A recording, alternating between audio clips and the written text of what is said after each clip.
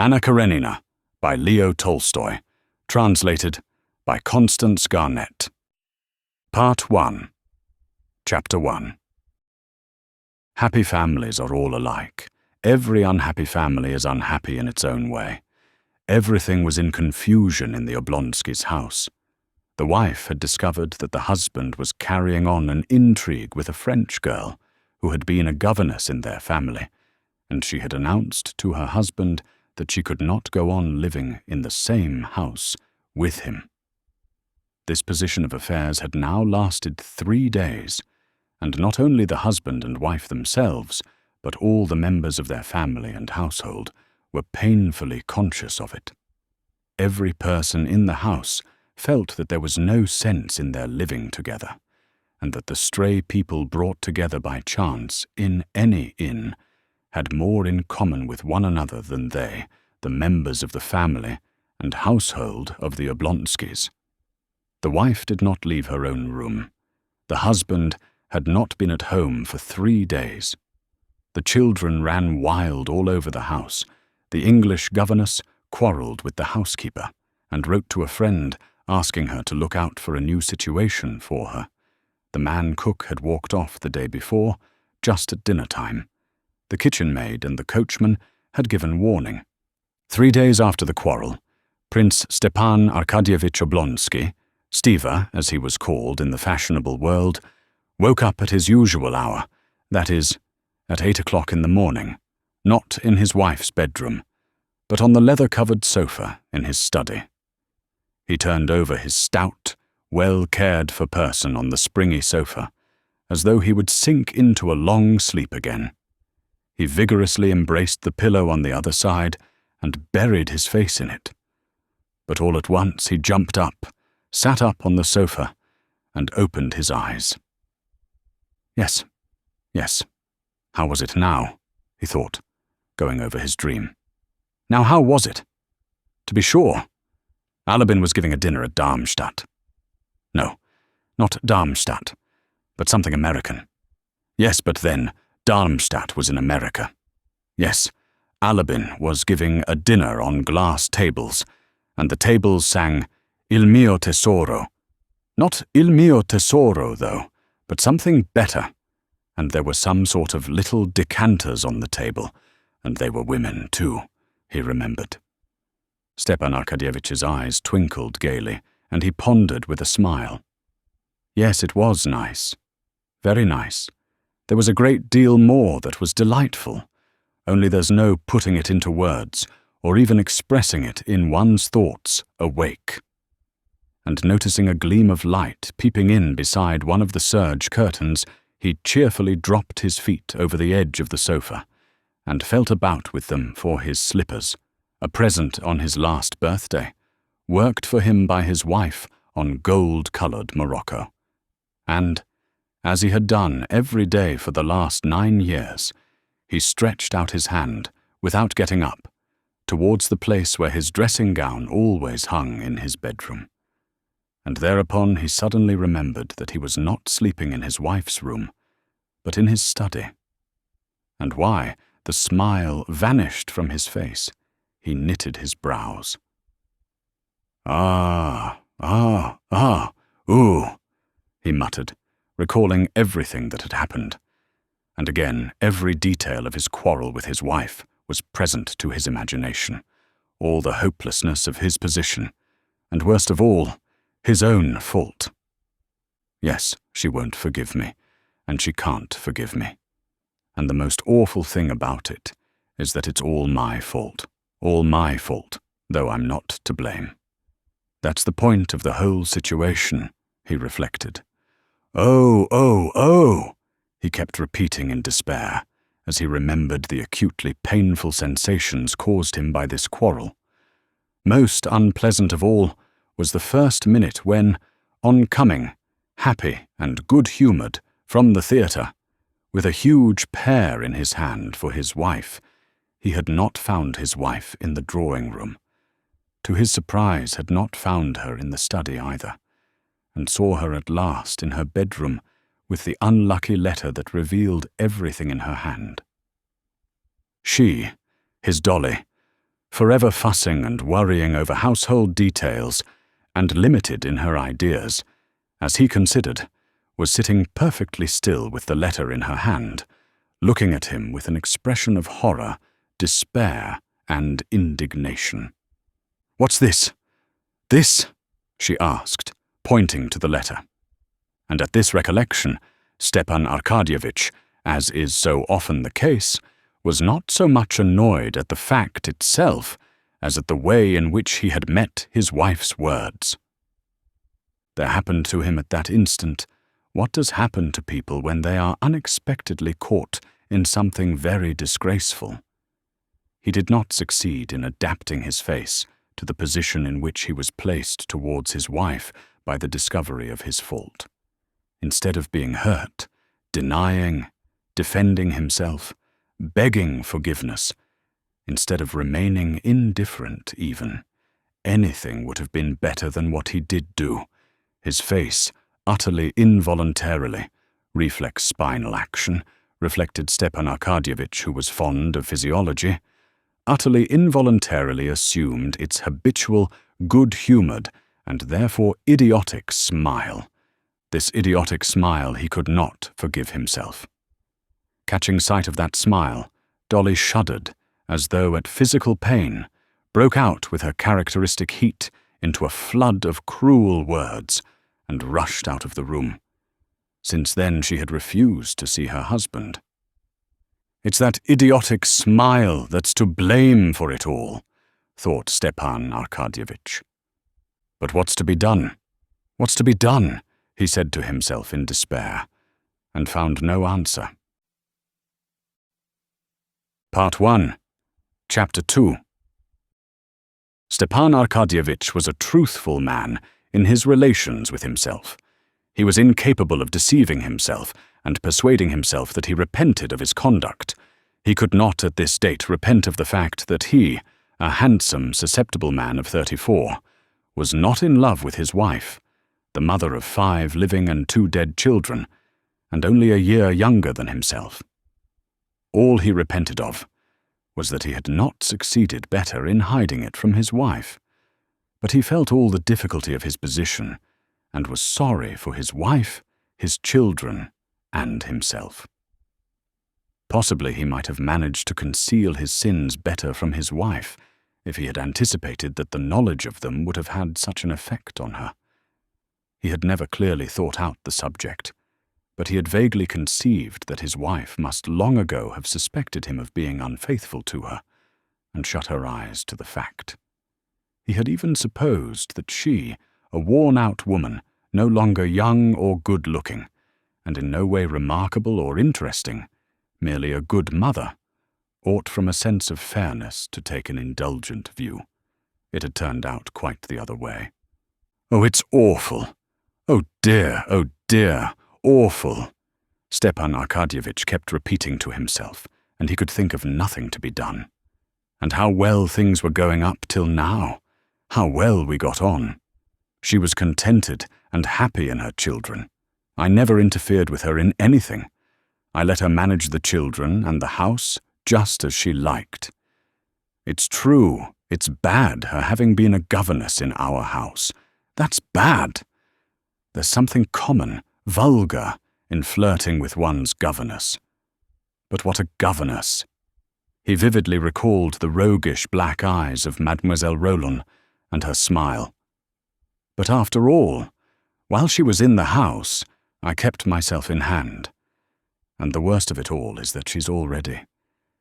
It seems as if ill luck would have it so. Oh.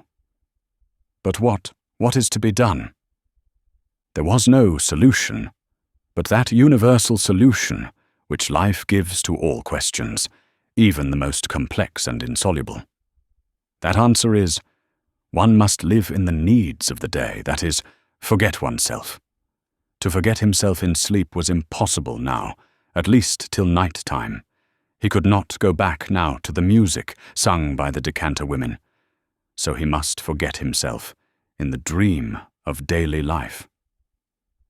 "Then we shall see," Stepan Arkadyevitch said to himself, and getting up he put on a grey dressing gown, lined with blue silk, tied the tassels in a knot, and, drawing a deep breath of air into his broad, bare chest, he walked to the window with his usual confident step, turning out his feet that carried his full frame so easily. He pulled up the blind and rang the bell loudly. It was at once answered by the appearance of an old friend, his valet, Matvey, carrying his clothes, his boots, and a telegram. Matvey was followed by the barber with all the necessaries for shaving. "Are there any papers from the office?" asked Stepan Arkadyevitch, taking the telegram and seating himself at the looking-glass. "On the table," replied Matvey, glancing with inquiring sympathy at his master, and after a short pause he added with a sly smile, "They've sent from the carriage jobbers." Stepan Arkadyevitch made no reply. He merely glanced at Matvey in the looking-glass. In the glance in which their eyes met in the looking-glass, it was clear that they understood one another. Stepan Arkadyevitch's eyes asked, "Why do you tell me that? Don't you know?" Matvey put his hands in his jacket pockets, thrust out one leg, and gazed silently, good-humouredly, with a faint smile at his master. "I told them to come on Sunday, and till then not to trouble you or themselves for nothing," he said. He had obviously prepared the sentence beforehand. Stepan Arkadyevitch saw Matvey wanted to make a joke and attract attention to himself. Tearing open the telegram, he read it through, guessing at the words, misspelt as they always are in telegrams, and his face brightened. "Matvey, my sister, Anna Arkadyevna, will be here tomorrow," he said, checking for a minute the sleek, plump hand of the barber, cutting a pink path through his long, curly whiskers. "Thank God," said Matvey, showing by this response that he, like his master, realized the significance of this arrival.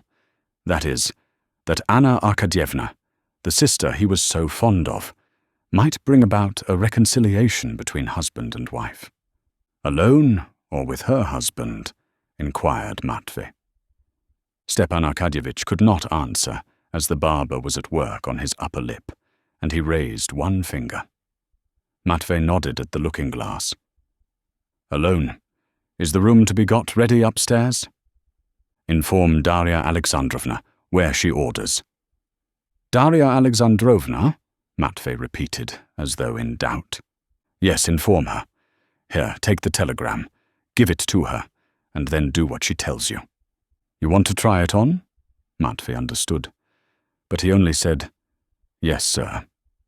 Stepan Arkadyevitch was already washed and combed and ready to be dressed when Matvey, stepping deliberately in his creaky boots, came back into the room with the telegram in his hand. The barber had gone. "Darya Alexandrovna told me to inform you that she is going away." "Let him do. That is you as he likes," he said, laughing only with his eyes, and putting his hands in his pockets, he watched his master with his head on one side. Stepan Arkadyevitch was silent a minute. Then a good-humoured and rather pitiful smile showed itself on his handsome face. "Eh, Matvey?" he said, shaking his head. "It's all right, sir."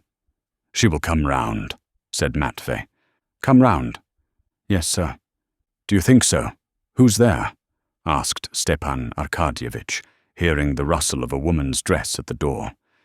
"It's I," said a firm, pleasant, woman's voice, and the stern, pock-marked face of Matrona Filimonovna, the nurse, was thrust in at the doorway. "Well, what is it, Matrona?" queried Stepan Arkadyevitch, going up to her at the door. Although Stepan Arkadyevitch was completely in the wrong as regards his wife, and was conscious of this himself, almost everyone in the house, even the nurse, Darya Alexandrovna's chief ally, was on his side. "Well, what now?" he asked disconsolately. "Go to her, sir. Own your fault again. Maybe God will aid you. She's suffering so, it's sad to see her. And besides, everything in the house is topsy-turvy. You must have pity, sir, on the children. Beg her forgiveness, sir. There's no help for it. One must take the consequences. But she won't see me. You do your part. God is merciful. Pray to God, sir. Pray to God." "Come, that'll do. You can go," said Stepan Arkadyevitch, blushing suddenly. "Well now, do dress me."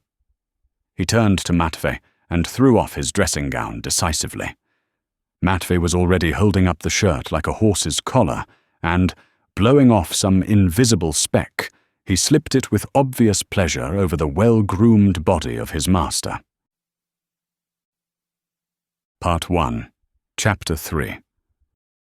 When he was dressed, Stepan Arkadyevitch sprinkled some scent on himself, pulled down his shirt cuffs, distributed into his pockets his cigarettes, pocketbook, matches, and watch with its double chain and seals, and shaking out his handkerchief, feeling himself clean, fragrant, healthy, and physically at ease. In spite of his unhappiness, he walked with a slight swing on each leg into the dining room, where coffee was already waiting for him, and beside the coffee, letters and papers from the office. He read the letters. One was very unpleasant, from a merchant who was buying a forest on his wife's property. To sell this forest was absolutely essential, but at present, until he was reconciled with his wife, the subject could not be discussed. The most unpleasant thing of all was that his pecuniary interests should in this way enter into the question of his reconciliation with his wife. And the idea that he might be led on by his interests, that he might seek a reconciliation with his wife on account of the sale of the forest, that idea hurt him. When he had finished his letters, Stepan Arkadyevitch moved the office papers close to him, rapidly looked through 2 pieces of business, made a few notes with a big pencil, and pushing away the papers, turned to his coffee. As he sipped his coffee, he opened a still damp morning paper and began reading it.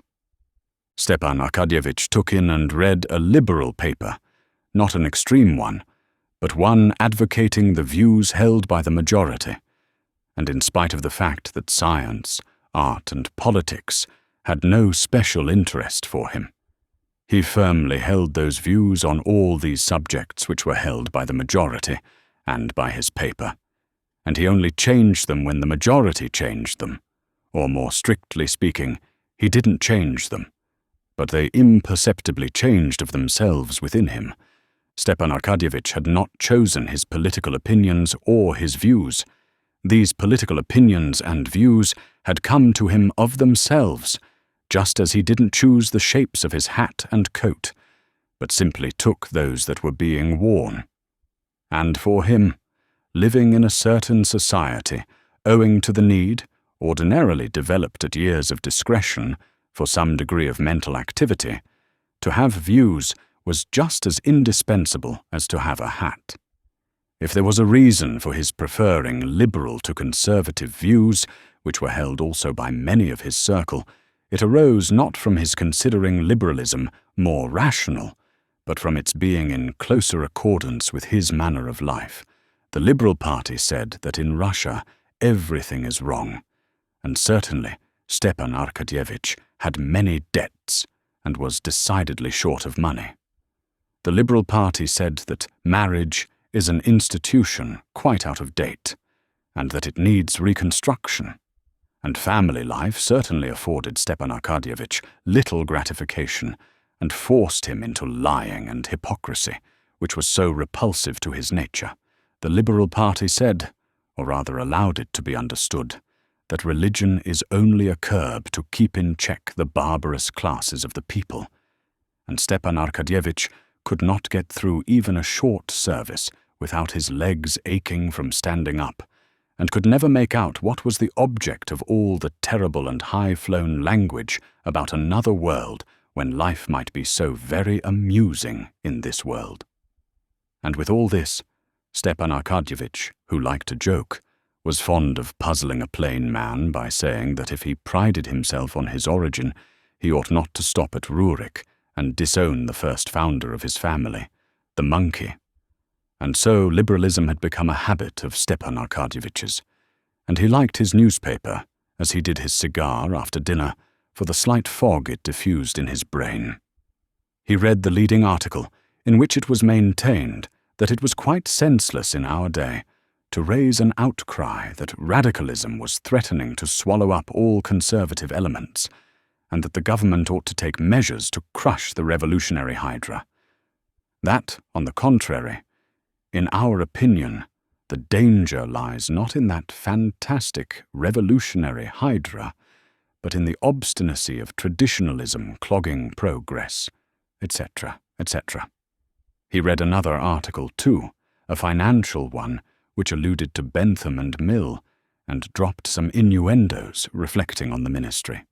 With his characteristic quick-wittedness, he caught the drift of each innuendo, divined whence it came, at whom and on what ground it was aimed, and that afforded him, as it always did, a certain satisfaction.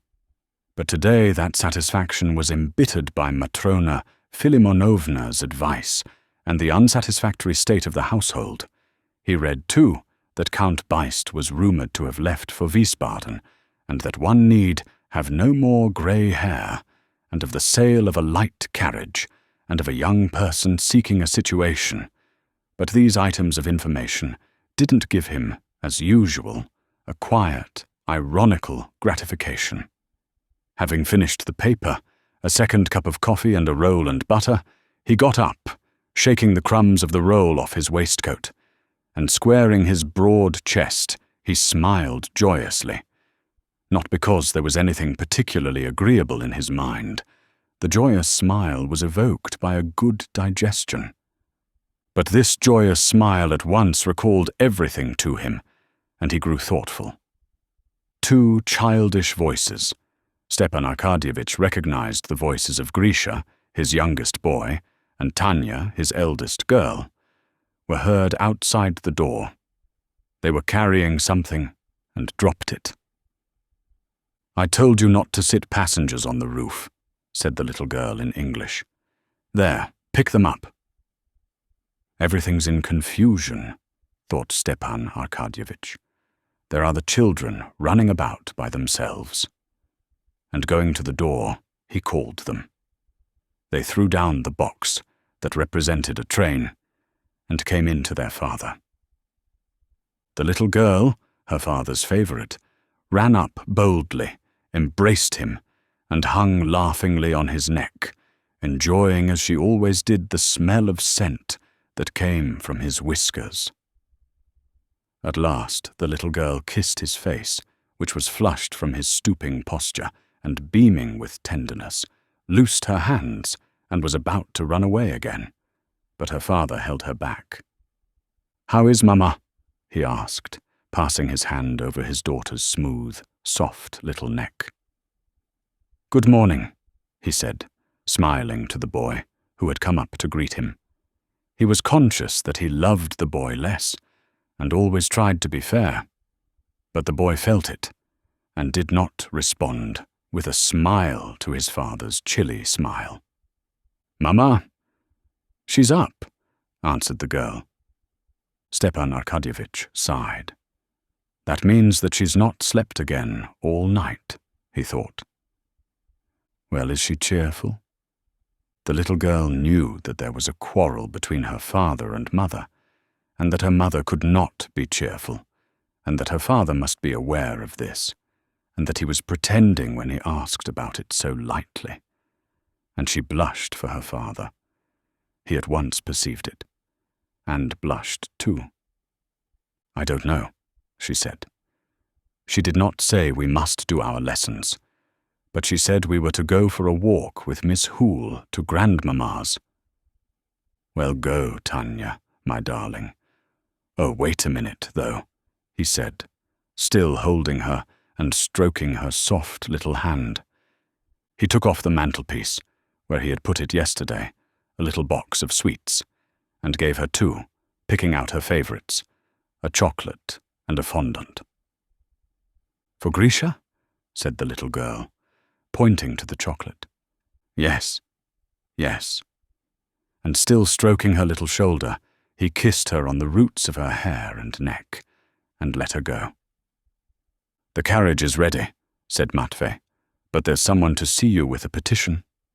"Been here long?" asked Stepan Arkadyevitch. "Half an hour." "How many times have I told you to tell me at once?" "One must let you drink your coffee in peace, at least," said Matvey, in the affectionately gruff tone with which it was impossible to be angry. "Well, show the person up at once," said Oblonsky, frowning with vexation.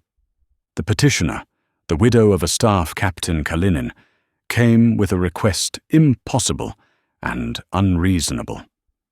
But Stepan Arkadyevitch, as he generally did, made her sit down, heard her to the end attentively without interrupting her, and gave her detailed advice as to how and to whom to apply, and even wrote her, in his large, sprawling, good and legible hand, a confident and fluent little note to a personage who might be of use to her.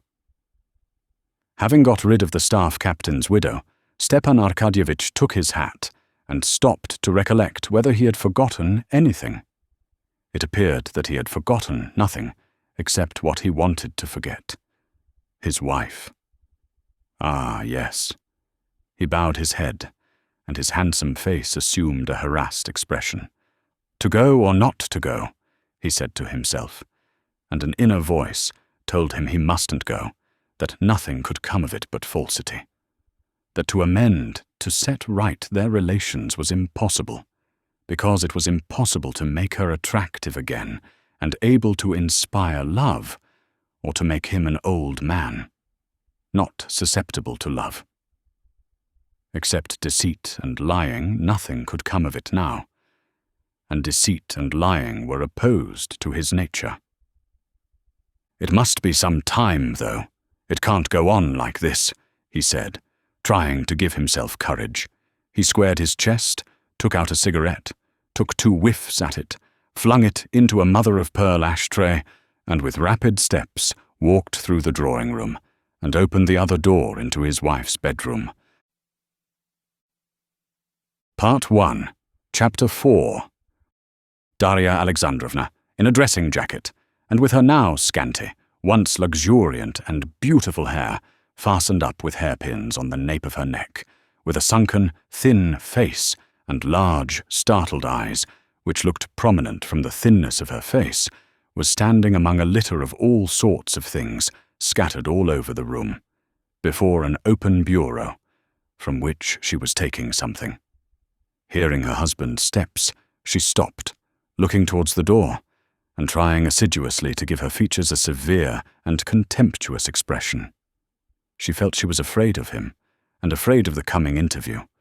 She was just attempting to do what she had attempted to do 10 times already in these last 3 days, to sort out the children's things and her own, so as to take them to her mother's. And again she could not bring herself to do this.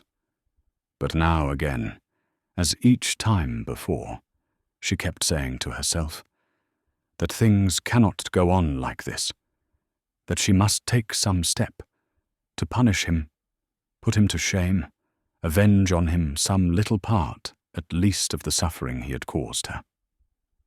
She still continued to tell herself that she should leave him, but she was conscious that this was impossible. It was impossible because she could not get out of the habit of regarding him as her husband and loving him. Besides this, she realized that if even here in her own house she could hardly manage to look after her 5 children properly, they would be still worse off where she was going with them all. As it was, even in the course of these 3 days, the youngest was unwell from being given unwholesome soup, and the others had almost gone without their dinner the day before. She was conscious that it was impossible to go away, but cheating herself, she went on all the same, sorting out her things and pretending she was going. Seeing her husband, she dropped her hands into the drawer of the bureau, as though looking for something, and only looked round at him when he had come quite up to her.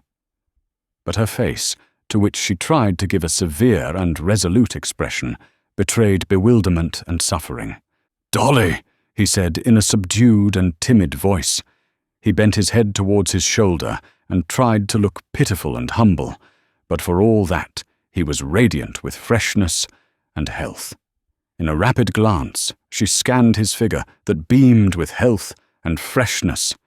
"Yes, he is happy and content," she thought, "while and that disgusting good nature, which everyone likes him for and praises. I hate that good nature of his," she thought. Her mouth stiffened.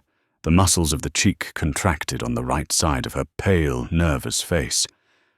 "What do you want?" she said in a rapid, deep, unnatural voice. "Dolly," he repeated, with a quiver in his voice. "Anna is coming today." "Well, what is that to me? I can't see her," she cried. "But you must, really, Dolly." "Go away, go away, go away," she shrieked, not looking at him, as though this shriek were called up by physical pain.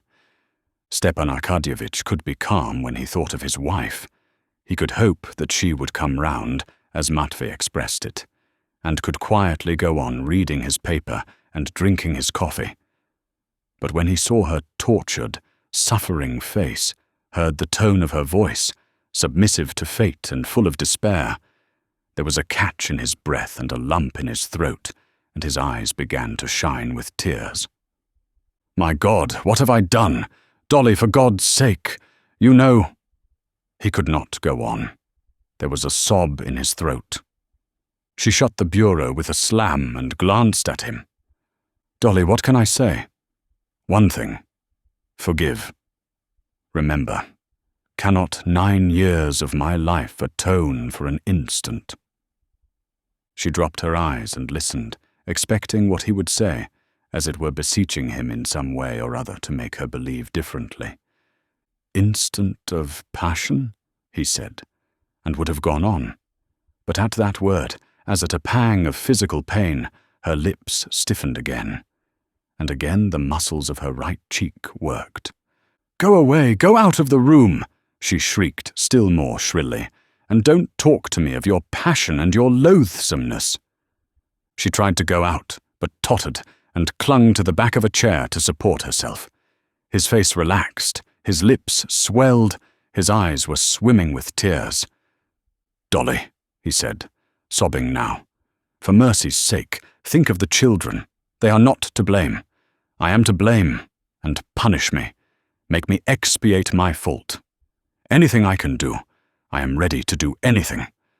I am to blame. No words can express how much I am to blame.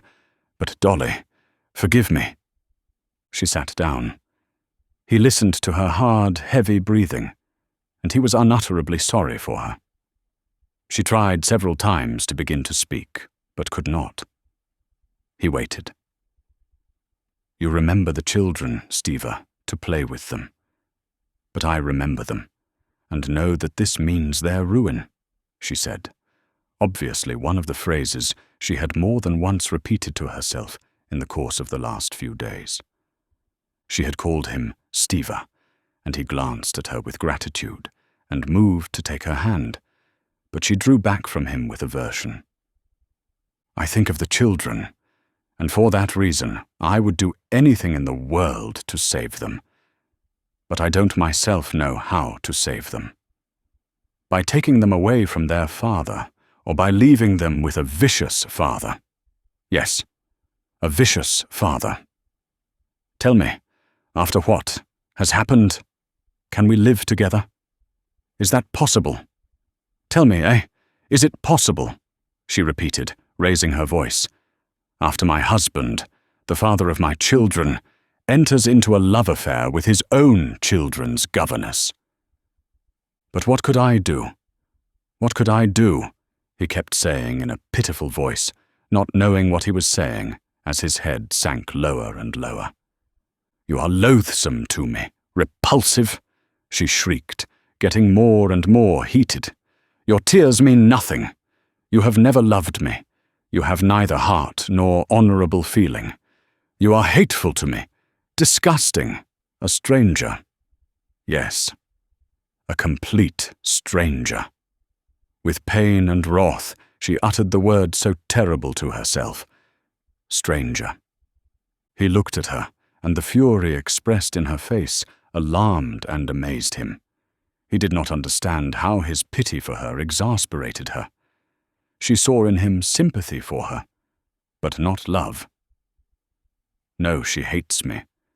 She will not forgive me, he thought. It is awful. Awful, he said. At that moment in the next room, a child began to cry. Probably it had fallen down. Darya Alexandrovna listened, and her face suddenly softened. She seemed to be pulling herself together for a few seconds, as though she did not know where she was and what she was doing, and getting up rapidly, she moved towards the door. Well, she loves my child, he thought, noticing the change of her face at the child's cry. My child, how can she hate me? Dolly, one word more, he said, following her. If you come near me, I will call in the servants, the children. They may all know you are a scoundrel. I am going away at once, and you may live here with your mistress. And she went out, slamming the door.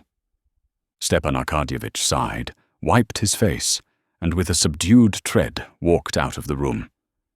Matvey says she will come round. But how? I don't see the least chance of it. Oh, how horrible it is, and how vulgarly she shouted, he said to himself, remembering her shriek and the words, scoundrel and mistress. And very likely the maids were listening. Horribly vulgar, horrible. Stepan Arkadyevitch stood a few seconds alone, wiped his face, squared his chest, and walked out of the room. It was Friday, and in the dining room the German watchmaker was winding up the clock. Stepan Arkadyevitch remembered his joke about this punctual, bald watchmaker, that the German was wound up for a whole lifetime himself to wind up watches, and he smiled. Stepan Arkadyevitch was fond of a joke. And maybe she will come round. That's a good expression. Come round, he thought. I must repeat that. Matvey, he shouted, arrange everything with Darya in the sitting room for Anna Arkadyevna, he said to Matvey when he came in. Yes, sir. Stepan Arkadyevitch put on his fur coat and went out onto the steps. You won't dine at home? Said Matvey, seeing him off. That's as it happens. But here's for the housekeeping, he said, taking 10 rubles from his pocketbook. That'll be enough. Enough or not enough, we must make it do, said Matvey, slamming the carriage door and stepping back onto the steps. Darya Alexandrovna, meanwhile, having pacified the child, and knowing from the sound of the carriage that he had gone off, went back again to her bedroom. It was her solitary refuge from the household cares which crowded upon her directly she went out from it. Even now, in the short time she had been in the nursery, the English governess and Matrona Filimonovna had succeeded in putting several questions to her, which did not admit of delay, and which only she could answer. What were the children to put on for their walk? Should they have any milk? Should not a new cook be sent for? Ah, let me alone, she said, and going back to her bedroom, she sat down in the same place as she had sat when talking to her husband, clasping tightly her thin hands with the rings that slipped down on her bony fingers and fell to going over in her memory all the conversation. He has gone, but has he broken it off with her? She thought. Can it be he sees her? Why didn't I ask him? No. Reconciliation is impossible. Even if we remain in the same house, we are strangers forever. She repeated again with special significance the word so dreadful to her. And how I loved him. My God, how I loved him. How I loved him. And now don't I love him? Don't I love him more than before? The most horrible thing is, she began, but did not finish her thought, because Matrona Filimonovna put her head in at the door. "Let us send for my brother," she said. "He can get a dinner anyway, or we shall have the children getting nothing to eat till 6 again, like yesterday." "Very well, I will come directly and see about it. But did you send for some new milk?" And Darya Alexandrovna plunged into the duties of the day and drowned her grief in them for a time. Part 1, Chapter 5. Stepan Arkadyevitch had learned easily at school, thanks to his excellent abilities, but he had been idle and mischievous, and therefore was one of the lowest in his class. But in spite of his habitually dissipated mode of life, his inferior grade in the service, and his comparative youth, he occupied the honorable and lucrative position of president of one of the government boards at Moscow. This post he had received through his sister Anna's husband, Alexei Alexandrovich Karenin, who held one of the most important positions in the ministry, to whose department the Moscow office belonged. But if Karenin had not got his brother-in-law this berth, then through 100 other personages, brothers, sisters, cousins, uncles and aunts, Stiva Oblonsky would have received this post, or some other similar one, together with the salary of 6,000 absolutely needful for him, as his affairs, in spite of his wife's considerable property, were in an embarrassed condition. Half Moscow and Petersburg were friends and relations of Stepan Arkadyevitch. He was born in the midst of those who had been, and are the powerful ones of this world. 1/3 of the men in the government, the older men, had been friends of his father's, and had known him in petticoats. Another third were his intimate chums, and the remainder were friendly acquaintances. Consequently, the distributors of earthly blessings in the shape of places, rents, shares, and such, were all his friends, and could not overlook one of their own set. And Oblonsky had no need to make any special exertion to get a lucrative post. He had only not to refuse things, not to show jealousy, not to be quarrelsome or take offence, all of which from his characteristic good nature he never did. It would have struck him as absurd if he had been told that he would not get a position with the salary he required, especially as he expected nothing out of the way. He only wanted what the men of his own age and standing did get, and he was no worse qualified for performing duties of the kind than any other man. Stepan Arkadyevitch was not merely liked by all who knew him for his good humor, but for his bright disposition and his unquestionable honesty. In him, in his handsome, radiant figure, his sparkling eyes, black hair and eyebrows, and the white and red of his face, there was something which produced a physical effect of kindliness and good humor on the people who met him. "Aha, Stiva Oblonsky, here he is," was almost always said with a smile of delight on meeting him. Even though it happened at times that, after a conversation with him, it seemed that nothing particularly delightful had happened, the next day, and the next, everyone was just as delighted at meeting him again. After filling for 3 years the post of president of one of the government boards at Moscow, Stepan Arkadyevitch had won the respect, as well as the liking, of his fellow officials, subordinates, and superiors, and all who had had business with him. The principal qualities in Stepan Arkadyevitch which had gained him this universal respect in the service consisted, in the first place, of his extreme indulgence for others, founded on a consciousness of his own shortcomings. Secondly, of his perfect liberalism. Not the liberalism he read of in the papers, but the liberalism that was in his blood, in virtue of which he treated all men perfectly equally and exactly the same, whatever their fortune or calling might be.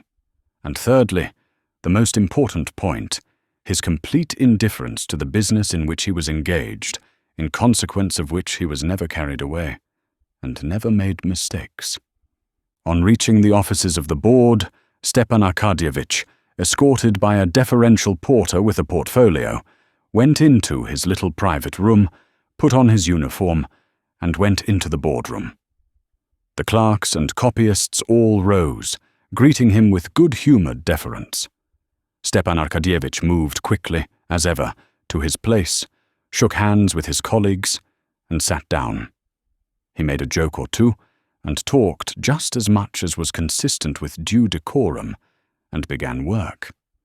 No one knew better than Stepan Arkadyevitch how to hit on the exact line between freedom, simplicity, and official stiffness necessary for the agreeable conduct of business. A secretary, with the good-humoured deference common to everyone in Stepan Arkadyevitch's office, came up with papers and began to speak in the familiar and easy tone which had been introduced by Stepan Arkadyevitch. "We have succeeded in getting the information from the government department of Penza. Here, would you care?" "You've got them at last," said Stepan Arkadyevitch, laying his finger on the paper. "Now, gentlemen," and the sitting of the board began. If they knew, he thought, bending his head with a significant air as he listened to the report, what a guilty little boy their president was half an hour ago. And his eyes were laughing during the reading of the report. Till 2 o'clock the sitting would go on without a break, and at 2 o'clock there would be an interval and luncheon. It was not yet 2 when the large glass doors of the boardroom suddenly opened and someone came in. All the officials sitting on the further side, under the portrait of the Tsar and the eagle, delighted at any distraction, looked round at the door. But the doorkeeper standing at the door at once drove out the intruder and closed the glass door after him. When the case had been read through, Stepan Arkadyevitch got up and stretched, and by way of tribute to the liberalism of the times, took out a cigarette in the boardroom and went into his private room. 2 of the members of the board, the old veteran in the service, Nikitin, and the Kammerjunker Grinevich, went in with him. "We shall have time to finish after lunch," said Stepan Arkadyevitch. "To be sure we shall," said Nikitin. "A pretty sharp fellow this Fomin must be," said Grinevich of one of the persons taking part in the case they were examining. Stepan Arkadyevitch frowned at Grinevich's words, giving him thereby to understand that it was improper to pass judgment prematurely, and made him no reply. "Who was that came in?" he asked the doorkeeper. "Someone, Your Excellency, crept in without permission directly my back was turned. He was asking for you. I told him, when the members come out, then—" "Where is he? Maybe he's gone into the passage, but here he comes anyway." "That is he," said the doorkeeper, pointing to a strongly built, broad-shouldered man with a curly beard, who, without taking off his sheepskin cap, was running lightly and rapidly up the worn steps of the stone staircase. One of the members going down, a lean official with a portfolio, stood out of his way and looked disapprovingly at the legs of the stranger, then glanced inquiringly at Oblonsky. Stepan Arkadyevitch was standing at the top of the stairs. His good-naturedly beaming face, above the embroidered collar of his uniform, beamed more than ever when he recognized the man coming up. "Why, it's actually you, Levin, at last," he said, with a friendly, mocking smile, scanning Levin as he approached. "How is it you have deigned to look me up in this den?" said Stepan Arkadyevitch, and not content with shaking hands, he kissed his friend. "Have you been here long?" "I have just come, and very much wanted to see you," said Levin, looking shyly and at the same time angrily and uneasily around. "Well, let's go into my room," said Stepan Arkadyevitch, who knew his friend's sensitive and irritable shyness, and taking his arm, he drew him along, as though guiding him through dangers. Stepan Arkadyevitch was on familiar terms with almost all his acquaintances, and called almost all of them by their Christian names. Old men of 60, boys of 20, actors, ministers, merchants, and adjutant-generals, so that many of his intimate chums were to be found at the extreme ends of the social ladder, and would have been very much surprised to learn that they had, through the medium of Oblonsky, something in common. He was the familiar friend of everyone with whom he took a glass of champagne, and he took a glass of champagne with everyone, and when in consequence he met any of his disreputable chums, as he used in joke to call many of his friends, in the presence of his subordinates, he well knew how, with his characteristic tact, to diminish the disagreeable impression made on them. Levin was not a disreputable chum, but Oblonsky, with his ready tact, felt that Levin fancied he might not care to show his intimacy with him before his subordinates, and so he made haste to take him off into his room. Levin was almost of the same age as Oblonsky. Their intimacy did not rest merely on champagne. Levin had been the friend and companion of his early youth. They were fond of one another, in spite of the difference of their characters and tastes, as friends are fond of one another who have been together in early youth. But in spite of this, each of them, as is often the way with men who have selected careers of different kinds, though in discussion he would even justify the other's career, in his heart despised it. It seemed to each of them that the life he led himself was the only real life, and the life led by his friend was a mere phantasm. Oblonsky could not restrain a slight mocking smile at the sight of Levin. How often he had seen him come up to Moscow from the country where he was doing something. But what precisely Stepan Arkadyevitch could never quite make out, and indeed he took no interest in the matter. Levin arrived in Moscow always excited and in a hurry, rather ill at ease and irritated by his own want of ease, and for the most part with a perfectly new, unexpected view of things. Stepan Arkadyevitch laughed at this and liked it. In the same way, Levin in his heart despised the town mode of life of his friend and his official duties, which he laughed at and regarded as trifling. But the difference was that Oblonsky, as he was doing the same as everyone did, laughed complacently and good-humoredly, while Levin laughed without complacency and sometimes angrily. "We have long been expecting you," said Stepan Arkadyevitch, going into his room and letting Levin's hand go, as though to show that here all danger was over. "I am very, very glad to see you," he went on. "Well, how are you, eh? When did you come?" Levin was silent, looking at the unknown faces of Oblonsky's two companions, and especially at the hand of the elegant Grinovitch, which had such long white fingers, such long yellow filbert-shaped nails, and such huge shining studs on the shirt cuff, that apparently they absorbed all his attention and allowed him no freedom of thought. Oblonsky noticed this at once and smiled. "Ah, to be sure, let me introduce you," he said. "My colleagues, Philip Ivanitch Nikitin, Mihail Stanislavitch Grinovitch," and turning to Levin, "a district councillor, a modern district councilman, a gymnast who lifts 13 stone with one hand, a cattle breeder and sportsman, and my friend, Konstantin Dmitrievich Levin, the brother of Sergei Ivanovich Koznishev."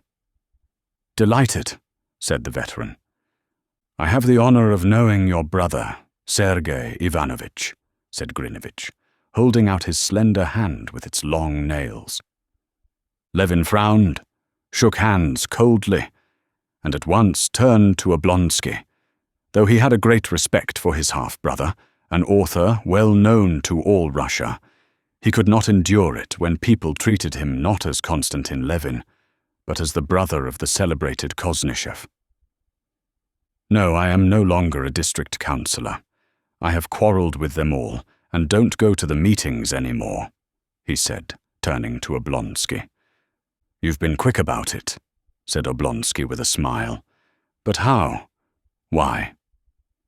"It's a long story. I will tell you some time," said Levin, but he began telling him at once.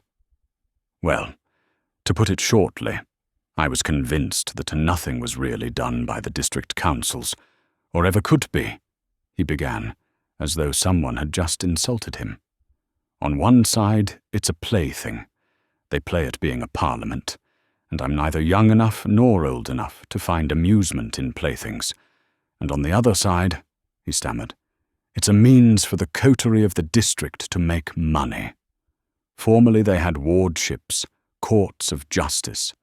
Now they have the district council, not in the form of bribes, but in the form of unearned salary, he said, as hotly as though someone of those present had opposed his opinion.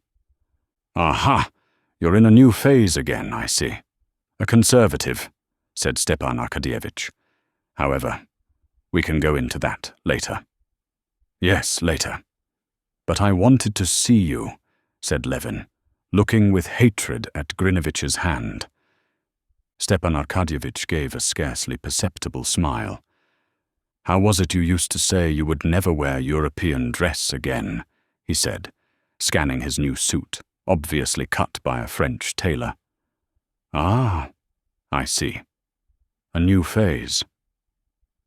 Levin suddenly blushed, not as grown men blush, slightly, without being themselves aware of it, but as boys blush, feeling that they are ridiculous through their shyness, and consequently ashamed of it, and blushing still more, almost to the point of tears. And it was so strange to see this sensible, manly face in such a childish plight, that Oblonsky left off looking at him. Oh, where shall we meet? You know I want very much to talk to you, said Levin. Oblonsky seemed to ponder. I'll tell you what. Let's go to Gurin's to lunch, and there we can talk.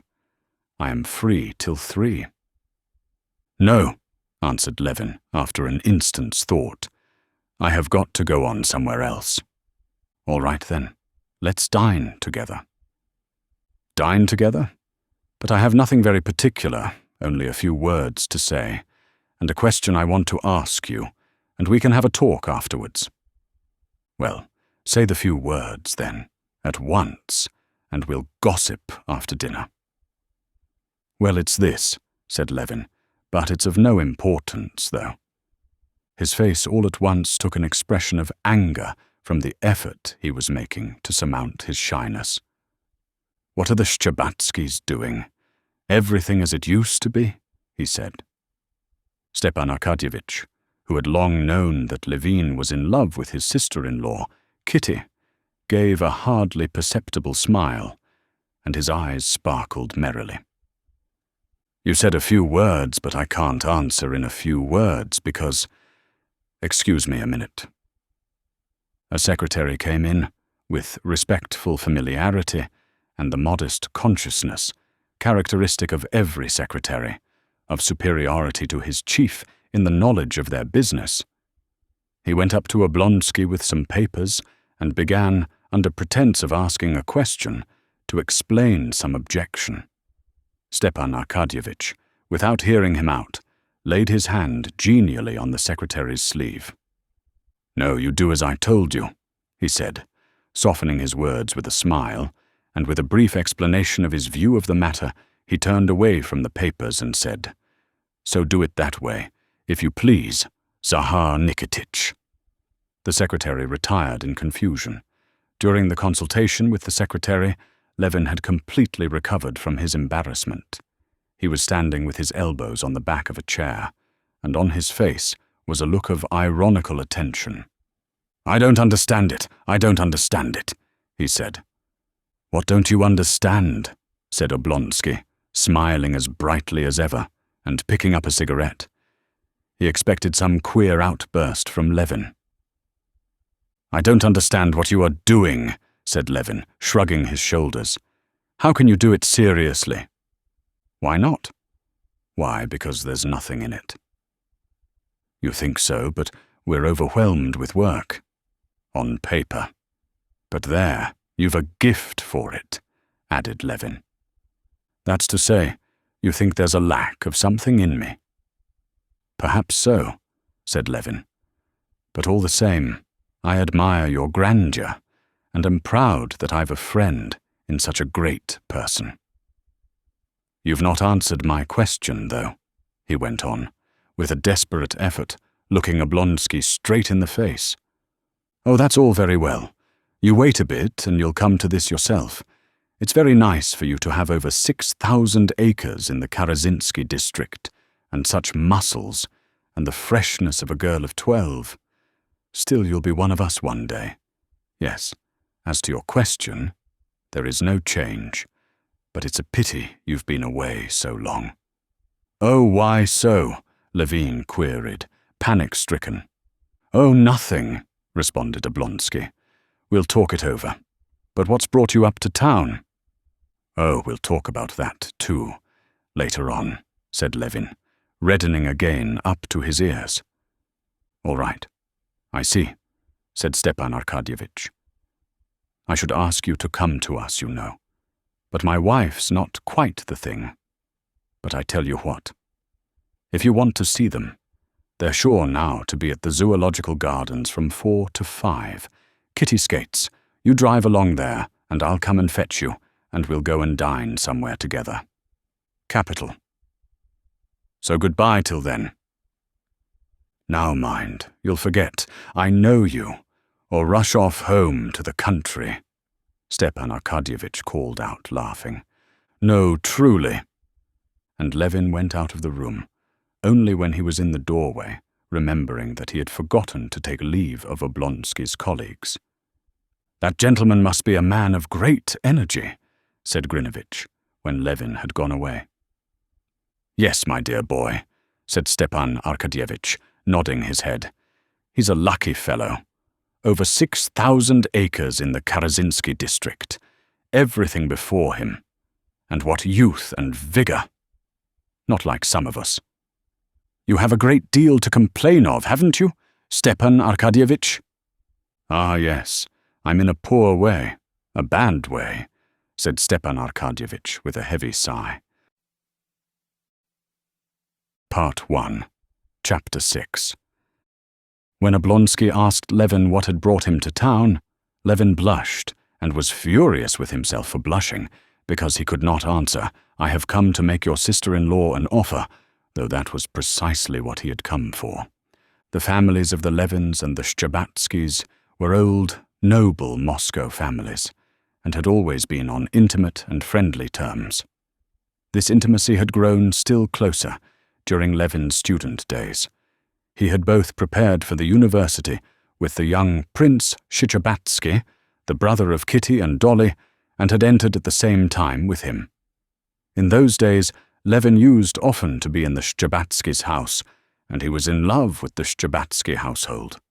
Strange as it may appear, it was with the household, the family, that Konstantin Levin was in love, especially with the feminine half of the household. Levin did not remember his own mother, and his only sister was older than he was, so that it was in the Shtcherbatskys' house that he saw for the first time that inner life of an old, noble, cultivated, and honorable family, of which he had been deprived by the death of his father and mother. All the members of that family, especially the feminine half, were pictured by him, as it were, wrapped about with a mysterious poetical veil, and he not only perceived no defects whatever in them, but under the poetical veil that shrouded them, he assumed the existence of the loftiest sentiments and every possible perfection. Why it was the 3 young ladies had one day to speak French and the next English. Why it was that at certain hours they played by turns on the piano, the sounds of which were audible in their brother's room above, where the students used to work.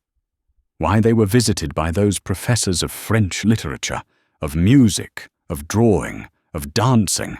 Why at certain hours all the 3 young ladies, with Mademoiselle Linon, drove in the coach to the Tversky Boulevard, dressed in their satin cloaks, Dolly in a long one, Natalia in a half-long one, and Kitty in one so short that her shapely legs in tightly drawn red stockings were visible to all beholders. Why it was they had to walk about the Tversky Boulevard, escorted by a footman with a gold cockade in his hat. All this, and much more that was done in their mysterious world, he didn't understand. But he was sure that everything that was done there was very good, and he was in love precisely with the mystery of the proceedings. In his student days, he had all but been in love with the eldest, Dolly, but she was soon married to Oblonsky. Then he began being in love with the second. He felt, as it were, that he had to be in love with one of the sisters, only he could not quite make out which. But Natalia, too, had hardly made her appearance in the world when she married the diplomat Lvov. Kitty was still a child when Levin left the university. Young Shcherbatsky went into the navy, was drowned in the Baltic, and Levin's relations with the Shcherbatskys, in spite of his friendship with Oblonsky, became less intimate. But when early in the winter of this year, Levin came to Moscow, after a year in the country, and saw the Shcherbatskys, he realized which of the three sisters he was indeed destined to love. One would have thought that nothing could be simpler than for him, a man of good family, rather rich than poor, and 32 years old, to make the young Princess Shcherbatskaya an offer of marriage. In all likelihood, he would at once have been looked upon as a good match. But Levin was in love, and so it seemed to him that Kitty was so perfect in every respect that she was a creature far above everything earthly, and that he was a creature so low and so earthly that it could not even be conceived that other people, and she herself, could regard him as worthy of her. After spending 2 months in Moscow in a state of enchantment, seeing Kitty almost every day in society, into which he went so as to meet her, he abruptly decided that it couldn't be, and went back to the country. Levin's conviction that it could not be was founded on the idea that in the eyes of her family, he was a disadvantageous and worthless match for the charming Kitty, and that Kitty herself could not love him. In her family's eyes, he had no ordinary, definite career and position in society, while his contemporaries by this time, when he was 32, were already one a colonel and another a professor, another director of a bank and railways, or president of a board like Oblonsky. But he knew very well how he must appear to others, was a country gentleman, occupied in breeding cattle, shooting game and building barns. In other words, a fellow of no ability, who had not turned out well, and who was doing just what, according to the ideas of the world, is done by people fit for nothing else. The mysterious, enchanting Kitty herself could not love such an ugly person as he conceived himself to be, and above all, such an ordinary, in no way striking person. Moreover, his attitude to Kitty in the past, the attitude of a grown-up person to a child, arising from his friendship with her brother, seemed to him yet another obstacle to love. An ugly, good-natured man, as he considered himself, might, he supposed, be liked as a friend. But to be loved with such a love as that with which he loved Kitty, one would need to be a handsome, and still more, a distinguished man. He had heard that women often did care for ugly and ordinary men, but he did not believe it, for he judged by himself, and he could not himself have loved any but beautiful, mysterious, and exceptional women. But after spending 2 months alone in the country, he was convinced that this was not one of those passions of which he had had experience in his early youth, that this feeling gave him not an instant's rest, that he could not live without deciding the question, would she or would she not be his wife, and that his despair had arisen only from his own imaginings, that he had no sort of proof that he would be rejected, and he had now come to Moscow with a firm determination to make an offer and get married if he were accepted. Or he could not conceive what would become of him if he were rejected. Part 1, Chapter 7. On arriving in Moscow by a morning train, Levin had put up at the house of his elder half-brother, Koznishev. After changing his clothes, he went down to his brother's study, intending to talk to him at once about the object of his visit and to ask his advice. But his brother was not alone. With him there was a well-known professor of philosophy who had come from Kharkov expressly to clear up a difference that had arisen between them on a very important philosophical question. The professor was carrying on a hot crusade against materialists. Sergei Koznishev had been following this crusade with interest, and after reading the professor's last article, he had written him a letter stating his objections. He accused the professor of making too great concessions to the materialists, and the professor had promptly appeared to argue the matter out. The point in discussion was the question then in vogue. Is there a line to be drawn between psychological and physiological phenomena in man? And if so, where? Sergei Ivanovich met his brother with the smile of chilly friendliness he always had for everyone, and introducing him to the professor, went on with the conversation. A little man in spectacles, with a narrow forehead, tore himself from the discussion for an instant to greet Levin, and then went on talking without paying any further attention to him.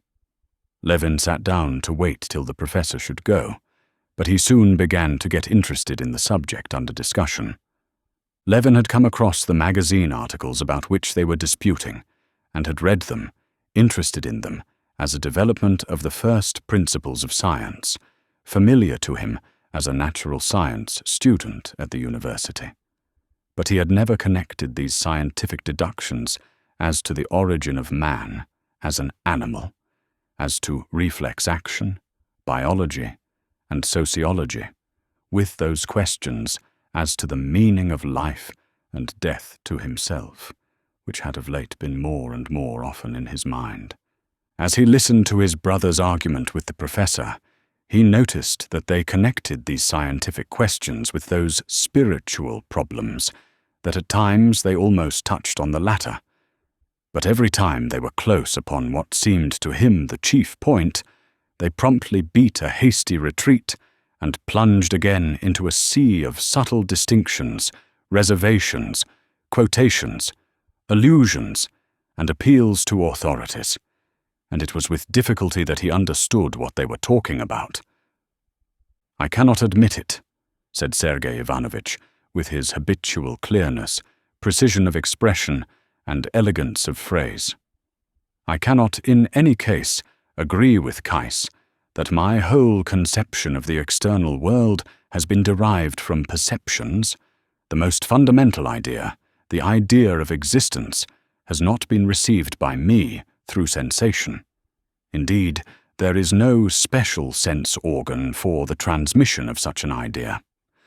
Yes, but they, Wirth and Knaust and Pripasov, would answer that your consciousness of existence is derived from the conjunction of all your sensations, that consciousness of existence is the result of your sensations.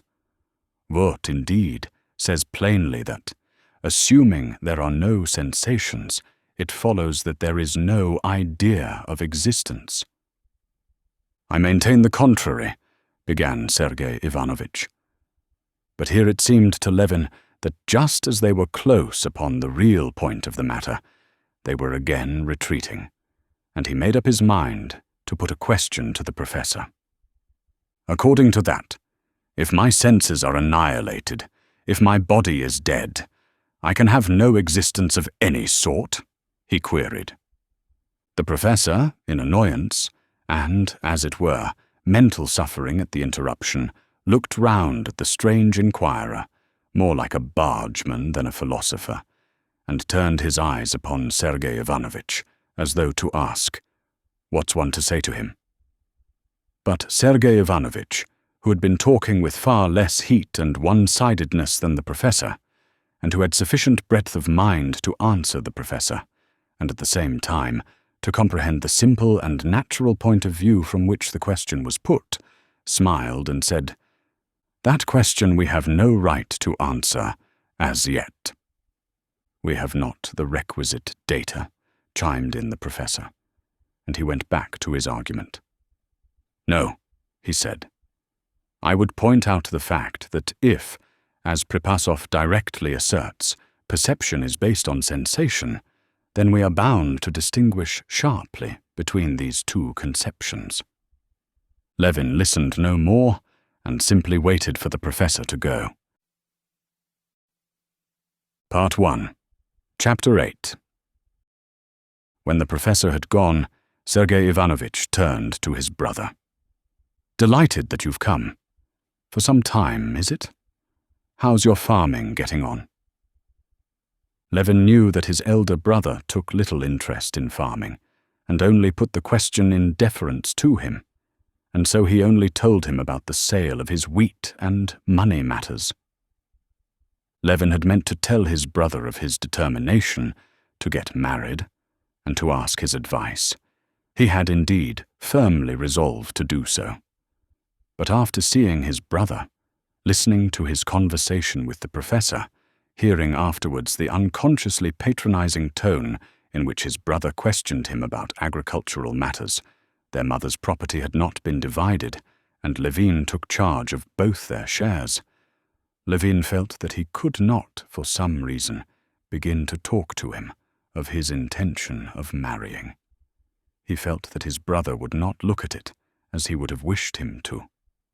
"Well, how is your district council doing?" asked Sergei Ivanovich, who was greatly interested in these local boards and attached great importance to them. "I really don't know." "What? Why, surely you're a member of the board?" "No, I'm not a member now. I've resigned," answered Levin, "and I no longer attend the meetings." "What a pity," commented Sergei Ivanovich, frowning. Levin, in self-defense, began to describe what took place in the meetings in his district. "That's how it always is," Sergei Ivanovich interrupted him. "We Russians are always like that. Perhaps it's our strong point, really, the faculty of seeing our own shortcomings. But we overdo it. We comfort ourselves with irony, which we always have on the tip of our tongues. All I say is, give such rights as our local self-government to any other European people. Why, the Germans or the English would have worked their way to freedom from them, while we simply turn them into ridicule." "But how can it be helped?" said Levin penitently. "It was my last effort, and I did try with all my soul. I can't, I'm no good at it." "It's not that you're no good at it," said Sergei Ivanovich. "It is that you don't look at it as you should." "Perhaps not," Levin answered dejectedly. "Oh, do you know Brother Nikolai's turned up again?" This Brother Nikolai was the elder brother of Konstantin Levin and half-brother of Sergei Ivanovich, a man utterly ruined, who had dissipated the greater part of his fortune, was living in the strangest and lowest company, and had quarrelled with his brothers. "What did you say?" Levin cried with horror. "How do you know?" "Prokofy saw him in the street." "Here in Moscow? Where is he?" "Do you know?" Levin got up from his chair, as though on the point of starting off at once. "I am sorry I told you," said Sergei Ivanovich, shaking his head at his younger brother's excitement. "I sent to find out where he is living, and sent him his IOU to Trubin, which I paid. This is the answer he sent me." And Sergei Ivanovich took a note from under a paperweight and handed it to his brother. Levin read in the queer, familiar handwriting, "I humbly beg you to leave me in peace. That's the only favor I ask of my gracious brothers. Nikolai Levin." Levin read it, and without raising his head, stood with the note in his hands, opposite Sergei Ivanovich. There was a struggle in his heart between the desire to forget his unhappy brother for the time, and the consciousness that it would be base to do so. "He obviously wants to offend me," pursued Sergei Ivanovich, "but he cannot offend me, and I should have wished with all my heart to assist him, but I know it's impossible to do that." "Yes, yes," repeated Levin. "I understand and appreciate your attitude to him, but I shall go and see him." "If you want to, do." "But I shouldn't advise it," said Sergei Ivanovitch. "As regards myself, I have no fear of your doing so. He will not make you quarrel with me. But for your own sake, I should say, you would do better not to go. You can't do him any good. Still, do as you please." "Very likely I can't do any good. But I feel, especially at such a moment, but that's another thing, I feel I could not be at peace." "Well, that I don't understand," said Sergei Ivanovitch. "One thing I do understand," he added. "It's a lesson in humility. I have come to look very differently and more charitably on what is called infamous, since Brother Nikolai has become what he is. You know what he did." "Oh, it's awful, awful," repeated Levin. After obtaining his brother's address from Sergei Ivanovitch's footman, Levin was on the point of setting off at once to see him, but on second thought he decided to put off his visit till the evening. The first thing to do to set his heart at rest was to accomplish what he had come to Moscow for. From his brothers, Levin went to Oblonsky's office, and on getting news of the Shtcherbatskys from him, he drove to the place where he had been told he might find Kitty. Part 1, Chapter 9. At 4 o'clock, conscious of his throbbing heart, Levin stepped out of a hired sledge at the zoological gardens and turned along the path to the frozen mounds and the skating ground, knowing that he would certainly find her there, as he had seen the Shtcherbatskys' carriage at the entrance. It was a bright, frosty day. Rows of carriages, sledges, drivers and policemen were standing in the approach. Crowds of well-dressed people, with hats bright in the sun, swarmed about the entrance, and along the well-swept little paths between the little houses adorned with carving in the Russian style. The old curly birches of the gardens, all their twigs laden with snow, looked as though freshly decked in sacred vestments. He walked along the path towards the skating ground and kept saying to himself, "You mustn't be excited, you must be calm.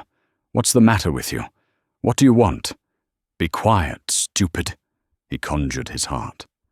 And the more he tried to compose himself, the more breathless he found himself. An acquaintance met him and called him by his name, but Levin did not even recognize him.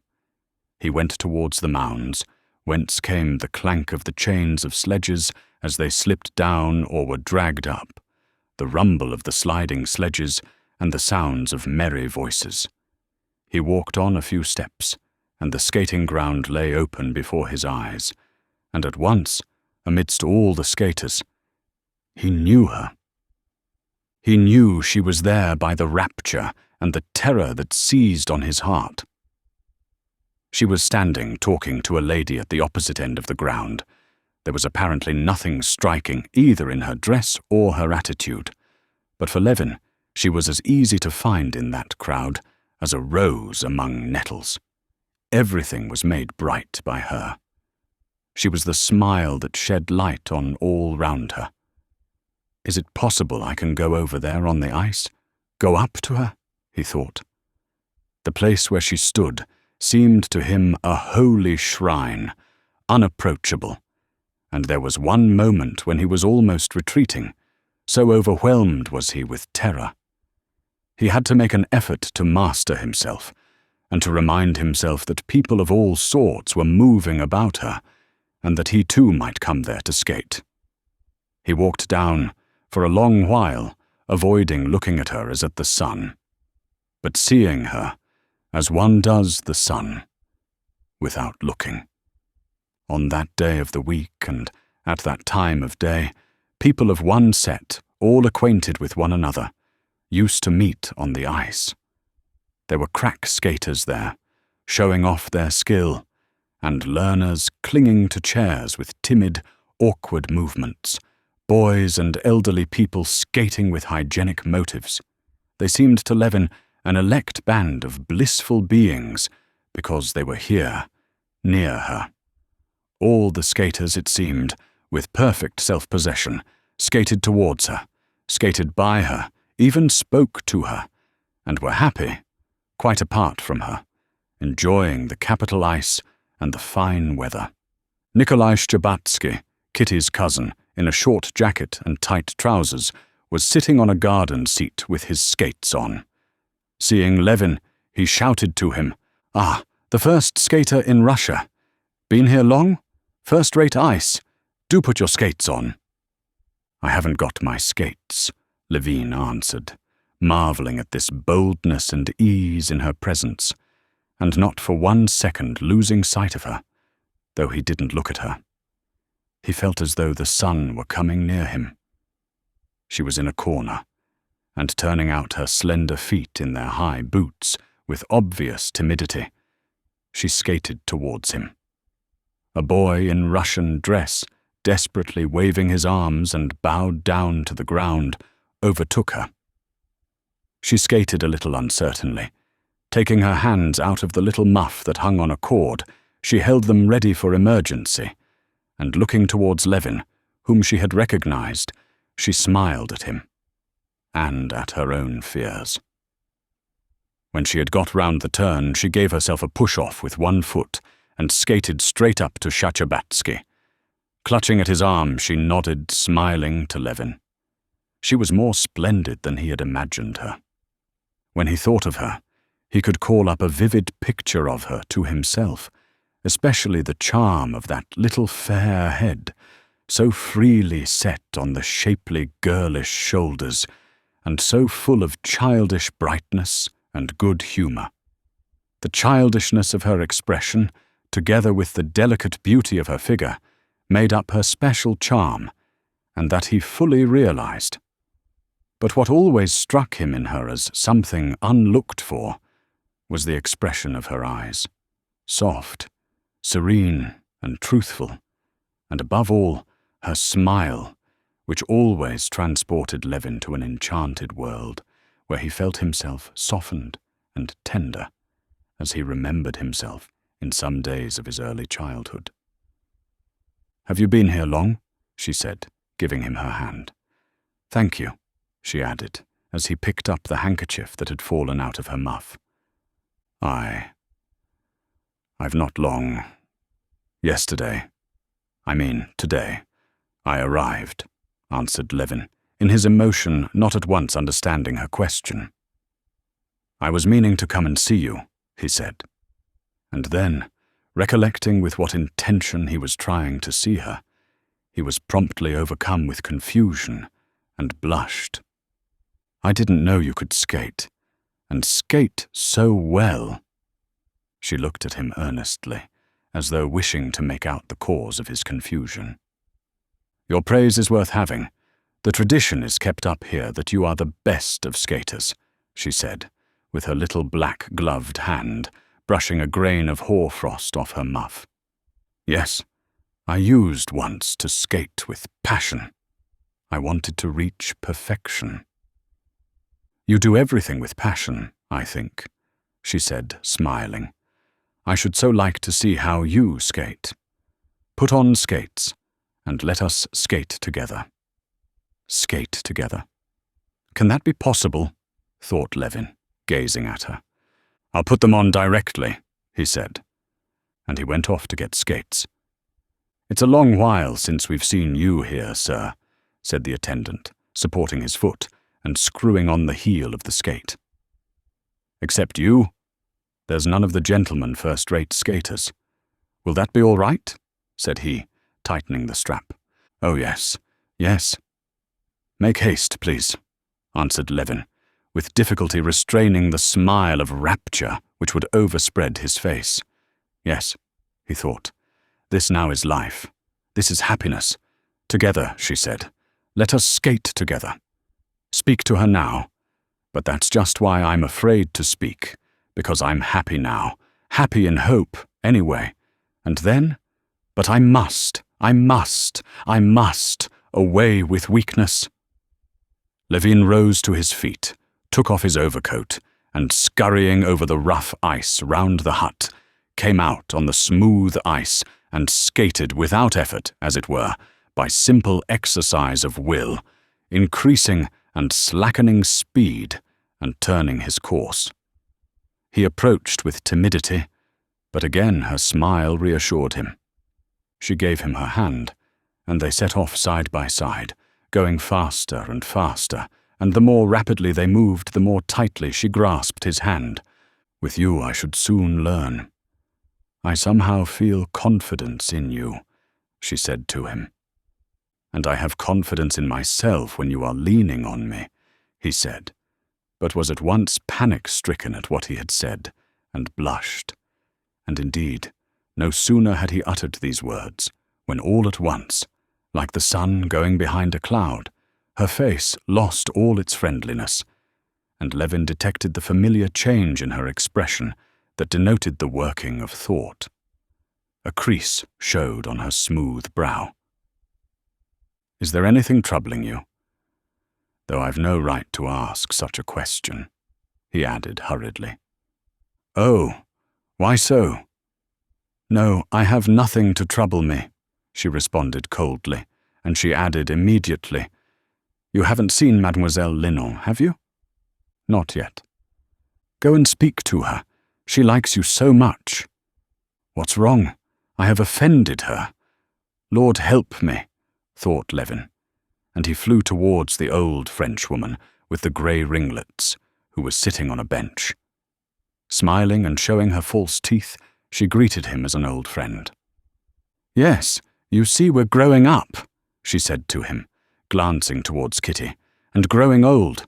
Tiny Bear has grown big now," pursued the Frenchwoman, laughing, and she reminded him of his joke about the 3 young ladies, whom he had compared to the 3 bears in the English nursery tale. "Do you remember that's what you used to call them?" He remembered absolutely nothing, but she had been laughing at the joke for 10 years now, and was fond of it. "Now go and skate, go and skate. Our Kitty has learned to skate nicely, hasn't she?" When Levin darted up to Kitty, her face was no longer stern. Her eyes looked at him with the same sincerity and friendliness. But Levin fancied that in her friendliness there was a certain note of deliberate composure, and he felt depressed. After talking a little of her old governess and her peculiarities, she questioned him about his life. "Surely you must be dull in the country in the winter, aren't you?" she said. "No, I'm not dull. I am very busy," he said, feeling that she was holding him in check by her composed tone, which he would not have the force to break through, just as it had been at the beginning of the winter. "Are you going to stay in town long?" Kitty questioned him. "I don't know," he answered, not thinking of what he was saying. The thought that if he were held in check by her tone of quiet friendliness, he would end by going back again without deciding anything came into his mind, and he resolved to make a struggle against it. "How is it you don't know?" "I don't know. It depends upon you," he said, and was immediately horror-stricken at his own words. Whether it was that she had heard his words, or that she did not want to hear them, she made a sort of stumble, twice struck out, and hurriedly skated away from him. She skated up to Mademoiselle Linon, said something to her, and went towards the pavilion where the ladies took off their skates. "My God, what have I done? Merciful God, help me, guide me," said Levin, praying inwardly, and at the same time, feeling a need of violent exercise, he skated about, describing inner and outer circles. At that moment, one of the young men, the best of the skaters of the day, came out of the coffee-house in his skates, with a cigarette in his mouth. Taking a run, he dashed down the steps in his skates, crashing and bounding up and down. He flew down, and without even changing the position of his hands, skated away over the ice. "Ah, that's a new trick," said Levin, and he promptly ran up to the top to do this new trick. "Don't break your neck! It needs practice!" Nikolai Shcherbatsky shouted after him. Levin went to the steps, took a run from above as best he could, and dashed down, preserving his balance in this unwanted movement with his hands.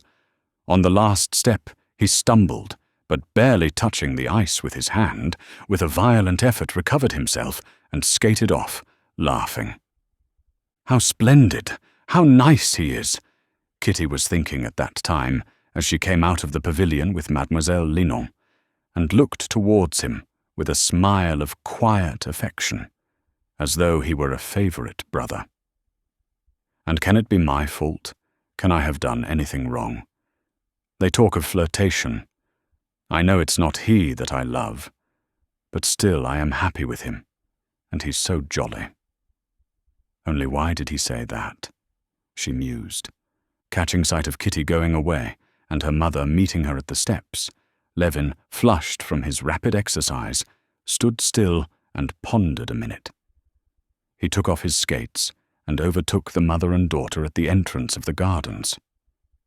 "Delighted to see you," said Princess Shchebatskaya. "On Thursdays we are home, as always." "Today, then?" "We shall be pleased to see you," the princess said stiffly. This stiffness hurt Kitty, and she could not resist the desire to smooth over her mother's coldness. She turned her head, and with a smile said, "Goodbye till this evening." At that moment, Stepan Arkadyevitch, his hat cocked on one side, with beaming face and eyes, strode into the garden like a conquering hero. But as he approached his mother-in-law, he responded in a mournful and crestfallen tone to her inquiries about Dolly's health.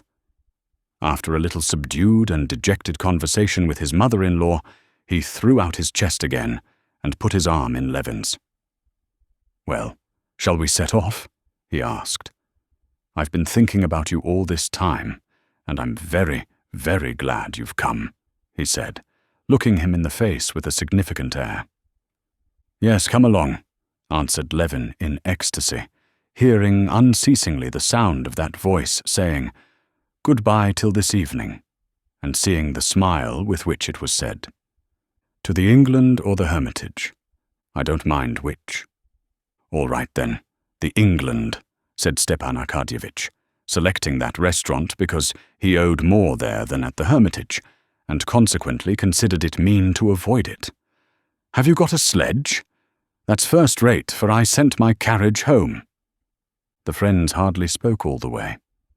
Levin was wondering what that change in Kitty's expression had meant, and alternately assuring himself that there was hope, and falling into despair, seeing clearly that his hopes were insane, and yet all the while he felt himself quite another man, utterly unlike what he had been before her smile and those words, "Goodbye till this evening."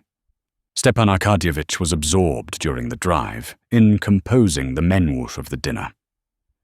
"You like turbot, don't you?" he said to Levin as they were arriving. "Eh?" responded Levin. "Turbot?" "Yes, I'm awfully fond of turbot."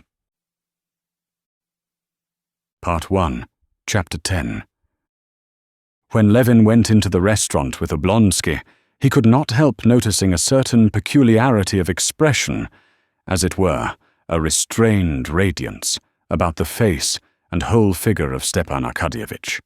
Oblonsky took off his overcoat, and with his hat over one ear walked into the dining room, giving directions to the Tatar waiters, who were clustered about him in evening coats, bearing napkins, bowing to right and left to the people he met, and here, as everywhere, joyously greeting acquaintances, he went up to the sideboard for a preliminary appetizer of fish and vodka, and said to the painted Frenchwoman, decked in ribbons, lace, and ringlets, behind the counter, something so amusing that even that Frenchwoman was moved to genuine laughter. Levin, for his part, refrained from taking any vodka, simply because he felt such a loathing of that Frenchwoman, all made up, it seemed, of false hair, poudre de riz, and vinaigre de toilette. He made haste to move away from her, as from a dirty place. His whole soul was filled with memories of Kitty, and there was a smile of triumph and happiness shining in his eyes. "This way, Your Excellency, please. Your Excellency won't be disturbed here," said a particularly pertinacious, white-headed old Tatar, with immense hips and coat-tails gaping widely behind. "Walk in, Your Excellency," he said to Levin, by way of showing his respect to Stepan Arkadyevitch, being attentive to his guest as well. Instantly flinging a fresh cloth over the round table under the bronze chandelier, though it already had a tablecloth on it, he pushed up velvet chairs and came to a standstill before Stepan Arkadyevitch with a napkin and a bill of fare in his hands, awaiting his commands. "If you prefer it, Your Excellency, a private room will be free directly. Prince Golistin with a lady. Fresh oysters have come in." "Ah, oysters." Stepan Arkadyevitch became thoughtful. "How if we were to change our program, Levin?" he said, keeping his finger on the bill of fare, and his face expressed serious hesitation. "Are the oysters good? Mind now?" "They're Flensburg, Your Excellency. We've no Ostend." "Flensburg will do, but are they fresh?" "Only arrived yesterday." "Well then, how if we were to begin with oysters, and so change the whole program, eh?" "It's all the same to me. I should like cabbage soup and porridge better than anything, but of course there's nothing like that here." "Porridge à la Russe, Your Honour would like?" said the Tatar, bending down to Levin, like a nurse speaking to a child. "No, joking apart, whatever you choose is sure to be good. I've been skating, and I'm hungry. And don't imagine," he added, detecting a look of dissatisfaction on Oblonsky's face, "that I shan't appreciate your choice. I am fond of good things." "I should hope so. After all, it's one of the pleasures of life," said Stepan Arkadyevitch. "Well then, my friend, you give us 2, or better say 3, dozen oysters, clear soup with vegetables." "Printanière," prompted the Tatar. But Stepan Arkadyevitch apparently did not care to allow him the satisfaction of giving the French names of the dishes. "With vegetables in it, you know. Then turbot with thick sauce. Then roast beef. And mind it's good. Yes. And capons, perhaps. And then sweets." The Tatar, recollecting that it was Stepan Arkadyevitch's way not to call the dishes by the names in the French bill of fare, did not repeat them after him, but could not resist rehearsing the whole menu to himself according to the bill: soupe printanière, turbot, sauce Beaumarchais, poulard à l'estragon, macédoine de fruits, etc. And then instantly, as though worked by springs, laying down one bound bill of fare, he took up another, the list of wines, and submitted it to Stepan Arkadyevitch. "What shall we drink?" "What you like, only not too much." "Champagne," said Levin. "What? To start with?" "You're right, though, I dare say. Do you like the white seal?" "Cachet blanc," prompted the Tatar. "Very well, then. Give us that brand with the oysters, and then we'll see." "Yes, sir. And what table wine?" "You can give us Nuits. Oh, no, better the classic Chablis." "Yes, sir. And your cheese, Your Excellency?" "Oh, yes, Parmesan. Or would you like another?" "No, it's all the same to me," said Levin, unable to suppress a smile, and the Tatar ran off with flying coat-tails, and in 5 minutes darted in with a dish of opened oysters on mother-of-pearl shells, and a bottle between his fingers. Stepan Arkadyevitch crushed the starchy napkin, tucked it into his waistcoat, and settling his arms comfortably, started on the oysters. "Not bad," he said, stripping the oysters from the pearly shell with a silver fork, and swallowing them one after another. "Not bad," he repeated, turning his dewy, brilliant eyes from Levin to the Tatar. Levin ate the oysters indeed, though white bread and cheese would have pleased him better. But he was admiring Oblonsky. Even the Tatar, uncorking the bottle and pouring the sparkling wine into the delicate glasses, glanced at Stepan Arkadyevitch, and settled his white cravat with a perceptible smile of satisfaction. "You don't care much for oysters, do you?" said Stepan Arkadyevitch, emptying his wine-glass. "Or you're worried about something, eh?" He wanted Levin to be in good spirits, but it was not that Levin was not in good spirits. He was ill at ease. With what he had in his soul, he felt sore and uncomfortable in the restaurant, in the midst of private rooms where men were dining with ladies in all this fuss and bustle, the surroundings of bronzes, looking-glasses, gas and waiters. All of it was offensive to him. He was afraid of sullying what his soul was brimful of. "I? Yes, I am.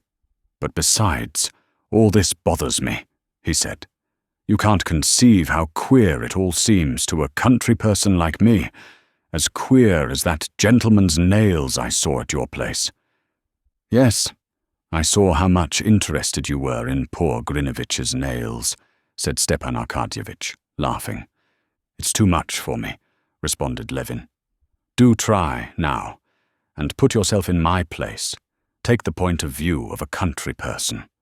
We in the country try to bring our hands into such a state as will be most convenient for working with. So we cut our nails.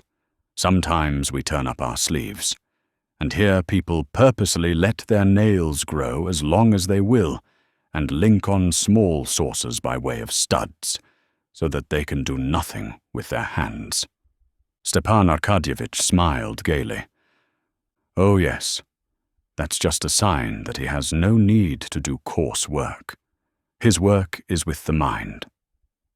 "Maybe, but still it's queer to me, just as at this moment it seems queer to me, that we country folks try to get our meals over as soon as we can, so as to be ready for our work, while here are we trying to drag out our meal as long as possible, and with that object eating oysters."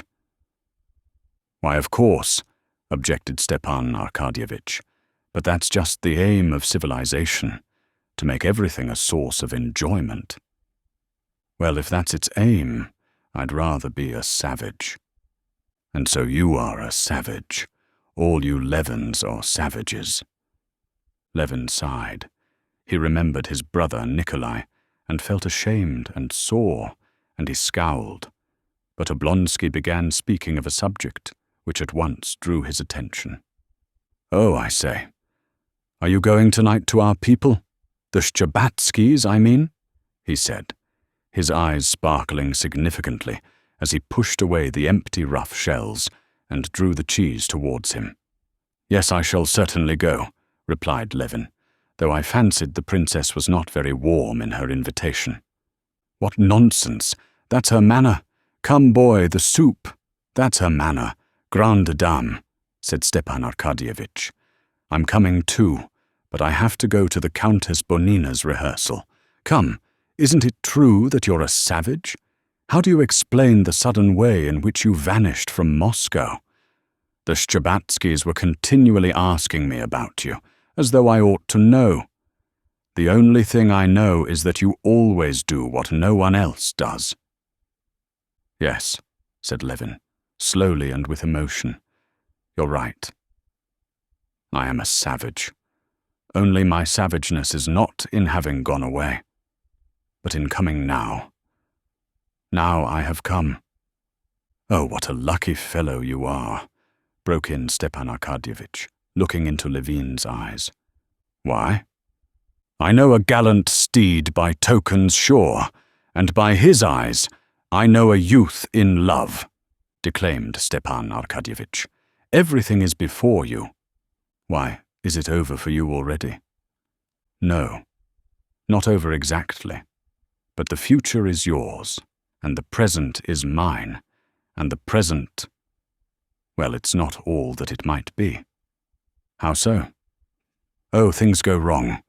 But I don't want to talk of myself, and besides, I can't explain it all," said Stepan Arkadyevitch. "Well, why have you come to Moscow, then? Hi, take away," he called to the Tatar. "You guess?" responded Levin, his eyes like deep wells of light fixed on Stepan Arkadyevitch. I guess. But I can't be the first to talk about it. You can see by that whether I guess right or wrong, said Stepan Arkadyevitch, gazing at Levin with a subtle smile. Well, and what have you to say to me? Said Levin in a quivering voice, feeling that all the muscles of his face were quivering too. How do you look at the question? Stepan Arkadyevitch slowly emptied his glass of Chablis, never taking his eyes off Levin. I? Said Stepan Arkadyevitch. There's nothing I desire so much as that. Nothing. It would be the best thing that could be. But you're not making a mistake. You know what we're speaking of, said Levin, piercing him with his eyes. You think it's possible? I think it's possible. Why not possible? No. Do you really think it's possible? No. Tell me all you think. Oh, but if refusal's in store for me. Indeed, I feel sure. Why should you think that? Said Stepan Arkadyevitch, smiling at his excitement. It seems so to me sometimes. That will be awful for me, and for her, too. Oh, well. Anyway, there's nothing awful in it for a girl. Every girl's proud of an offer. Yes, every girl, but not she. Stepan Arkadyevitch smiled. He so well knew that feeling of Levin's that for him all the girls in the world were divided into two classes. One class, all the girls in the world except her, and those girls with all sorts of human weaknesses, and very ordinary girls. The other class, she alone, having no weaknesses of any sort, and higher than all humanity. Stay, take some sauce, he said, holding back Levin's hand as it pushed away the sauce. Levin obediently helped himself to sauce, but would not let Stepan Arkadyevitch go on with his dinner. No, stop a minute, he said. You must understand that it's a question of life and death for me. I have never spoken to anyone of this, and there's no one I could speak of it to, except you. You know we're utterly unlike each other, different tastes and views and everything, but I know you're fond of me and understand me, and that's why I like you awfully. But for God's sake, be quite straightforward with me. I tell you what I think, said Stepan Arkadyevitch, smiling, but I'll say more. My wife is a wonderful woman. Stepan Arkadyevitch sighed, remembering his position with his wife, and, after a moment's silence, resumed. She has a gift of foreseeing things. She sees right through people, but that's not all. She knows what will come to pass, especially in the way of marriages. She foretold, for instance, that Princess Shahovskaya would marry Brenteln. No one would believe it, but it came to pass. And she's on your side. How do you mean? It's not only that she likes you. She says that Kitty is certain to be your wife. At these words, Levin's face suddenly lighted up with a smile not far from tears of emotion. She says that, cried Levin. I always said she was exquisite, your wife. There, that's enough. Enough said about it, he said, getting up from his seat. All right, but do sit down. But Levin couldn't sit down. He walked with his firm tread twice up and down the little cage of a room, blinked his eyelids that his tears might not fall, and only then sat down to the table. You must understand, said he, it's not love. I've been in love, but it's not that. It's not my feeling, but a sort of force outside me has taken possession of me. I went away, you see, because I made up my mind that it could never be, you understand, as a happiness that does not come on earth. But I've struggled with myself. I see there's no living without it. And it must be settled. What did you go away for? Ah, stop a minute. Ah, the thoughts that come crowding on one, the questions one must ask oneself. Listen, You can't imagine what you've done for me by what you said. I'm so happy that I've become positively hateful. I've forgotten everything. I heard today that my brother Nikolai, you know, he's here. I had even forgotten him. It seems to me that he's happy too. It's a sort of madness. But one thing's awful. Here, you've been married, you know the feeling. It's awful that we, old, with a past, not of love but of sins, are brought all at once so near to a creature pure and innocent. It's loathsome, and that's why one can't help feeling oneself unworthy. Oh, well, you've not many sins on your conscience. Alas, all the same, said Levin, when with loathing I go over my life, I shudder and curse and bitterly regret it. Yes. What would you have? The world's made so, said Stepan Arkadyevitch. The one comfort is like that prayer, which I always liked.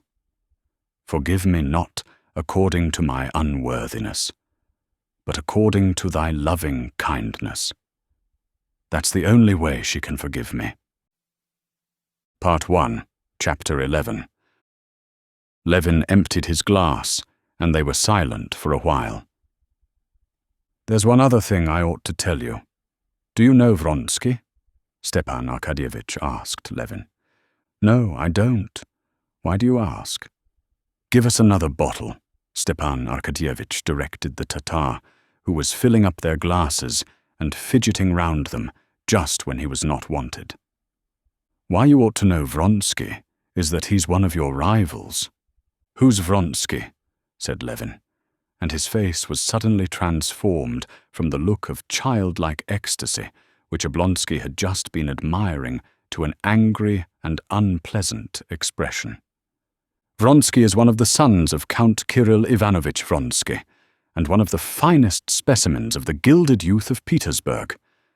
I made his acquaintance in Tver when I was there on official business, and he came there for the levy of recruits, fearfully rich, handsome, great connections, an aide-de-camp, and with all that a very nice, good-natured fellow.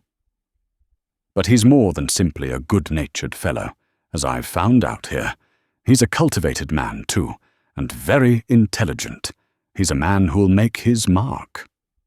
Levin scowled and was dumb. Well, he turned up here soon after you'd gone, and as I can see, he's over head and ears in love with Kitty, and you know that her mother— Excuse me, but I know nothing, said Levin, frowning gloomily. And immediately he recollected his brother Nikolai, and how hateful he was to have been able to forget him. You wait a bit, said Stepan Arkadyevitch, smiling and touching his hand. I've told you what I know, and I repeat that in this delicate and tender matter, as far as one can conjecture, I believe the chances are in your favor.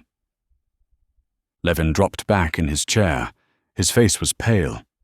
But I would advise you to settle the thing as soon as maybe, pursued Oblonsky, filling up his glass. No thanks, I can't drink any more, said Levin, pushing away his glass. I shall be drunk. Come, tell me, how are you getting on? He went on, obviously anxious to change the conversation. One word more. In any case, I advise you to settle the question soon. Tonight I don't advise you to speak, said Stepan Arkadyevitch. Go round tomorrow morning, make an offer in due form, and God bless you. Oh, do you still think of coming to me for some shooting? Come next spring, do, said Levin. Now his whole soul was full of remorse that he had begun this conversation with Stepan Arkadyevitch.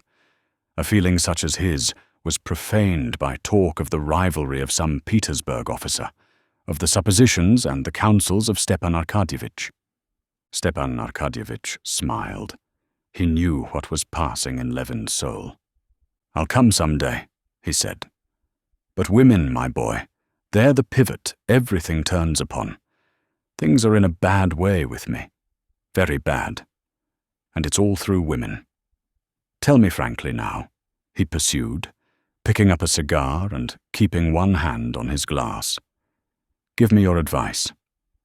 "Why, what is it?" "I'll tell you.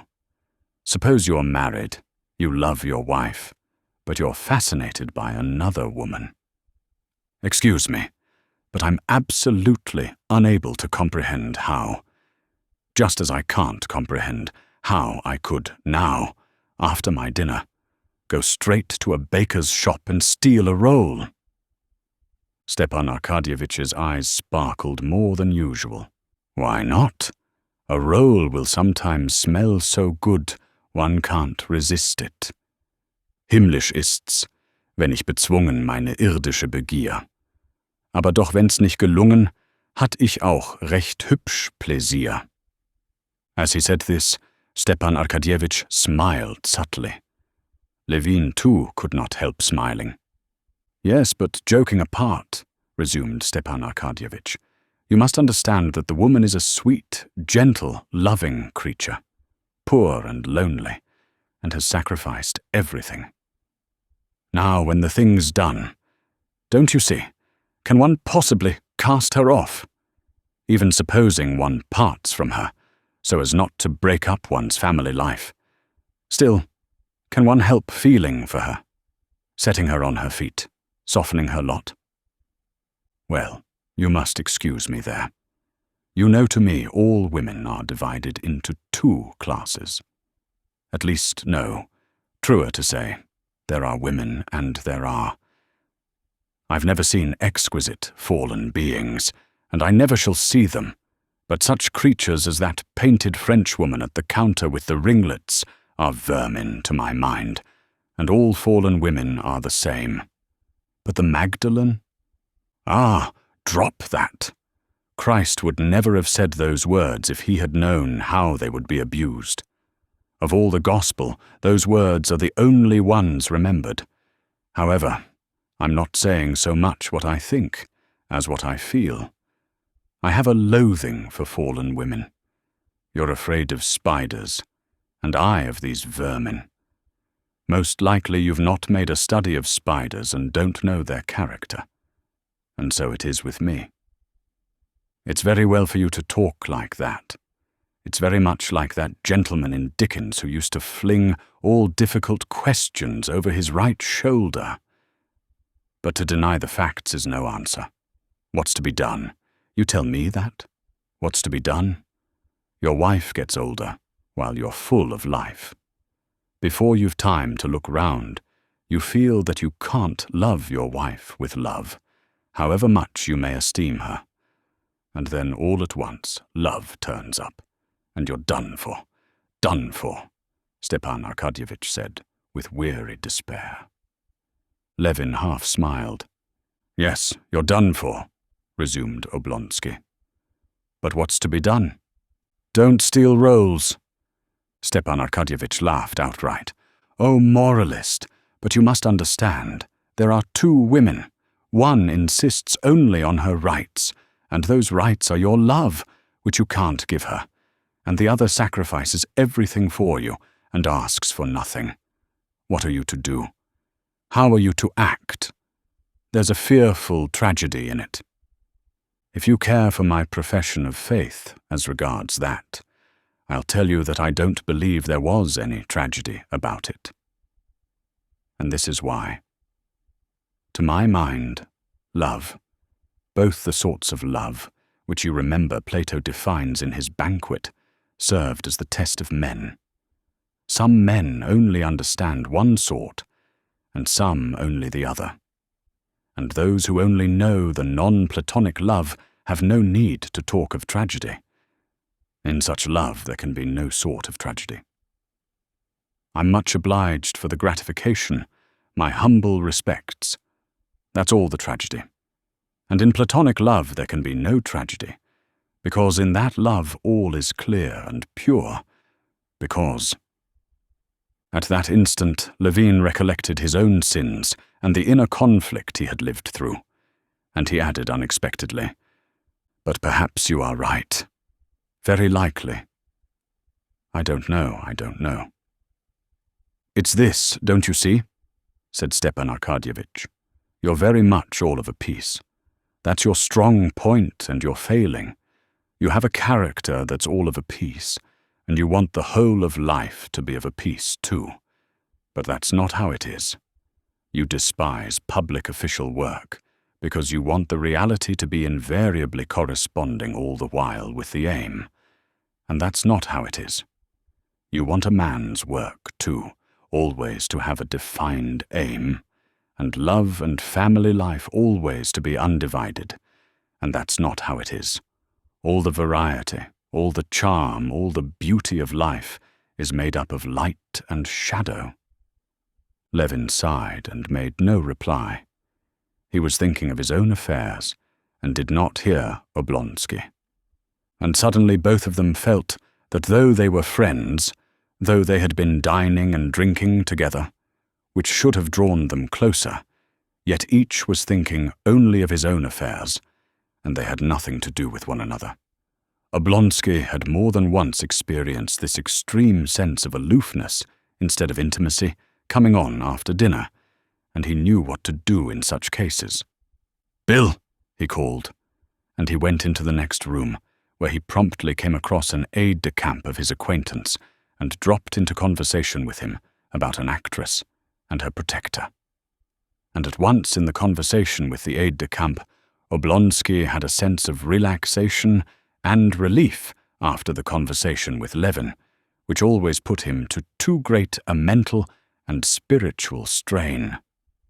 When the Tatar appeared with a bill for 26 rubles and odd kopecks, besides a tip for himself, Levin, who would another time have been horrified, like anyone from the country, at his share of 14 rubles, did not notice it, paid, and set off homewards to dress and go to the Shcherbatskys there to decide his fate. Part 1, Chapter 12. The young princess Kitty Shcherbatskaya was 18. It was the first winter that she had been out in the world. Her success in society had been greater than that of either of her elder sisters, and greater even than her mother had anticipated. To say nothing of the young men who danced at the Moscow balls being almost all in love with Kitty, two serious suitors had already this first winter made their appearance. Levin, and immediately after his departure, Count Vronsky.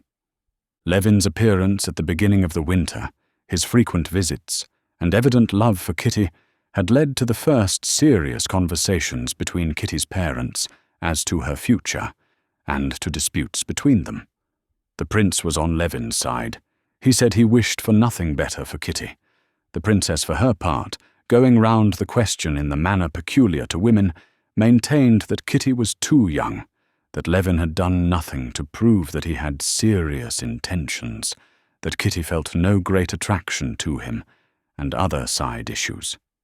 But she did not state the principal point, which was that she looked for a better match for her daughter, and that Levin was not to her liking, and she did not understand him. When Levin had abruptly departed, the princess was delighted, and said to her husband triumphantly, "You see, I was right." When Vronsky appeared on the scene, she was still more delighted, confirmed in her opinion that Kitty was to make not simply a good, but a brilliant match. In the mother's eyes there could be no comparison between Vronsky and Levin. She disliked in Levin his strange and uncompromising opinions, and his shyness in society, founded, as she supposed, on his pride and his queer sort of life, as she considered it, absorbed in cattle and peasants. She did not very much like it that he, who was in love with her daughter, had kept coming to the house for 6 weeks, as though he were waiting for something, inspecting, as though he were afraid he might be doing them too great an honor by making an offer, and did not realize that a man who continually visits at a house where there is a young unmarried girl is bound to make his intentions clear. And suddenly, without doing so, he disappeared. "It's as well he's not attractive enough for Kitty to have fallen in love with him," thought the mother. Vronsky satisfied all the mother's desires. Very wealthy, clever, of aristocratic family, on the high road to a brilliant career in the army and at court, and a fascinating man. Nothing better could be wished for. Vronsky openly flirted with Kitty at balls, danced with her, and came continually to the house. Consequently, there could be no doubt of the seriousness of his intentions. But in spite of that, the mother had spent the whole of that winter in a state of terrible anxiety and agitation. Princess Shcherbátskaya had herself been married 30 years ago, her aunt arranging the match. Her husband, about whom everything was well known beforehand, had come, looked at his future bride, and been looked at. The matchmaking aunt had ascertained and communicated their mutual impression. That impression had been favorable. Afterwards, on a day fixed beforehand, the expected offer was made to her parents, and accepted. All had passed very simply and easily. So it seemed, at least, to the princess.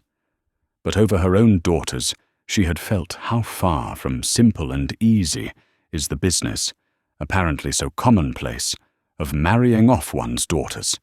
The panics that had been lived through, the thoughts that had been brooded over, the money that had been wasted, and the disputes with her husband over marrying the two elder girls, Daria and Natalia.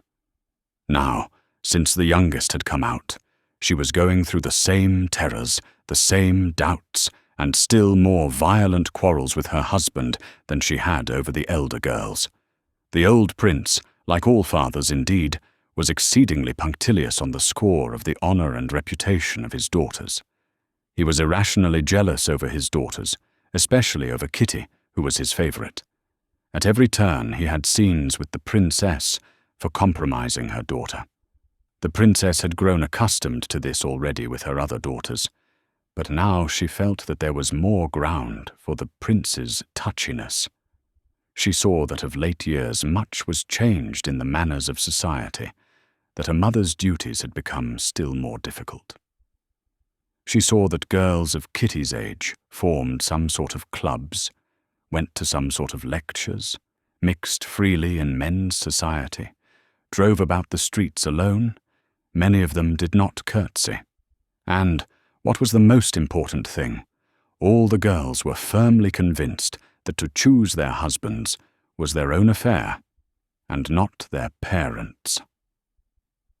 Marriages aren't made nowadays as they used to be, was thought and said by all these young girls, and even by their elders. But how marriages were made now, the princess could not learn from anyone. The French fashion of the parents arranging their children's future was not accepted. It was condemned. The English fashion of the complete independence of girls was also not accepted, and not possible in Russian society. The Russian fashion of matchmaking by the offices of intermediate persons was, for some reason, considered unseemly. It was ridiculed by everyone, and by the princess herself. But how girls were to be married, and how parents were to marry them, no one knew. Everyone with whom the princess had chanced to discuss the matter said the same thing. Mercy on us. It's high time in our day to cast off all that old-fashioned business. It's the young people have to marry, and not their parents, and so we ought to leave the young people to arrange it as they choose. It was very easy for anyone to say that who had no daughters, but the princess realized that in the process of getting to know each other, her daughter might fall in love, and fall in love with someone who did not care to marry her, or who was quite unfit to be her husband. And, however much it was instilled into the princess that in our times young people ought to arrange their lives for themselves, she was unable to believe it, just as she would have been unable to believe that, at any time whatever, the most suitable playthings for children 5 years old ought to be loaded pistols. And so the princess was more uneasy over Kitty than she had been over her elder sisters. Now she was afraid that Vronsky might confine himself to simply flirting with her daughter. She saw that her daughter was in love with him, but tried to comfort herself with the thought that he was an honorable man, and would not do this. But at the same time, she knew how easy it is, with the freedom of manners of today, to turn a girl's head, and how lightly men generally regard such a crime. The week before, Kitty had told her mother of a conversation she had with Vronsky during a mazurka. This conversation had partly reassured the princess, but perfectly at ease she could not be. Vronsky had told Kitty that both he and his brother were so used to obeying their mother that they never made up their minds to any important undertaking without consulting her. And just now, I am impatiently awaiting my mother's arrival from Petersburg, as peculiarly fortunate, he told her. Kitty had repeated this without attaching any significance to the words, but her mother saw them in a different light. She knew that the old lady was expected from day to day, that she would be pleased at her son's choice, and she felt it strange that he should not make his offer through fear of vexing his mother.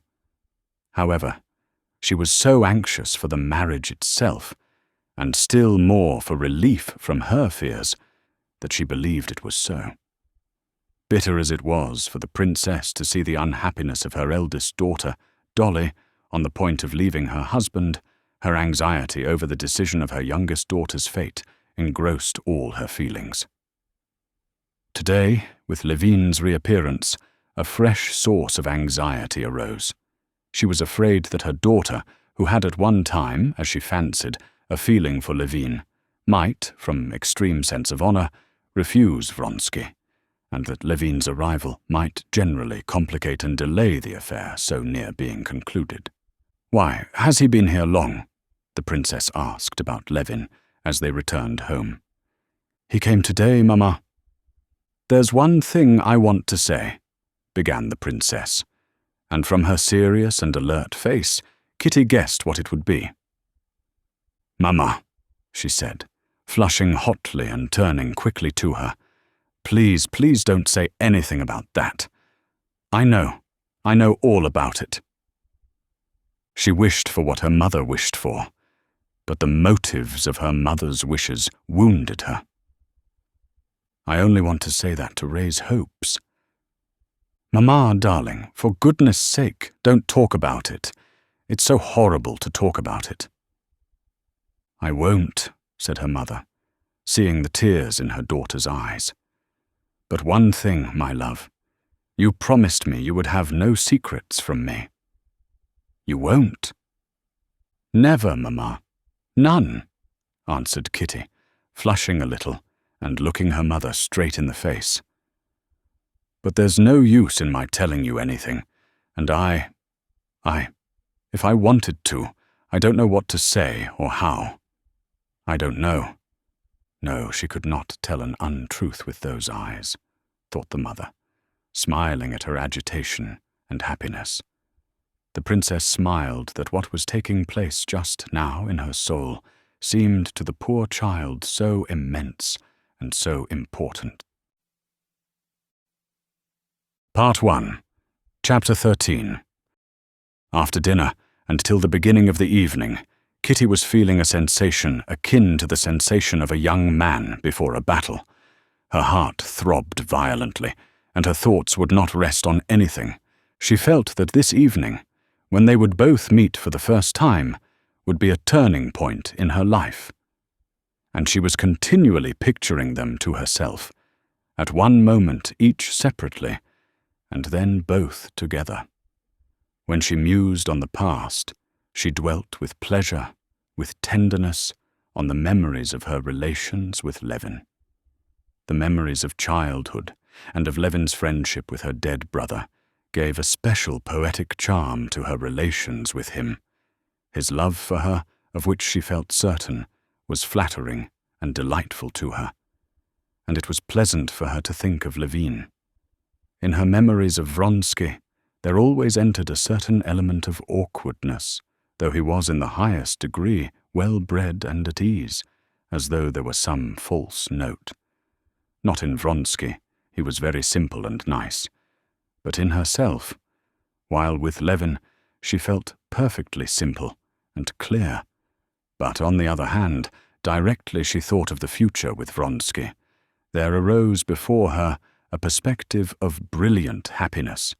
With Levin, the future seemed misty. When she went upstairs to dress and looked into the looking-glass, she noticed with joy that it was one of her good days, and that she was in complete possession of all her forces. She needed this so for what lay before her. She was conscious of external composure and free grace in her movements. At 7:30, she had only just gone down into the drawing-room when the footman announced, "Konstantin Dmitrievich Levin." The princess was still in her room, and the prince had not come in. So it is to be, thought Kitty, and all the blood seemed to rush to her heart. She was horrified at her paleness as she glanced into the looking-glass. At that moment she knew beyond doubt that he had come early on purpose to find her alone and to make her an offer. And only then, for the first time, the whole thing presented itself in a new, different aspect. Only then she realized that the question did not affect her, only with whom she would be happy and whom she loved, but that she would have that moment to wound a man whom she liked, and to wound him cruelly. What for? Because he, dear fellow, loved her, was in love with her. But there was no help for it, so it must be. So it would have to be. My God!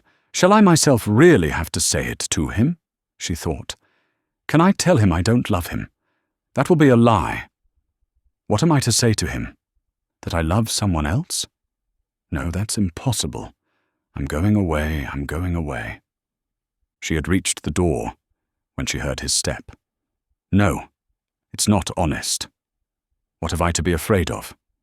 I have done nothing wrong. What is to be will be. I'll tell the truth. And with him one can't be ill at ease. Here he is, she said to herself, seeing his powerful, shy figure with his shining eyes fixed on her. She looked straight into his face, as though imploring him to spare her, and gave her hand. It's not time yet. I think I'm too early, he said, glancing round the empty drawing-room. When he saw that his expectations were realized, that there was nothing to prevent him from speaking, his face became gloomy. Oh no, said Kitty, and sat down at the table. But this was just what I wanted, to find you alone, he began, not sitting down and not looking at her, so as not to lose courage. Mamma will be down directly. She was very much tired. Yesterday. She talked on, not knowing what her lips were uttering, and not taking her supplicating and caressing eyes off him. He glanced at her. She blushed and ceased speaking. I told you I did not know whether I should be here long, that it depended on you. She dropped her head lower and lower, not knowing herself what answer she should make to what was coming. That it depended on you, he repeated. I meant to say, I came for this, to be my wife. He brought out, not knowing what he was saying, but feeling that the most terrible thing was said, he stopped short and looked at her. She was breathing heavily, not looking at him. She was feeling ecstasy. Her soul was flooded with happiness. She had never anticipated that the utterance of love would produce such a powerful effect on her, but it lasted only an instant. She remembered Vronsky. She lifted her clear, truthful eyes, and seeing his desperate face, she answered hastily, That cannot be. Forgive me. A moment ago, and how close she had been to him, of what importance in his life, and how aloof and remote from him she had become now. It was bound to be so, he said, not looking at her. He bowed and was meaning to retreat. Part 1, Chapter 14. But at that very moment the princess came in. There was a look of horror on her face when she saw them alone and their disturbed faces. Levin bowed to her and said nothing. Kitty did not speak, nor lift her eyes. "Thank God she has refused him," thought the mother, and her face lighted up with the habitual smile with which she greeted her guests on Thursdays.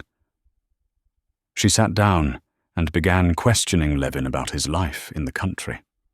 He sat down again, waiting for other visitors to arrive, in order to retreat unnoticed.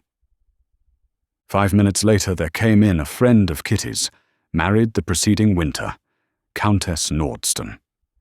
She was a thin, sallow, sickly and nervous woman, with brilliant black eyes. She was fond of Kitty, and her affection for her showed itself, as the affection of married women for girls always does, in the desire to make a match for Kitty after her own ideal of married happiness. She wanted her to marry Vronsky. Levin she had often met at the Shtcherbatskys' early in the winter, and she had always disliked him. Her invariable and favourite pursuit, when they met, consisted in making fun of him. "I do like it when he looks down at me from the height of his grandeur, or breaks off his learned conversation with me because I'm a fool, or is condescending to me. I like that so. To see him condescending. I am so glad he can't bear me," she used to say of him. She was right, for Levin actually could not bear her, and despised her for what she was proud of and regarded as a fine characteristic. Her nervousness, her delicate contempt and indifference for everything coarse and earthly. The Countess Nordston and Levin got into that relation with one another, not seldom seen in society, when two persons, who remain externally on friendly terms, despise each other to such a degree that they cannot even take each other seriously, and cannot even be offended by each other. The Countess Nordston pounced upon Levin at once. "Ah, Konstantin Dmitrievitch, so you've come back to our corrupt Babylon," she said, giving him her tiny, yellow hand, and recalling what he had chanced to say early in the winter, that Moscow was a Babylon. "Come, is Babylon reformed, or have you degenerated?" she added, glancing with a simper at Kitty. "It's very flattering for me, Countess, that you remember my words so well," responded Levin, who had succeeded in recovering his composure, and at once from habit dropped into his tone of joking hostility to the Countess Nordston. "They must certainly make a great impression on you." "Oh, I should think so. I always note them all down. Well, Kitty, have you been skating again?" And she began talking to Kitty. Awkward as it was for Levin to withdraw now, it would still have been easier for him to perpetrate this awkwardness than to remain all the evening and see Kitty, who glanced at him now and then and avoided his eyes. He was on the point of getting up, when the princess, noticing that he was silent, addressed him. "Shall you be long in Moscow? You're busy with the district council, though, aren't you, and can't be away for long?" "No, Princess, I'm no longer a member of the council," he said. "I have come up for a few days." "There's something the matter with him," thought Countess Nordston, glancing at his stern, serious face. "He isn't in his old argumentative mood. But I'll draw him out. I do love making a fool of him before Kitty, and I'll do it." "Konstantin Dmitrievitch," she said to him, "do explain to me, please. What's the meaning of it? You know all about such things. At home in our village of Kaluga, all the peasants and all the women have drunk up all they possessed, and now they can't pay us any rent. What's the meaning of that? You always praise the peasants so." At that instant, another lady came into the room, and Levin got up. "Excuse me, Countess, but I really know nothing about it, and can't tell you anything," he said, and looked round at the officer who came in behind the lady. "That must be Vronsky," thought Levin, and, to be sure of it, glanced at Kitty, She had already had time to look at Vronsky, and looked round at Levin. And simply from the look in her eyes that grew unconsciously brighter, Levin knew that she loved that man, knew it as surely as if she had told him so in words. But what sort of a man was he? Now, whether for good or for ill, Levin could not choose but remain. He must find out what the man was like whom she loved. There are people who, on meeting a successful rival, no matter in what, are at once disposed to turn their backs on everything good in him, and to see only what is bad.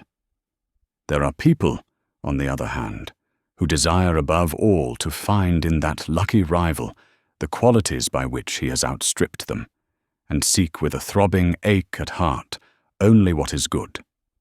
Levin belonged to the second class, but he had no difficulty in finding what was good and attractive in Vronsky. It was apparent at the first glance.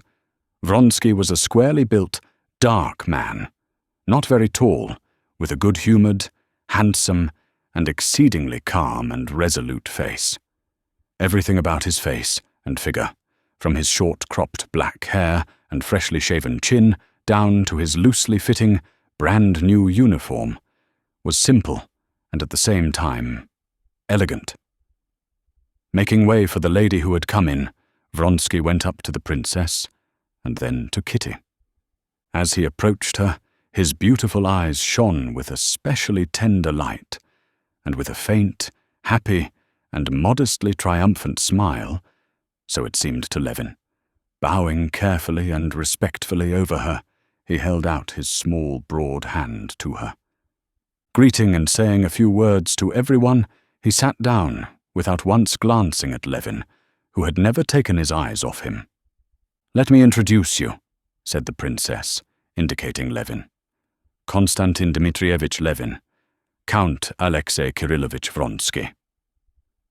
Vronsky got up and, looking cordially at Levin, shook hands with him. "I believe I was to have dined with you this winter," he said, smiling his simple and open smile. "But you had unexpectedly left for the country."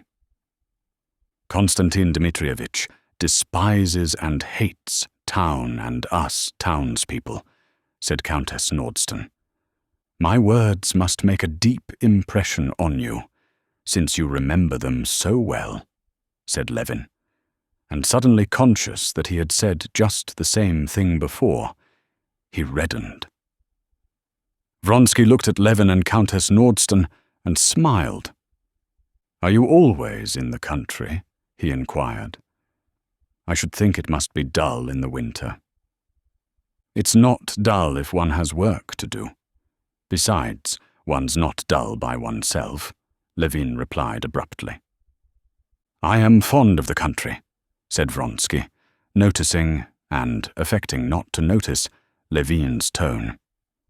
"But I hope, Count, you would not consent to live in the country always," said Countess Nordston. "I don't know. I have never tried for long. I experienced a queer feeling once," he went on. "I never longed so for the country, Russian country, with bast shoes and peasants, as when I was spending a winter with my mother in Nice. Nice itself is dull enough, you know. And indeed, Naples and Sorrento are only pleasant for a short time. And it's just there that Russia comes back to me most vividly, and especially the country. It's as though—" He talked on, addressing both Kitty and Levin, turning his serene, friendly eyes from one to the other, and saying obviously just what came into his head. Noticing that Countess Nordston wanted to say something, he stopped short without finishing what he had begun, and listened attentively to her. The conversation did not flag for an instant, so that the princess, who always kept in reserve, in case a subject should be lacking, two heavy guns, the relative advantages of classical and of modern education and universal military service, had not to move out either of them, while Countess Nordston had not a chance of chaffing Levin. Levin wanted to, and could not, take part in the general conversation. saying to himself every instant, "Now go." He still did not go, as though waiting for something. The conversation fell upon table-turning and spirits, and Countess Nordston, who believed in spiritualism, began to describe the marvels she had seen. "Ah, Countess, you really must take me. For pity's sake, do take me to see them. I have never seen anything extraordinary, though I am always on the lookout for it everywhere," said Vronsky, smiling. "Very well, next Saturday," answered Countess Nordston. "But you, Konstantin Dmitrievich, do you believe in it?" she asked Levin. "Why do you ask me? You know what I shall say." "But I want to hear your opinion." "My opinion," answered Levin, "is only that this table-turning simply proves that educated society, so-called, is no higher than the peasants. They believe in the evil eye, and in witchcraft and omens, while we— Oh, then you don't believe in it?" "I can't believe in it, Countess. But if I've seen it myself. The peasant women, too, tell us they have seen goblins." "Then you think I tell a lie?" And she laughed a mirthless laugh. "Oh no, Masha, Konstantin Dmitrievich said he could not believe in it," said Kitty, blushing for Levin. And Levin saw this, and, still more exasperated, would have answered. But Vronsky, with his bright, frank smile, rushed to the support of the conversation, which was threatening to become disagreeable. "You do not admit the conceivability at all?" he queried. "But why not? We admit the existence of electricity, of which we know nothing.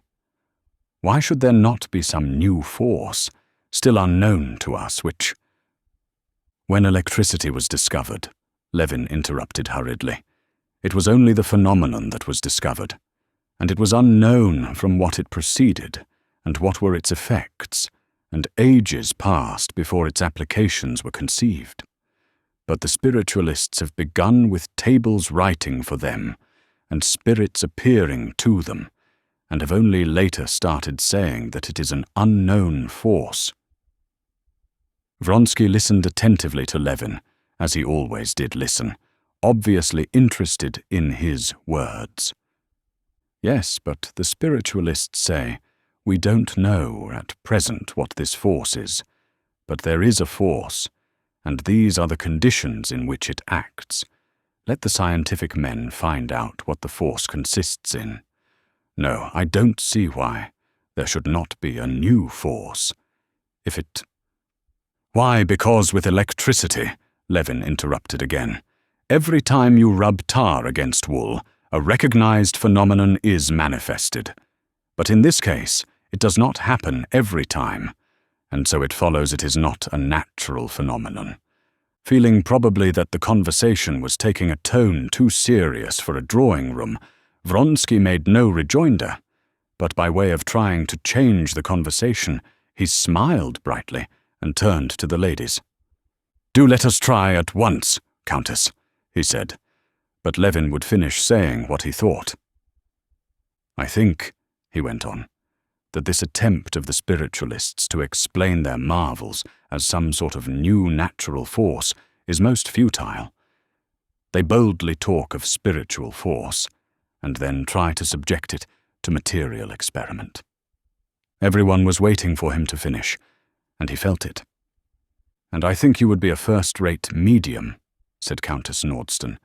"There's something enthusiastic in you." Levin opened his mouth, was about to say something, reddened and said nothing. "Do let us try table-turning at once, please," said Vronsky. "Princess, will you allow it?" And Vronsky stood up, looking for a little table. Kitty got up to fetch a table, and as she passed, her eyes met Levin's. She felt for him with her whole heart, the more because she was pitying him for suffering, of which she was herself the cause. "If you can forgive me, said her eyes. "I am so happy." "I hate them all, and you, and myself," his eyes responded, and he took up his hat. but he was not destined to escape. Just as they were arranging themselves round the table, and Levin was on the point of retiring, the old prince came in, and after greeting the ladies, addressed Levin. "Ah," he began joyously. "Been here long, my boy? I didn't even know you were in town. Very glad to see you." The old prince embraced Levin, and talking to him did not observe Vronsky, who had risen, and was serenely waiting till the prince should turn to him. Kitty felt how distasteful her father's warmth was to Levin after what had happened. She saw, too, how coldly her father responded at last to Vronsky's bow, and how Vronsky looked with amiable perplexity at her father, as though trying and failing to understand how and why anyone could be hostilely disposed towards him, and she flushed. "Prince, let us have Konstantin Dmitrievitch," said Countess Nordston. "We want to try an experiment." "What experiment? Table turning? Well, you must excuse me, ladies and gentlemen, but to my mind it is better fun to play the ring game," said the old prince, looking at Vronsky and guessing that it had been his suggestion. "There's some sense in that, anyway." Vronsky looked wonderingly at the prince with his resolute eyes, and, with a faint smile, began immediately talking to Countess Nordston of the great ball that was to come off next week. "I hope you will be there," he said to Kitty. As soon as the old prince turned away from him, Levin went out unnoticed, and the last impression he carried away with him of that evening was the smiling, happy face of Kitty answering Vronsky's inquiry about the ball. Part 1, Chapter 15. At the end of the evening, Kitty told her mother of her conversation with Levin, and in spite of all the pity she felt for Levin, she was glad at the thought that she had received an offer. She had no doubt that she had acted rightly. But after she had gone to bed, for a long while she could not sleep. One impression pursued her relentlessly. It was Levin's face, with his scowling brows, and his kind eyes looking out in dark dejection below them, as he stood listening to her father and glancing at her and at Vronsky, and she felt so sorry for him that tears came into her eyes. But immediately she thought of the man for whom she had given him up. She vividly recalled his manly, resolute face, his noble self-possession, and the good nature conspicuous in everything towards everyone. She remembered the love for her of the man she loved, and once more all was gladness in her soul, and she lay on the pillow, smiling with happiness. I'm sorry, but what could I do? It's not my fault," she said to herself. But an inner voice told her something else. Whether she felt remorse at having won Levin's love, or at having refused him, she didn't know, but her happiness was poisoned by doubts.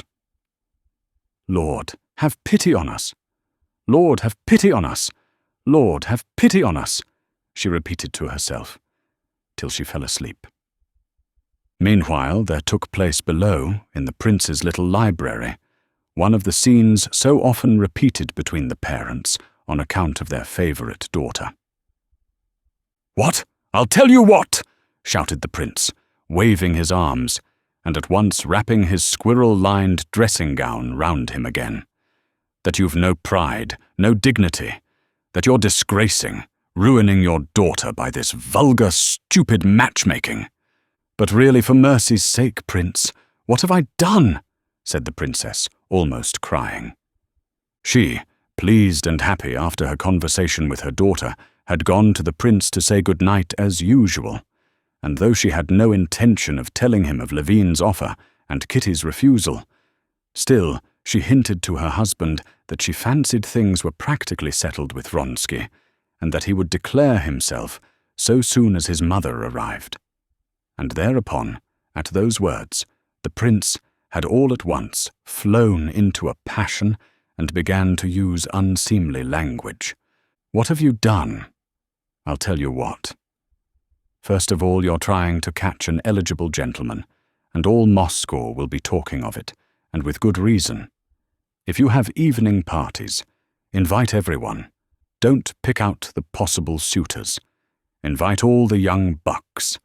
Engage a piano player and let them dance, and not as you do things nowadays, hunting up good matches. It makes me sick to see it, and you've gone on till you've turned the poor wench's head. Levin's 1,000 times the better man. As for this little Petersburg swell, they're turned out by machinery, all on one pattern, and all precious rubbish. But if he were a prince of the blood, my daughter need not run after anyone. But what have I done? Why, you've... The prince was crying wrathfully. I know if one were to listen to you, interrupted the princess, we should never marry our daughter. If it's to be so, we'd better go into the country. Well, and we had better. But do wait a minute. Do I try and catch them? I don't try to catch them in the least. A young man, and a very nice one, has fallen in love with her. And she, I fancy... Oh, yes, you fancy. And how if she really is in love, and he's no more thinking of marriage than I am? Oh, that I should live to see it. Ah, spiritualism. Ah, nice. Ah, the ball. And the prince, imagining that he was mimicking his wife, made a mincing curtsy at each word.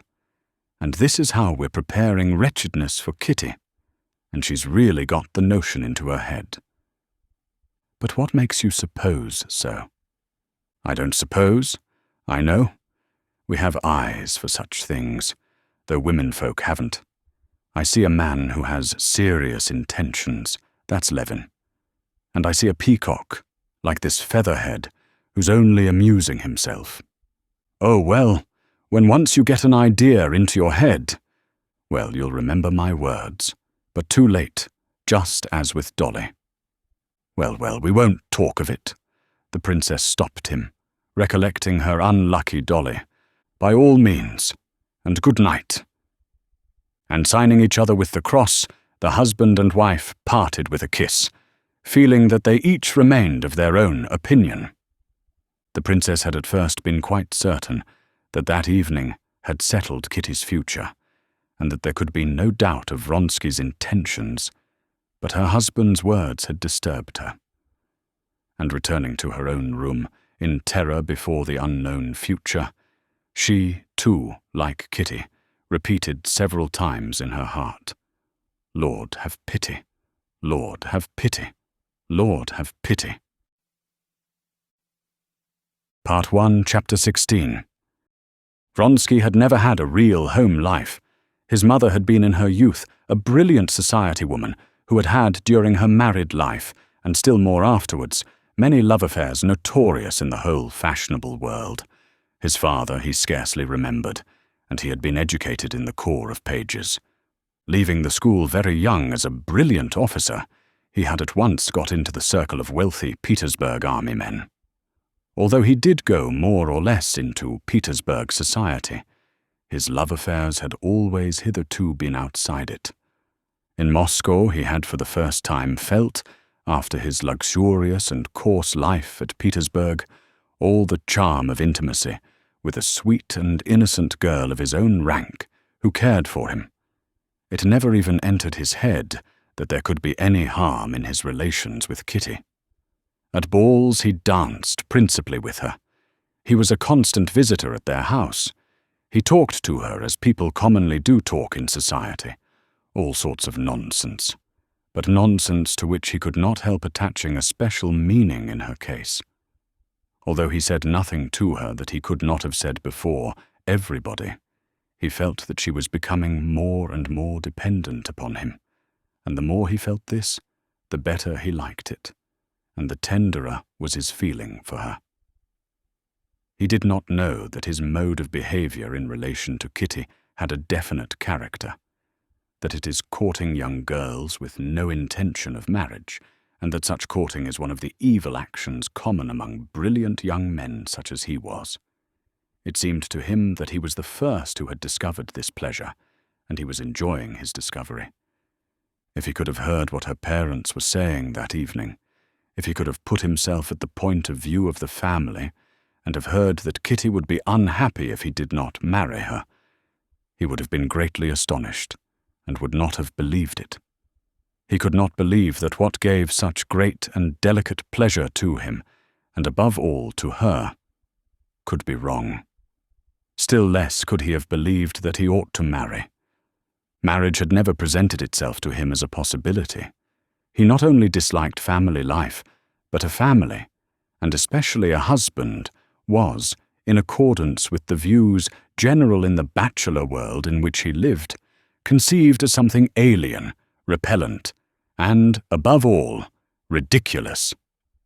But though Vronsky had not the least suspicion what the parents were saying, he felt on coming away from the Shtcherbatskys that the secret spiritual bond which existed between him and Kitty had grown so much stronger that evening that some step must be taken.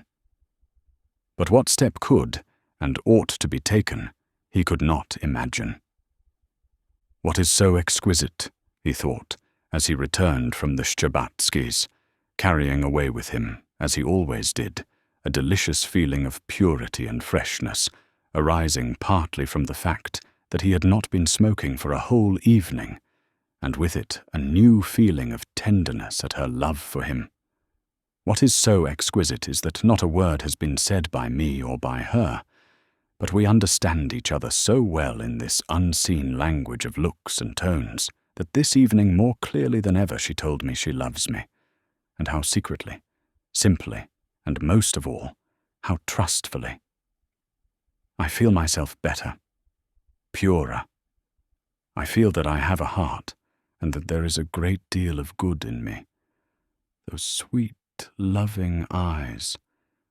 When she said, "Indeed I do." "Well, what then?" "Oh, nothing. It's good for me, and good for her." And he began wondering where to finish the evening. He passed in review of the places he might go to. Club? A game of bezique, champagne with Ignatov? No, I'm not going. Château des Fleurs. There I shall find Oblonsky. Songs, the cancan. No, I'm sick of it. That's why I like the Shtcherbatskys, that I'm growing better. I'll go home. He went straight to his room at Dussotz's hotel, ordered supper, and then undressed, and as soon as his head touched the pillow, fell into a sound sleep. Part 1, Chapter 17. Next day at 11 o'clock in the morning, Vronsky drove to the station of the Petersburg Railway to meet his mother, and the first person he came across on the great flight of steps was Oblonsky, who was expecting his sister by the same train. "Ah, Your Excellency!" cried Oblonsky. "Whom are you meeting?" "My mother," Vronsky responded, smiling as everyone did who met Oblonsky. He shook hands with him, and together they ascended the steps. "She is to be here from Petersburg today. I was looking out for you till 2 o'clock last night. Where did you go after the Shtcherbatskys?" "Home," answered Vronsky. "I must own I felt so well content yesterday after the Shtcherbatskys that I didn't care to go anywhere. I know a gallant steed by tokens sure, and by his eyes I know a youth in love," declaimed Stepan Arkadyevitch, just as he had done before to Levin. Vronsky smiled with a look that seemed to say that he did not deny it, but he promptly changed the subject. "And whom are you meeting?" he asked. I've come to meet a pretty woman," said Oblonsky. "You don't say so. Honi soit qui mal y pense, my sister Anna." "Ah, that's Madame Karenina," said Vronsky. "You know her, no doubt?" "I think I do. Or perhaps not. I really am not sure," Vronsky answered heedlessly, with a vague recollection of something stiff and tedious evoked by the name Karenina. "But Alexey Alexandrovitch, my celebrated brother-in-law, you surely must know. All the world knows him." I know him by reputation and by sight. I know that he's clever, learned, religious somewhat. But you know that's not in my line, said Vronsky in English. Yes, he's a very remarkable man. Rather a conservative, but a splendid man, observed Stepan Arkadyevitch. A splendid man. Oh, well, so much the better for him, said Vronsky, smiling. Oh, you've come, he said, addressing a tall old footman of his mother's, standing at the door. Come here. Besides the charm Oblonsky had in general for everyone, Vronsky had felt of late specially drawn to him by the fact that in his imagination he was associated with Kitty. Well, what do you say? Shall we give a supper on Sunday for the diva? He said to him with a smile, taking his arm. Of course. I'm collecting subscriptions. Oh, did you make the acquaintance of my friend Levin? Asked Stepan Arkadyevitch. Yes, but he left rather early. He's a capital fellow, pursued Oblonsky. Isn't he? I don't know why it is, responded Vronsky.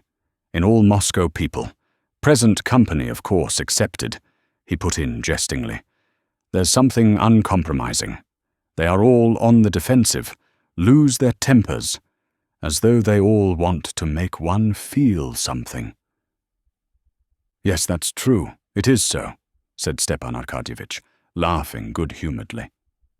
Will the train soon be in? Vronsky asked a railway official. The train's signalled, answered the man. The approach of the train was more and more evident by the preparatory bustle in the station, the rush of porters, the movement of policemen and attendants, and people meeting the train.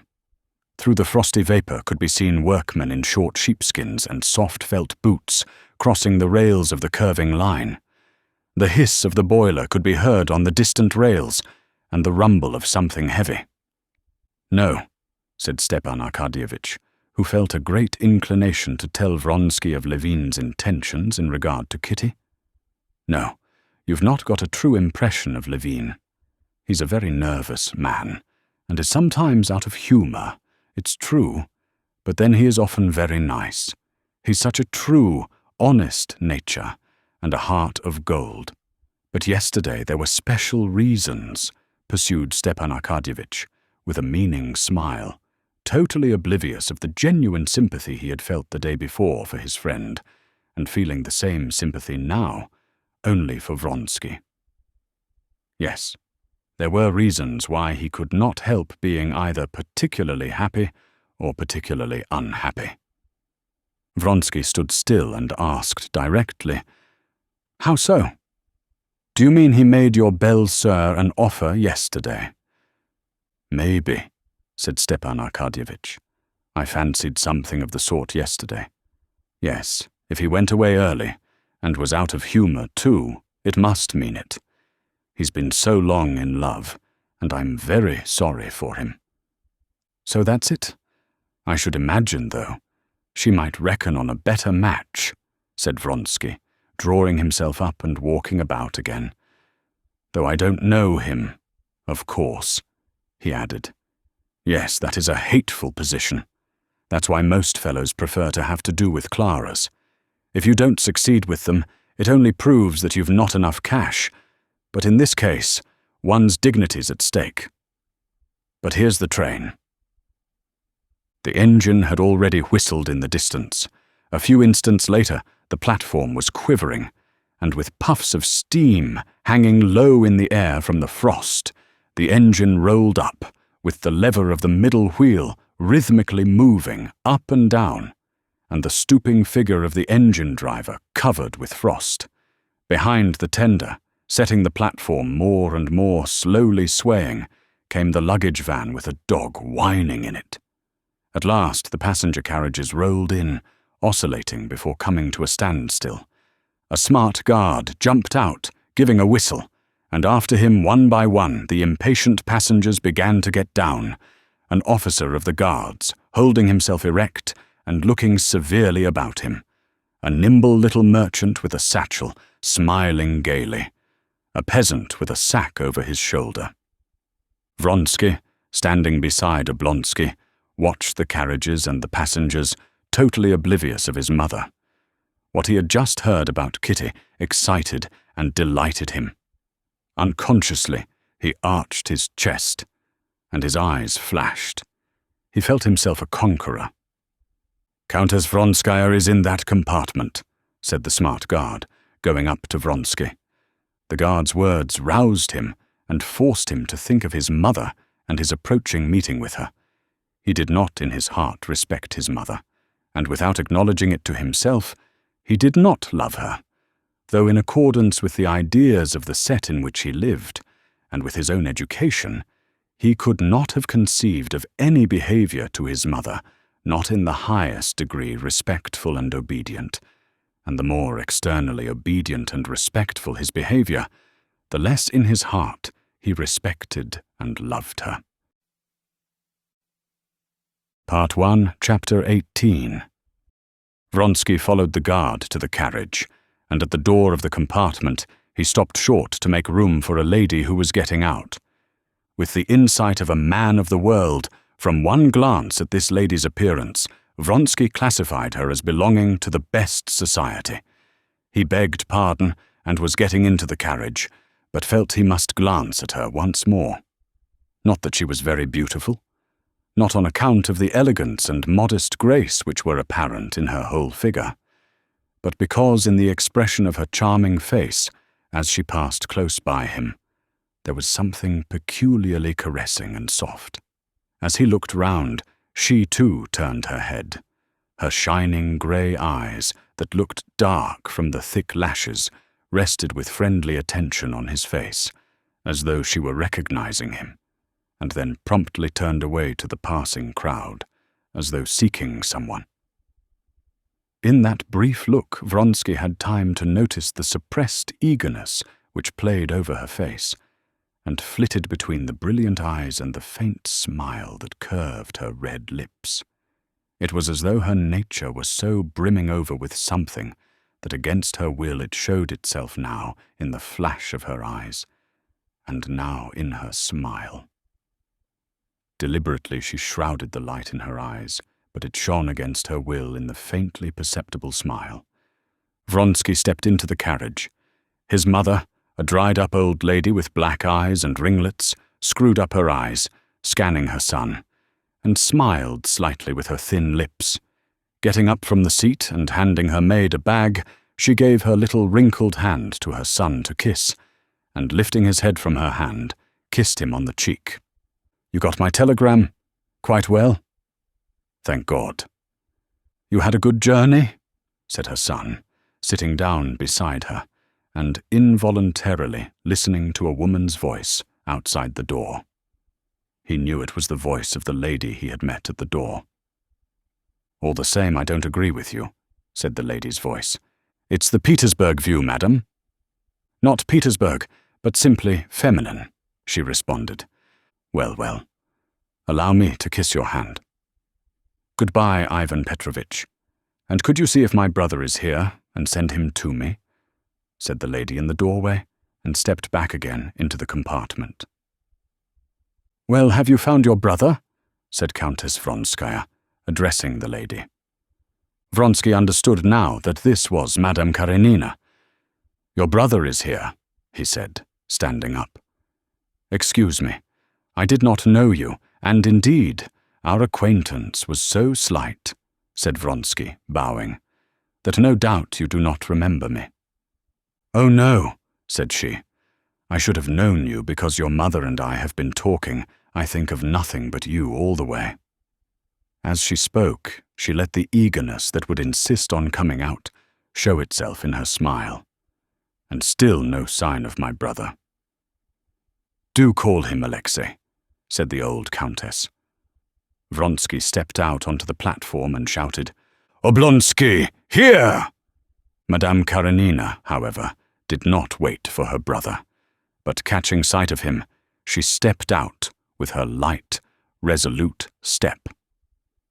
And as soon as her brother had reached her, with a gesture that struck Vronsky by its decision and its grace, She flung her left arm around his neck, drew him rapidly to her, and kissed him warmly. Vronsky gazed, never taking his eyes from her, and smiled. He could not have said why. But recollecting that his mother was waiting for him, he went back again into the carriage. "She's very sweet, isn't she?" said the Countess of Madame Karenina.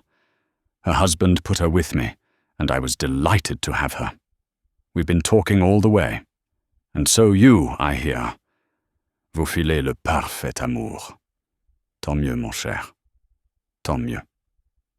"I don't know what you are referring to, maman," he answered coldly. "Come, maman. Let us go." Madame Karenina entered the carriage again to say goodbye to the Countess. "Well, Countess, you have met your son, and I my brother," she said, "and all my gossip is exhausted. I should have nothing more to tell you." "Oh, no," said the Countess, taking her hand. "I could go all around the world with you, and never be dull. You are one of those delightful women in whose company it's sweet to be silent as well as to talk. Now please don't fret over your son. You can't expect never to be parted." Madame Karenina stood quite still, holding herself very erect, and her eyes were smiling. "Anna Arkadyevna," the Countess said in explanation to her son, "has a little son, 8 years old, I believe, and she has never been parted from him before, and she keeps fretting over leaving him." "Yes, the Countess and I have been talking all the time, I of my son and she of hers," said Madame Karenina. And again a smile lighted up her face, a caressing smile intended for him. "I am afraid that you must have been dreadfully bored," he said, promptly catching the ball of coquetry she had flung him. But apparently she did not care to pursue the conversation in that strain, and she turned to the old Countess. "Thank you so much. The time has passed so quickly. Goodbye, Countess." "Goodbye, my love," answered the Countess. "Let me have a kiss of your pretty face. I speak plainly, at my age, and I tell you simply that I've lost my heart to you." Stereotyped as the phrase was, Madame Karenina obviously believed it and was delighted by it. She flushed, bent down slightly, and put her cheek to the Countess's lips, drew herself up again, and with the same smile fluttering between her lips and her eyes, she gave her hand to Vronsky. He pressed the little hand she gave him, and was delighted, as though at something special, by the energetic squeeze with which she freely and vigorously shook his hand. She went out with the rapid step which bore her rather fully developed figure with such strange lightness. "Very charming," said the Countess. That was just what her son was thinking. His eyes followed her till her graceful figure was out of sight, and then the smile remained on his face. He saw out of the window how she went up to her brother, put her arm in his, and began telling him something eagerly, obviously something that had nothing to do with him, Vronsky, and at that he felt annoyed. "Well, maman, are you perfectly well?" he repeated, turning to his mother. "Everything has been delightful. Alexander has been very good, and Marie has grown very pretty. She's very interesting." And she began telling him again of what interested her most, the christening of her grandson, for which she had been staying in Petersburg, and the special favor shown her elder son by the Tsar. "Here's Lavrenti," said Vronsky, looking out of the window. "Now we can go, if you like." The old butler who had travelled with the Countess came to the carriage to announce that everything was ready, and the Countess got up to go. "Come, there's not such a crowd now," said Vronsky. The maid took a handbag and the lap-dog, the butler and a porter the other baggage. Vronsky gave his mother his arm, but just as they were getting out of the carriage, several men ran suddenly by with panic-stricken faces. The station master, too, ran by in his extraordinary coloured cap. Obviously something unusual had happened. The crowd who had left the train were running back again. What? What? Where? Flung himself. Crushed, was heard among the crowd. Stepan Arkadyevitch, with his sister on his arm, turned back. They too looked scared and stopped at the carriage door to avoid the crowd. The ladies got in, while Vronsky and Stepan Arkadyevitch followed the crowd to find out details of the disaster.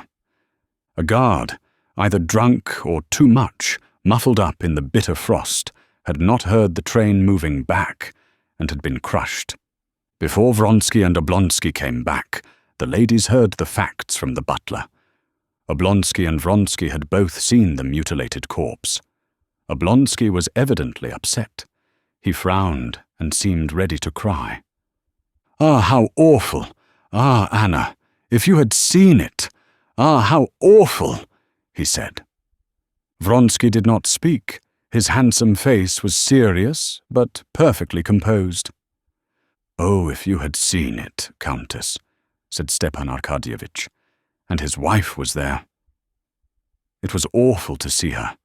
She flung herself on the body. They say he was the only support of an immense family. How awful! "Couldn't one do anything for her?" said Madame Karenina in an agitated whisper. Vronsky glanced at her and immediately got out of the carriage. "I'll be back directly, maman," he remarked, turning round in the doorway. When he came back a few minutes later, Stepan Arkadyevitch was already in conversation with the Countess about the new singer, while the Countess was impatiently looking towards the door, waiting for her son. "Now let us be off," said Vronsky, coming in. They went out together. Vronsky was in front with his mother. Behind walked Madame Karenina with her brother. Just as they were going out of the station master overtook Vronsky. "You gave my assistant 200 rubles. Would you kindly explain for whose benefit you intend them?"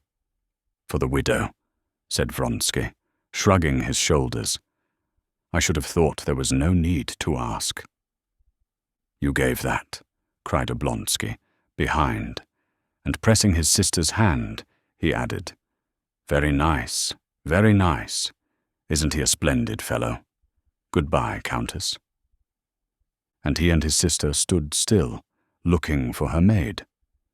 When they went out, the Vronskys' carriage had already driven away.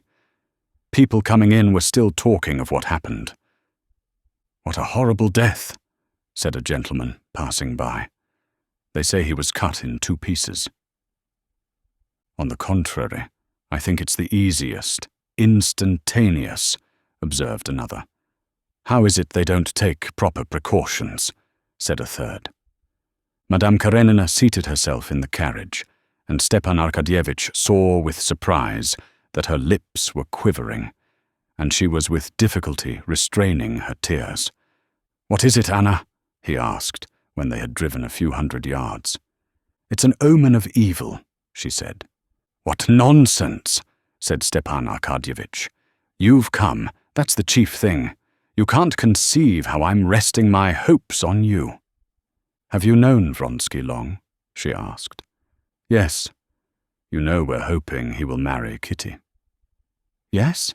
said Anna softly. "Come now, let us talk of you," she added, tossing her head, as though she would physically shake off something superfluous oppressing her. "Let us talk of your affairs. I got your letter, and here I am." "Yes, all my hopes are in you," said Stepan Arkadyevitch. "Well, tell me all about it." And Stepan Arkadyevitch began to tell his story. On reaching home, Oblonsky helped his sister out, sighed, pressed her hand, and set off to his office. Part 1, Chapter 19.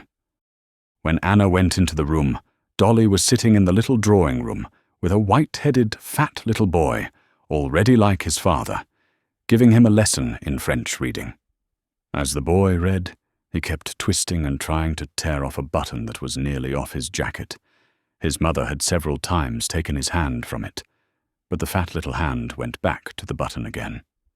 His mother pulled the button off and put it in her pocket. "Keep your hand still, Grisha," she said, and she took up her work, a coverlet she had long been making. She always set to work on it at depressed moments, and now she knitted at it nervously, twitching her fingers and counting the stitches. Though she had sent word the day before to her husband that it was nothing to her whether his sister came or not, she had made everything ready for her arrival, and was expecting her sister-in-law with emotion. Dolly was crushed by her sorrow, utterly swallowed up by it. Still, she did not forget that Anna, her sister-in-law, was the wife of one of the most important personages in Petersburg, and was a Petersburg grande dame. And thanks to this circumstance, she did not carry out her threat to her husband. That is to say, she remembered that her sister-in-law was coming. And after all, Anna is in no wise to blame, thought Dolly. I know nothing of her except the very best, and I have seen nothing but kindness and affection from her towards myself. It was true that as far as she could recall her impressions at Petersburg at the Karenins, she did not like their household itself. There was something artificial in the whole framework of their family life. But why should I not receive her? If only she doesn't take it into her head to console me, thought Dolly. All consolation and counsel and Christian forgiveness, all that I have thought over 1,000 times, and it's all no use. All these days Dolly had been alone with her children. She did not want to talk of her sorrow, but with that sorrow in her heart, she could not talk of outside matters. She knew that in one way or another she would tell Anna everything, and she was alternately glad at the thought of speaking freely, and angry at the necessity of speaking of her humiliation with her, his sister, and of hearing her ready-made phrases of good advice and comfort. She had been on the lookout for her, glancing at her watch every minute, and, as so often happens, let slip just that minute when her visitor arrived, so that she didn't hear the bell. Catching a sound of skirts and light steps at the door, she looked round, and her careworn face unconsciously expressed not gladness, but wonder. She got up and embraced her sister-in-law. "What, here already?" she said as she kissed her. "Dolly, how glad I am to see you." "I am glad too," said Dolly, faintly smiling, and trying by the expression of Anna's face to find out whether she knew. Most likely she knows, she thought, noticing the sympathy in Anna's face. "Well, come along, I'll take you to your room," she went on, trying to defer as long as possible the moment of confidences. "Is this Grisha? Heavens, how he's grown," said Anna, and kissing him, never taking her eyes off Dolly, she stood still and flushed a little. "No, please. Let us stay here." She took off her kerchief and her hat, and catching it in a lock of her black hair, which was a mass of curls, she tossed her head and shook her hair down. "You are radiant with health and happiness," said Dolly, almost with envy. "Yes," said Anna. "Merciful heavens, Tanya, you're the same age as my Seryozha," she added, addressing the little girl as she ran in. She took her in her arms and kissed her. "Delightful child, delightful. Show me them all." She mentioned them, not only remembering the names, but the years, months, characters, illnesses of all the children, and Dolly could not but appreciate that. "Very well, we will go to them," she said. "It's a pity Vasya's asleep." After seeing the children, they sat down, alone now, in the drawing-room to coffee. Anna took the tray and then pushed it away from her. "Dolly," she said, "he has told me." Dolly looked coldly at Anna. She was waiting now for phrases of conventional sympathy, But Anna said nothing of the sort. "Dolly, dear," she said, "I don't want to speak for him to you, nor to try to comfort you. That's impossible. But, darling, I'm simply sorry. Sorry from my heart for you." Under the thick lashes of her shining eyes, tears suddenly glittered. She moved nearer to her sister-in-law and took her hand in her vigorous little hand. Dolly did not shrink away, but her face did not lose its frigid expression. She said, "To comfort me's impossible. Everything's lost after what has happened. Everything's over." And directly she had said this, her face suddenly softened. Anna lifted the wasted, thin hand of Dolly, kissed it, and said, "But, Dolly, what's to be done? What's to be done? How is it best to act in this awful position? That's what you must think of." "All's over, and there's nothing more," said Dolly. "And the worst of all is, you see, that I can't cast him off. There are the children. I am tied, and I can't live with him. It's a torture to me to see him. Dolly, darling, he has spoken to me, but I want to hear it from you. Tell me about it." Dolly looked at her inquiringly. Sympathy and love unfeigned were visible on Anna's face. "Very well," she said all at once. "But I will tell you it from the beginning. You know how I was married. With the education Mama gave us, I was more than innocent. I was stupid. I knew nothing. I know they say men tell their wives of their former lives.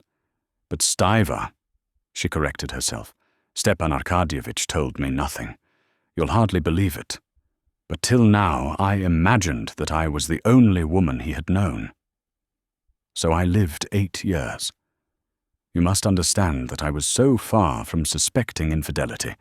I regarded it as impossible, and then try to imagine it with such ideas, to find out suddenly all the horror, all the loathsomeness.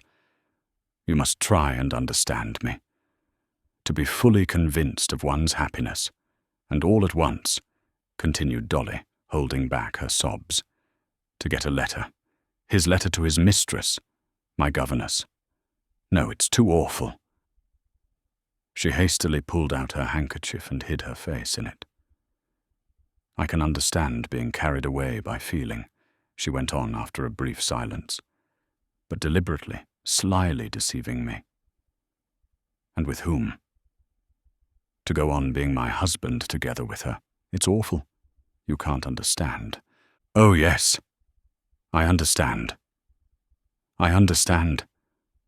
Dolly, dearest." "I do understand," said Anna, pressing her hand. "And do you imagine he realizes all the awfulness of my position?" Dolly resumed. "Not the slightest. He's happy and contented." "Oh, no," Anna interposed quickly. "He's to be pitied. He's weighed down by remorse." "Is he capable of remorse?" Dolly interrupted, gazing intently into her sister-in-law's face. "Yes, I know him. I could not look at him without feeling sorry for him. We both know him. He's good-hearted, but he's proud, and now he's so humiliated. What touched me most," and here Anna guessed what would touch Dolly most, "he's tortured by 2 things, that he's ashamed for the children's sake, and that, loving you, yes, loving you beyond everything on earth," she hurriedly interrupted Dolly, who would have answered, "he has hurt you, pierced you to the heart. No, she cannot forgive me, he keeps saying." Dolly looked dreamily away beyond her sister-in-law as she listened to her words. "Yes, I can see that his position is awful. It's worse for the guilty than the innocent," she said. "If he feels that all the misery comes from his fault. But how am I to forgive him? How am I to be his wife again after her? For me to live with him now would be torture. just because I love my past love for him." And sobs cut short her words. But as though of set design, each time she was softened, she began to speak again of what exasperated her. "She's young, you see. She's pretty," she went on. "Do you know, Anna, my youth and my beauty are gone. Taken by whom? By him and his children. I have worked for him, and all I had has gone in his service. And now, of course, any fresh, vulgar creature has more charm for him. No doubt they talked of me together, or worse still, they were silent. Do you understand?" Again her eyes glowed with hatred. "And after that he will tell me. What? Can I believe him? Never. No, everything is over. Everything that once made my comfort, the reward of my work, and my sufferings. Would you believe it? I was teaching Grisha just now. Once this was a joy to me. Now it is a torture. What have I to strive and toil for? Why are the children here? What so awful is that all at once my heart's turned, and instead of love and tenderness, I have nothing but hatred for him. Yes, hatred. I could kill him. Darling Dolly, I understand. But don't torture yourself. You are so distressed, so overwrought, that you look at many things mistakenly." Dolly grew calmer, and for 2 minutes both were silent. "What's to be done? Think for me, Anna. Help me. I have thought over everything, and I see nothing." Anna could think of nothing, but her heart responded instantly to each word, to each change of expression of her sister-in-law. "One thing I would say," began Anna. "I am his sister, I know his character, that faculty of forgetting everything. Everything." She waved her hand before her forehead. "That faculty for being completely carried away, but for completely repenting too. He cannot believe it. He cannot comprehend now how he can have acted as he did." "No, he understands, he understood," Dolly broke in. "But you are forgetting me. Does it make it easier for me?" "Wait a minute. When he told me, I will own I did not realize all the awfulness of your position. I saw nothing but him, and that the family was broken up. I felt sorry for him, but after talking to you, I see it, as a woman, quite differently. I see your agony, and I can't tell you how sorry I am for you. But Dolly, darling, I fully realize your sufferings, only there is one thing I don't know. I don't know how much love there is still in your heart for him. That you know whether there is enough for you to be able to forgive him. If there is, forgive him." "No," Dolly was beginning, but Anna cut her short, kissing her hand once more. "I know more of the world than you do," she said. "I know how men like Stiva look at it. You speak of his talking of you with her. That never happened. Such men are unfaithful, but their home and wife are sacred to them. Somehow or other, these women are still looked on with contempt by them, and do not touch on their feeling for their family. They draw a sort of line that can't be crossed between them and their families. I don't understand it. But it is so." "Yes, but he has kissed her." "Dolly, hush, darling. I saw Stiva when he was in love with you. I remember the time when he came to me and cried, talking of you, and all the poetry and loftiness of his feeling for you. And I know that the longer he has lived with you, the loftier you have been in his eyes. You know we have sometimes laughed at him for putting in at every word. Dolly's a marvelous woman. You have always been a divinity for him, and you are that still, and this has not been an infidelity of the heart. But if it is repeated, it cannot be, as I understand it. Yes, but could you forgive it? I don't know, I can't judge. Yes, I can, said Anna, thinking a moment, and grasping the position in her thought and weighing it in her inner balance. She added, Yes, I can. I can. I can. Yes, I could forgive it. I could not be the same, no, but I could forgive it, and forgive it as though it had never been at all. Oh, of course, Dolly interposed quickly, as though saying what she had more than once thought. Else it would not be forgiveness. If one forgives, it must be completely. Completely. Come, let us go. I'll take you to your room, she said, getting up, and on the way she embraced Anna. My dear, how glad I am you came. It has made things better, ever so much better. Part 1, Chapter 20. The whole of that day Anna spent at home, that's to say at the Oblonskys', and received no one, though some of her acquaintances had already heard of her arrival and came to call the same day. Anna spent the whole morning with Dolly and the children. She merely sent a brief note to her brother to tell him that he must not fail to dine at home. Come, God is merciful, she wrote. Oblonsky did dine at home. The conversation was general, and his wife, speaking to him, addressed him as Stiver, as she hadn't done before. In the relations of the husband and wife, the same estrangement still remained, but there was no talk now of separation, and Stepan Arkadyevitch saw the possibility of explanation and reconciliation. Immediately after dinner, Kitty came in.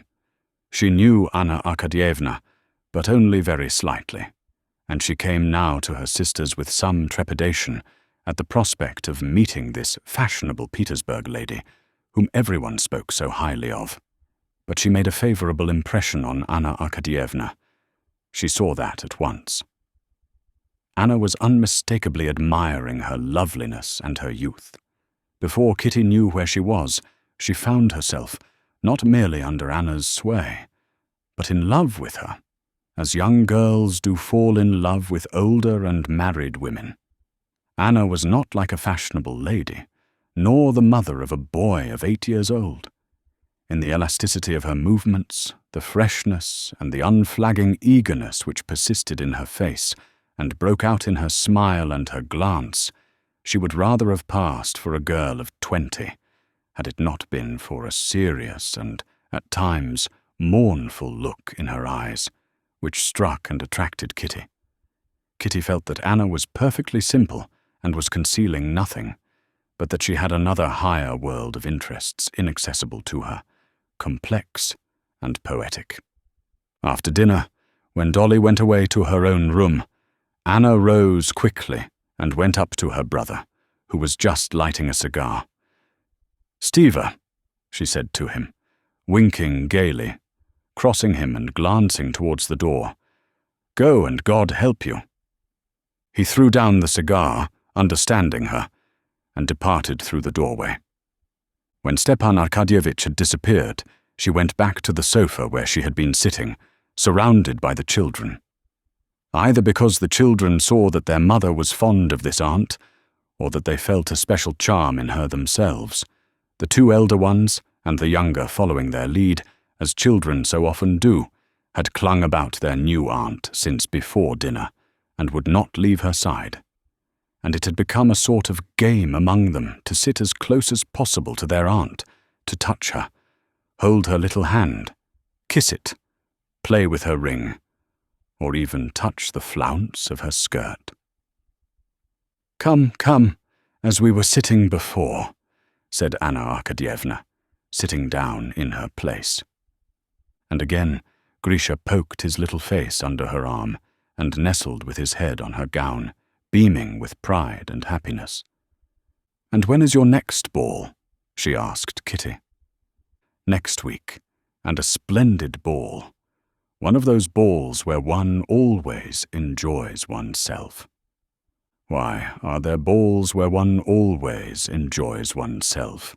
Anna said, with tender irony. "It's strange, but there are. At the Bobrishchevs one always enjoys oneself, and at the Nikitins too, while at the Mezhkovs it's always dull. Haven't you noticed it? No, my dear. For me there are no balls now where one enjoys oneself, said Anna, and Kitty detected in her eyes that mysterious world which was not open to her. For me there are some less dull and tiresome. How can you be dull at a ball? Why should not I be dull at a ball? Inquired Anna. Kitty perceived that Anna knew what answer would follow. Because you always look nicer than anyone. Anna had the faculty of blushing. She blushed a little and said, "In the first place, it's never so. And secondly, if it were, what difference would it make to me?" "Are you coming to this ball?" asked Kitty. "I imagine it won't be possible to avoid going. Here, take it," she said to Tanya, who was pulling the loosely fitting ring off her white, slender-tipped finger. "I shall be so glad if you go. I should so like to see you at a ball. Anyway, if I do go, I shall comfort myself with the thought that it's a pleasure to you. Grisha, don't pull my hair. It's untidy enough without that," she said, putting up a straying lock, which Grisha had been playing with. "I imagine you at the ball in lilac." "And why in lilac, precisely?" asked Anna, smiling. "Now, children, run along. Do you hear? Miss Hoole is calling you to tea," she said, tearing the children from her and sending them off to the dining room. "I know why you press me to come to the ball. You expect a great deal of this ball, and you want everyone to be there to take part in it." "How do you know?" "Yes." "Oh, what a happy time you are at," pursued Anna. "I remember, and I know that blue haze like the mist on the mountains in Switzerland, that mist which covers everything in that blissful time when childhood is just ending, and out of that vast circle, happy and gay, there is a path growing narrower and narrower, and it is delightful and alarming to enter the ballroom, bright and splendid as it is. Who has not been through it?" Kitty smiled without speaking. But how did she go through it?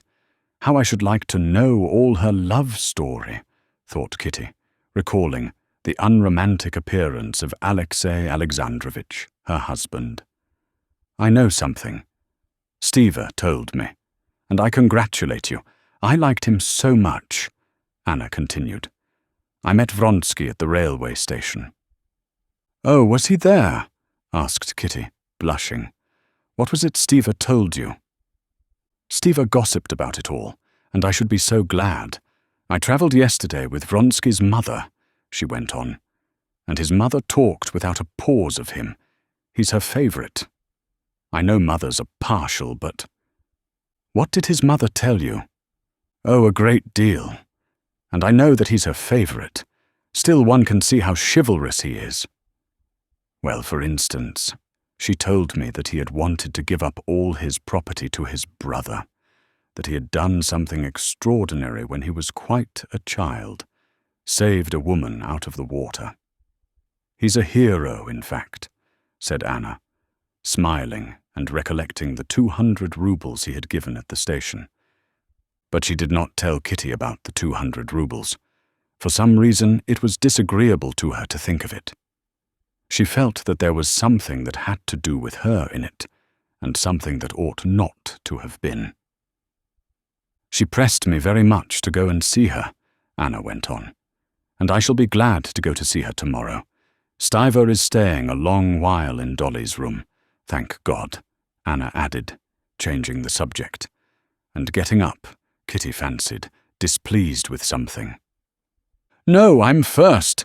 No, I!" screamed the children, who had finished tea, running up to their Aunt Anna. "All together," said Anna, and she ran laughing to meet them, and embraced and swung round all the throng of swarming children, shrieking with delight.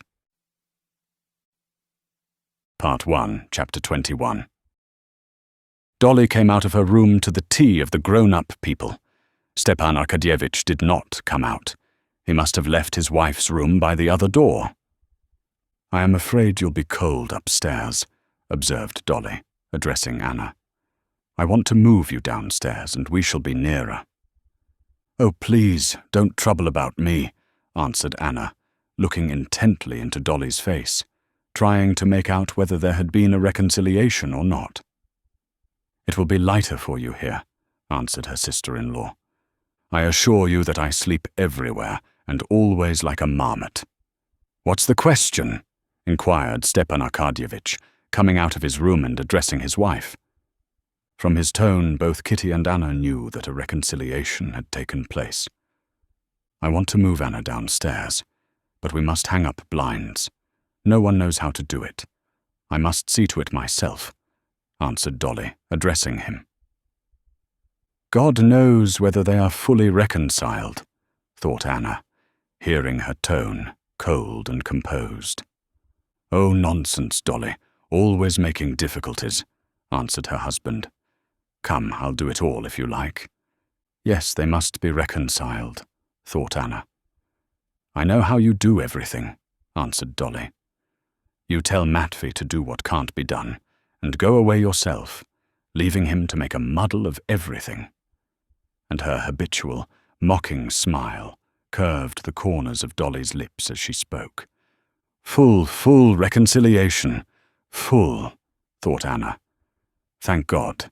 And rejoicing that she was the cause of it, she went up to Dolly and kissed her. Not at all. "Why do you always look down on me and Matvey?" said Stepan Arkadyevitch, smiling hardly perceptibly, and addressing his wife. The whole evening Dolly was, as always, a little mocking in her tone to her husband, while Stepan Arkadyevitch was happy and cheerful, but not so as to seem as though, having been forgiven, he had forgotten his offence. At 9:30 o'clock, a particularly joyful and pleasant family conversation over the tea-table at the Oblonskys' was broken up by an apparently simple incident. But this simple incident, for some reason, struck everyone as strange. Talking about common acquaintances in Petersburg, Anna got up quickly. "She is in my album," she said. "And by the way, I'll show you my Seryozha," she added, with a mother's smile of pride. Towards 10 o'clock, when she usually said good night to her son, and often before going to a ball put him to bed herself, she felt depressed at being so far from him. And whatever she was talking about, she kept coming back in thought to her curly-headed Seryozha. She longed to look at his photograph and talk of him. Seizing the first pretext, she got up, and with her light, resolute step, went for her album. The stairs up to her room came out on the landing of the great, warm main staircase. Just as she was leaving the drawing-room, a ring was heard in the hall. "Who can that be?" said Dolly. "It's early for me to be fetched, and for anyone else it's late," observed Kitty. "Sure to be someone with papers for me," put in Stepan Arkadyevitch. When Anna was passing the top of the staircase, a servant was running up to announce the visitor, while the visitor himself was standing under a lamp. Anna, glancing down, at once recognized Vronsky, and a strange feeling of pleasure and at the same time of dread of something stirred in her heart. He was standing still, not taking off his coat, pulling something out of his pocket. At the instant when she was just facing the stairs, he raised his eyes, caught sight of her, and into the expression of his face there passed a shade of embarrassment and dismay. With a slight inclination of her head, she passed, hearing behind her Stepan Arkadyevitch's loud voice calling him to come up, and the quiet, soft, and composed voice of Vronsky refusing. When Anna returned with the album, he was already gone, and Stepan Arkadyevitch was telling them that he had called to inquire about the dinner they were giving next day to a celebrity who had just arrived. And nothing would induce him to come up. "What a queer fellow he is," added Stepan Arkadyevitch. Kitty blushed. She thought that she was the only person who knew why he had come, and why he would not come up. He has been at home, she thought, and didn't find me, and thought I should be here. But he did not come up because he thought it late. And Anna's here.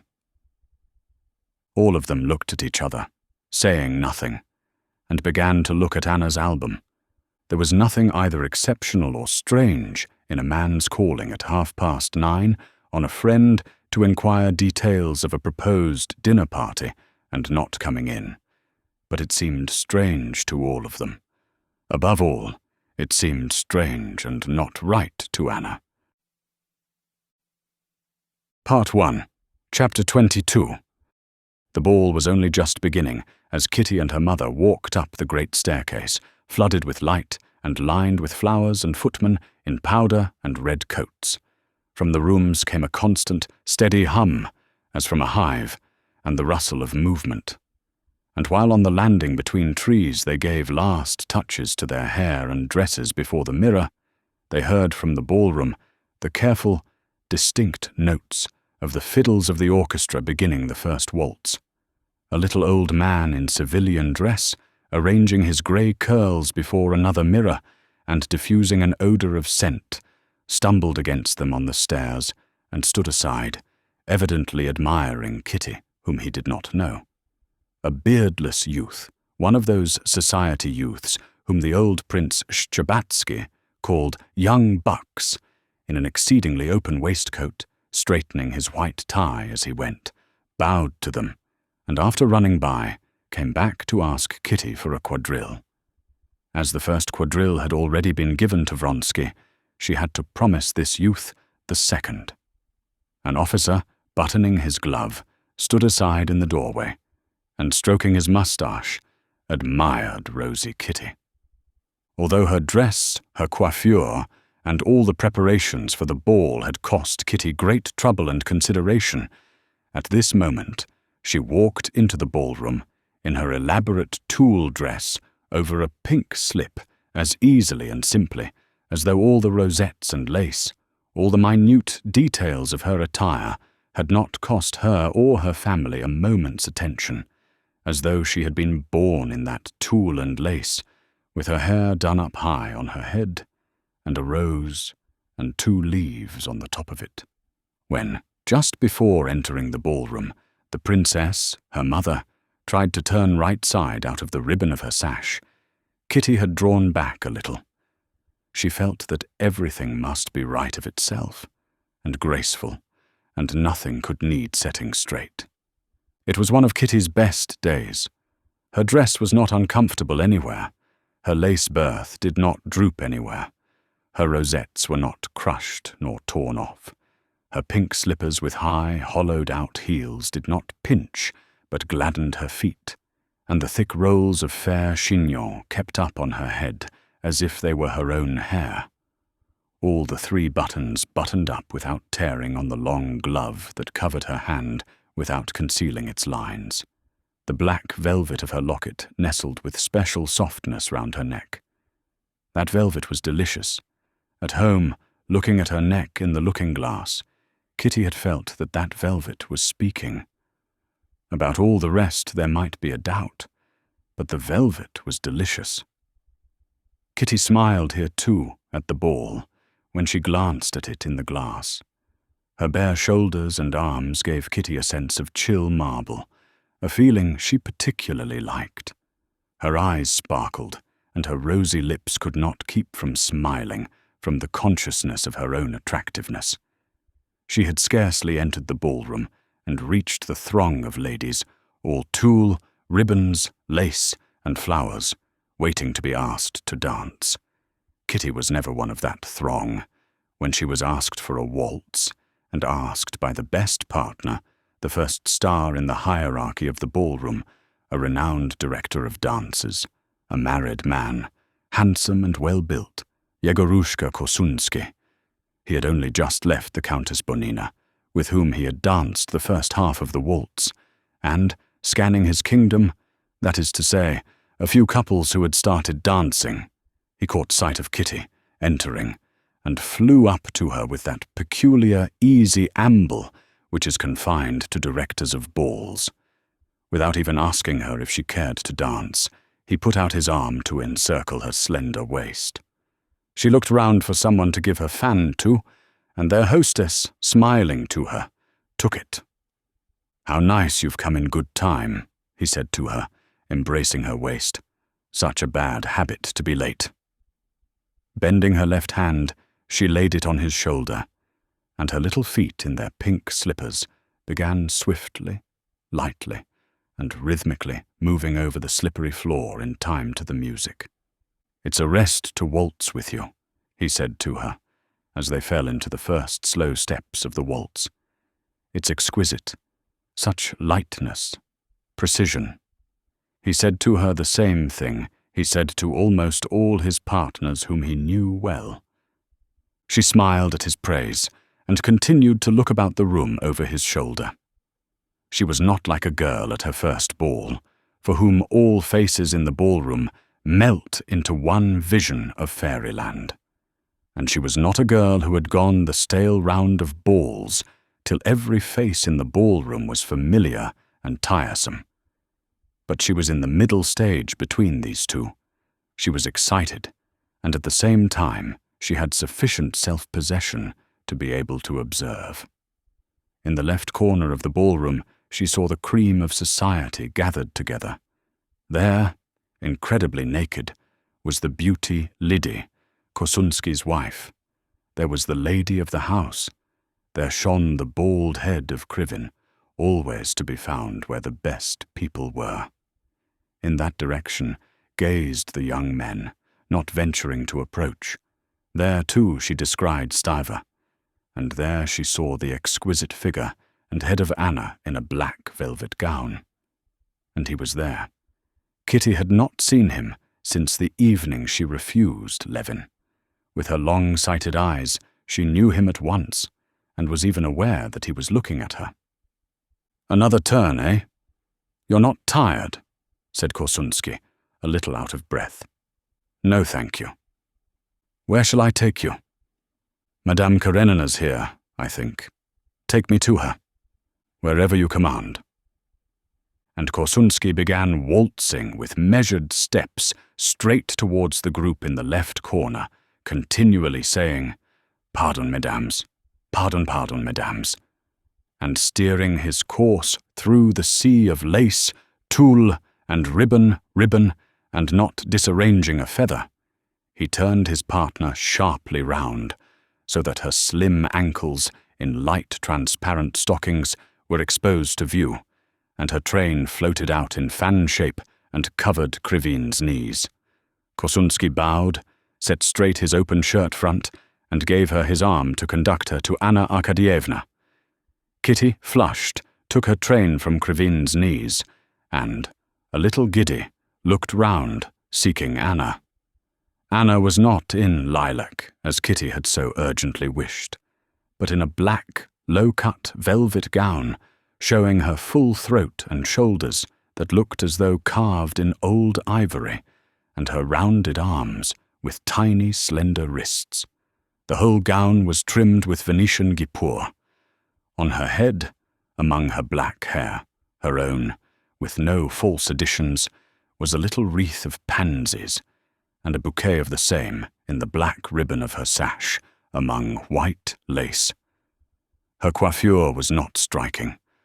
All that was noticeable was the little, wilful tendrils of her curly hair that would always break free about her neck and temples. Round her well-cut, strong neck was a thread of pearls. Kitty had been seeing Anna every day. She adored her, and had pictured her invariably in lilac. But now, seeing her in black, she felt that she had not fully seen her charm. She saw her now as someone quite new and surprising to her. Now she understood that Anna could not have been in lilac, and that her charm was just that she always stood out against her attire, that her dress could never be noticeable on her, and her black dress, with its sumptuous lace, was not noticeable on her. It was only the frame, and all that was seen was she, simple, natural, elegant, and at the same time gay and eager. She was standing holding herself, as always, very erect, and when Kitty drew near the group, she was speaking to the master of the house, her head slightly turned towards him. "No, I don't throw stones," she was saying, in answer to something. "Though I can't understand it," she went on, shrugging her shoulders, and she turned at once with a soft smile of protection towards Kitty. With a flying feminine glance, she scanned her attire and made a movement of her head, hardly perceptible but understood by Kitty, signifying approval of her dress and her looks. "You came into the room dancing," she added. "This is one of my most faithful supporters," said Korsunsky, bowing to Anna Arkadyevna, whom he had not yet seen. "The princess helps to make balls happy and successful." "Anna Arkadyevna, a waltz?" he said, bending down to her. "Why, have you met?" inquired their host. "Is there anyone we haven't met? My wife and I are like white wolves. Everyone knows us," answered Korsunsky. "A waltz, Anna Arkadyevna." "I don't dance when it's possible not to dance," she said. "But tonight it's impossible," answered Korsunsky. At that instant, Vronsky came up. "Well, since it's impossible tonight, let us start," she said, not noticing Vronsky's bow, and she hastily put her hand on Korsunsky's shoulder. "What is she vexed with him about?"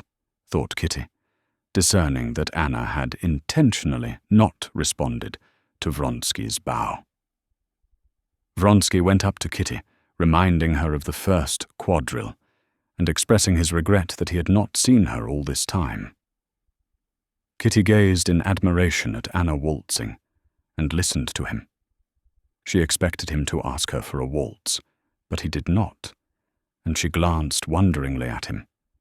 He flushed slightly, and hurriedly asked her to waltz, but he had only just put his arm round her waist and taken the first step, when the music suddenly stopped. Kitty looked into his face, which was so close to her own, and long afterwards, for several years after, that look, full of love, to which he made no response, cut her to the heart with an agony of shame.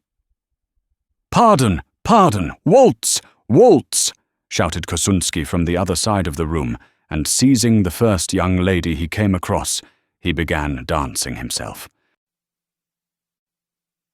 Part 1, Chapter 23. Vronsky and Kitty waltzed several times round the room. After the first waltz, Kitty went to her mother, and she had hardly time to say a few words to Countess Nordston when Vronsky came up again for the first quadrille. During the quadrille, nothing of any significance was said.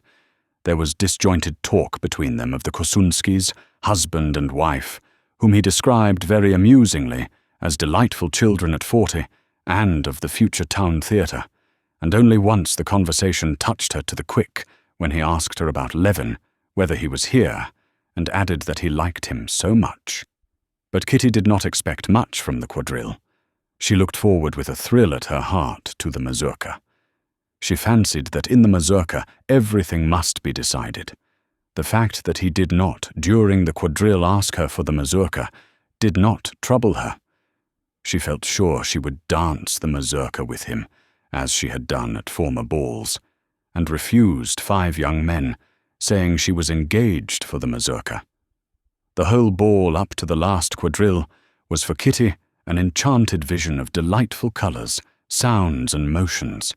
She only sat down when she felt too tired and begged for a rest. But as she was dancing the last quadrille with one of the tiresome young men whom she could not refuse, she chanced to be vis-à-vis with Vronsky and Anna. She had not been near Anna again since the beginning of the evening, and now again she saw her suddenly quite new and surprising. She saw in her the signs of that excitement of success she knew so well in herself. She saw that she was intoxicated with the delighted admiration she was exciting. She knew that feeling, and knew its signs, and saw them in Anna. saw the quivering, flashing light in her eyes, and the smile of happiness and excitement unconsciously playing on her lips, and the deliberate grace, precision, and lightness of her movements. Who? She asked herself. All or one? And not assisting the harassed young man she was dancing with in the conversation, the thread of which he had lost and could not pick up again, she obeyed with external liveliness the peremptory shouts of Kosunski, starting them all into the grand ronde, and then into the chaîne, and at the same time she kept watch with a growing pang at her heart. No, it's not the admiration of the crowd has intoxicated her, but the adoration of one. And that one? Can it be he? Every time he spoke to Anna, the joyous light flashed into her eyes, and the smile of happiness curved her red lips. She seemed to make an effort to control herself, to try not to show these signs of delight, but they came out on her face, of themselves. But what of him? Kitty looked at him, and was filled with terror. What was pictured so clearly to Kitty in the mirror of Anna's face, she saw in him. What had become of his always self-possessed, resolute manner, and the carelessly serene expression of his face? Now, every time he turned to her, he bent his head as though he would have fallen at her feet, and in his eyes there was nothing but humble submission and dread. I would not offend you, his eyes seemed every time to be saying, but I want to save myself, and I don't know how. On his face was a look such as Kitty had never seen before. They were speaking of common acquaintances, keeping up the most trivial conversation, but to Kitty it seemed that every word they said was determining their fate and hers.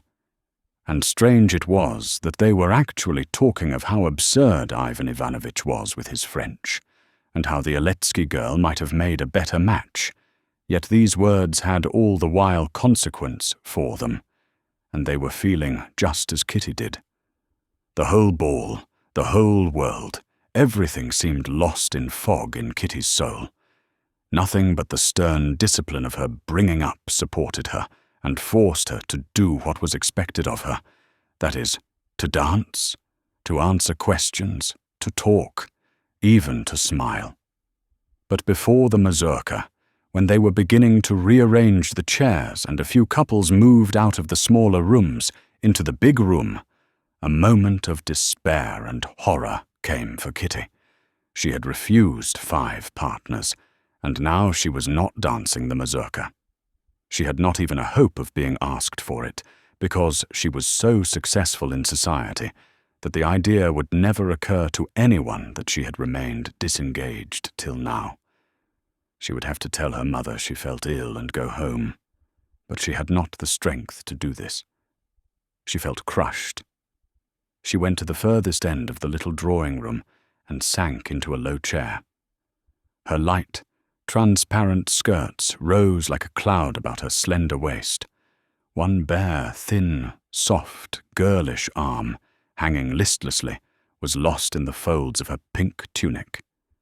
In the other she held her fan, and with rapid, short strokes fanned her burning face. But while she looked like a butterfly, clinging to a blade of grass, and just about to open its rainbow wings for fresh flight, her heart ached with a horrible despair. But perhaps I am wrong. Perhaps it was not so. And again she recalled all she had seen. "Kitty, what is it?" said Countess Nordston, stepping noiselessly over the carpet towards her. "I don't understand it." Kitty's lower lip began to quiver. She got up quickly. "Kitty, you're not dancing the mazurka?" "No, no," said Kitty, in a voice shaking with tears. "He asked her for the mazurka before me," said Countess Nordston, knowing Kitty would understand who were he and her. She said, "Why aren't you going to dance it with Princess Shchebatskaya?" "Oh, I don't care," answered Kitty. No one but she herself understood her position. No one knew that she had just refused the man whom perhaps she loved, and refused him because she had put her faith in another.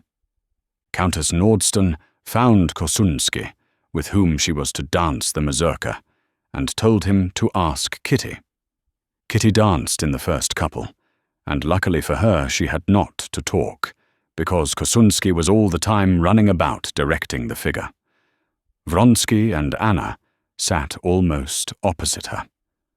She saw them with her long-sighted eyes, and saw them too close by when they met in the figures, and the more she saw of them, the more convinced was she that her unhappiness was complete.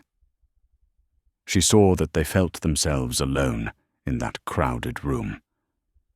And on Vronsky's face, always so firm and independent, she saw that look that had struck her, of bewilderment and humble submissiveness, like the expression of an intelligent dog when it has done wrong. Anna smiled, and her smile was reflected by him. She grew thoughtful, and he became serious. Some supernatural force drew Kitty's eyes to Anna's face. She was fascinating in her simple black dress. Fascinating were her round arms with their bracelets. Fascinating was her firm neck with its thread of pearls. Fascinating the straying curls of her loose hair. Fascinating the graceful, light movements of her little feet and hands. Fascinating was that lovely face in its eagerness. But there was something terrible and cruel in her fascination. Kitty admired her more than ever, and more acute was her suffering. Kitty felt overwhelmed, and her face showed it. When Vronsky saw her, coming across her in the mazurka, he did not at once recognize her. She was so changed. "Delightful ball," he said to her, for the sake of saying something. "Yes," she answered.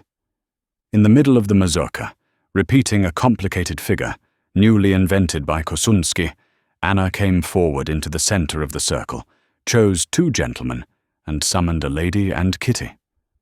Kitty gazed at her in dismay as she went up. Anna looked at her with drooping eyelids and smiled, pressing her hand. But, noticing that Kitty only responded to her smile by a look of despair and amazement, she turned away from her and began gaily talking to the other lady. "Yes, there is something uncanny, devilish and fascinating in her," Kitty said to herself. Anna did not mean to stay to supper, but the master of the house began to press her to do so. "Nonsense, Anna Arkadyevna," said Kosunsky, drawing her bare arm under the sleeve of his dress coat. "I've such an idea for a cotillion, un bijou." And he moved gradually on, trying to draw her along with him. Their host smiled approvingly. "No, I am not going to stay," answered Anna, smiling. But in spite of her smile, both Kosunsky and the master of the house saw from her resolute tone that she would not stay. "No. Why, as it is, I have danced more at your ball in Moscow than I have all the winter in Petersburg," said Anna, looking round at Vronsky, who stood near her. "I must rest a little before my journey." "Are you certainly going tomorrow, then?" asked Vronsky. "Yes, I suppose so," answered Anna, as it were wondering at the boldness of his question. But the irrepressible, quivering brilliance of her eyes and her smile set him on fire as she said it. Anna Arkadyevna did not stay to supper, but went home. Part 1, Chapter 24. "Yes, there is something in me, hateful, repulsive," thought Levin, as he came away from the Shtcherbatskys and walked in the direction of his brother's lodgings. "And I don't get on with other people. Pride, they say. No, I have no pride. If I had any pride, I should not have put myself in such a position." And he pictured to himself Vronsky, happy, good-natured, clever, and self-possessed, certainly never placed in the awful position in which he had been that evening. Yes, she was bound to choose him. So it had to be, and I cannot complain of anyone or anything. I am myself to blame. What right had I to imagine she would care to join her life to mine? Who am I, and what am I? A nobody, not wanted by anyone, nor of use to anybody. And he recalled his brother Nikolai, and dwelt with pleasure on the thought of him. Isn't he right that everything in the world is base and loathsome? And are we fair in our judgment of brother Nikolai? Of course, from the point of view of Prokofy, seeing him in a torn cloak and tipsy, he's a despicable person. But I know him differently. I know his soul, and know that we are like him. And I, instead of going to seek him out, went out to dinner, and came here. Levin walked up to a lamp-post, read his brother's address, which was in his pocket-book, and called a sledge. All the long way to his brother's, Levin vividly recalled all the facts familiar to him of his brother Nikolai's life. He remembered how his brother, while at the university, and for a year afterwards, had, in spite of the jeers of his companions, lived like a monk, strictly observing all religious rites, services, and fasts, and avoiding every sort of pleasure, especially women. And afterwards, how he had all at once broken out. He had associated with the most horrible people, and rushed into the most senseless debauchery. He remembered later the scandal over a boy whom he had taken from the country to bring up, and, in a fit of rage, had so violently beaten that proceedings were brought against him for unlawfully wounding. Then he recalled the scandal with a sharper to whom he had lost money and given a promissory note, and against whom he had himself lodged a complaint, asserting that he had cheated him. This was the money Sergei Ivanovitch had paid. Then he remembered how he had spent a night in the lock-up for disorderly conduct in the street. He remembered the shameful proceedings he had tried to get up against his brother, Sergei Ivanovitch, accusing him of not having paid him his share of his mother's fortune, and the last scandal, when he had gone to a western province in an official capacity, and there had got into trouble for assaulting a village elder. It was all horribly disgusting, yet to Levin it appeared not at all in the same disgusting light as it inevitably would to those who did not know Nikolai, did not know all his story, did not know his heart. Levin remembered that when Nikolai had been in the devout stage, the period of fasts and monks and church services, when he was seeking in religion a support and a curb for his passionate temperament, everyone, far from encouraging him, had jeered at him, and he too with the others. They had teased him, called him Noah and monk, and when he had broken out, no one had helped him, but everyone had turned away from him with horror and disgust. Levin felt that in spite of all the ugliness of his life, his brother Nikolai, in his soul, in the very depths of his soul, was no more in the wrong than the people who despised him. He was not to blame for having been born with his unbridled temperament and his somehow limited intelligence, but he had always wanted to be good.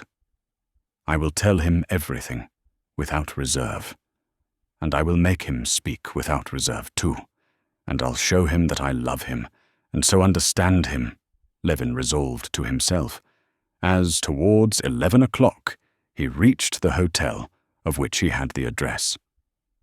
At the top, 12 and 13, the porter answered Levin's inquiry. At home? Sure to be at home. The door of number 12 was half open, and there came out into the streak of light thick fumes of cheap, poor tobacco, and the sound of a voice unknown to Levin. But he knew at once that his brother was there. He heard his cough.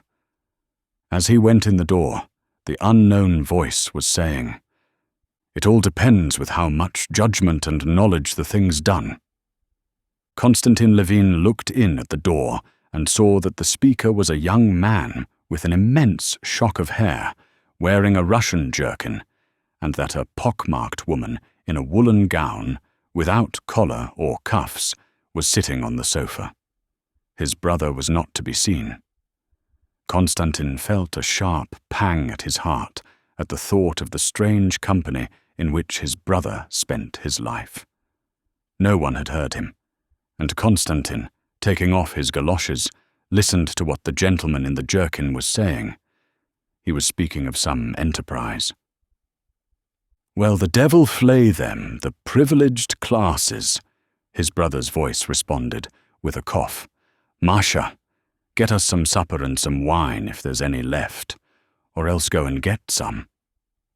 The woman rose, came out from behind the screen, and saw Constantine.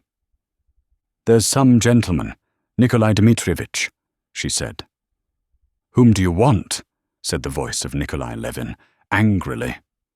"It's I," answered Constantine Levin, coming forward into the light.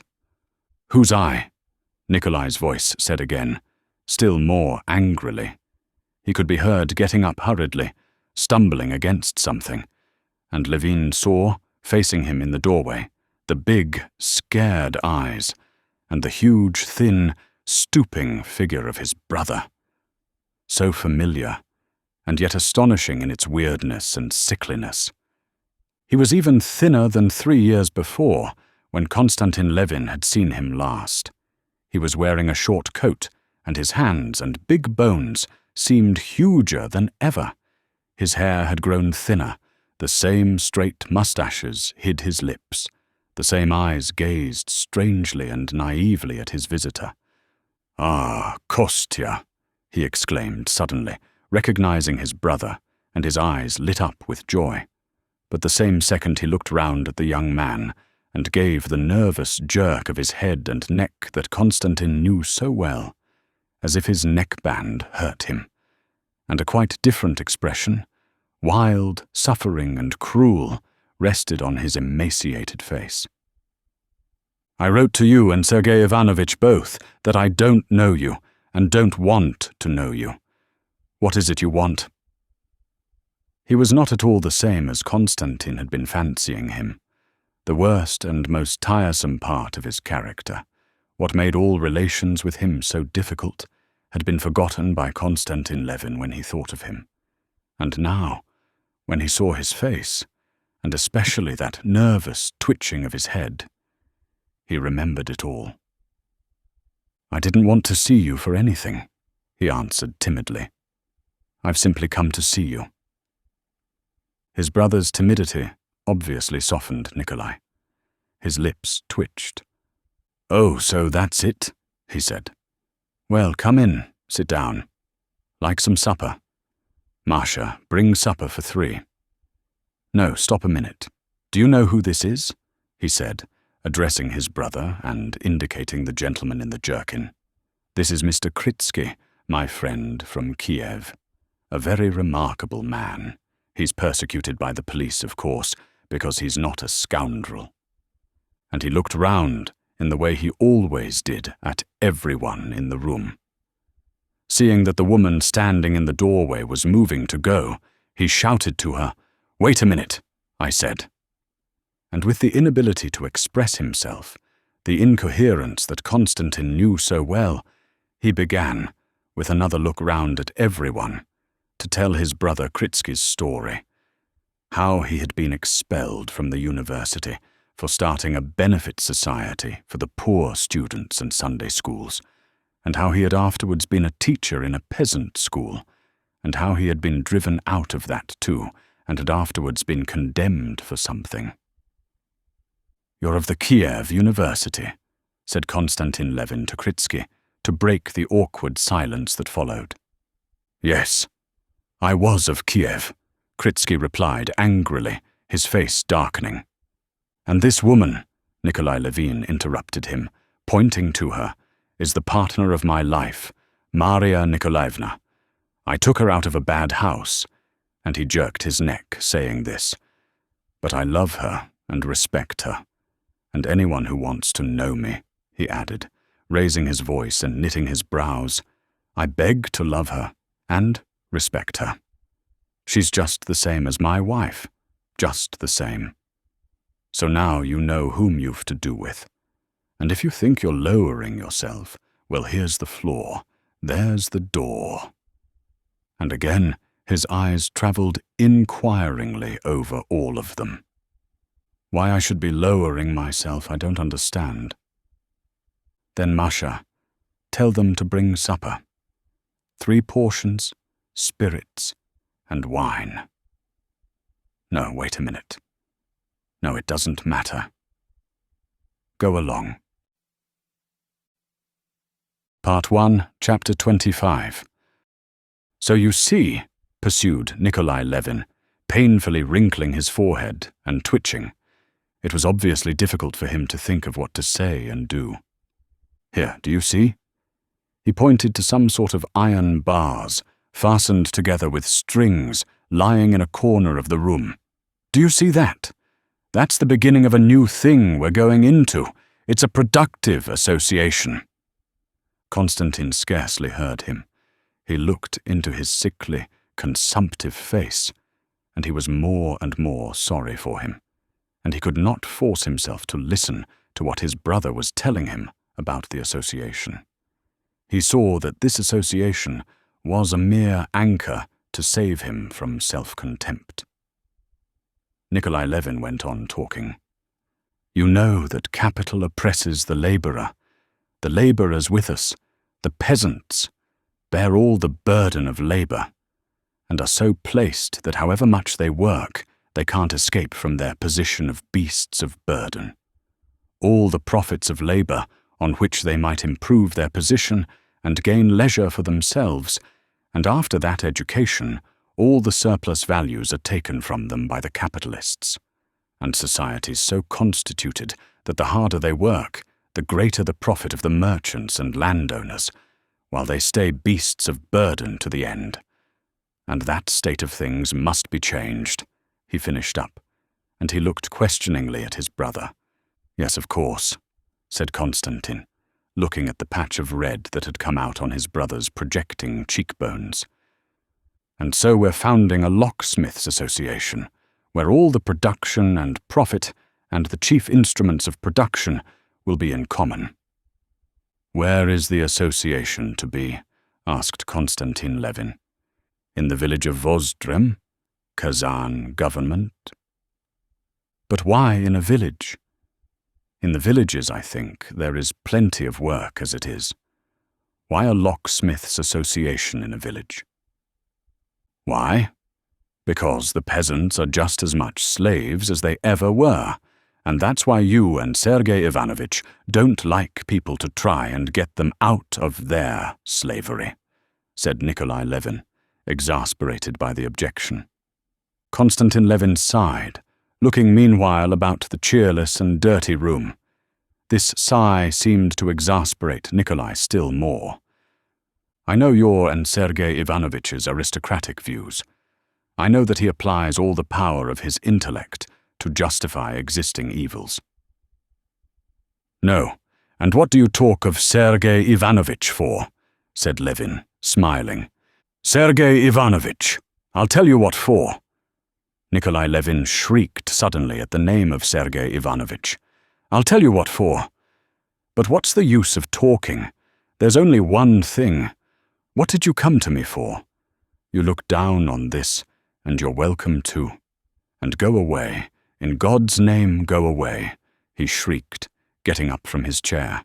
And go away and go away. I don't look down on it at all, said Konstantin Levin timidly. I don't even dispute it. At that instant, Maria Nikolaevna came back. Nikolai Levin looked round angrily at her. She went quickly to him and whispered something. I'm not well. I've grown irritable, said Nikolai Levin, getting calmer and breathing painfully. And then you talk to me of Sergei Ivanovich and his article. It's such rubbish, such lying, such self-deception. What can a man write of justice who knows nothing of it? Have you read his article? He asked Kritsky, sitting down again at the table, and moving back off half of it the scattered cigarettes, so as to clear a space. "I've not read it," Kritsky responded gloomily, obviously not desiring to enter into the conversation. "Why not?" said Nikolai Levin, now turning with exasperation upon Kritsky. "Because I didn't see the use of wasting my time over it." "Oh, but excuse me. How did you know it would be wasting your time? That article's too deep for many people. That's to say, it's over their heads. But with me, it's another thing. I see through his ideas, and I know where its weakness lies." Everyone was mute. Kritsky got up deliberately and reached his cap. "Won't you have supper? All right, goodbye. Come round tomorrow with the locksmith." Kritsky had hardly gone out when Nikolai Levin smiled and winked. "He's no good either," he said. "I see, of course." But at that instant, Kritsky, at the door, called him. "What do you want now?" he said, and went out to him in the passage. Left alone with Maria Nikolaevna, Levin turned to her. "Have you been long with my brother?" he said to her. "Yes, more than a year. Nikolai Dmitrievitch's health has become very poor." "Nikolai Dmitrievitch drinks a great deal," she said. "That is, how does he drink?" "Drinks vodka, and it's bad for him." "And a great deal?" whispered Levin. "Yes," she said, looking timidly towards the doorway where Nikolai Levin had reappeared. "What were you talking about?" he said, knitting his brows and turning his scared eyes from one to the other. "What was it?" "Oh, nothing," Konstantin answered in confusion. "Oh, if you don't want to say, don't. Only it's no good your talking to her. She's a wench, and you're a gentleman," he said with a jerk of the neck. "You understand everything I see, and have taken stock of everything, and look with commiseration on my shortcomings," he began again, raising his voice. "Nikolai Dmitrievitch, Nikolai Dmitrievitch," whispered Maria Nikolaevna, again going up to him. "Oh, very well, very well. But where's the supper?" "Ah, here it is," he said, seeing a waiter with a tray. "Here, set it here," he added angrily, and promptly seizing the vodka, he poured out a glassful and drank it greedily. "Like a drink?" He turned to his brother, and at once became better-humoured. "Well, enough of Sergei Ivanovitch. I'm glad to see you anyway. After all's said and done, we're not strangers. Come, have a drink. Tell me what you're doing," he went on, greedily munching a piece of bread and pouring out another glassful. "How are you living?" "I live alone in the country, as I used to. I'm busy looking after the land," answered Konstantin, watching with horror the greediness with which his brother ate and drank, and trying to conceal that he noticed it. "Why don't you get married?" "It hasn't happened so," Konstantin answered, reddening a little. "Why not?" "For me now. Everything's at an end.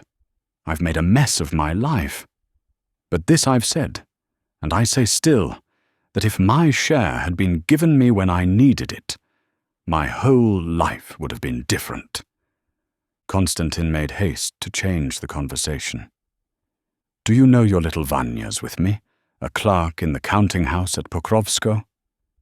Nikolai jerked his neck and sank into thought. "Yes, tell me what's going on at Pokrovsko. Is the house standing still, and the birch trees and our schoolroom? And Philip the gardener, is he living? How I remember the arbour and the seat. Now mind and don't alter anything in the house, but make haste and get married, and make everything as it used to be again. Then I'll come and see you, if your wife is nice." "But come to me now," said Levin. "How nicely we would arrange it." "I'd come and see you if I was sure I should not find Sergei Ivanovitch. You wouldn't find him there. I live quite independently of him. Yes, but say what you like. You will have to choose between me and him," he said, looking timidly into his brother's face. This timidity touched Konstantin. "If you want to hear my confession of faith on the subject, I tell you that in your quarrel with Sergei Ivanovich, I take neither side. You're both wrong. You're more wrong externally, and he inwardly." "Ah! You see that! You see that!" Nikolai shouted joyfully. "But I personally value friendly relations with you more because—" Why? Konstantin could not say that he valued it more because Nikolai was unhappy and needed affection. But Nikolai knew that this was just what he meant to say, and scowling, he took up the vodka again. "Enough, Nikolai Dmitrievich," said Maria Nikolaevna, stretching out her plump, bare arm towards the decanter. "Let it be. Don't insist. I'll beat you," he shouted. Maria Nikolaevna smiled a sweet and good-humoured smile, which was at once reflected on Nikolai's face, and she took the bottle. "And do you suppose she understands nothing?" said Nikolai. "She understands it all better than any of us. Isn't it true there's something good and sweet in her?" "Were you never before in Moscow?" Konstantin said to her, for the sake of saying something. "Only you mustn't be polite and stiff with her. It frightens her. No one ever spoke to her so but the justices of the peace, who tried her for trying to get out of a house of ill fame. Mercy on us! The senselessness in the world," he cried suddenly. "These new institutions, these justices of the peace, rural councils, what hideousness it all is." And he began to enlarge on his encounters with the new institutions. Konstantin Levin heard him, and the disbelief in the sense of all public institutions, which he shared with him, and often expressed, was distasteful to him now from his brother's lips. "In another world we shall understand it all," he said lightly. "In another world." "Ah, I don't like that other world. I don't like it," he said, letting his scared eyes rest on his brother's eyes. "Here one would think that to get out of all the baseness and the mess, one's own and other people's, would be a good thing, and yet I'm afraid of death, awfully afraid of death." He shuddered. "But do drink something. Would you like some champagne? Or shall we go somewhere? Let's go to the gypsies. Do you know I have got so fond of the gypsies and Russian songs?" His speech had begun to falter, and he passed abruptly from one subject to another. Konstantin, with the help of Masha, persuaded him not to go out anywhere, and got him to bed hopelessly drunk. Masha promised to write to Konstantin in case of need, and to persuade Nikolai Levin to go and stay with his brother. Part 1, Chapter 26. In the morning, Konstantin Levin left Moscow, and towards evening he reached home. On the journey in the train, he talked to his neighbours about politics and the new railways, and, just as in Moscow, he was overcome by a sense of confusion of ideas, dissatisfaction with himself, shame of something or other. But when he got out at his own station, when he saw his one-eyed coachman, Ignat, with the collar of his coat turned up, when, in the dim light reflected by the station fires, he saw his own sledge, his own horses with their tails tied up, in their harness trimmed with rings and tassels. When the coachman Ignat, as he put in his luggage, told him the village news that the contractor had arrived, and that Pava had carved, he felt that little by little the confusion was clearing up, and the shame and self-dissatisfaction were passing away. He felt this at the mere sight of Ignat and the horses, but when he had put on the sheepskin, brought for him, had sat down, wrapped up in the sledge, and had driven off, pondering on the work that lay before him in the village, and staring at the side horse, that had been his saddle horse, past his prime now, but a spirited beast from the Don, he began to see what had happened to him in quite a different light. He felt himself, and did not want to be anyone else. All he wanted now was to be better than before. In the first place, he resolved that from that day he would give up hoping for any extraordinary happiness, such as marriage must have given him, and consequently he would not so disdain what he really had. Secondly, he would never again let himself give way to low passion, the memory of which had so tortured him when he had been making up his mind to make an offer. Then, remembering his brother Nikolai, he resolved to himself that he would never allow himself to forget him, that he would follow him up and not lose sight of him, so as to be ready to help when things should go ill with him. And that would be soon, he felt. Then, too, his brother's talk of communism, which he had treated so lightly at the time, now made him think. He considered a revolution in economic conditions nonsense, but he always felt the injustice of his own abundance in comparison with the poverty of the peasants, and now he determined that so as to feel quite in the right, though he had worked hard and lived by no means luxuriously before, he would now work still harder, and would allow himself even less luxury. And all this seemed to him so easy a conquest over himself that he spent the whole drive in the pleasantest daydreams, with a resolute feeling of hope in a new, better life. He reached home before 9 o'clock at night. The snow of the little quadrangle before the house was lit up by a light in the bedroom windows of his old nurse, Agafea Mihailovna, who performed the duties of housekeeper in his house. She was not yet asleep. Kuzma, waked up by her, came sidling sleepily out onto the steps. A setter bitch, Laska, ran out too, almost upsetting Kuzma, and whining, turned round about Levin's knees, jumping up and longing, but not daring, to put her forepaws on his chest. "You're soon back again, sir," said Agafea Mihailovna. "I got tired of it, Agafea Mihailovna. With friends one is well, but at home one is better," he answered, and went into his study. The study was slowly lit up as the candle was brought in. The familiar details came out: the stag's horns, the bookshelves, the looking-glass, the stove with its ventilator, which had long wanted mending, his father's sofa, a large table on the table, an open book, a broken ashtray, a manuscript book with his handwriting. As he saw all this, there came over him for an instant a doubt of the possibility of arranging the new life, of which he had been dreaming on the road. All these traces of his life seemed to clutch him and to say to him, "No, you're not going to get away from us, and you're not going to be different, but you're going to be the same as you've always been, with doubts, everlasting dissatisfaction with yourself, vain efforts to amend, and falls, and everlasting expectation of a happiness which you won't get, and which isn't possible for you." This the thing said to him, but another voice in his heart was telling him that he must not fall under the sway of the past, and that one can do anything with oneself. And hearing that voice, he went into the corner where stood his 2 heavy dumbbells, and began brandishing them like a gymnast, trying to restore his confident temper.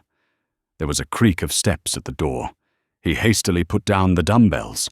The bailiff came in and said everything, thank God, was doing well, but informed him that the buckwheat in the new drying machine had been a little scorched. This piece of news irritated Levin. The new drying machine had been constructed and partly invented by Levin.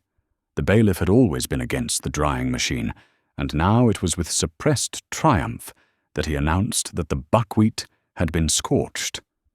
Levin was firmly convinced that if the buckwheat had been scorched, it was only because the precautions had not been taken, for which he had hundreds of times given orders.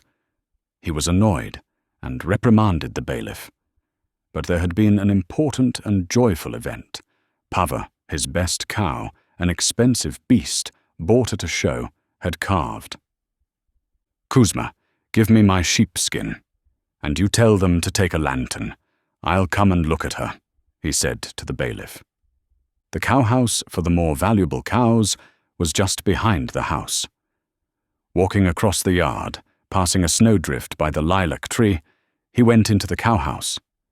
There was the warm, steamy smell of dung when the frozen door was opened, and the cows, astonished at the unfamiliar light of the lantern, stirred on the fresh straw. He caught a glimpse of the broad, smooth, black and piebald back of Hollandka. Bearcoot, the bull, was lying down with his ring in his lip, and seemed about to get up, but thought better of it, and only gave 2 snorts as they passed by him. Pava, a perfect beauty, huge as a hippopotamus, with her back turned to them, prevented their seeing the calf as she sniffed her all over. Levin went into the pen, looked Pava over, and lifted the red and spotted calf onto her long, tottering legs. Pava, uneasy, began lowing, but when Levin put the calf close to her, she was soothed, and, sighing heavily, began licking her with her rough tongue. The calf, fumbling, poked her nose under her mother's udder, and stiffened her tail out straight. "Here, bring the light, Fyodor. This way," said Levin, examining the calf. "Like the mother, though the color takes after the father. But that's nothing. Very good. Long and broad in the haunch. Vasily Fedorovitch, isn't she splendid?" he said to the bailiff, quite forgiving him for the buckwheat under the influence of his delight in the calf. "How could she fail to be? Oh, Semyon the contractor came the day after you left. You must settle with him, Konstantin Dmitrievitch," said the bailiff. "I did inform you about the machine."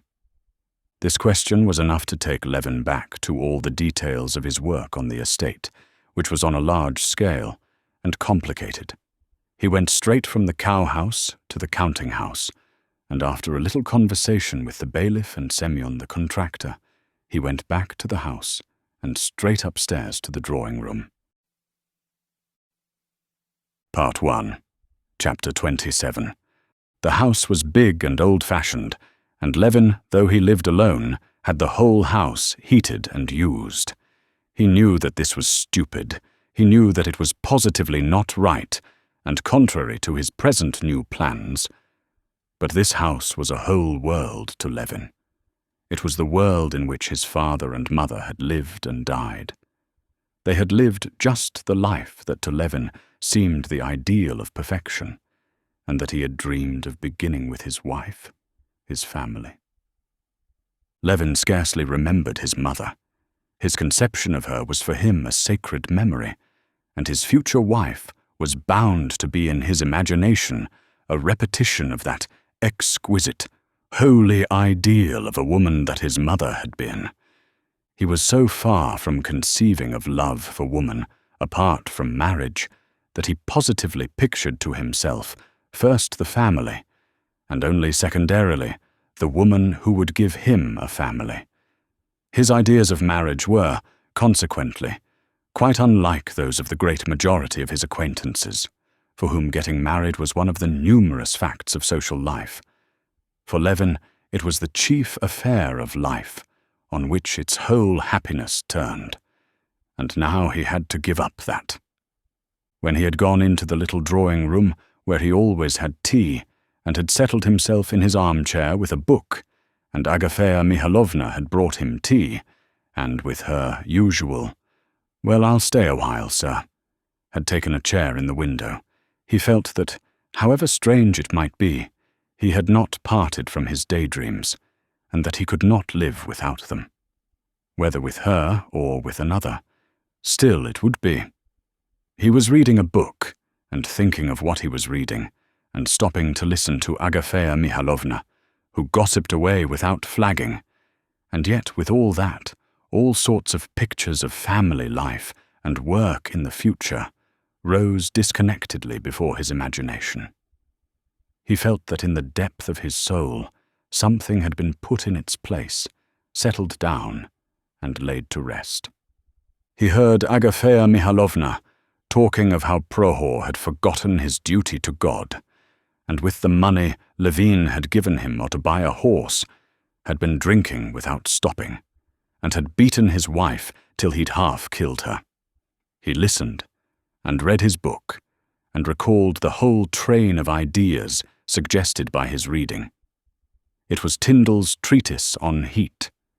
He recalled his own criticisms of Tyndall, of his complacent satisfaction in the cleverness of his experiments, and for his lack of philosophic insight. And suddenly there floated into his mind the joyful thought, in 2 years' time I shall have 2 Dutch cows. Pava herself will perhaps still be alive.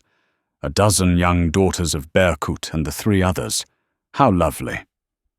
He took up his book again. Very good. Electricity and heat are the same thing. But is it possible to substitute the one quantity for the other in the equation for the solution of any problem? Well, then what of it? The connection between all the forces of nature is felt instinctively. It's particularly nice if Pava's daughter should be a red-spotted cow, and all the herd will take after her, and the other 3, too. Splendid. To go out with my wife and visitors to meet the herd. My wife says, Kostya and I looked after that calf like a child. How can it interest you so much? Says a visitor. Everything that interests him interests me. But who will she be? And he remembered what had happened at Moscow. Well, there's nothing to be done. It's not my fault. But now everything shall go on in a new way. It's nonsense to pretend that life won't let one, that the past won't let one. One must struggle to live better, much better. He raised his head and fell to dreaming. Old Laska, who had not yet fully digested her delight at his return, and had run out into the yard to bark, came back wagging her tail and crept up to him, bringing in the scent of fresh air, put her head under his hand, and whined plaintively, asking to be stroked. There, who'd have thought it, said Agafea Mihalovna. The dog now, why, she understands that her master's come home, and that he's low-spirited. Why low-spirited? Do you suppose I don't see it, sir? It's high time I should know the gentry. Why, I've grown up from a little thing with them. It's nothing, sir, so long as there's health and a clear conscience. Levin looked intently at her, surprised at how well she knew his thought. Shall I fetch you another cup? Said she, and taking his cup she went out. Laska kept poking her head under his hand. He stroked her, and she promptly curled up at his feet, laying her head on a hind paw.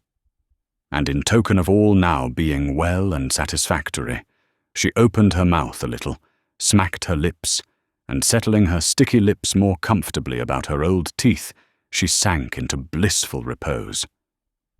Levin watched all her movements attentively. That's what I'll do, he said to himself. That's what I'll do. Nothing's amiss. All's well. Part 1, Chapter 28. After the ball, early next morning, Anna Arkadyevna sent her husband a telegram that she was leaving Moscow the same day. No, I must go. I must go. She explained to her sister-in-law the change in her plans, in a tone that suggested that she had to remember so many things that there was no enumerating them. No, it had really better be today. Stepan Arkadyevitch was not dining at home, but he promised to come and see his sister off at 7 o'clock. Kitty, too, did not come, sending a note that she had a headache. Dolly and Anna dined alone with the children and the English governess. Whether it was that the children were fickle or that they had acute senses, and felt that Anna was quite different that day from what she had been when they had taken such a fancy to her, that she was not now interested in them, but they had abruptly dropped their play with their aunt and their love for her, and were quite indifferent that she was going away. Anna was absorbed the whole morning in preparations for her departure. She wrote notes to her Moscow acquaintances, put down her accounts, and packed. Altogether, Dolly fancied she was not in a placid state of mind, but in that worried mood which Dolly knew well with herself, and which doesn't come without cause, and for the most part covers dissatisfaction with self. After dinner, Anna went up to her room to dress, and Dolly followed her. "How queer you are today," Dolly said to her. "I? Do you think so? I'm not queer, but I'm nasty. I am like that sometimes. I keep feeling as if I could cry." "It's very stupid, but it'll pass off," said Anna quickly, and she bent her flushed face over a tiny bag in which she was packing a nightcap and some cambric handkerchiefs. Her eyes were particularly bright, and were continually swimming with tears. "In the same way I didn't want to leave Petersburg, and now I don't want to go away from here." "You came here and did a good deed," said Dolly, looking intently at her. Anna looked at her with eyes wet with tears. "Don't say that, Dolly. I've done nothing, and could do nothing. I often wonder why people are all in league to spoil me. What have I done, and what could I do? In your heart there was found love enough to forgive. If it had not been for you, God knows what would have happened. How happy you are, Anna," said Dolly. "Everything is clear and good in your heart." "Every heart has its own skeletons, as the English say." "You have no sort of skeleton, have you? Everything is so clear in you."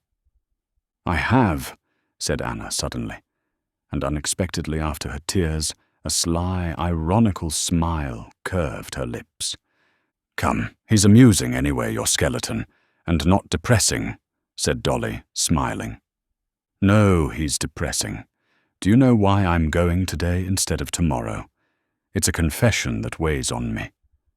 "I want to make it to you," said Anna, letting herself drop definitely into an armchair and looking straight into Dolly's face.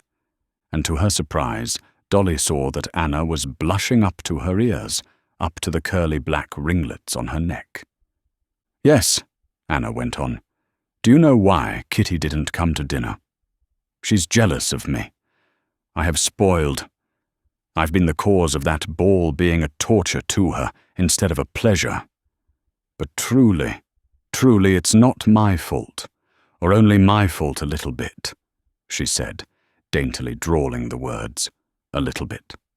"Oh, how like Steva you said that," said Dolly, laughing. Anna was hurt. Oh no, I'm not Steva," she said, knitting her brows. "That's why I'm telling you, just because I could never let myself doubt myself for an instant," said Anna. But at the very moment she was uttering the words, she felt that they were not true. She was not merely doubting herself, she felt emotion at the thought of Vronsky, and was going away sooner than she had meant, simply to avoid meeting him. "Yes, Steva told me you danced the mazurka with him, and that he... You can't imagine how absurdly it all came about. I only meant to be matchmaking, and all at once it turned out quite differently, possibly against my own will." She crimsoned and stopped. "Oh, they feel it directly," said Dolly. "But I should be in despair if there were anything serious in it on his side," Anna interrupted her. "And I am certain it will all be forgotten, and Kitty will leave off hating me. All the same, Anna, to tell you the truth, I'm not very anxious for this marriage for Kitty, and it's better it should come to nothing if he, Vronsky, is capable of falling in love with you in a single day." "Oh, heavens, that would be too silly," said Anna, and again a deep flush of pleasure came out on her face when she heard the idea, that absorbed her, put into words. "And so here I am going away, having made an enemy of Kitty, whom I liked so much. Ah, how sweet she is. But you'll make it right, Dolly, eh?" Dolly could scarcely suppress a smile. She loved Anna, but she enjoyed seeing that she too had her weaknesses. An enemy? That can't be. I did so want you all to care for me, as I do for you, and now I care for you more than ever, said Anna with tears in her eyes. Ah, how silly I am today. She passed her handkerchief over her face and began dressing. At the very moment of starting, Stepan Arkadyevitch arrived, late, rosy and good-humored, smelling of wine and cigars. Anna's emotionalism infected Dolly, and when she embraced her sister-in-law for the last time, she whispered, "Remember, Anna, what you've done for me. I shall never forget. And remember that I love you, and shall always love you as my dearest friend." "I don't know why," said Anna, kissing her and hiding her tears. "You understood me, and you understand. Goodbye, my darling." Part 1, Chapter 29. "Come, it's all over, and thank God," was the first thought that came to Anna Arkadyevna when she had said goodbye for the last time to her brother, who had stood blocking up the entrance to the carriage till the third bell rang. She sat down on her lounge beside Anushka and looked about her in the twilight of the sleeping carriage. Thank God. Tomorrow I shall see Seryozha and Alexey Alexandrovitch, and my life will go on in the old way, all nice and as usual. Still in the same anxious frame of mind as she had been all that day, Anna took pleasure in arranging herself for the journey with great care. With her little deft hands, she opened and shut her little red bag, took out a cushion, laid it on her knees, and carefully wrapping up her feet, settled herself comfortably. An invalid lady had already lain down to sleep. Two other ladies began talking to Anna, and a stout elderly lady tucked up her feet and made observations about the heating of the train. Anna answered a few words, but not foreseeing any entertainment from the conversation, she asked Anushka to get a lamp, hooked it onto the arm of her seat, and took from her bag a paper knife and an English novel. At first her reading made no progress. The fuss and bustle were disturbing. Then, when the train had started, she could not help listening to the noises. Then the snow beating on the left window and sticking to the pane, and the sight of the muffled guard passing by, covered with snow on one side, and the conversations about the terrible snowstorm raging outside, distracted her attention. Farther on, it was continually the same again and again, the same shaking and rattling, the same snow on the window, the same rapid transitions from steaming heat to cold, and back again to heat, the same passing glimpses of the same figures in the twilight, and the same voices, and Anna began to read and to understand what she read.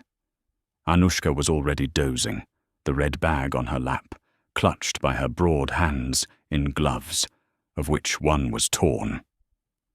Anna Arkadyevna read and understood, but it was distasteful to her to read, that is, to follow the reflection of other people's lives. She had too great a desire to live herself. If she read that the heroine of the novel was nursing a sick man, she longed to move with noiseless steps about the room of a sick man.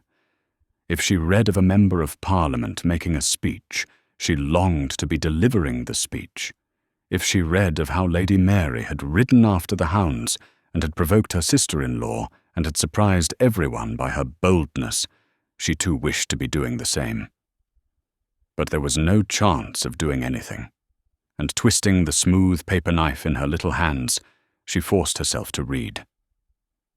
The hero of the novel was already almost reaching his English happiness, a baronetcy and an estate, and Anna was feeling a desire to go with him to the estate, when she suddenly felt that he ought to feel ashamed, and that she was ashamed of the same thing. But what had he to be ashamed of? What have I to be ashamed of? She asked herself in injured surprise. She laid down the book and sank against the back of the chair, tightly gripping the paper cutter in both hands. There was nothing. She went over all her Moscow recollections. All were good, pleasant. She remembered the ball, remembered Vronsky and his face of slavish adoration, remembered all her conduct with him. There was nothing shameful. And for all that, at the same point in her memories, the feeling of shame was intensified, as though some inner voice, just at the point when she thought of Vronsky, were saying to her, "Warm, very warm, hot." "Well, what is it?" she said to herself resolutely, shifting her seat in the lounge. "What does it mean? Am I afraid to look it straight in the face? Why, what is it? Can it be that between me and this officer boy there exist, or can exist, any other relations than such as are common with every acquaintance?" She laughed contemptuously and took up her book again. But now she was definitely unable to follow what she read. She passed the paper knife over the window pane, then laid its smooth, cool surface to her cheek, and almost laughed aloud at the feeling of delight that all at once, without cause, came over her. She felt as though her nerves were strings being strained tighter and tighter on some sort of screwing peg. She felt her eyes opening wider and wider, her fingers and toes twitching nervously, something within oppressing her breathing, while all shapes and sounds seemed in the uncertain half-light to strike her with unaccustomed vividness. Moments of doubt were continually coming upon her, when she was uncertain whether the train were going forwards or backwards, or were standing still altogether, whether it were Annushka at her side or a stranger. What's that on the arm of the chair? A fur cloak or some beast? And what am I myself? Myself or some other woman? She was afraid of giving way to this delirium, but something drew her towards it, and she could yield to it or resist it at will. She got up to rouse herself and slipped off her plaid and the cape of her warm dress. For a moment she regained her self-possession and realized that the thin peasant who had come in wearing a long overcoat with buttons missing from it was the stove heater, that he was looking at the thermometer, that it was the wind and snow bursting in after him at the door. But then everything grew blurred again. That peasant with the long waist seemed to be gnawing something on the wall. The old lady began stretching her legs the whole length of the carriage and filling it with a black cloud. Then there was a fearful shrieking and banging, as though someone were being torn to pieces. Then there was a blinding dazzle of red fire before her eyes, and a wall seemed to rise up and hide everything. Anna felt as though she were sinking down. But it was not terrible, but delightful. The voice of a man, muffled up and covered with snow, shouted something in her ear. She got up and pulled herself together. She realized that they had reached a station, and that this was the guard. She asked Annushka to hand her the cape she had taken off, and her shawl, put them on and moved towards the door. "Do you wish to get out?" asked Annushka. "Yes, I want a little air. It's very hot in here." And she opened the door. The driving snow and the wind rushed to meet her and struggled with her over the door. But she enjoyed the struggle. She opened the door and went out. The wind seemed as though lying in wait for her. With gleeful whistle it tried to snatch her up and bear her off. But she clung to the cold door-post, and holding her skirt, got down onto the platform and under the shelter of the carriages. The wind had been powerful on the steps, but on the platform, under the lee of the carriages, there was a lull. With enjoyment, she drew deep breaths of the frozen, snowy air, and standing near the carriage looked about the platform and the lighted station. Part 1, Chapter 30. The raging tempest rushed whistling between the wheels of the carriages, about the scaffolding, and round the corner of the station. The carriages, posts, people, everything that was to be seen was covered with snow on one side, and was getting more and more thickly covered. For a moment there would come a lull in the storm, but then it would swoop down again with such onslaughts that it seemed impossible to stand against it. Meanwhile, men ran to and fro, talking merrily together, their steps crackling on the platform as they continually opened and closed the big doors. The bent shadow of a man glided by at her feet, and she heard sounds of a hammer upon iron. "Hand over that telegram!" came an angry voice out of the stormy darkness on the other side. "This way, number 28!" Several different voices shouted again, and muffled figures ran by covered with snow. 2 gentlemen with lighted cigarettes passed by her.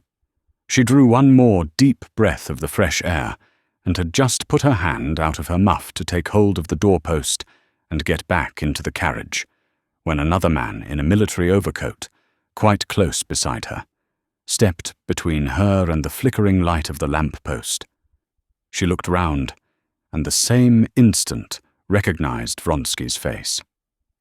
Putting his hand to the peak of his cap, he bowed to her and asked, was there anything she wanted?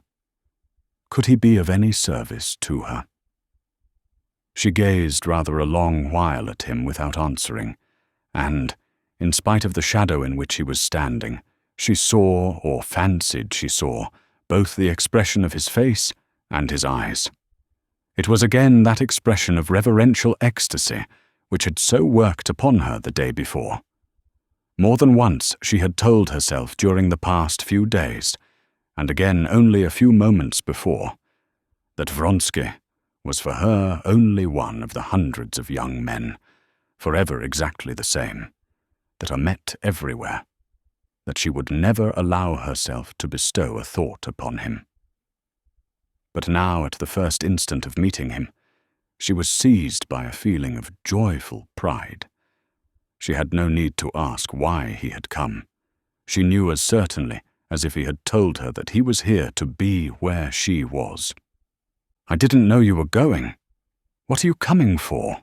she said, letting fall the hand with which she had grasped the doorpost, and irrepressible delight and eagerness shone in her face.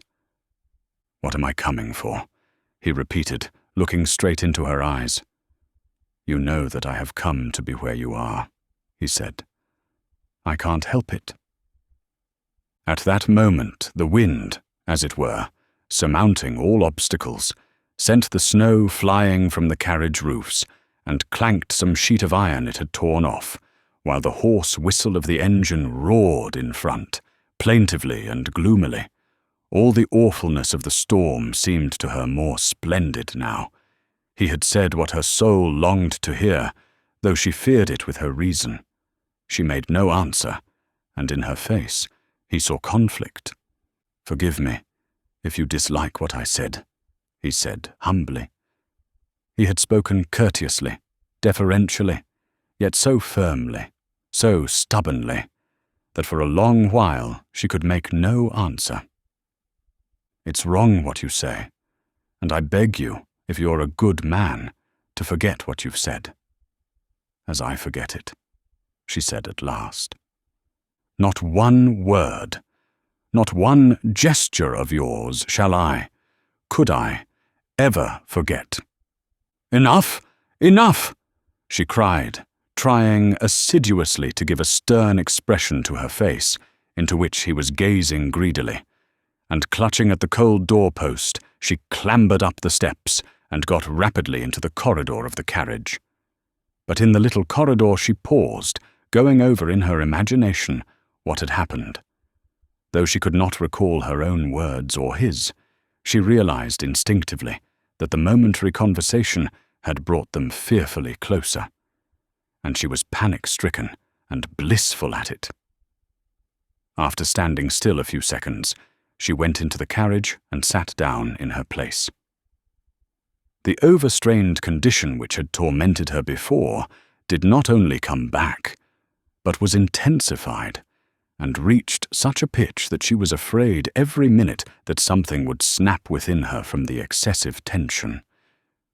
She did not sleep all night, But in that nervous tension and in the visions that filled her imagination, there was nothing disagreeable or gloomy. On the contrary, there was something blissful, glowing, and exhilarating. Towards morning, Anna sank into a doze, sitting in her place, and when she waked, it was daylight, and the train was near Petersburg. At once, thoughts of home, of husband and of son, and the details of that day and the following came upon her. At Petersburg, as soon as the train stopped and she got out, the first person that attracted her attention was her husband. Oh, mercy! Why do his ears look like that? She thought, looking at his frigid and imposing figure, and especially the ears that struck her at the moment as propping up the brim of his round hat. Catching sight of her, he came to meet her, his lips falling into their habitual sarcastic smile, and his big, tired eyes looking straight at her. An unpleasant sensation gripped at her heart when she met his obstinate and weary glance, as though she had expected to see him different. She was especially struck by the feeling of dissatisfaction with herself that she experienced on meeting him. That feeling was an intimate, familiar feeling, like a consciousness of hypocrisy, which she experienced in her relations with her husband. But hitherto she had not taken note of the feeling. Now she was clearly and painfully aware of it. Yes, as you see, your tender spouse, as devoted as the first year after marriage, burned with impatience to see you, he said in his deliberate, high-pitched voice, and in that tone which he almost always took with her, a tone of jeering at anyone who should say in earnest what he said. "Is Seryozha quite well?" she asked. "And is this all the reward," said he, "for my ardour?" "He's quite well." Part 1, Chapter 31. Vronsky had not even tried to sleep all that night. He sat in his armchair, looking straight before him, or scanning the people who got in and out. If he had indeed on previous occasions struck and impressed people who did not know him by his air of unhesitating composure, he seemed now more haughty and self-possessed than ever. He looked at people as if they were things. A nervous young man, a clerk in a law court, sitting opposite him, hated him for that look. The young man asked him for a light and entered into conversation with him, and even pushed against him to make him feel that he was not a thing, but a person. But Vronsky gazed at him exactly as he did at the lamp, and the young man made a wry face, feeling that he was losing his self-possession under the oppression of this refusal to recognize him as a person. Vronsky saw nothing and no one. He felt himself a king, not because he believed that he had made an impression on Anna, he did not yet believe that, but because the impression she had made on him gave him happiness and pride. What would come of it all he did not know, he did not even think. He felt that all his forces, hitherto dissipated, wasted, were centered on one thing, and bent with fearful energy on one blissful goal. And he was happy at it. He knew only that he had told her the truth, that he had come where she was, that all the happiness of his life, the only meaning in life for him, now lay in seeing and hearing her. And when he got out of the carriage at Bologova to get some seltzer water and caught sight of Anna, involuntarily his first word had told her just what he thought. And he was glad he had told her it, that she knew it now and was thinking of it. He did not sleep all night. When he was back in the carriage, he kept unceasingly going over every position in which he had seen her, every word she had uttered, and before his fancy, making his heart faint with emotion, floated pictures of a possible future. When he got out of the train at Petersburg, he felt, after his sleepless night, as keen and fresh as after a cold bath. He paused near his compartment, waiting for her to get out. "Once more," he said to himself, smiling unconsciously. Once more I shall see her walk, her face. She will say something, turn her head, glance, smile, maybe. But before he caught sight of her, he saw her husband, whom the station master was deferentially escorting through the crowd. Ah, yes. The husband only now, for the first time, did Vronsky realize clearly the fact that there was a person attached to her, a husband. He knew that she had a husband, but had hardly believed in his existence, and only now fully believed in him, with his head and shoulders and his legs clad in black trousers, especially when he saw this husband calmly take her arm with a sense of property. Seeing Alexei Alexandrovitch with his Petersburg face and severely self-confident figure, in his round hat, with his rather prominent spine, he believed in him, and was aware of a disagreeable sensation, such as a man might feel tortured by thirst, who on reaching a spring should find a dog, a sheep, or a pig, who has drunk of it and muddied the water. Alexei Alexandrovitch's manner of walking, with a swing of the hips and flat feet, particularly annoyed Vronsky. He could recognize in no one but himself an indubitable right to love her. But she was still the same, and the sight of her affected him the same way, physically reviving him, stirring him, and filling his soul with rapture.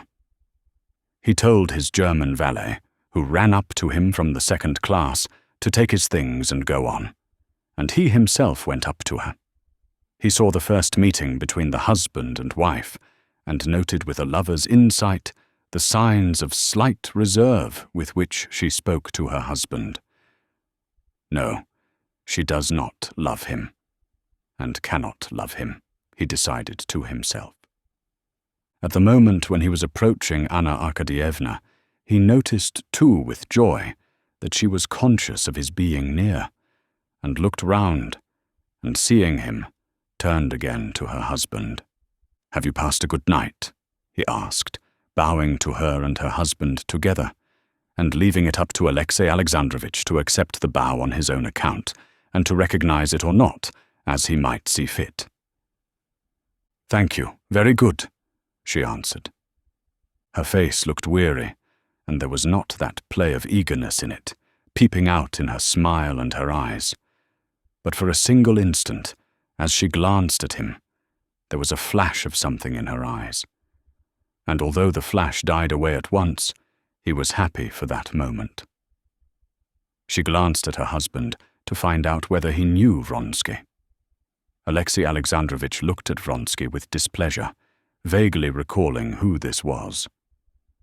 Vronsky's composure and self-confidence here struck, like a scythe against a stone, upon the cold self-confidence of Alexei Alexandrovitch. "Count Vronsky," said Anna. "Ah, we are acquainted, I believe," said Alexei Alexandrovitch indifferently, giving his hand. "You set off with the mother and you return with the son," he said, articulating each syllable, as though each were a separate favor he was bestowing. "You're back from leave, I suppose," he said, and without waiting for a reply, he turned to his wife in his jesting tone.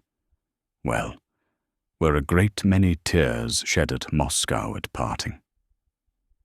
By addressing his wife like this, he gave Vronsky to understand that he wished to be left alone, and turning slightly towards him, he touched his hat. But Vronsky turned to Anna Arkadyevna. "I hope I may have the honor of calling on you," he said. Alexei Alexandrovitch glanced with his weary eyes at Vronsky. "Delighted," he said coldly. "On Mondays we're at home. Most fortunate," he said to his wife, dismissing Vronsky altogether, "that I should just have half an hour to meet you, so that I can prove my devotion," he went on in the same jesting tone. "You lay too much stress on your devotion for me to value it much," she responded in the same jesting tone, involuntarily listening to the sound of Vronsky's steps behind them. "But what has it to do with me?" she said to herself, and she began asking her husband how Seryozha had got on without her. "Oh, Capitally. Mariette says he has been very good, and I must disappoint you, but he has not missed you as your husband has. But once more merci, my dear, for giving me a day. Our dear Samovar will be delighted. He used to call the Countess Lydia Ivanovna, well known in society, a Samovar, because she was always bubbling over with excitement. She has been continually asking after you, and do you know, if I may venture to advise you, you should go and see her today. You know how she takes everything to heart. Just now, with all her own cares, she's anxious about the Oblonskys being brought together. The Countess Lydia Ivanovna was a friend of her husband's, and the centre of that one of the coteries of the Petersburg world with which Anna was, through her husband, in the closest relations. But you know I wrote to her. Still she'll want to hear details. Go and see her if you're not too tired, my dear. Well, Kondraty will take you in the carriage while I go to my committee. I shall not be alone at dinner again. Alexey Alexandrovitch went on, no longer in a sarcastic tone. You wouldn't believe how I've missed. And with a long pressure of her hand and a meaning smile, he put her in her carriage. Part 1, Chapter 32. The first person to meet Anna at home was her son. He dashed down the stairs to her, in spite of the governess's call, and with desperate joy shrieked, "Mother! Mother!" Running up to her, he hung on her neck.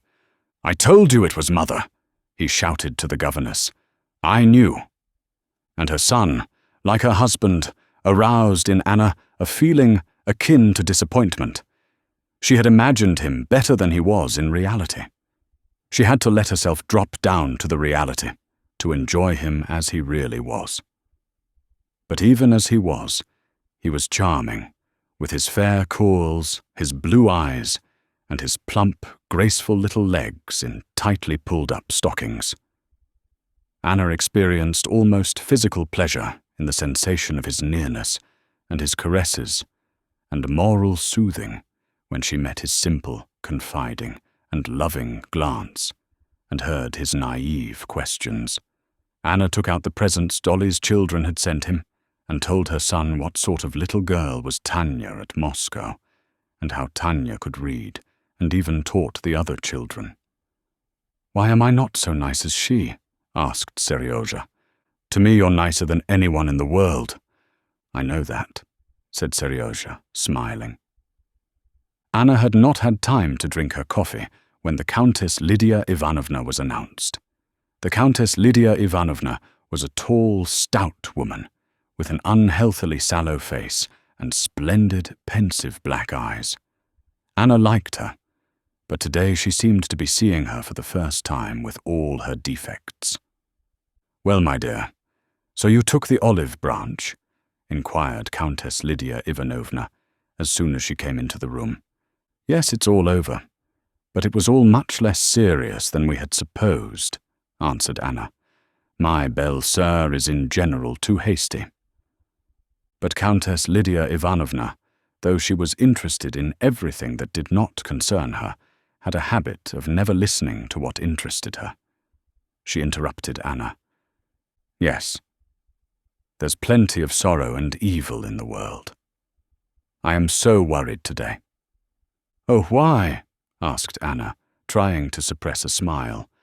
"I'm beginning to be weary of fruitlessly championing the truth, and sometimes I'm quite unhinged by it. The Society of the Little Sisters, this was a religiously patriotic, philanthropic institution, was going splendidly. But with these gentlemen it's impossible to do anything," added Countess Lydia Ivanovna in a tone of ironical submission to destiny. "They pounce on the idea and distort it, and then work it out so pettily and unworthily.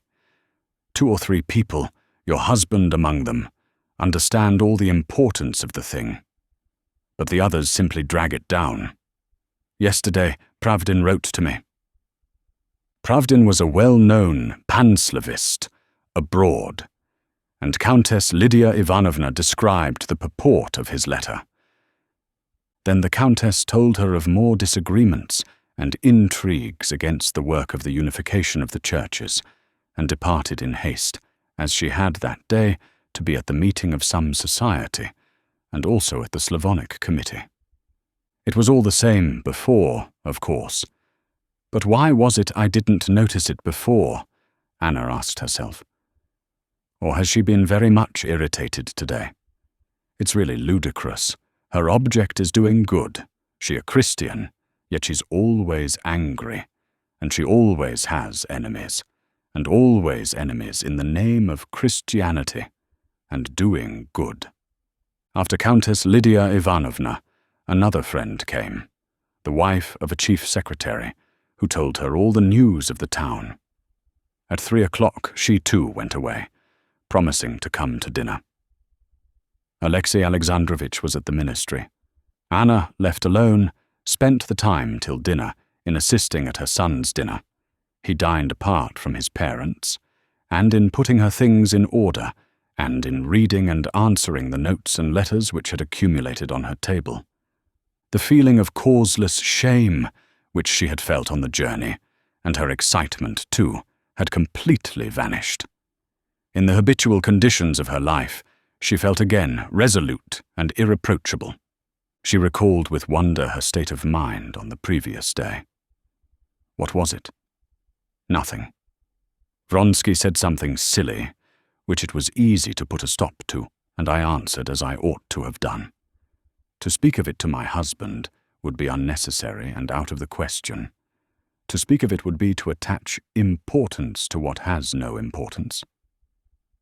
She remembered how she had told her husband of what was almost a declaration made her at Petersburg by a young man, one of her husband's subordinates, and how Alexey Alexandrovich had answered that every woman living in the world was exposed to such incidents, but that he had the fullest confidence in her tact, and could never lower her and himself by jealousy. So then there's no reason to speak of it. And indeed, thank God, there's nothing to speak of, she told herself.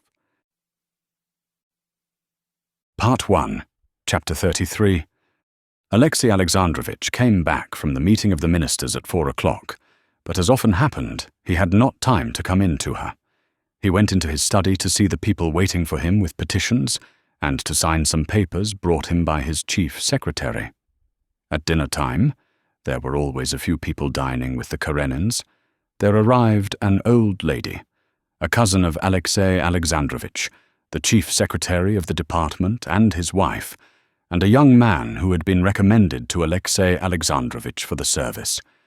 Anna went into the drawing-room to receive these guests. Precisely at 5 o'clock, before the bronze Peter I clock had struck the 5th stroke, Alexey Alexandrovich came in, wearing a white tie and evening coat with 2 stars, as he had to go out directly after dinner. Every minute of Alexey Alexandrovich's life was portioned out and occupied. And to make time to get through all that lay before him every day, he adhered to the strictest punctuality. Unhasting and unresting was his motto. He came into the dining hall, greeted everyone, and hurriedly sat down, smiling to his wife. Yes, my solitude is over. You wouldn't believe how uncomfortable. He laid stress on the word uncomfortable. It is to dine alone. At dinner he talked a little to his wife about Moscow matters, and, with a sarcastic smile, asked her after Stepan Arkadyevitch. But the conversation was for the most part general, dealing with Petersburg official and public news. After dinner he spent half an hour with his guests, and again, with a smile, pressed his wife's hand, withdrew, and drove off to the council. Anna did not go out that evening either to the Princess Betsy Tverskaya, who, hearing of her return, had invited her, nor to the theatre, where she had a box for that evening. She did not go out principally because the dress she had reckoned upon was not ready.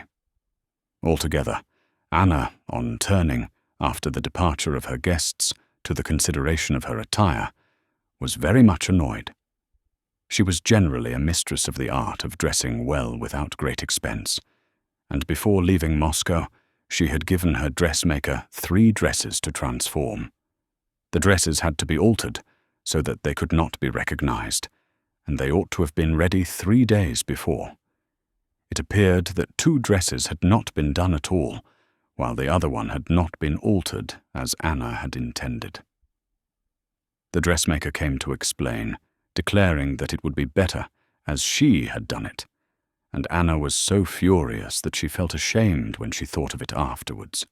To regain her serenity completely, she went into the nursery and spent the whole evening with her son, put him to bed herself, signed him with the cross, and tucked him up.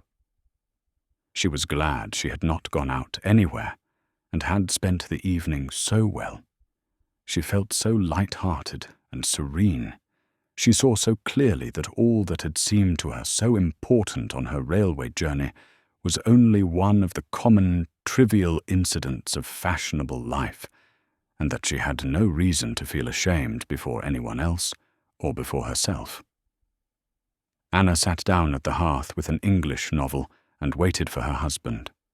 Exactly at 9:30, she heard his ring, and he came into the room. "Here you are at last," she observed, holding out her hand to him. He kissed her hand and sat down beside her. "Altogether, then, I see your visit was a success," he said to her. "Oh, yes," she said, and she began telling him about everything from the beginning. Her journey with Countess Vronskaya, her arrival, the accident at the station. Then she described the pity she had felt, first for her brother, and afterwards for Dolly. "I imagine one cannot exonerate such a man from blame, though he is your brother," said Alexei Alexandrovitch severely. Anna smiled. She knew that he said that simply to show that family considerations could not prevent him from expressing his genuine opinion. She knew that characteristic in her husband and liked it. "I am glad it has all ended so satisfactorily, and that you are back again," he went on. "Come, what do they say about the new act I have got passed in the council?" Anna had heard nothing of this act, and she felt conscience-stricken at having been able so readily to forget what was to him of such importance. "Here, on the other hand, it has made a great sensation," he said, with a complacent smile. She saw that Alexei Alexandrovitch wanted to tell her something pleasant to him about it, and she brought him by questions to telling it. With the same complacent smile, he told her of the ovations he had received in consequence of the act he had passed. "I was very, very glad. It shows that at last a reasonable and steady view of the matter is becoming prevalent among us." Having drunk his second cup of tea with cream and bread, Alexei Alexandrovitch got up and was going towards his study. "And you've not been anywhere this evening? You've been dull, I expect," he said. "Oh, no," she answered, getting up after him and accompanying him across the room to his study. "What are you reading now?" she asked. "Just now I'm reading Duc de Lille, Poésie des Enfers," he answered. "A very remarkable book." Anna smiled, as people smile at the weaknesses of those they love, and, putting her hand under his, she escorted him to the door of the study. She knew his habit, that had grown into a necessity, of reading in the evening. She knew, too, that in spite of his official duties, which swallowed up almost the whole of his time, he considered it his duty to keep up with everything of note that appeared in the intellectual world. She knew, too, that he was really interested in books dealing with politics, philosophy, and theology, that art was utterly foreign to his nature. But, in spite of this, or rather in consequence of it, Alexei Alexandrovitch never passed over anything in the world of art, but made it his duty to read everything. She knew that in politics, in philosophy, in theology, Alexei Alexandrovitch often had doubts, and made investigations, but on questions of art and poetry, and above all, of music, of which he was totally devoid of understanding, he had the most distinct and decided opinions. He was fond of talking about Shakespeare, Raphael, Beethoven, of the significance of new schools of poetry and music, all of which were classified by him with very conspicuous consistency. "Well, God be with you," she said at the door of the study, where a shaded candle and a decanter of water were already put by his armchair. "And I'll write to Moscow." He pressed her hand and again kissed it. "All the same, he's a good man, truthful, good-hearted, and remarkable in his own line," Anna said to herself, going back to her room, as though she were defending him to someone who had attacked him and said that one could not love him. But why is it his ears stick out so strangely, or has he had his hair cut? Precisely at 12 o'clock, when Anna was still sitting at her writing table, finishing a letter to Dolly, she heard the sound of measured steps in slippers, and Alexey Alexandrovitch, freshly washed and combed, with a book under his arm, came in to her. It's time," said he, with a meaning smile, and he went into their bedroom. And what right had he to look at him like that, thought Anna, recalling Vronsky's glance at Alexey Alexandrovitch. Undressing, she went into the bedroom, but her face had none of the eagerness which, during her stay in Moscow, had fairly flashed from her eyes and her smile. On the contrary, now the fire seemed quenched in her, hidden somewhere far away. Part 1, Chapter 34. When Vronsky went to Moscow from Petersburg, he had left his large set of rooms in Morskaya to his friend and favorite comrade Petritsky. Petritsky was a young lieutenant, not particularly well connected, and not merely not wealthy, but always hopelessly in debt. Towards evening he was always drunk, and he had often been locked up after all sorts of ludicrous and disgraceful scandals, but he was a favorite both of his comrades and his superior officers. On arriving at 12 o'clock from the station at his flat, Vronsky saw, at the outer door, a hired carriage familiar to him. While still outside his own door, as he rang, he heard masculine laughter, the lisp of a feminine voice, and Petritsky's voice. "If that's one of the villains, don't let him in," Vronsky told the servant not to announce him, and slipped quietly into the first room. Baroness Shilton, a friend of Petritsky's, with a rosy little face and flaxen hair, resplendent in a lilac satin gown, and filling the whole room, like a canary, with her Parisian chatter, sat at the round table making coffee. Petritsky, in his overcoat, and the cavalry captain Kamerovsky, in full uniform, probably just come from duty, were sitting each side of her. "Bravo! Vronsky!" shouted Petritsky, jumping up, scraping his chair. "Our host himself. Baroness, some coffee for him out of the new coffee pot. Why, we didn't expect you. Hope you're satisfied with the ornament of your study," he said, indicating the Baroness. "You know each other, of course?" "I should think so," said Vronsky, with a bright smile, pressing the Baroness's little hand. "What next?" "I'm an old friend." "You're home after a journey," said the Baroness, "so I'm flying. Oh, I'll be off this minute if I'm in the way." "You're home, wherever you are, Baroness," said Vronsky. "How do you do, Kamerovsky?" he added, coldly shaking hands with Kamerovsky. "There, you never know how to say such pretty things," said the Baroness, turning to Petritsky. "No. What's that for?" "After dinner, I say things quite as good." "After dinner there's no credit in them?"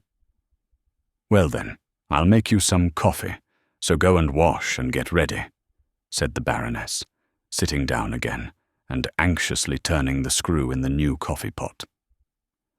"Pierre, give me the coffee," she said, addressing Petritsky, whom she called Pierre as a contraction of his surname, making no secret of her relations with him. "I'll put it in." "You'll spoil it." "No, I won't spoil it." "Well, and your wife," said the Baroness suddenly, interrupting Vronsky's conversation with his comrade. "We've been marrying you here. Have you brought your wife?" "No, Baroness." "I was born a Bohemian, and a Bohemian I shall die." "So much the better, so much the better. Shake hands on it." And the Baroness, detaining Vronsky, began telling him, with many jokes, about her last new plans of life, asking his advice. "He persists in refusing to give me a divorce. Well, what am I to do?" He was her husband. "Now I want to begin a suit against him. What do you advise? Kamerovsky, look after the coffee. It's boiling over. You see, I'm engrossed with business. I want a lawsuit because I must have my property.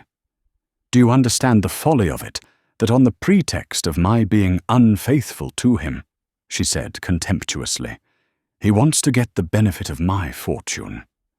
Vronsky heard with pleasure this light-hearted prattle of a pretty woman, agreed with her, gave her half-joking counsel, and altogether dropped at once into the tone habitual to him in talking to such women. In his Petersburg world, all people were divided into utterly opposed classes.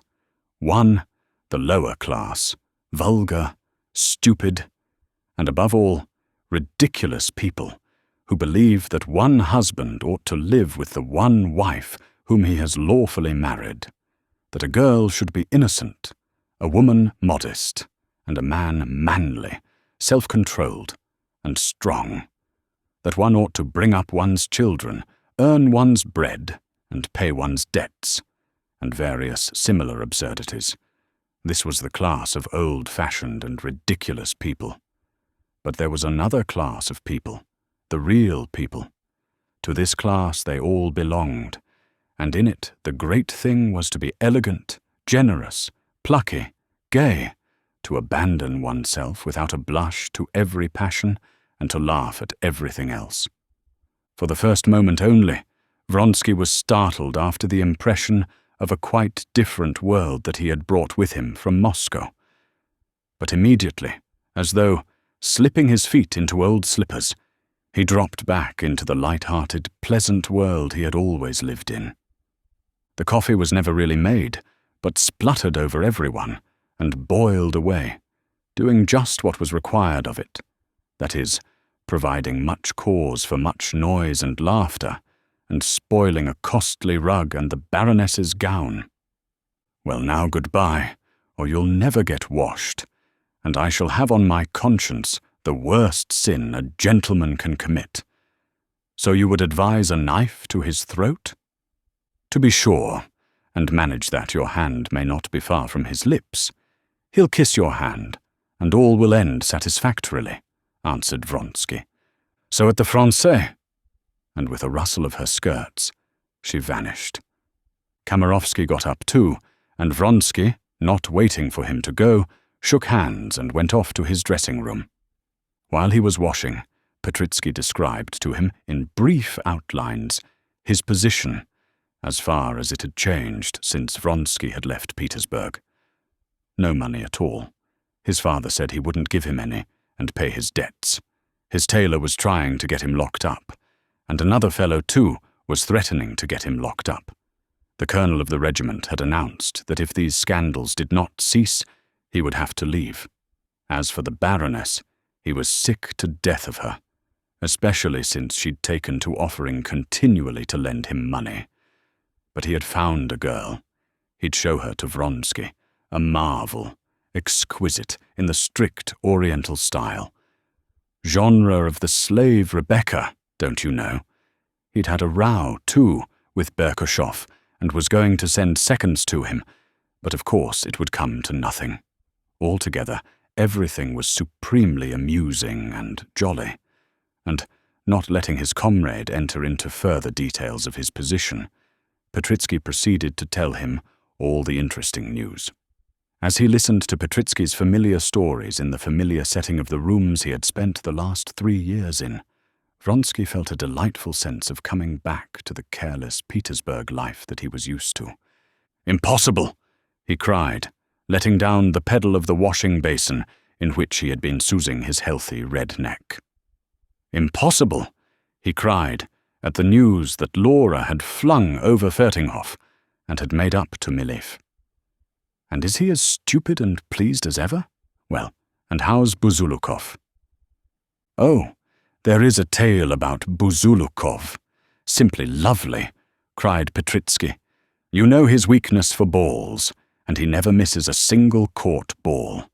He went to a big ball in a new helmet. Have you seen the new helmets? Very nice, Leiter. Well, so he's standing. No, I say, do listen." "I am listening," answered Vronsky, rubbing himself with a rough towel.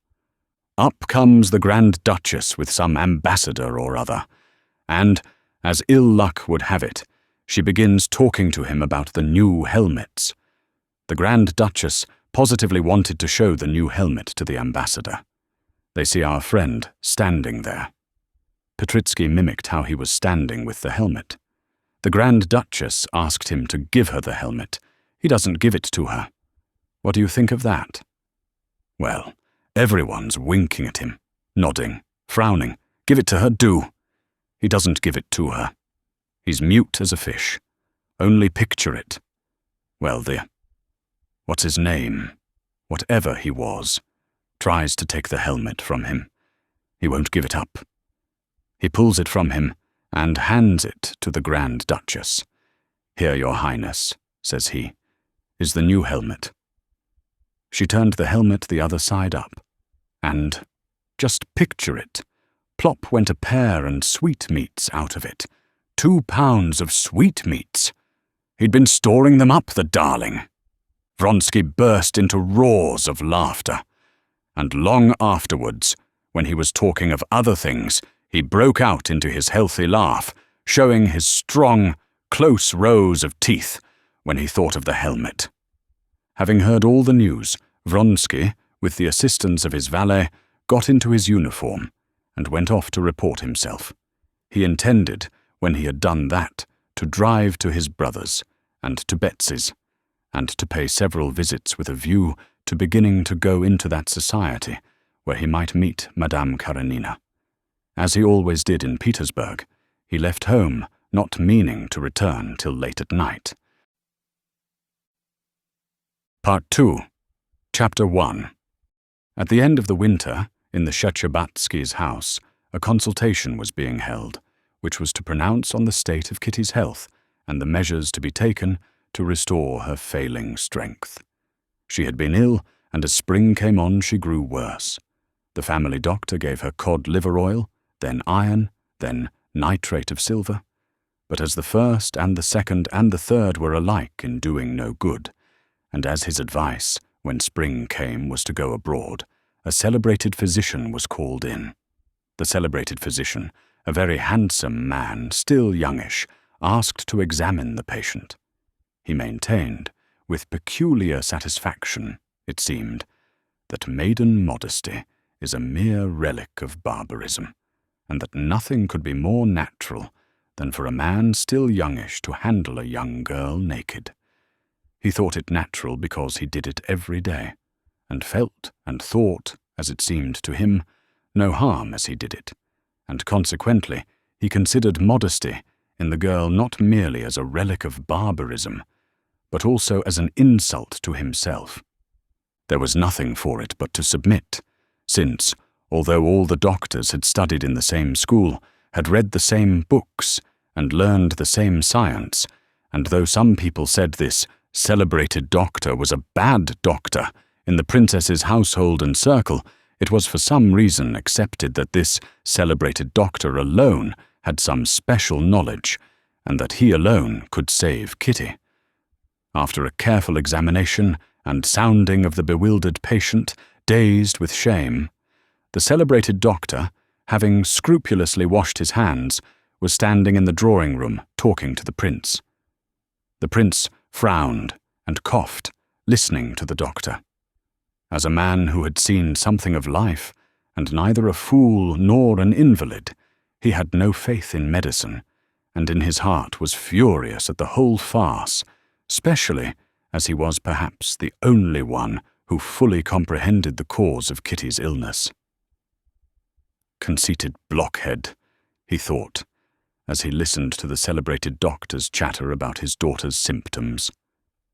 The doctor was meantime with difficulty restraining the expression of his contempt for this old gentleman, and with difficulty condescending to the level of his intelligence.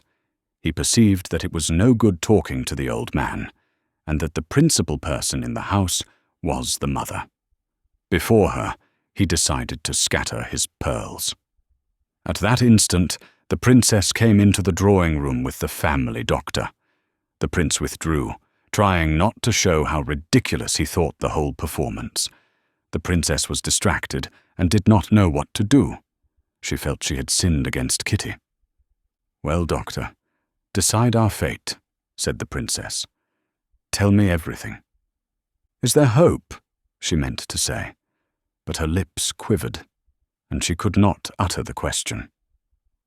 "Well, doctor?" "Immediately, princess. I will talk it over with my colleague, and then I will have the honor of laying my opinion before you." "So we had better leave you?" "As you please." The princess went out with a sigh. When the doctors were left alone, the family doctor began timidly explaining his opinion, that there was a commencement of tuberculous trouble, but... and so on. The celebrated doctor listened to him, and in the middle of his sentence looked at his big gold watch. "Yes," said he. "But..." The family doctor respectfully ceased in the middle of his observations. "The commencement of the tuberculous process we are not, as you are aware, able to define. Till there are cavities, there is nothing definite. But we may suspect it. And there are indications, malnutrition, nervous excitability, and so on. The question stands thus: in presence of indications of tuberculous process, what is to be done to maintain nutrition? But, you know, there are always moral, spiritual causes at the back in these cases." The family doctor permitted himself to interpolate with a subtle smile. "Yes, that's an understood thing," responded the celebrated physician, again glancing at his watch. "Beg pardon, is the Yowski Bridge done yet?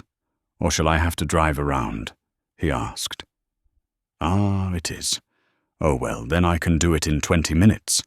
So we were saying the problem may be put thus: to maintain nutrition and to give tone to the nerves.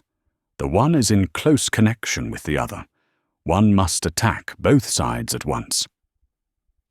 "And how about a tour abroad?" asked the family doctor.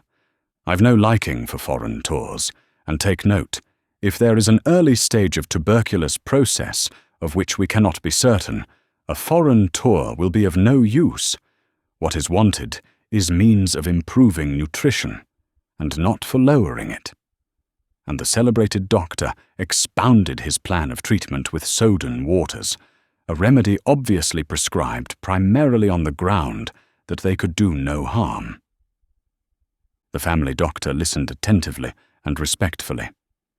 "But in favor of foreign travel, I would urge the change of habits, the removal from conditions calling up reminiscences. And then the mother wishes it," he added. "Ah, well, in that case, to be sure, let them go.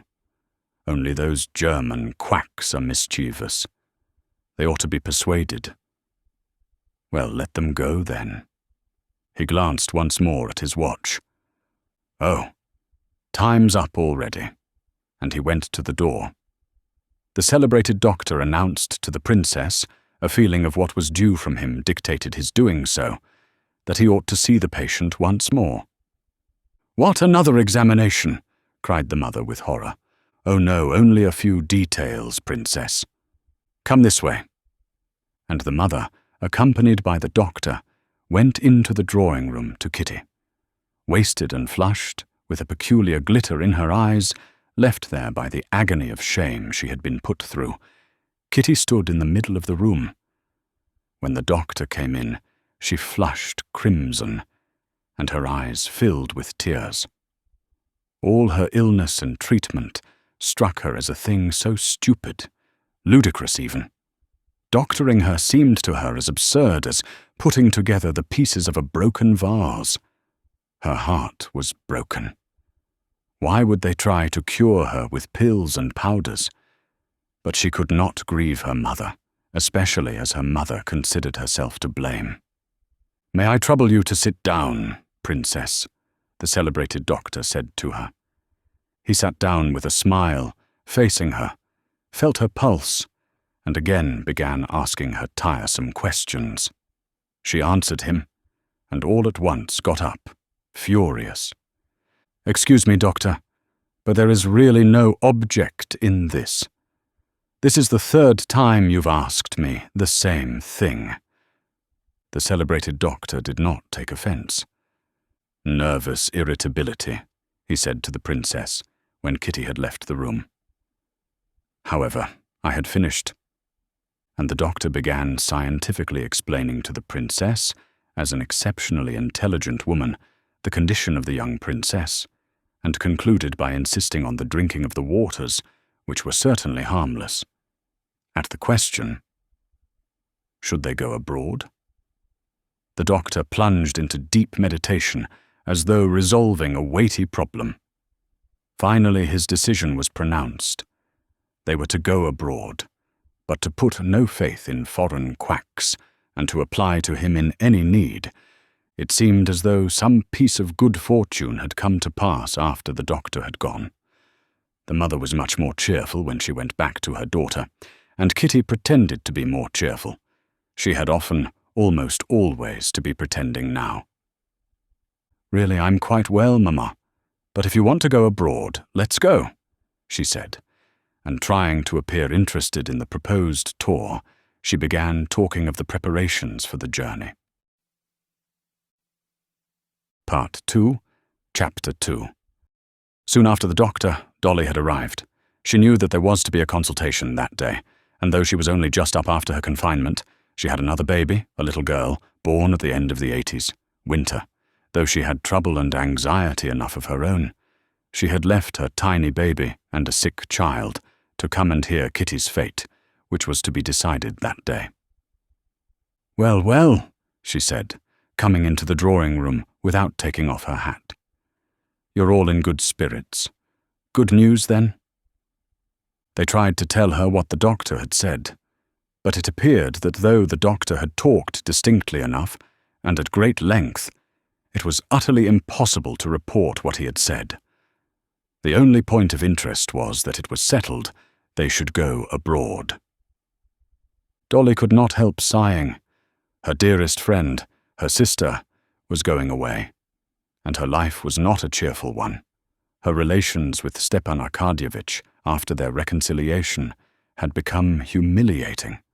The union Anna had cemented turned out to be of no solid character, and family harmony was breaking down again at the same point. There had been nothing definite, but Stepan Arkadyevitch was hardly ever at home. Money, too, was hardly ever forthcoming, and Dolly was continually tortured by suspicions of infidelity, which she tried to dismiss, dreading the agonies of jealousy she had been through already. The first onslaught of jealousy, once lived through, could never come back again, and even the discovery of infidelities could never now affect her, as it had the first time. Such a discovery now would only mean breaking up family habits, and she let herself be deceived, despising him, and still more herself, for the weakness. Besides this, the care of her large family was a constant worry to her. First, the nursing of her young baby didn't go well. Then the nurse had gone away. Now one of the children had fallen ill. "Well, how are all of you?" asked her mother. "Ah, Mamma, we have plenty of troubles of our own. Lily is ill, and I'm afraid it's scarlatina. I have come here now to hear about Kitty. and then I shall shut myself up entirely, if, God forbid, it should be scarlatina." The old prince, too, had come in from his study after the doctor's departure, and after presenting his cheek to Dolly and saying a few words to her, he turned to his wife. "How have you settled it? You're going? Well, and what do you mean to do with me?" "I suppose you had better stay here, Alexander," said his wife. "That's as you like." "Mamma, why shouldn't father come with us?" said Kitty. "It would be nicer for him and for us too." The old prince got up and stroked Kitty's hair. She lifted her head and looked at him with a forced smile. It always seemed to her that he understood her better than anyone in the family, though he did not say much about her. Being the youngest, she was her father's favourite, and she fancied that his love gave him insight. When now her glance met his blue, kindly eyes, looking intently at her, it seemed to her that he saw right through her and understood all that was not good that was passing within her. Reddening, she stretched out towards him expecting a kiss, but he only patted her hair and said, "These stupid chignons. There's no getting at the real daughter. One simply strokes the bristles of dead women."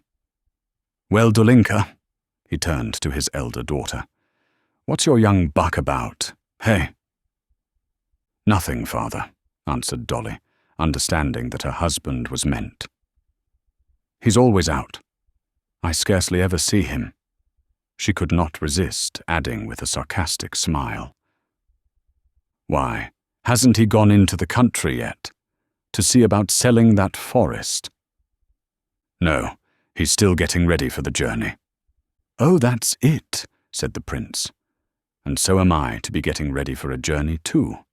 At your service," he said to his wife, sitting down. "And I tell you what, Katya," he went on to his younger daughter, "you must wake up one fine day and say to yourself, 'Why, I'm quite well and merry, and going out again with father for an early morning walk in the frost.' Hey?" What her father said seemed simple enough, yet at these words Kitty became confused and overcome like a detected criminal. Yes, he sees it all, he understands it all, and in these words he's telling me that though I'm ashamed, I must get over my shame. She could not pluck up spirit to make any answer. She tried to begin, and all at once burst into tears and rushed out of the room. "See what comes of your jokes!" The princess pounced down on her husband. "You're always—" She began a string of reproaches. The prince listened to the princess's scolding rather a long while without speaking, but his face was more and more frowning. "She's so much to be pitied, poor child, so much to be pitied, and you don't feel how it hurts her to hear the slightest reference to the cause of it."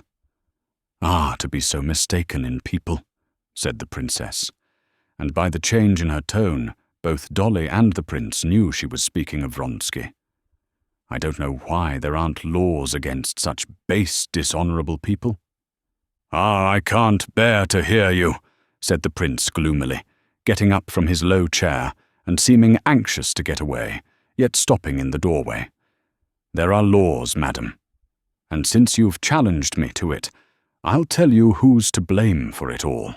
You and nobody else. Laws against such young gallants there have always been, and there still are.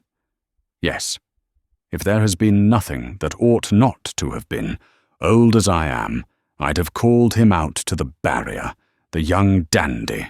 Yes, and now you physic her and call in these quacks."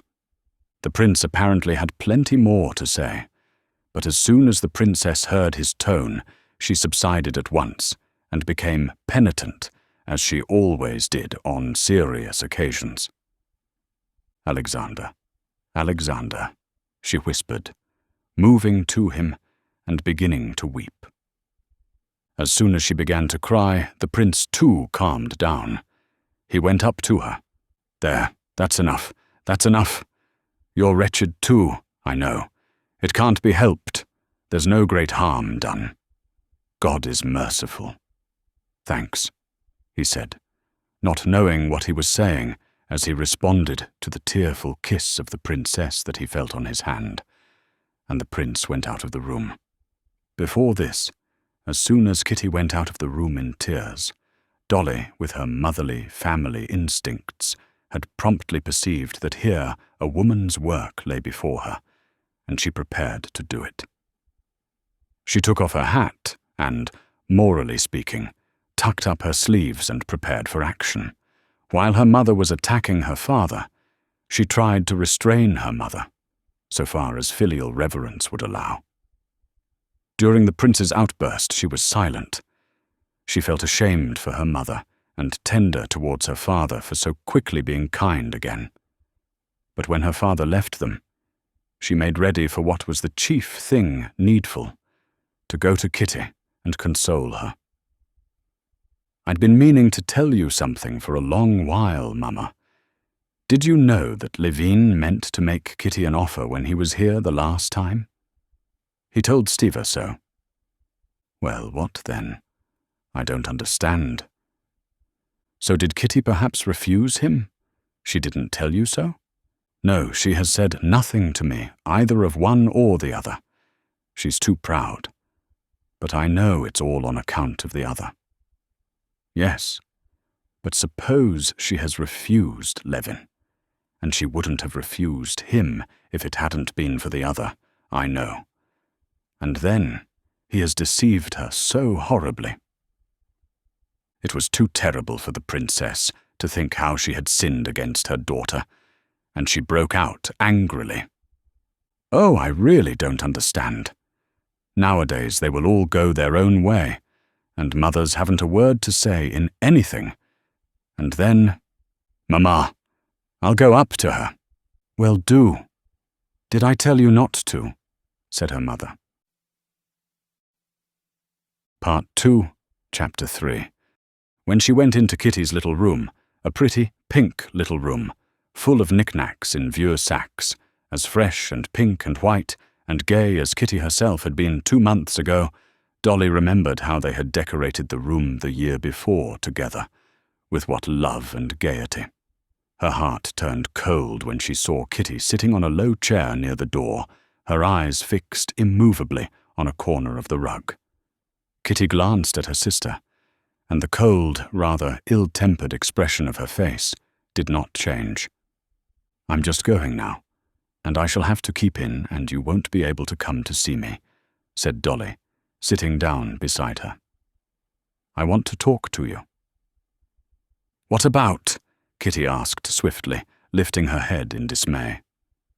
What should it be? But your trouble. I have no trouble. Nonsense, Kitty. Do you suppose I could help knowing? I know all about it. And believe me, it's of so little consequence. We've all been through it. Kitty did not speak, and her face had a stern expression. He's not worth your grieving over him, pursued Darya Alexandrovna, coming straight to the point. No, because he has treated me with contempt, said Kitty in a breaking voice. Don't talk of it. Please don't talk of it. But who can have told you so? No one has said that. I'm certain he was in love with you, and would still be in love with you, if it hadn't. Oh, the most awful thing of all for me is this sympathizing, shrieked Kitty, suddenly flying into a passion. She turned round on her chair, flushed crimson, and rapidly moving her fingers, pinched the clasp of her belt, first with one hand and then with the other. Dolly knew this trick her sister had of clenching her hands when she was much excited. She knew, too, that in moments of excitement, Kitty was capable of forgetting herself and saying a great deal too much, and Dolly would have soothed her. But it was too late. What is it you want to make me feel, eh? Said Kitty quickly. That I've been in love with a man who didn't care a straw for me, and that I'm dying of love for him. And this is said to me by my own sister, who imagines that she's sympathizing with me. I don't want these condolences and humbug. Kitty, you're unjust. Why are you tormenting me? But quite the contrary. I see you're unhappy. But Kitty in her fury did not hear her. I've nothing to grieve over and be comforted about. I am too proud ever to allow myself to care for a man who does not love me. Yes, I don't say so either. Only one thing. Tell me the truth, said Darya Alexandrovna, taking her by the hand. Tell me, did Levin speak to you? The mention of Levin's name seemed to deprive Kitty of the last vestige of self-control. She leaped up from her chair, and flinging her clasp on the ground, she gesticulated rapidly with her hands and said, "Why bring Levin in too? I can't understand what you want to torment me for. I've told you, and I say it again, that I have some pride, and never, never would I do as you're doing. Go back to a man who's deceived you, who has cared for another woman. I can't understand it. You may, but I can't." And saying these words, she glanced at her sister, and seeing that Dolly sat silent, her head mournfully bowed, Kitty, instead of running out of the room as she had meant to do, sat down near the door, and hid her face in her handkerchief. The silence lasted for 2 minutes. Dolly was thinking of herself. That humiliation of which she was always conscious came back to her with a peculiar bitterness when her sister reminded her of it. She had not looked for such cruelty in her sister, and she was angry with her. But suddenly she heard the rustle of a skirt, and with it the sound of heart-rending, smothered sobbing, and felt arms about her neck. Kitty was on her knees before her. "Dolinka, I am so wretched," she whispered penitently. And the sweet face covered with tears hid itself in Darya Alexandrovna's skirt. As though tears were the indispensable oil, without which the machinery of mutual confidence could not run smoothly between the two sisters. The sisters after their tears talked, not of what was uppermost in their minds, but though they talked of outside matters, they understood each other. Kitty knew that the words she had uttered in anger about her husband's infidelity and her humiliating position had cut her poor sister to the heart, but that she had forgiven her. Dolly, for her part, knew all she had wanted to find out. She felt certain that her surmises were correct, that Kitty's misery, her inconsolable misery, was due precisely to the fact that Levin had made her an offer, and she had refused him, and Vronsky had deceived her, and that she was fully prepared to love Levin and to detest Vronsky. Kitty said not a word of that. She talked of nothing but her spiritual condition. "I have nothing to make me miserable," she said, getting calmer. "But can you understand that everything has become hateful, loathsome, coarse to me, and I myself most of all? You can't imagine what loathsome thoughts I have about everything." "Why, whatever loathsome thoughts can you have?" asked Dolly, smiling. "The most utterly loathsome and coarse. I can't tell you. It's not unhappiness or low spirits, but much worse. As though everything that was good in me was all hidden away, and nothing was left but the most loathsome. Come, how am I to tell you?" she went on, seeing the puzzled look in her sister's eyes. "Father began saying something to me just now. It seems to me he thinks all I want is to be married. Mother takes me to a ball. It seems to me she only takes me to get me married off as soon as may be, and be rid of me. I know it's not the truth, but I can't drive away such thoughts. Eligible suitors, as they call them, I can't bear to see them. It seems to me they're taking stock of me and summing me up. In old days, to go anywhere in a ball dress was a simple joy to me. I admired myself. Now I feel ashamed and awkward. And then, the doctor. Then, Kitty hesitated. She wanted to say further that ever since this change had taken place in her, Stepan Arkadyevitch had become insufferably repulsive to her, and that she could not see him without the grossest and most hideous conceptions rising before her imagination. "Oh well, everything presents itself to me in the coarsest, most loathsome light," she went on. "That's my illness. Perhaps it will pass off. But you mustn't think about it. I can't help it. I'm never happy except with the children at your house." "What a pity you can't be with me." "Oh yes, I'm coming. I've had scarlatina, and I'll persuade Mamma to let me."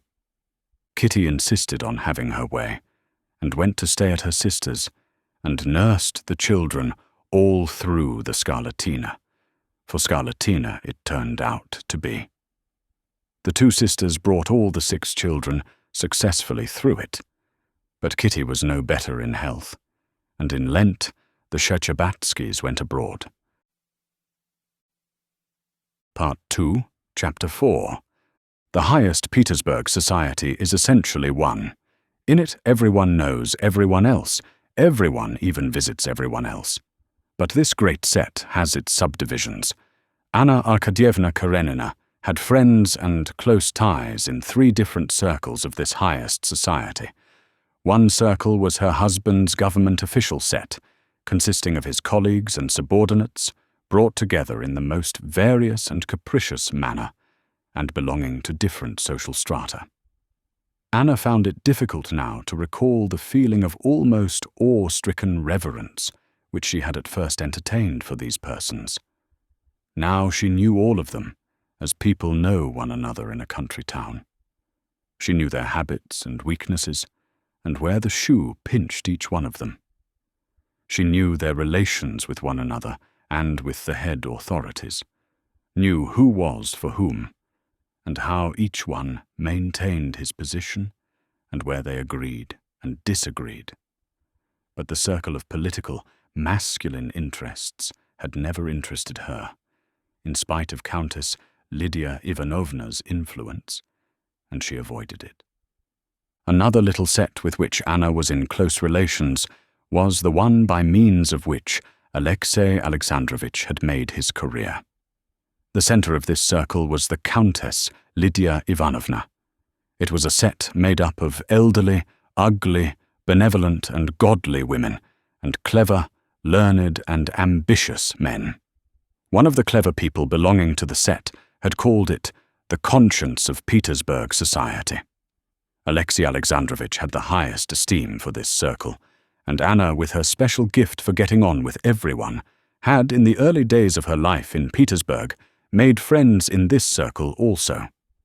Now, since her return from Moscow, she had come to feel this set insufferable.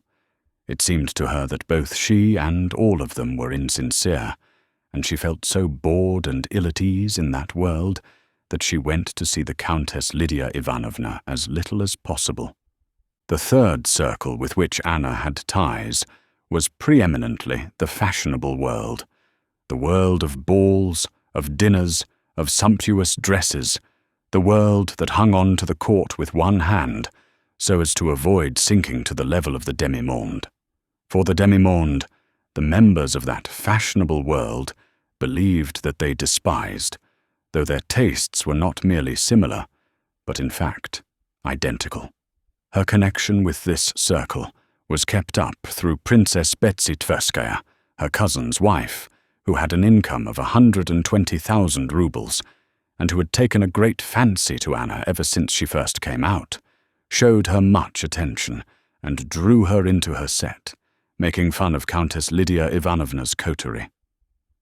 "When I'm old and ugly, I'll be the same," Betsy used to say. "But for a pretty young woman like you, it's early days for that house of charity."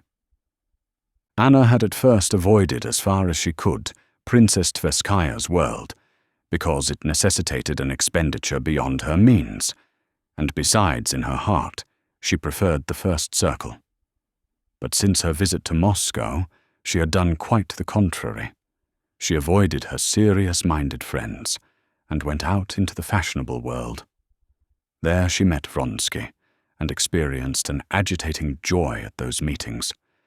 She met Vronsky specially often at Betsy's, for Betsy was a Vronsky by birth and his cousin. Vronsky was everywhere where he had any chance of meeting Anna and speaking to her, when he could, of his love. She gave him no encouragement, but every time she met him, there surged up in her heart that same feeling of quickened life that had come upon her that day in the railway carriage when she saw him for the first time. She was conscious herself that her delight sparkled in her eyes and curved her lips into a smile, and she could not quench the expression of this delight. At first, Anna sincerely believed that she was displeased with him for daring to pursue her. Soon after her return from Moscow, on arriving at a soirée where she had expected to meet him, and not finding him there, she realized distinctly from the rush of disappointment that she had been deceiving herself, and that this pursuit was not merely not distasteful to her, but that it made the whole interest of her life. The celebrated singer was singing for the second time, and all the fashionable world was in the theatre. Vronsky, seeing his cousin from his stall in the front row, did not wait till the entr'acte, but went to her box. "Why didn't you come to dinner?" she said to him. "I marvel at the second sight of lovers," she added with a smile, so that no one but he could hear. "She wasn't there, but come after the opera." Vronsky looked inquiringly at her. She nodded. He thanked her by a smile and sat down beside her. "But how I remember your jeers," continued Princess Betsy, who took a peculiar pleasure in following up this passion to a successful issue. "What's become of all that? You're caught, my dear boy." "That's my one desire, to be caught," answered Vronsky, with his serene, good-humored smile. "If I complain of anything, it's only that I'm not caught enough, to tell the truth. I begin to lose hope." "Why, whatever hope can you have?" said Betsy, offended on behalf of her friend. "Entendons-nous." But in her eyes there were gleams of light that betrayed that she understood perfectly and precisely as he did what hope he might have. "None whatever," said Vronsky, laughing and showing his even rows of teeth. "Excuse me," he added, taking an opera glass out of her hand and proceeding to scrutinize, over her bare shoulder, the row of boxes facing them. "I'm afraid I'm becoming ridiculous." He was very well aware that he ran no risk of being ridiculous in the eyes of Betsy or any other fashionable people. He was very well aware that in their eyes the position of an unsuccessful lover of a girl, or of any woman free to marry, might be ridiculous. But the position of a man pursuing a married woman, and, regardless of everything, staking his life on drawing her into adultery, has something fine and grand about it, and can never be ridiculous. And so it was with a proud and gay smile under his moustaches that he lowered the opera glass and looked at his cousin. "But why was it you didn't come to dinner?" she said, admiring him. "I must tell you about that. I was busily employed, and doing what, do you suppose? I'll give you 100 guesses. 1,000. You'd never guess. I've been reconciling a husband with a man who'd insulted his wife. Yes, really. Well, did you succeed?" "Almost. You really must tell me about it," she said, getting up. "Come to me in the next entr'acte." "I can't. I'm going to the French theatre." "From Nilsson?" Betsy queried in horror, though she could not herself have distinguished Nilsson's voice from any chorus girl's. "Can't help it. I've an appointment there, all to do with my mission of peace." "Blessed are the peacemakers. Theirs is the kingdom of heaven," said Betsy, vaguely recollecting she had heard some similar saying from someone. "Very well, then. Sit down, and tell me what it's all about." and she sat down again. Part 2, Chapter 5. This is rather indiscreet, but it's so good it's an awful temptation to tell the story, said Vronsky, looking at her with his laughing eyes. I'm not going to mention any names. But I shall guess, so much the better. Well, listen. 2 festive young men were driving. Officers of your regiment, of course? I didn't say they were officers. 2 young men who had been lunching. In other words, drinking. Possibly. They were driving on their way to dinner with a friend in the most festive state of mind, and they beheld a pretty woman in a hired sledge. She overtakes them, looks round at them, and, so they fancy anyway, nods to them and laughs. They, of course, follow her. They gallop at full speed. To their amazement, the fair one alights at the entrance of the very house to which they were going. The fair one darts upstairs to the top story. They get a glimpse of red lips under a short veil and exquisite little feet. You describe it with such feeling that I fancy you must be one of the 2. And after what you said just now, well, the young men go in to their comrades. He was giving a farewell dinner. There they certainly did drink a little too much, as one always does at farewell dinners, and at dinner they inquire who lives at the top in that house. No one knows, only their host's valet, in answer to their inquiry whether any young ladies are living on the top floor, answered that there were a great many of them about there. After dinner, the 2 young men go into their host's study and write a letter to the unknown fair one. They compose an ardent epistle, a declaration in fact, and they carry the letter upstairs themselves, so as to elucidate whatever might appear not perfectly intelligible in the letter. Why are you telling me these horrible stories? Well, they ring. A maid-servant opens the door. They hand her the letter and assure the maid that they're both so in love that they'll die on the spot at the door. The maid, stupefied, carries in their messages. All at once a gentleman appears with whiskers like sausages, as red as a lobster, announces that there is no one living in the flat except his wife, and sends them both about their business. How do you know he had whiskers like sausages, as you say? Ah, you shall hear. I've just been to make peace between them. Well, and what then? That's the most interesting part of the story. It appears that it's a happy couple, a government clerk and his lady. The government clerk lodges a complaint, and I became a mediator, and such a mediator. I assure you Talleyrand couldn't hold a candle to me. Why, where was the difficulty? Ah, you shall hear. We apologize in due form. We are in despair. We entreat forgiveness for the unfortunate misunderstanding. The government clerk with the sausages begins to melt, but he, too, desires to express his sentiments. And as soon as ever he begins to express them, he begins to get hot and say nasty things. And again I'm obliged to trot out all my diplomatic talents. I allowed that their conduct was bad, but I urged him to take into consideration their heedlessness, their youth. Then, too, the young men had only just been lunching together. You understand. They regret it deeply, and beg you to overlook their misbehavior. The government clerk was softened once more. I consent, Count, and am ready to overlook it. But you perceive that my wife's a respectable woman, has been exposed to the persecution and insults and effrontery of young upstarts, scoundrels.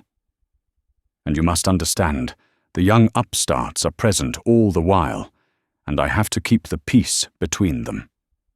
Again, I call out all my diplomacy, and again, as soon as the thing was about at an end, our friend the government clerk gets hot and red, and his sausages stand on end with wrath, and once more I launch out into diplomatic wiles. "Ah, he must tell you this story," said Betsy, laughing, to a lady who came into her box. "He has been making me laugh so." "Well, bonne chance," she added, giving Vronsky one finger of the hand in which she held her fan, and with a shrug of her shoulders she twitched down the bodice of her gown that had worked up so as to be duly naked as she moved forward towards the footlights into the light of the gas and the sight of all eyes. Vronsky drove to the French theatre, where he really had to see the colonel of his regiment, who never missed a single performance there. He wanted to see him, to report on the result of his mediation, which had occupied and amused him for the last 3 days. Petritsky, whom he liked, was implicated in the affair, and the other culprit was a capital fellow and first-rate comrade who had lately joined the regiment, the young Prince Kedrov. And what was most important, the interests of the regiment were involved in it too. Both the young men were in Vronsky's company. The colonel of the regiment was waited upon by the government clerk, Venden, with a complaint against his officers who had insulted his wife. His young wife, so Venden told the story, he had been married half a year, was at church with her mother, and suddenly overcome by indisposition, arising from her interesting condition, she could not remain standing. She drove home in the first sledge, a smart-looking one she came across. On the spot, the officers set off in pursuit of her. She was alarmed, and feeling still more unwell, ran up the staircase home. Venden himself, on returning from his office, heard a ring at their bell and voices, went out, and seeing the intoxicated officers with a letter, he had turned them out. He asked for exemplary punishment. "Yes, it's all very well," said the colonel to Vronsky, whom he had invited to come and see him. "Petritsky's becoming impossible. Not a week goes by without some scandal. This government clerk won't let it drop. He'll go on with the thing." Vronsky saw all the thanklessness of the business, and that there could be no question of a duel in it, that everything must be done to soften the government clerk and hush the matter up. The colonel had called in Vronsky just because he knew him to be an honorable and intelligent man, and more than all, a man who cared for the honor of the regiment. They talked it over and decided that Petritsky and Kedrov must go with Vronsky to Venden's to apologize. The colonel and Vronsky were both fully aware that Vronsky's name and rank would be sure to contribute greatly to the softening of the injured husband's feelings. And these two influences were not in fact without effect, though the result remained, as Vronsky had described, uncertain. On reaching the French theatre, Vronsky retired to the foyer with the colonel and reported to him his success, or non-success. The colonel, thinking it all over, made up his mind not to pursue the matter further, but then, for his own satisfaction, proceeded to cross-examine Vronsky about his interview. And it was a long while before he could restrain his laughter, as Vronsky described how the government clerk, after subsiding for a while, would suddenly flare up again as he recalled the details, and how Vronsky, at the last half-word of conciliation, skillfully maneuvered a retreat, shoving Petritsky out before him. "It's a disgraceful story, but killing. Kedrov really can't fight the gentleman. Was he so awfully hot?" he commented, laughing. "But what do you say to Claire today? She's marvelous," he went on, speaking of a new French actress. "However often you see her, every day she's different. It's only the French who can do that."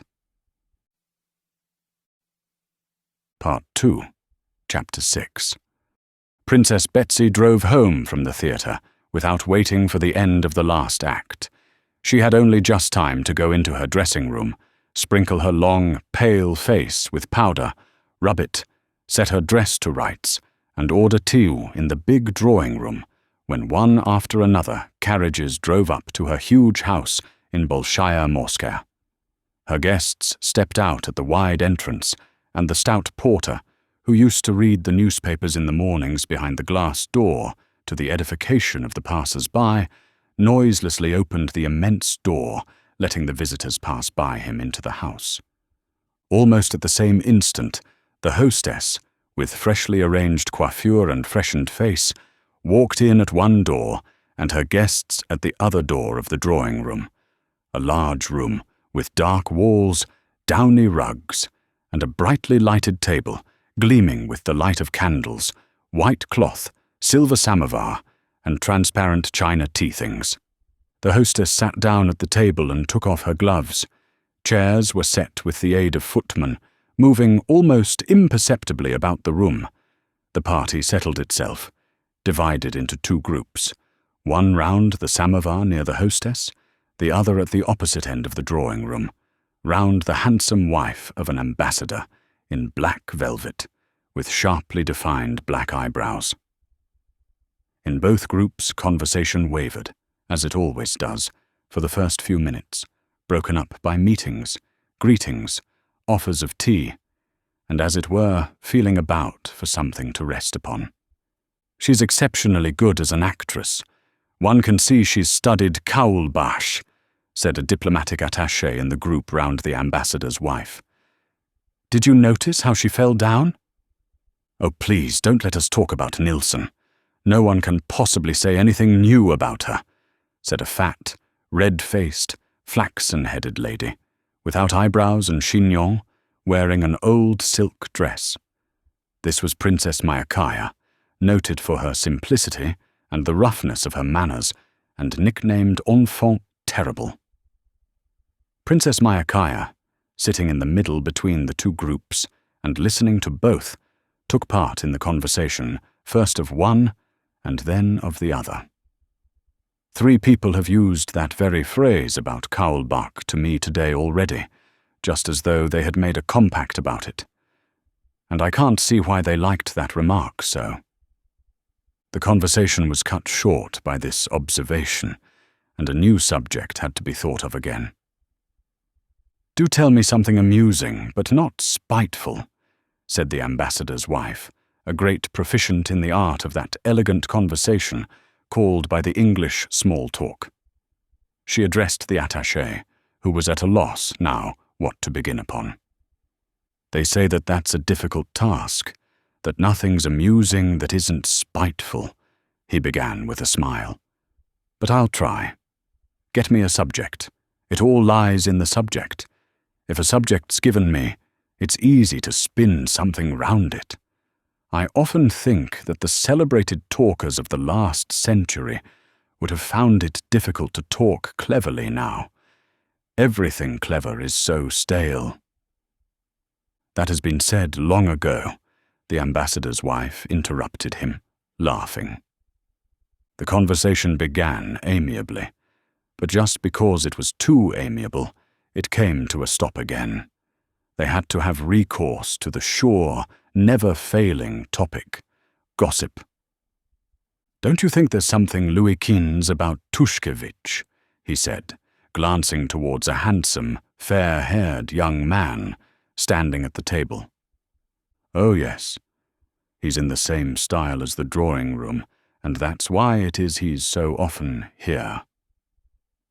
This conversation was maintained, since it rested on allusions to what could not be talked of in that room, that is to say, of the relations of Tushkevich with their hostess.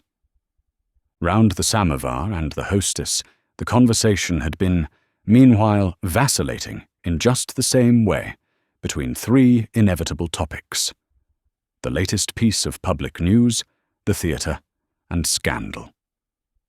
It, too, came finally to rest on the last topic, that is, ill-natured gossip. Have you heard the Maltishcheva woman, the mother, not the daughter, has ordered a costume in diable rose colour? Nonsense. No, that's too lovely. I wonder that with her sense, for she's not a fool, you know, that she doesn't see how funny she is. Everyone had something to say in censure or ridicule of the luckless Madame Maltishcheva, and the conversation crackled merrily, like a burning faggot stack. The husband of Princess Betsy, A good-natured fat man, an ardent collector of engravings, hearing that his wife had visitors, came into the drawing-room before going to his club. Stepping noiselessly over the thick rugs, he went up to Princess Myakaya. "How did you like Nielsen?" he asked. "Oh, how can you steal upon anyone like that?" "How you startled me," she responded. "Please don't talk to me about the opera.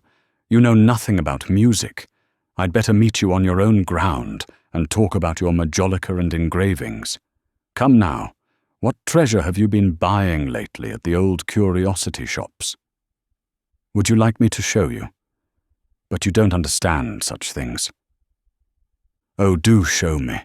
I've been learning about them at those... what's their names? The bankers. They've some splendid engravings. They showed them to us." "Why, have you been at the Schutzburgs?" asked the hostess from the samovar. "Yes, ma chère. They asked my husband and me to dinner, and told us the sauce at that dinner cost £100, Princess Myakaya said, speaking loudly, and conscious everyone was listening. "And very nasty sauce it was, some green mess. We had to ask them, and I made them sauce for 18 pence, and everybody was very much pleased with it. I can't run to £100 sauces." "She's unique," said the lady of the house. "Marvellous," said someone. The sensation produced by Princess Myakaya's speeches was always unique, and the secret of the sensation she produced lay in the fact that, though she spoke not always appropriately, as now, she said simple things with some sense in them. In the society in which she lived, such plain statements produced the effect of the wittiest epigram. Princess Myakaya could never see why it had that effect, but she knew it had, and took advantage of it. As everyone had been listening while Princess Myakaya spoke, and so the conversation around the ambassador's wife had dropped, Princess Betsy tried to bring the whole party together, and turned to the ambassador's wife. "Will you really not have tea? You should come over here by us." "No, we're very happy here," the ambassador's wife responded with a smile, and she went on with the conversation that had been begun. It was a very agreeable conversation. They were criticizing the Karenins, husband and wife. "Anna is quite changed since her stay in Moscow. There's something strange about her," said her friend.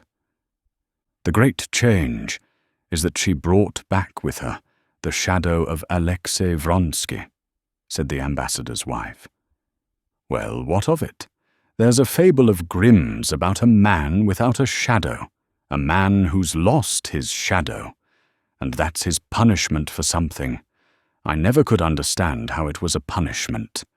But a woman must dislike being without a shadow." "Yes, but women with a shadow usually come to a bad end," said Anna's friend.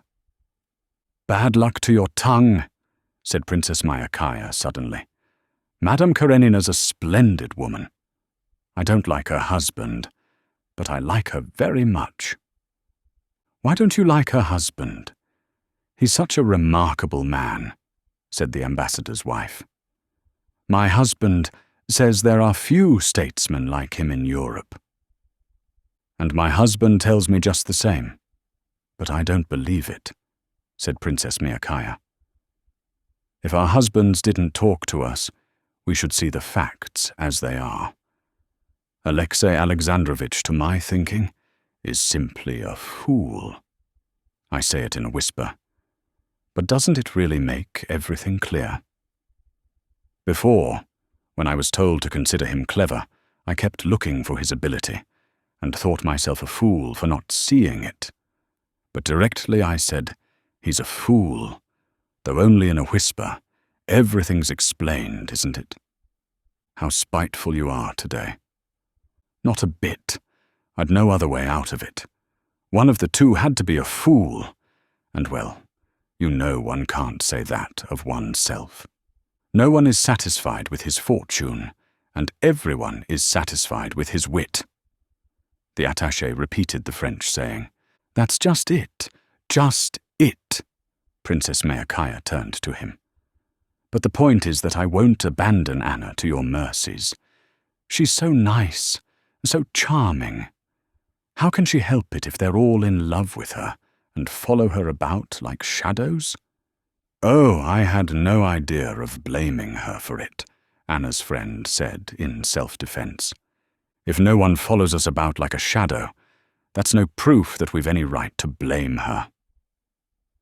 And having duly disposed of Anna's friend, the Princess Myakaya got up, and together with the ambassador's wife, joined the group at the table, where the conversation was dealing with the King of Prussia. What wicked gossip were you talking over there? Asked Betsy. About the Karenins. The princess gave us a sketch of Alexei Alexandrovich, said the ambassador's wife with a smile as she sat down at the table. Pity we didn't hear it, said Princess Betsy, glancing towards the door. Ah, here you are at last, she said, turning with a smile to Vronsky as he came in. Vronsky was not merely acquainted with all the persons whom he was meeting here. He saw them all every day, and so he came in with the quiet manner with which one enters a room full of people, from whom one has only just parted. Where do I come from? He said, in answer to a question from the ambassador's wife. Well, there's no help for it, I must confess. From the Opera Bouffe. I do believe I've seen it 100 times, and always with fresh enjoyment. It's exquisite. I know it's disgraceful, but I go to sleep at the opera, and I sit out the Opera Bouffe to the last minute, and enjoy it. This evening, he mentioned a French actress, and was going to tell something about her, but the ambassador's wife, with playful horror, cut him short. Please don't tell us about that horror. All right. I won't, especially as everyone knows those horrors. And we should all go to see them if it were accepted as the correct thing, like the opera, chimed in Princess Myakaya. Part 2, Chapter 7. Steps were heard at the door, and Princess Betsy, knowing it was Madame Karenina, glanced at Vronsky. He was looking towards the door, and his face wore a strange new expression. Joyfully, intently, and at the same time timidly, he gazed at the approaching figure, and slowly he rose to his feet. Anna walked into the drawing-room, holding herself extremely erect, as always, looking straight before her, and moving with her swift, resolute, and light step that distinguished her from all other society women. She crossed the short space to her hostess, shook hands with her, smiled, and with the same smile looked around at Vronsky. Vronsky bowed low and pushed a chair up for her. She acknowledged this only by a slight nod, flushed a little and frowned. But immediately, while rapidly greeting her acquaintances and shaking the hands proffered to her, she addressed Princess Betsy. I have been at Countess Lydia's, and meant to have come here earlier, but I stayed on. Sir John was there. He's very interesting. Oh, that's this missionary. Yes, he told us about the life in India. Most interesting things. The conversation, interrupted by her coming in, flickered up again like the light of a lamp being blown out. Sir John. Yes, Sir John, I've seen him. He speaks well. The Vlasieva girl's quite in love with him. And is it true the younger Vlasieva girl's to marry Topov? Yes, they say it's quite a settled thing. I wonder at the parents. They say it's a marriage for love. For love? What antediluvian notions you have. Can one talk of love in these days? Said the ambassador's wife. What's to be done? It's a foolish old fashion that's kept up still, said Vronsky. So much the worse for those who keep up the fashion. The only happy marriages I know are marriages of prudence. Yes, but then how often the happiness of these prudent marriages flies away like dust just because that passion turns up that they have refused to recognize, said Vronsky. But by marriages of prudence, we mean those in which both parties have sown their wild oats already. That's like scarlatina. One has to go through it and get it over. Then they ought to find out how to vaccinate for love, like smallpox. I was in love in my young days with a deacon, said the Princess Myakaya. I don't know that it did me any good. No, I imagine, joking apart, that to know love, one must make mistakes and then correct them, said Princess Betsy. Even after marriage? Said the ambassador's wife playfully. It's never too late to mend. The attaché repeated the English proverb. Just so, Betsy agreed. One must make mistakes and correct them. What do you think about it? She turned to Anna, who, with a faintly perceptible resolute smile on her lips, was listening in silence to the conversation. I think, said Anna, playing with the glove she had taken off, I think of so many men, so many minds, certainly so many hearts, so many kinds of love. Vronsky was gazing at Anna, and with a fainting heart waiting for what she would say. He sighed as after a danger escaped when she uttered these words. Anna suddenly turned to him. Oh, I have had a letter from Moscow. They write me that Kitty Shatyabatskaya's very ill. Really? Said Vronsky, knitting his brows. Anna looked sternly at him. That doesn't interest you? On the contrary, it does, very much. What was it exactly they told you, if I may know? He questioned. Anna got up and went to Betsy. Give me a cup of tea, she said, standing at her table. While Betsy was pouring out the tea, Vronsky went up to Anna. What is it they write to you? He repeated. I often think men have no understanding of what's not honourable, though they're always talking of it, said Anna without answering him. I've wanted to tell you so a long while, she added, and moving a few steps away, she sat down at a table in a corner covered with albums. I don't quite understand the meaning of your words, he said, handing her the cup. She glanced towards the sofa beside her, and he instantly sat down. Yes, I have been wanting to tell you, she said, not looking at him. You behaved wrongly. Very wrongly. Do you suppose I don't know that I've acted wrongly?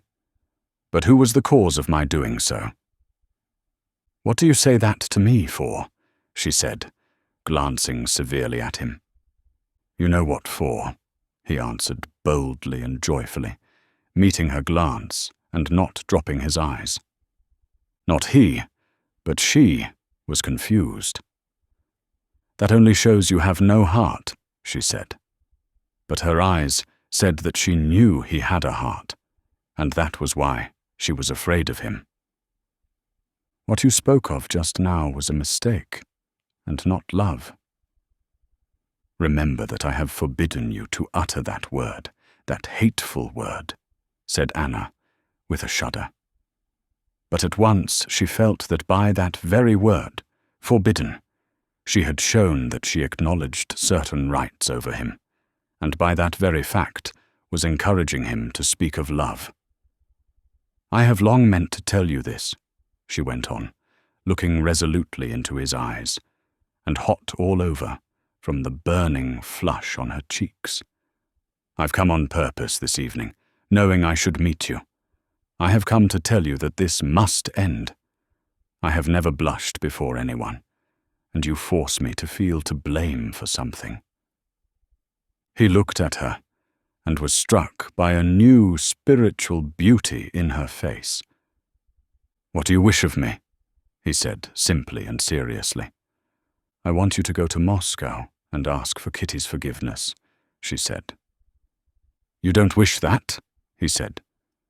He saw she was saying what she forced herself to say, not what she wanted to say. If you love me, as you say, she whispered, Do so that I may be at peace." His face grew radiant. "Don't you know that you're all my life to me? But I know no peace, and I can't give it to you. All myself, and love. Yes, I can't think of you and myself apart. You and I are one to me. And I see no chance before us of peace, for me or for you. I see a chance of despair, of wretchedness, or I see a chance of bliss. What bliss? Can it be there's no chance of it?" he murmured with his lips. But she heard. She strained every effort of her mind to say what ought to be said. But instead of that, she let her eyes rest on him, full of love, and made no answer. "It's come," he thought in ecstasy. "When I was beginning to despair, and it seemed there would be no end, it's come. She loves me. She owns it." "Then do this for me. Never say such things to me, and let us be friends," she said in words. But her eyes spoke quite differently. "Friends we shall never be. You know that yourself. Whether we shall be the happiest or the wretchedest of people, that's in your hands."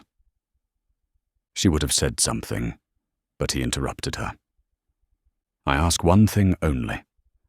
I ask for the right to hope, to suffer as I do. But if even that cannot be, command me to disappear, and I disappear. You shall not see me if my presence is distasteful to you. I don't want to drive you away. Only don't change anything. Leave everything as it is," he said in a shaky voice. "Here's your husband." At that instant, Alexey Alexandrovitch did, in fact, walk into the room with his calm, awkward gait. Glancing at his wife and Vronsky, he went up to the lady of the house, and sitting down for a cup of tea, began talking in his deliberate, always audible voice, in his habitual tone of banter, ridiculing someone. "Your Rambouillet is in full conclave," he said, looking round at all the party, the Graces and the Muses. But Princess Betsy could not endure that tone of his. Sneering, as she called it, using the English word. And like a skillful hostess, she at once brought him into a serious conversation on the subject of universal conscription. Alexey Alexandrovitch was immediately interested in the subject, and began seriously defending the new imperial decree against Princess Betsy, who had attacked it. Vronsky and Anna still sat at the little table. "This is getting indecorous," whispered one lady, with an expressive glance at Madame Karenina, Vronsky, and her husband. "What did I tell you?" said Anna's friend. But not only those ladies, almost everyone in the room, even the Princess Myakaya and Betsy herself, looked several times in the direction of the two who had withdrawn from the general circle, as though that were a disturbing fact. Alexey Alexandrovitch was the only person who did not once look in that direction, and was not diverted from the interesting discussion he had entered upon. Noticing the disagreeable impression that was being made on everyone, Princess Betsy slipped someone else into her place to listen to Alexey Alexandrovitch, and went up to Anna. "I'm always amazed at the clearness and precision of your husband's language," she said. "The most transcendental ideas seem to be within my grasp when he's speaking." "Oh, yes," said Anna, radiant with a smile of happiness, and not understanding a word of what Betsy had said. She crossed over to the big table and took part in the general conversation. Alexey Alexandrovitch, after staying half an hour, went up to his wife and suggested that they should go home together. But she answered, not looking at him, that she was staying to supper. Alexey Alexandrovitch made his bows and withdrew. The fat old Tatar, Madame Karenina's coachman, was with difficulty holding one of her pair of greys, chilled with the cold and rearing at the entrance. A footman stood opening the carriage door. The hall porter stood holding open the great door of the house. Anna Arkadyevna, with her quick little hand, was unfastening the lace of her sleeve, caught in the hook of her fur cloak, and with bent head, listening to the words Vronsky murmured as he escorted her down. "You've said nothing, of course. And I ask nothing," he was saying. "But you know that friendship's not what I want. That there's only one happiness in life for me. That word that you dislike so. Yes, love." "Love," she repeated slowly, in an inner voice. And suddenly, at the very instant she unhooked the lace, she added, "Why I don't like the word is that it means too much to me, far more than you can understand." And she glanced into his face. "Au revoir." She gave him her hand, and with her rapid, springy step, she passed by the porter and vanished into the carriage. Her glance, the touch of her hand, set him aflame. He kissed the palm of his hand where she had touched it, and went home, happy in the sense that he had got nearer to the attainment of his aims that evening than during the last 2 months. Part 2, Chapter 8. Alexey Alexandrovitch had seen nothing striking or improper in the fact that his wife was sitting with Vronsky at a table apart, in eager conversation with him about something, but he noticed that to the rest of the party this appeared something striking and improper, and for that reason it seemed to him too to be improper. He made up his mind that he must speak of it to his wife. On reaching home, Alexey Alexandrovitch went to his study, as he usually did, seated himself in his low chair, opened a book on the papacy at the place where he had laid the paper knife in it, and read till 1 o'clock, just as he usually did. But from time to time he rubbed his high forehead and shook his head, as though to drive away something. At his usual time, he got up and made his toilet for the night. Anna Arkadyevna had not yet come in. With a book under his arm, he went upstairs. But this evening, instead of his usual thoughts and meditations upon official details, his thoughts were absorbed by his wife and something disagreeable connected with her. Contrary to his usual habit, he did not get into bed, but fell to walking up and down the rooms with his hands clasped behind his back. He could not go to bed, feeling that it was absolutely needful for him first to think thoroughly over the position that had just arisen. When Alexey Alexandrovitch had made up his mind that he must talk to his wife about it, it had seemed a very easy and simple matter. But now, when he began to think over the question that had just presented itself, it seemed to him very complicated and difficult. Alexey Alexandrovitch was not jealous. Jealousy, according to his notions, was an insult to one's wife, and one ought to have confidence in one's wife. Why one ought to have confidence, that is to say, complete conviction that his young wife would always love him, he did not ask himself. But he had no experience of lack of confidence, because he had confidence in her, and told himself that he ought to have it. Now, though his conviction that jealousy was a shameful feeling, and that one ought to feel confidence, had not broken down, he felt that he was standing face to face with something illogical and irrational, and did not know what was to be done.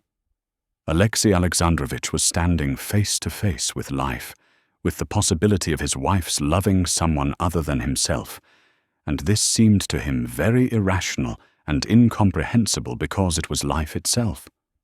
All his life, Alexey Alexandrovitch had lived and worked in official spheres, having to do with the reflection of life. And every time he had stumbled against life itself, he had shrunk away from it. Now he experienced a feeling akin to that of a man who, while calmly crossing a precipice by a bridge, should suddenly discover that the bridge is broken and that there is a chasm below. That chasm was life itself, the bridge, that artificial life in which Alexey Alexandrovitch had lived. For the first time the question presented itself to him of the possibility of his wife's loving someone else, and he was horrified at it.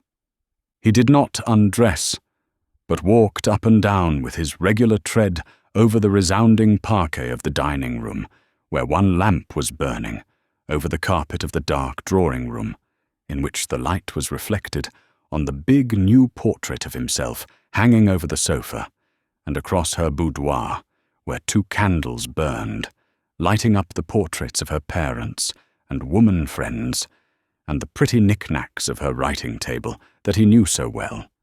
He walked across her boudoir to the bedroom door and turned back again. At each turn in his walk, especially at the parquet of the lighted dining room, he halted and said to himself, "Yes, this I must decide and put a stop to. I must express my view of it and my decision." And he turned back again. "But express what? What decision?" he said to himself in the drawing room. And he found no reply. "But after all," he asked himself, before turning into the boudoir, "what has occurred? Nothing. She was talking a long while with him. But what of that? Surely women in society can talk to whom they please. And then, jealousy means lowering both myself and her," he told himself as he went into her boudoir. But this dictum, which had always had such weight with him before, had now no weight and no meaning at all. And from the bedroom door he turned back again. But as he entered the dark drawing room, some inner voice told him that it was not so, and that if others noticed it, that showed that there was something. And he said to himself again in the dining room, "Yes, I must decide and put a stop to it, and express my view of it." And again at the turn in the drawing room he asked himself, "Decide how?" And again he asked himself what had occurred, and answered, "Nothing," and recollected that jealousy was a feeling insulting to his wife. But again in the drawing room he was convinced that something had happened. His thoughts, like his body, went round a complete circle, without coming upon anything new. He noticed this, rubbed his forehead, and sat down in her boudoir. There, looking at her table, with the malachite blotting case lying at the top and an unfinished letter, his thoughts suddenly changed. He began to think of her, of what she was thinking and feeling. For the first time he pictured vividly to himself her personal life, her ideas, her desires, and the idea that she could and should have a separate life of her own seemed to him so alarming that he made haste to dispel it. It was the chasm which he was afraid to peep into. To put himself in thought and feeling in another person's place was a spiritual exercise not natural to Alexey Alexandrovitch. He looked on this spiritual exercise as a harmful and dangerous abuse of the fancy. And the worst of it all, thought he, is that just now, at the very moment when my great work is approaching completion, he was thinking of the project he was bringing forward at the time, when I stand in need of all my mental peace and all my energies, just now this stupid worry should fall foul of me. But what's to be done? I'm not one of those men who submit to uneasiness and worry without having the force of character to face them. I must think it over, come to a decision, and put it out of my mind, he said aloud. The question of her feelings, of what has passed and may be passing in her soul, that's not my affair. That's the affair of her conscience, and falls under the head of religion, he said to himself, feeling consolation in the sense that he had found to which division of regulating principles this new circumstance could be properly referred. And so, Alexey Alexandrovitch said to himself, questions as to her feelings and so on are questions for her conscience, with which I can have nothing to do. My duty is clearly defined. As the head of the family, I am a person bound in duty to guide her, and consequently, in part, the person responsible. I am bound to point out the danger I perceive, to warn her, even to use my authority. I ought to speak plainly to her. And everything that he would say tonight to his wife took clear shape in Alexey Alexandrovitch's head. Thinking over what he would say, he somewhat regretted that he should have to use his time and mental powers for domestic consumption, with so little to show for it. But, in spite of that, the form and contents of the speech before him shaped itself as clearly and distinctly in his head as a ministerial report.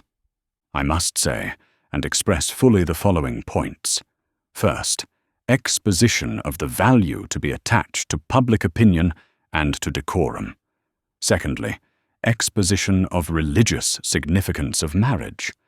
Thirdly, if need be, reference to the calamity possibly ensuing to our son. Fourthly, reference to the unhappiness likely to result to herself.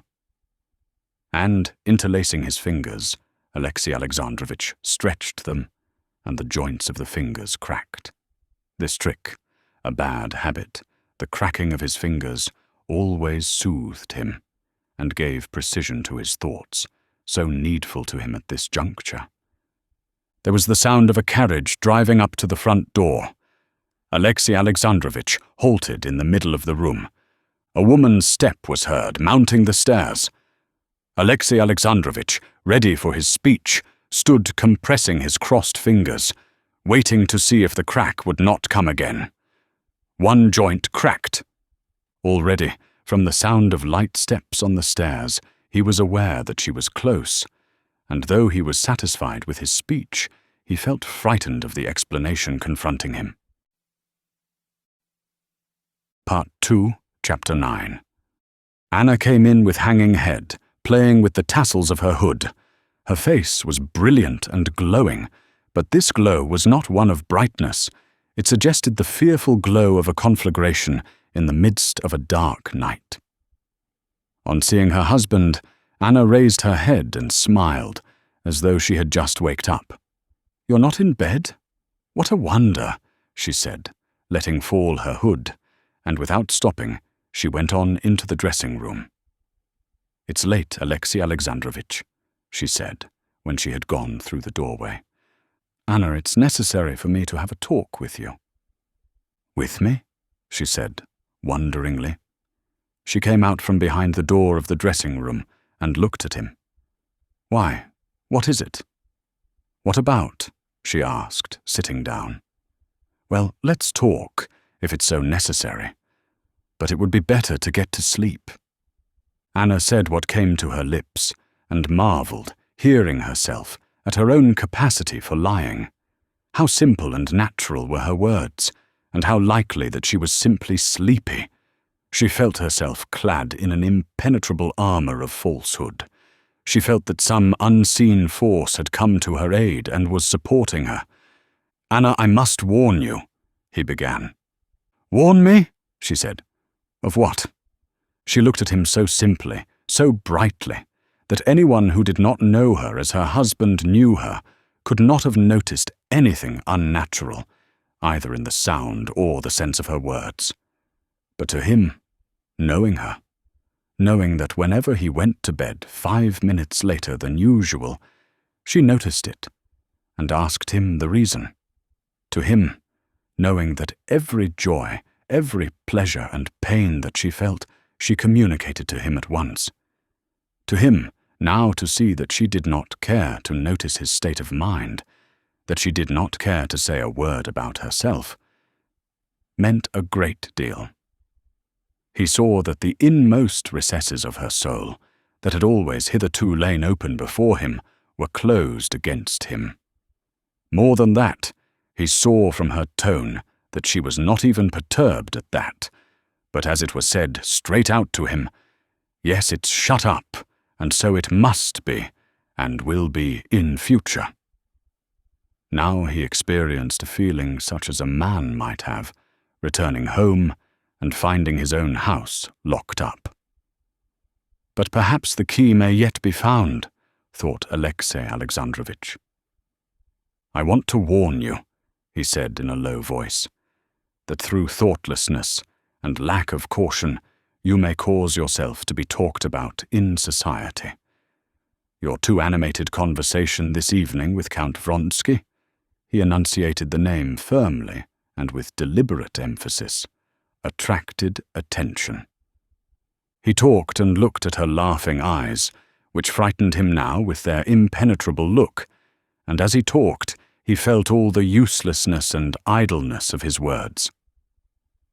"You're always like that," she answered, as though completely misapprehending him, and of all he had said, only taking in the last phrase. "One time you don't like my being dull, and another time you don't like my being lively. I wasn't dull. Does that offend you?" Alexey Alexandrovitch shivered and bent his hands to make the joints crack. "Oh, please, don't do that. I do so dislike it," she said.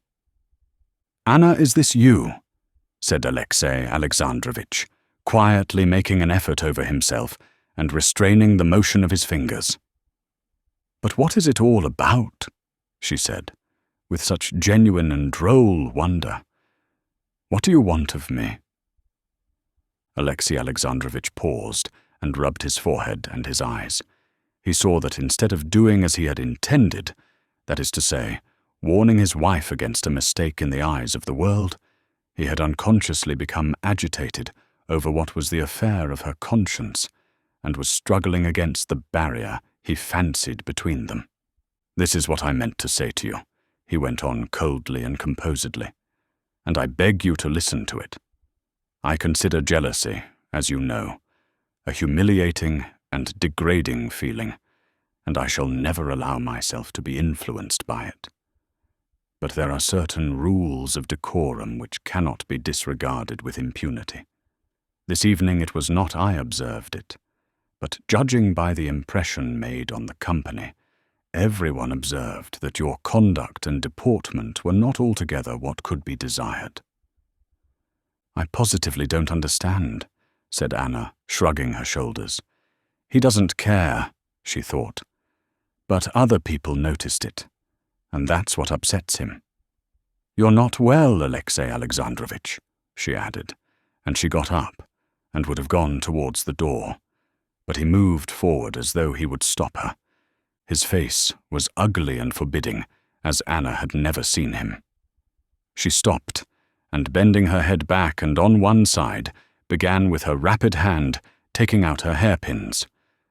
"Well, I'm listening to what's to come," she said, calmly and ironically. "And indeed, I listen with interest, for I should like to understand what's the matter." She spoke and marveled at the confident, calm and natural tone in which she was speaking, and the choice of the words she used. "To enter into all the details of your feelings I have no right, and besides, I regard that as useless and even harmful," began Alexey Alexandrovitch. "Ferreting in one's soul, one often ferrets out something that might have lain there unnoticed. Your feelings are an affair of your own conscience, but I am in duty bound to you, to myself, and to God, to point out to you your duties. Our life has been joined, not by man, but by God. That union can only be severed by a crime, and a crime of that nature brings its own chastisement." "I don't understand a word, and oh dear, how sleepy I am, unluckily," she said, rapidly passing her hand through her hair, feeling for the remaining hairpins. "Anna, for God's sake, don't speak like that," he said gently. "Perhaps I am mistaken, but believe me, what I say as much for myself as for you. I am your husband, and I love you." For an instant her face fell, and the mocking gleam in her eyes died away. But the word love threw her into revolt again. She thought, love? Can he love? If he hadn't heard there was such a thing as love, he would never have used the word. He doesn't even know what love is. "Alexey Alexandrovitch, really I don't understand," she said. "Define what it is you find." "Pardon, Let me say all I have to say. I love you, but I am not speaking of myself. The most important persons in this matter are our son and yourself. It may very well be, I repeat, that my words seem to you utterly unnecessary and out of place. It may be that they are called forth by my mistaken impression. In that case, I beg you to forgive me. But if you are conscious yourself of even the smallest foundation for them, then I beg you to think a little, and if your heart prompts you, to speak out to me. Alexei Alexandrovitch was unconsciously saying something utterly unlike what he had prepared. I have nothing to say. And besides, she said hurriedly, with difficulty repressing a smile, it's really time to be in bed. Alexei Alexandrovitch sighed, and, without saying more, went into the bedroom. When she came into the bedroom, he was already in bed. His lips were sternly compressed, and his eyes looked away from her. Anna got into her bed and lay expecting every minute that he would begin to speak to her again. She both feared his speaking and wished for it. But he was silent. She waited for a long while without moving and had forgotten about him. She thought of that other. She pictured him and felt how her heart was flooded with emotion and guilty delight at the thought of him. Suddenly she heard an even, tranquil snore. For the first instant, Alexei Alexandrovitch seemed, as it were, appalled at his own snoring, and ceased. But after an interval of 2 breathings, the snore sounded again, with a new, tranquil rhythm. It's late, she whispered with a smile. A long while she lay, not moving, with open eyes, whose brilliance she almost fancied she could herself see in the darkness. Part 2, Chapter 10. From that time, a new life began for Alexei Alexandrovitch and for his wife. Nothing special happened. Anna went out into society, as she had always done, was particularly often at Princess Betsy's, and met Vronsky everywhere. Alexei Alexandrovitch saw this, but could do nothing. All his efforts to draw her into open discussion she confronted with a barrier which he could not penetrate, made up of a sort of amused perplexity. Outwardly everything was the same, but their inner relations were completely changed. Alexei Alexandrovitch, a man of great power in the world of politics, felt himself helpless in this. Like an ox with head bent, submissively he awaited the blow which he felt was lifted over him. Every time he began to think about it, he felt that he must try once more, that by kindness, tenderness, and persuasion, there was still hope of saving her, of bringing her back to herself, and every day he made ready to talk to her. But every time he began talking to her, he felt that the spirit of evil and deceit, which had taken possession of her, had possession of him too, and he talked to her in a tone quite unlike that in which he had meant to talk. Involuntarily, he talked to her in his habitual tone of jeering at anyone who should say what he was saying, and in that tone it was impossible to say what needed to be said to her. Part 2, Chapter 11.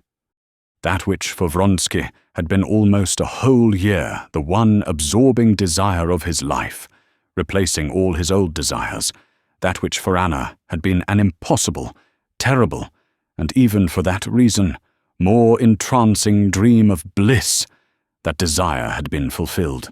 He stood before her, pale, his lower jaw quivering, and besought her to be calm, not knowing how or why. "Anna! Anna!" he said with a choking voice. "Anna, for pity's sake!" But the louder he spoke, the lower she dropped her once proud and gay, now shame-stricken head, and she bowed down and sank from the sofa where she was sitting, down on the floor at his feet. She would have fallen on the carpet if he had not held her. My God, forgive me, she said, sobbing, pressing his hands to her bosom. She felt so sinful, so guilty, that nothing was left her but to humiliate herself and beg forgiveness. And as now there was no one in her life but him, to him she addressed her prayer for forgiveness. Looking at him, she had a physical sense of her humiliation, and she could say nothing more. He felt what a murderer must feel when he sees the body he has robbed of life. That body, robbed by him of life, was their love, the first stage of their love. There was something awful and revolting in the memory of what had been bought at this fearful price of shame. Shame at their spiritual nakedness crushed her and infected him.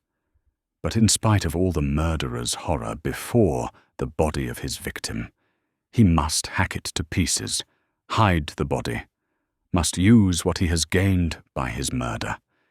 And with fury, as it were with passion, the murderer falls on the body and drags it and hacks at it.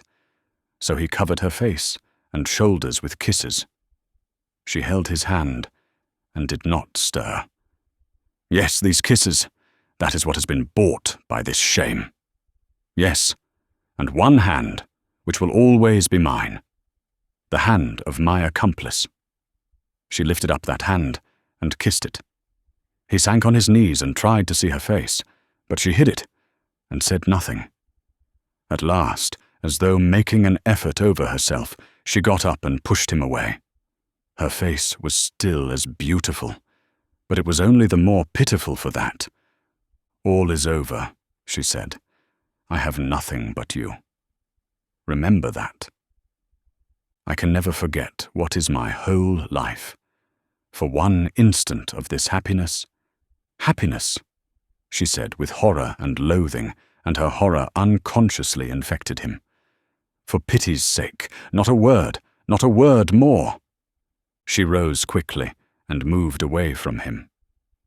Not a word more, she repeated, and with a look of chill despair, incomprehensible to him, she parted from him. She felt that at that moment she could not put into words the sense of shame, of rapture, and of horror at this stepping into a new life, and she did not want to speak of it, to vulgarize this feeling by inappropriate words. But later too, and the next day, and the third day, she still found no words in which she could express the complexity of her feelings. Indeed, she could not even find thoughts in which she could clearly think out all that was in her soul. She said to herself, "No, just now. I can't think of it. Later on, when I am calmer." But this calm for thought never came. Every time the thought rose of what she had done, and what would happen to her, and what she ought to do, a horror came over her, and she drove those thoughts away. Later, she said, when I am calmer. But in dreams, when she had no control over her thoughts, her position presented itself to her in all its hideous nakedness. One dream haunted her almost every night. She dreamed that both were her husbands at once, that both were lavishing caresses on her. Alexey Alexandrovitch was weeping, kissing her hands and saying, "How happy we are now." And Alexey Vronsky was there too, and he too was her husband. And she was marveling that it had once seemed impossible to her, was explaining to them, laughing, that this was ever so much simpler, and that now both of them were happy and contented. But this dream weighed on her like a nightmare, and she awoke from it in terror. Part 2, Chapter 12. In the early days after his return from Moscow, whenever Levin shuddered and grew red, remembering the disgrace of his rejection, he said to himself, "This was just how I used to shudder and blush, thinking myself utterly lost, when I was plucked in physics and did not get my remove, and how I thought myself utterly ruined after I had mismanaged that affair of my sister's that was entrusted to me. And yet, Now that years have passed, I recall it and wonder that it could distress me so much. It will be the same thing, too, with this trouble. Time will go by, and I shall not mind about this either. But 3 months had passed, and he had not left off minding about it, and it was as painful for him to think of it as it had been those first days. He could not be at peace, because after dreaming so long of family life, and feeling himself so ripe for it, he was still not married, and was further than ever from marriage.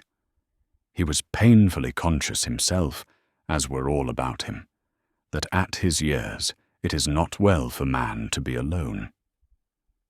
He remembered how before starting for Moscow he had once said to his cowman, Nikolai, a simple-hearted peasant, whom he liked talking to, "Well, Nikolai, I mean to get married," and how Nikolai had promptly answered, as of a matter on which there could be no possible doubt, and high time too, Konstantin Dmitrievitch.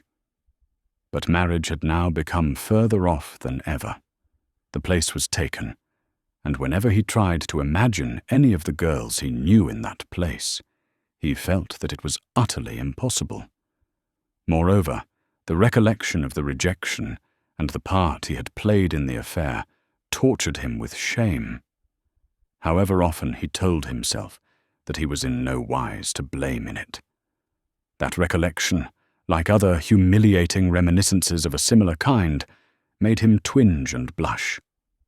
There had been in his past, as in every man's, actions, recognized by him as bad, for which his conscience ought to have tormented him. But the memory of these evil actions was far from causing him so much suffering as those trivial but humiliating reminiscences. These wounds never healed. And with these memories was now ranged his rejection and the pitiful position in which he must have appeared to others that evening. But time and work did their part. Bitter memories were more and more covered up by the incidents, paltry in his eyes but really important, of his country life. Every week he thought less often of Kitty. He was impatiently looking forward to the news that she was married, or just going to be married, hoping that such news would, like having a tooth out, completely cure him. Meanwhile spring came on, beautiful and kindly, without the delays and treacheries of spring. One of those rare springs in which plants, beasts, and man rejoice alike. This lovely spring roused Levin still more, and strengthened him in his resolution of renouncing all his past and building up his lonely life firmly and independently. Though many of the plans with which he had returned to the country had not been carried out, still his most important resolution, that of purity, had been kept by him. He was free from that shame which had usually harassed him after a fall, and he could look everyone straight in the face. In February, he had received a letter from Maria Nikolaevna telling him that his brother Nikolai's health was getting worse, but that he would not take advice. And in consequence of this letter, Levin went to Moscow to his brother's, and succeeded in persuading him to see a doctor and to go to a watering place abroad. He succeeded so well in persuading his brother, and in lending him money for the journey without irritating him, that he was satisfied with himself in that matter. In addition to his farming, which called for special attention in spring, and in addition to reading, Levin had begun that winter a work on agriculture, the plan of which turned on taking into account the character of the labourer on the land as one of the unalterable data of the question, like the climate and the soil, and consequently deducing all the principles of scientific culture, not simply from the data of soil and climate, but from the data of soil, climate, and a certain unalterable character of the labourer. Thus, in spite of his solitude, or in consequence of his solitude, his life was exceedingly full. Only rarely he suffered from an unsatisfied desire to communicate his stray ideas to someone besides Agafea Mihailovna. With her, indeed, he not infrequently fell into discussion upon physics, the theory of agriculture, and especially philosophy. Philosophy was Agafea Mihailovna's favorite subject. Spring was slow in unfolding. For the last few weeks, it had been steadily fine, frosty weather. In the daytime, it thawed in the sun, but at night there were even 7 degrees of frost. There was such a frozen surface on the snow that they drove the wagons anywhere off the roads. Easter came in the snow. Then all of a sudden, on Easter Monday, a warm wind sprang up, storm clouds swooped down, and for 3 days and 3 nights the warm, driving rain fell in streams. On Thursday the wind dropped, and a thick grey fog brooded over the land, as though hiding the mysteries of the transformations that were being wrought in nature. Behind the fog there was the flowing of water, the cracking and floating of ice, the swift rush of turbid, foaming torrents, and on the following Monday, in the evening, the fog parted. The storm clouds split up into little curling crests of cloud, the sky cleared, and the real spring had come. In the morning, the sun rose brilliant and quickly wore away the thin layer of ice that covered the water, and all the warm air was quivering with the steam that rose up from the quickened earth. The old grass looked greener, and the young grass thrust up its tiny blades. The buds of the guelder rose and of the currant, and the sticky birch buds were swollen with sap, and an exploring bee was humming about the golden blossoms that studded the willow. Larks trilled unseen above the velvety green fields and the ice-covered stubble land. Peewits wailed over the low lands and marshes flooded by the pools. Cranes and wild geese flew high across the sky, uttering their spring calls. The cattle, bald in patches, where the new hair had not grown yet, lowed in the pastures. The bow-legged lambs frisked round their bleating mothers. Nimble children ran about the drying paths, covered with the prints of bare feet. There was a merry chatter of peasant women over their linen at the pond, and the ring of axes in the yard, where the peasants were repairing ploughs and harrows. The real spring had come. Part 2, Chapter 13. Levin put on his big boots, and for the first time, a cloth jacket instead of his fur cloak, and went out to look after his farm, stepping over streams of water that flashed in the sunshine and dazzled his eyes, and treading 1 minute on ice and the next into sticky mud.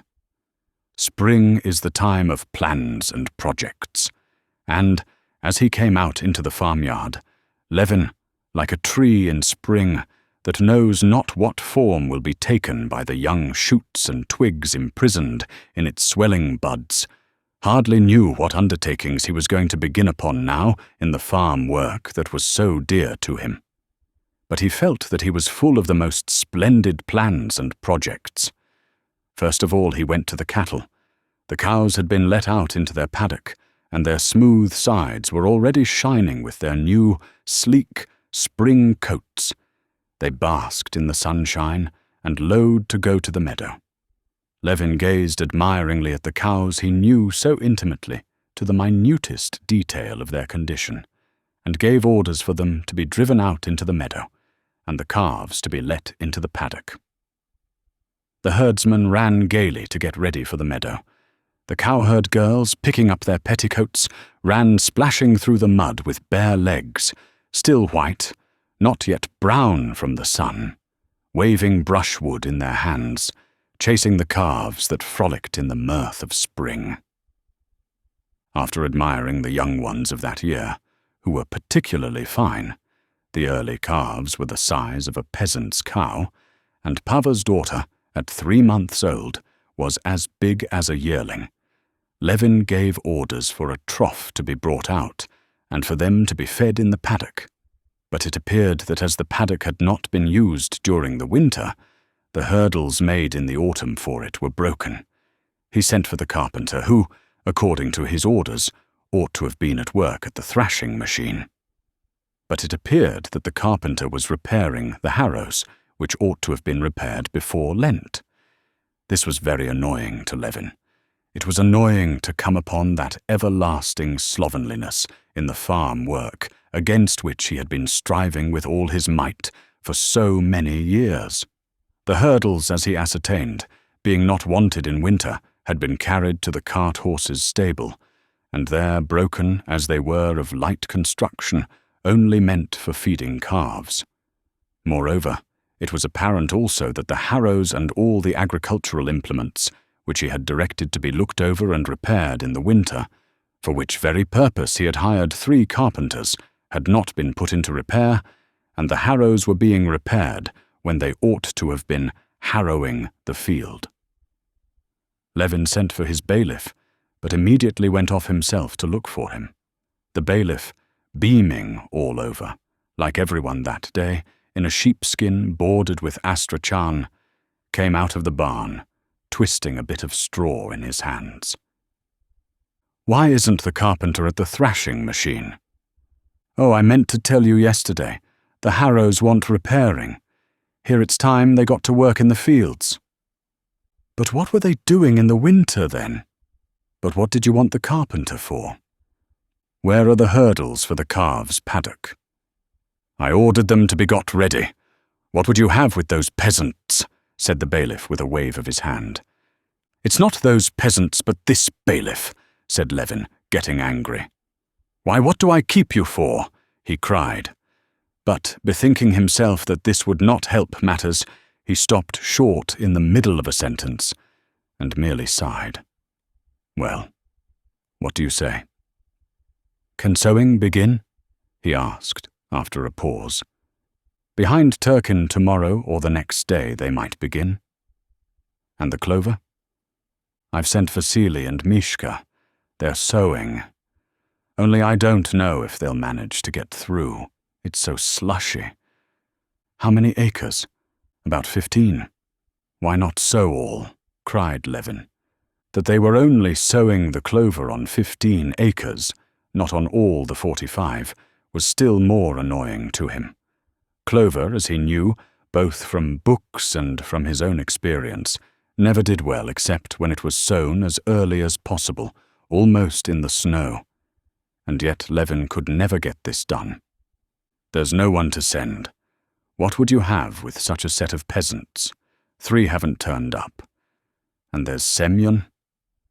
"Well, you should have taken some men from the thatching." "And so I have, as it is." "Where are the peasants, then?" 5 are making compote," which meant compost. 4 are shifting the oats for fear of a touch of mildew. Konstantin Dmitrievich. Levin knew very well that a touch of mildew meant that his English seed oats were already ruined. Again they had not done as he had ordered. "Why, but I told you during Lent to put in pipes," he cried. "Don't put yourself out. We shall get it all done in time." Levin waved his hand angrily, went into the granary to glance at the oats, and then to the stable. The oats were not yet spoiled, but the peasants were carrying the oats in spades when they might simply let them slide down into the lower granary. And arranging for this to be done, and taking 2 workmen from there for sowing clover, Levin got over his vexation with the bailiff. Indeed, it was such a lovely day that one could not be angry. "Ignat," he called to the coachman, who, with his sleeves tucked up, was washing the carriage wheels. "Saddle me." "Which, sir?" "Well, let it be Kolpik." "Yes, sir." While they were saddling his horse, Levin again called up the bailiff, who was hanging about in sight, to make it up with him, and began talking to him about the spring operations before them and his plans for the farm. The wagons were to begin carting manure earlier, so as to get all done before the early mowing, and the ploughing of the further land to go on without a break, so as to let it ripen lying fallow. And the mowing to be all done by hired labour, not on half-profits. The bailiff listened attentively, and obviously made an effort to approve of his employer's projects. But still he had that look Levin knew so well that always irritated him, a look of hopelessness and despondency. That look said, "That's all very well, but as God wills." Nothing mortified Levin so much as that tone, but it was the tone common to all the bailiffs he had ever had. They had all taken up that attitude to his plans, and so now he was not angered by it, but mortified, and felt all the more roused to struggle against this, as it seemed, elemental force continually ranged against him, for which he could find no other expression than "as God wills." "If we can manage it, Konstantin Dmitrievitch," said the bailiff. "Why ever shouldn't you manage it? We positively must have another 15 labourers, and they don't turn up. There were some here today asking 70 rubles for the summer." Levin was silent. Again he was brought face to face with that opposing force. He knew that however much they tried, they could not hire more than 40, 37 perhaps, or 38, labourers for a reasonable sum. Some 40 had been taken on, and there were no more. But still he could not help struggling against it. "Send to Sury, to Chefirovka. If they don't come, we must look for them." "Oh, I'll send, to be sure," said Vasily Fedorovitch despondently. "But there are the horses, too. They're not good for much." "We'll get some more. I know, of course," Levin added, laughing. "You always want to do with as little and as poor quality as possible. But this year, I'm not going to let you have things your own way. I'll see to everything myself. Why, I don't think you take much rest as it is. It cheers us up to work under the master's eye. So they're sowing clover behind the birch dale? I'll go and have a look at them," he said, getting on to the little bay cob, Kolpik, who was led up by the coachman. "You can't get across the streams, Konstantin Dmitrievitch," the coachman shouted. "All right, I'll go by the forest." And Levin rode through the slush of the farmyard to the gate and out into the open country, his good little horse, after his long inactivity, stepping out gallantly, snorting over the pools, and asking, as it were, for guidance. If Levin had felt happy before in the cattle pens and farmyard, he felt happier yet in the open country. Swaying rhythmically with the ambling paces of his good little cob, drinking in the warm yet fresh scent of the snow and the air, as he rode through his forest over the crumbling wasted snow, still left in parts and covered with dissolving tracks, he rejoiced over every tree, with the moss reviving on its bark and the buds swelling on its shoots. When he came out of the forest, in the immense plain before him, his grass fields stretched in an unbroken carpet of green, without one bare place or swamp, only spotted here and there in the hollows with patches of melting snow. He was not put out of temper, even by the sight of the peasants' horses and colts trampling down his young grass. He told a peasant he met to drive them out. Nor by the sarcastic and stupid reply of the peasant Ipat, whom he met on the way, and asked, "Well, Ipat, shall we soon be sowing?" "We must get the ploughing done first, Konstantin Dmitrievitch," answered Ipat. The further he rode, the happier he became, and plans for the land rose to his mind each better than the last. To plant all his fields with hedges along the southern borders, so that the snow should not lie under them. To divide them up into 6 fields of arable, and 3 of pasture and hay. To build a cattle yard at the further end of the estate, and to dig a pond, and to construct movable pens for the cattle as a means of manuring the land.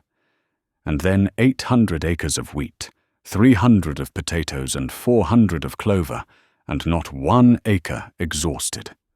Absorbed in such dreams, carefully keeping his horse by the hedges so as not to trample his young crops, he rode up to the labourers who had been sent to sow clover. A cart with the seed in it was standing, not at the edge, but in the middle of the crop, and the winter corn had been torn up by the wheels and trampled by the horse. Both the labourers were sitting in the hedge, probably smoking a pipe together. The earth in the cart, with which the seed was mixed, was not crushed to powder, but crusted together or adhering in clods. Seeing the master, the labourer, Vasily, went towards the cart, while Mishka set to work sowing. This was not as it should be, but with the labourers Levin seldom lost his temper. When Vasily came up, Levin told him to lead the horse to the hedge. "It's all right, sir. It'll spring up again," responded Vasily. "Please don't argue," said Levin, "but do as you're told." "Yes, sir," answered Vasily, and he took the horse's head. "What a sowing, Konstantin Dmitrievich," he said, hesitating. "First rate. Only it's a work to get about. You drag a ton of earth on your shoes." "Why is it you have earth that's not sifted?" said Levin. "Well, we crumble it up," answered Vasily, taking up some seed and rolling the earth in his palms. Vasily was not to blame for their having filled up his cart with unsifted earth, but still it was annoying. Levin had more than once already tried a way he knew for stifling his anger, and turning all that seemed dark right again, and he tried that way now. He watched how Mishka strode along, swinging the huge clods of earth that clung to each foot, and getting off his horse, he took the sieve from Vasily and started sowing himself. "Where did you stop?" Vasily pointed to the mark with his foot, and Levin went forward as best he could, scattering the seed on the land. Walking was as difficult as on a bog, and by the time Levin had ended the row, he was in a great heat, and he stopped and gave up the sieve to Vasily. "Well, master, when summer's here, mind you don't scold me for these rows," said Vasily. "Eh?" said Levin cheerily, already feeling the effect of his method. "Why, you'll see in the summer-time. It'll look different. Look you where I sowed last spring. How I did work at it. I do my best, Konstantin Dmitrievich. Do you see, as I would for my own father. I don't like bad work myself, nor would I let another man do it. What's good for the master's good for us too." "To look out yonder now," said Vasily, pointing. "It does one's heart good." "It's a lovely spring, Vasily." "Why, it's a spring such as the old men don't remember the like of. I was up home. An old man up there has sown wheat too, about an acre of it. He was saying you wouldn't know it from rye." "Have you been sowing wheat long?" "Why, sir, it was you taught us the year before last. You gave me 2 measures. We sold about 8 bushels and sowed a rood." "Well, mind you crumble up the clods," said Levin, going towards his horse, "and keep an eye on Mishka. And if there's a good crop, you shall have half a rouble for every acre." "Humbly thankful. We are very well content, sir, as it is." Levin got on his horse and rode towards the field where was last year's clover, and the one which was ploughed ready for the spring corn. The crop of clover coming up in the stubble was magnificent. It had survived everything and stood up vividly green through the broken stalks of last year's wheat. The horse sank in up to the pasterns, and he drew each hoof with a sucking sound out of the half-thawed ground. Over the ploughland riding was utterly impossible. The horse could only keep a foothold where there was ice, and in the thawing furrows he sank deep in at each step. The ploughland was in splendid condition. In a couple of days it would be fit for harrowing and sowing. Everything was capital. Everything was cheering. Levin rode back across the streams, hoping the water would have gone down. And he did, in fact, get across, and startled 2 ducks. There must be snipe, too, he thought, and just as he reached the turning homewards, he met the forest keeper, who confirmed his theory about the snipe. Levin went home at a trot, so as to have time to eat his dinner and get his gun ready for the evening. Part 2, Chapter 14. As he rode up to the house, in the happiest frame of mind, Levin heard the bell ring at the side of the principal entrance of the house. Yes, that's someone from the railway station, he thought. Just the time to be here from the Moscow train. Who could it be? What if it's brother Nikolai? He did say, "Maybe I'll go to the waters, or maybe I'll come down to you." He felt dismayed and vexed for the first minute, that his brother Nikolai's presence should come to disturb his happy mood of spring. But he felt ashamed of the feeling, and at once he opened, as it were, the arms of his soul, and with a softened feeling of joy and expectation, now he hoped with all his heart that it was his brother. He pricked up his horse, and riding out from behind the acacias, he saw a hired 3-horse sledge from the railway station, and a gentleman in a fur coat. It was not his brother. Oh, if it were only some nice person one could talk to a little, he thought. "Ah," cried Levin joyfully, flinging up both his hands. "Here's a delightful visitor." "Ah, how glad I am to see you," he shouted, recognizing Stepan Arkadyevitch. "I shall find out for certain whether she's married or when she's going to be married," he thought. And on that delicious spring day, he felt that the thought of her did not hurt him at all. "Well, you didn't expect me, eh?" said Stepan Arkadyevitch, getting out of the sledge, splashed with mud on the bridge of his nose, on his cheek, and on his eyebrows, but radiant with health and good spirits. "I've come to see you in the first place," he said, embracing and kissing him, "to have some stand shooting second, and to sell the forest at Ergushovo third." "Delightful! What a spring we're having! However did you get along in a sledge?" "In a cart it would have been worse still, Konstantin Dmitrievitch," answered the driver, who knew him. "Well, I'm very, very glad to see you," said Levin, with a genuine smile of childlike delight. Levin led his friend to the room set apart for visitors, where Stepan Arkadyevitch's things were carried also: a bag, a gun in a case, a satchel for cigars.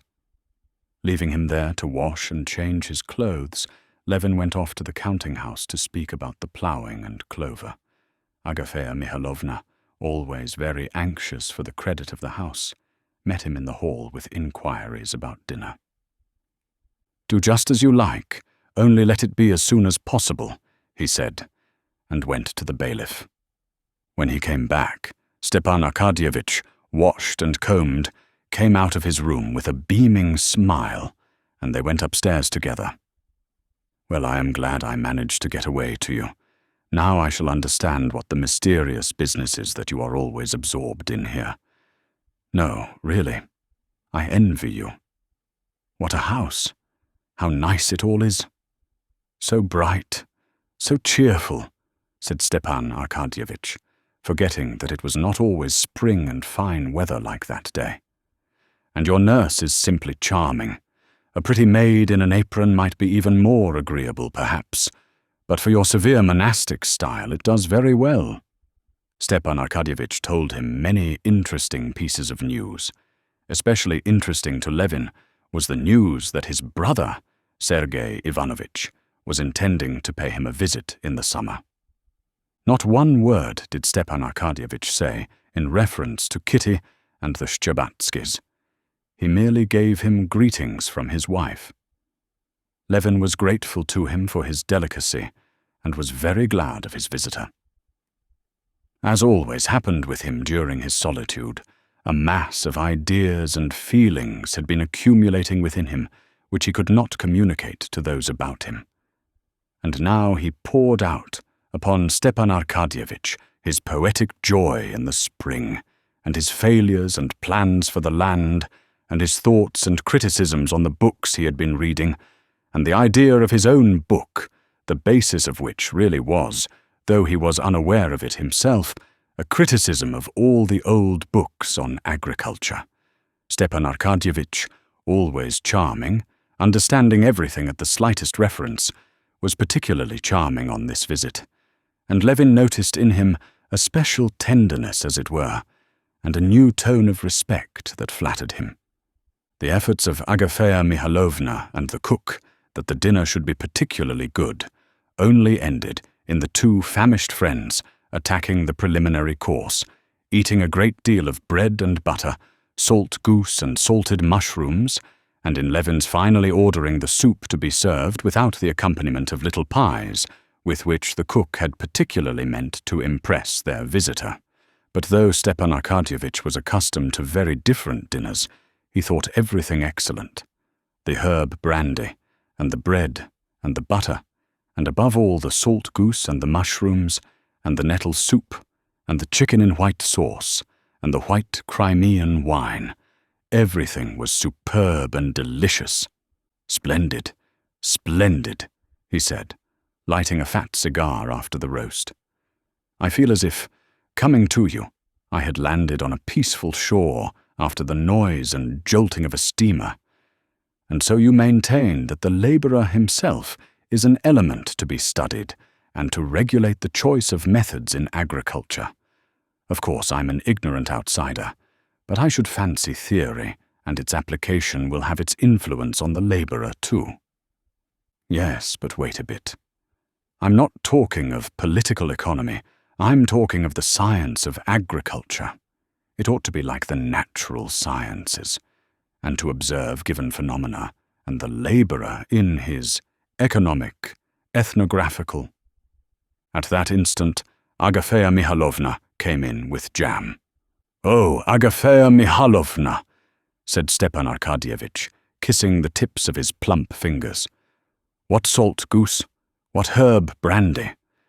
What do you think, isn't it time to start, Kostya?" he added. Levin looked out of the window at the sun sinking behind the bare treetops of the forest. "Yes, it's time," he said. "Kuzma, get ready the trap," and he ran downstairs. Stepan Arkadyevitch, going down, carefully took the canvas cover off his varnished gun case with his own hands, and opening it, began to get ready his expensive new-fashioned gun.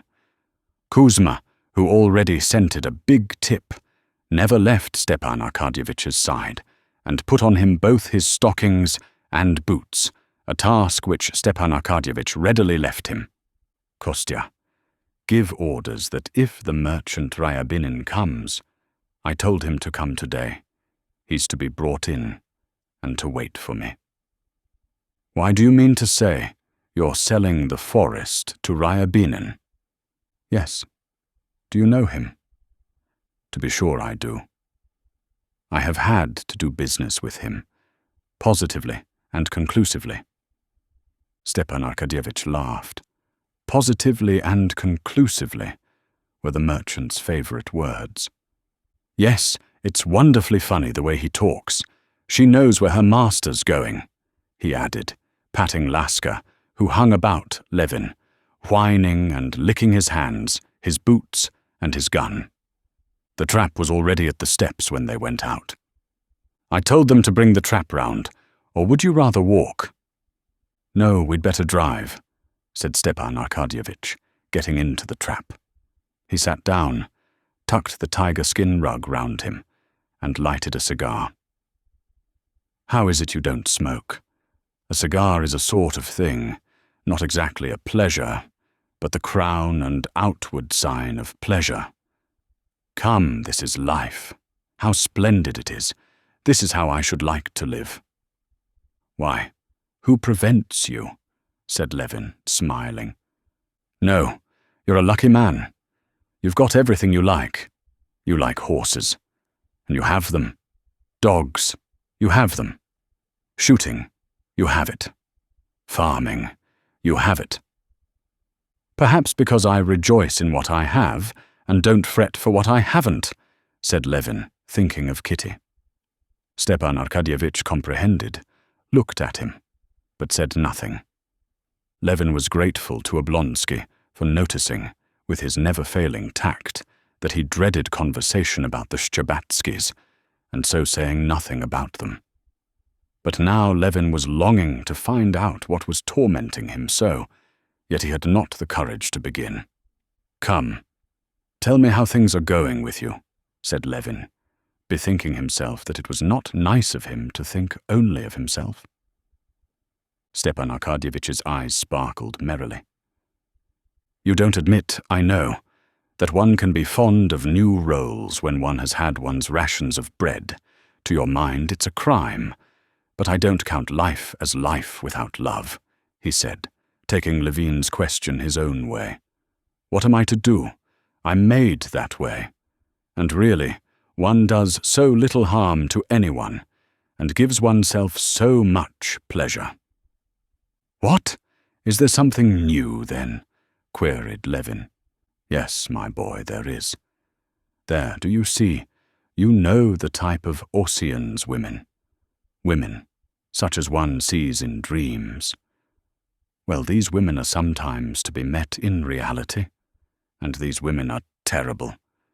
Woman, don't you know, is such a subject that, however much you study it, it's always perfectly new. Well then, it would be better not to study it.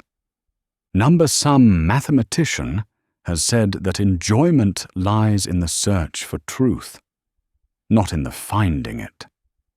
Levin listened in silence, and in spite of all the efforts he made, he could not in the least enter into the feelings of his friend and understand his sentiments and the charm of studying such women. Part 2, Chapter 15. The place fixed on for the stand shooting was not far above a stream in a little aspen copse. On reaching the copse, Levin got out of the trap and led Oblonsky to a corner of a mossy, swampy glade, already quite free from snow. He went back himself to a double birch tree on the other side, and leaning his gun on the fork of a dead lower branch, he took off his full overcoat, fastened his belt again, and worked his arms to see if they were free. Grey old Laska, who had followed them, sat down warily opposite him and pricked up her ears. The sun was setting behind a thick forest, and in the glow of sunset, the birch trees, dotted about in the aspen copse, stood out clearly with their hanging twigs and their buds swollen almost to bursting. From the thickest parts of the copse, where the snow still remained, came the faint sound of narrow winding threads of water running away. Tiny birds twittered, and now and then fluttered from tree to tree. In the pauses of complete stillness there came the rustle of last year's leaves, stirred by the thawing of the earth and the growth of the grass. "Imagine, one can hear and see the grass growing," Levin said to himself, noticing a wet, slate-colored aspen leaf moving beside a blade of young grass. He stood, listened, and gazed sometimes down at the wet, mossy ground, sometimes at Laska, listening all alert, sometimes at the sea of bare tree-tops that stretched on the slope below him, sometimes at the darkening sky, covered with white streaks of cloud. A hawk flew high over a forest far away, with slow sweep of its wings. Another flew with exactly the same motion in the same direction, and vanished. The birds twittered more and more loudly and busily in the thicket. An owl hooted not far off, and Laska, starting, stepped cautiously a few steps forward, and putting her head on one side, began to listen intently. Beyond the stream was heard the cuckoo. Twice she uttered her usual cuckoo call, and then gave a hoarse, hurried call and broke down. "Imagine, the cuckoo already," said Stepan Arkadyevitch, coming out from behind a bush. "Yes, I hear it," answered Levin, reluctantly breaking the stillness with his voice, which sounded disagreeable to himself. "Now it's coming." Stepan Arkadyevitch's figure again went behind the bush, and Levin saw nothing but the bright flash of a match, followed by the red glow and blue smoke of a cigarette. "Tchik, tchik," came the snapping sound of Stepan Arkadyevitch, cocking his gun. "What's that cry?" asked Oblonsky, drawing Levin's attention to a prolonged cry, as though a colt were whinnying in a high voice, in play. "Oh, don't you know it? That's the hare. But enough talking. Listen, it's flying!" almost shrieked Levin, cocking his gun. They heard a shrill whistle in the distance, and in the exact time, so well known to the sportsman, 2 seconds later, another, a third, and after the third whistle, the hoarse, guttural cry could be heard. Levin looked about him to right and to left, and there, just facing him against the dusky blue sky, above the confused mass of tender shoots of the aspens, he saw the flying bird. It was flying straight towards him. The guttural cry, like the even tearing of some strong stuff, sounded close to his ear. The long beak and neck of the bird could be seen, and at the very instant when Levin was taking aim, behind the bush where Oblonsky stood, there was a flash of red lightning. The bird dropped like an arrow and darted upwards again. Again came the red flash and the sound of a blow, and fluttering its wings as though trying to keep up in the air, the bird halted, stopped still an instant, and fell with a heavy splash on the slushy ground. "Can I have missed it?" shouted Stepan Arkadyevitch, who could not see for the smoke. "Here it is," said Levin, pointing to Laska, who with one ear raised, wagging the end of her shaggy tail, came slowly back as though she would prolong the pleasure, and as it were smiling, brought the dead bird to her master. "Well, I'm glad you were successful," said Levin, who at the same time had a sense of envy that he had not succeeded in shooting the snipe. "It was a bad shot from the right barrel," responded Stepan Arkadyevitch, loading his gun. It's flying." The shrill whistles rapidly following one another were heard again. 2 snipe, playing and chasing one another, and only whistling, not crying, flew straight at the very heads of the sportsmen. There was the report of 4 shots, and like swallows the snipe turned swift somersaults in the air and vanished from sight. The stand shooting was capital. Stepan Arkadyevitch shot 2 more birds, and Levin 2, of which one was not found. It began to get dark.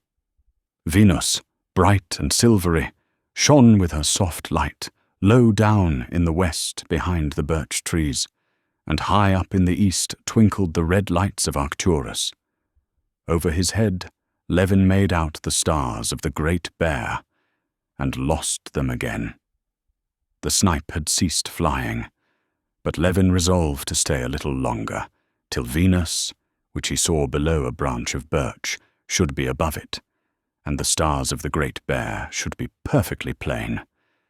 Venus had risen above the branch, and the ear of the Great Bear with its shaft was now all plainly visible against the dark blue sky, yet still he waited. "Isn't it time to go home?" said Stepan Arkadyevitch. It was quite still now in the copse, and not a bird was stirring. "Let's stay a little while," answered Levin. "As you like." They were standing now about 15 paces from one another. "Stiva," said Levin unexpectedly, "how is it you don't tell me whether your sister-in-law's married yet, or when she's going to be?" Levin felt so resolute and serene that no answer, he fancied, could affect him. But he had never dreamed of what Stepan Arkadyevitch replied. "She's never thought of being married, and isn't thinking of it. But she's very ill, and the doctors have sent her abroad. They're positively afraid she may not live." "What?" cried Levin. "Very ill? What is wrong with her? How has she—" While they were saying this, Laska, with ears pricked up, was looking upwards at the sky, and reproachfully at them. "They have chosen a time to talk," she was thinking. "It's on the wing. Here it is, yes it is. They'll miss it," thought Laska. But at that very instant, both suddenly heard a shrill whistle which, as it were, smote on their ears, and both suddenly seized their guns, and 2 flashes gleamed, and 2 bangs sounded at the very same instant. The snipe, flying high above, instantly folded its wings and fell into a thicket, bending down the delicate shoots. "Splendid! Together!" cried Levin, and he ran with Laska into the thicket to look for the snipe. Oh yes, what was it that was unpleasant, he wondered. Yes, Kitty's ill. Well, it can't be helped. I'm very sorry, he thought. She's found it. Isn't she a clever thing? He said, taking the warm bird from Laska's mouth and packing it into the almost full game bag. I've got it, Stiva, he shouted. Part 2, Chapter 16. On the way home, Levin asked all details of Kitty's illness and the Shcherbotskys' plans, and though he would have been ashamed to admit it, he was pleased at what he heard. He was pleased that there was still hope, and still more pleased that she should be suffering who had made him suffer so much. But when Stepan Arkadyevitch began to speak of the causes of Kitty's illness and mentioned Vronsky's name, Levin cut him short. I have no right whatever to know family matters, and to tell the truth, no interest in them either. Stepan Arkadyevitch smiled hardly perceptibly, catching the instantaneous change he knew so well in Levin's face, which had become as gloomy as it had been bright a minute before.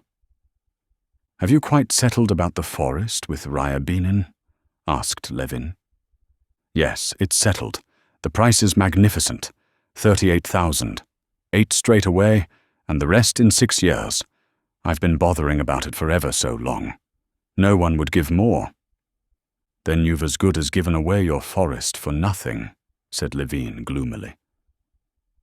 How do you mean for nothing?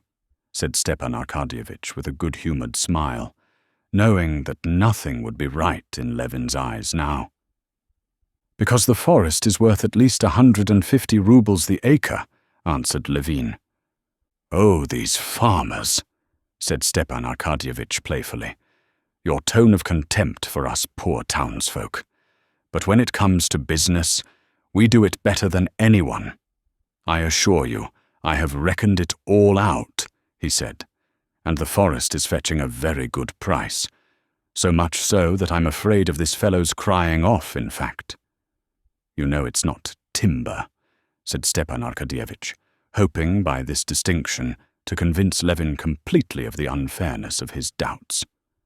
And it won't run to more than 25 yards of faggots per acre, and he's giving me at the rate of 70 rubles the acre. Levin smiled contemptuously.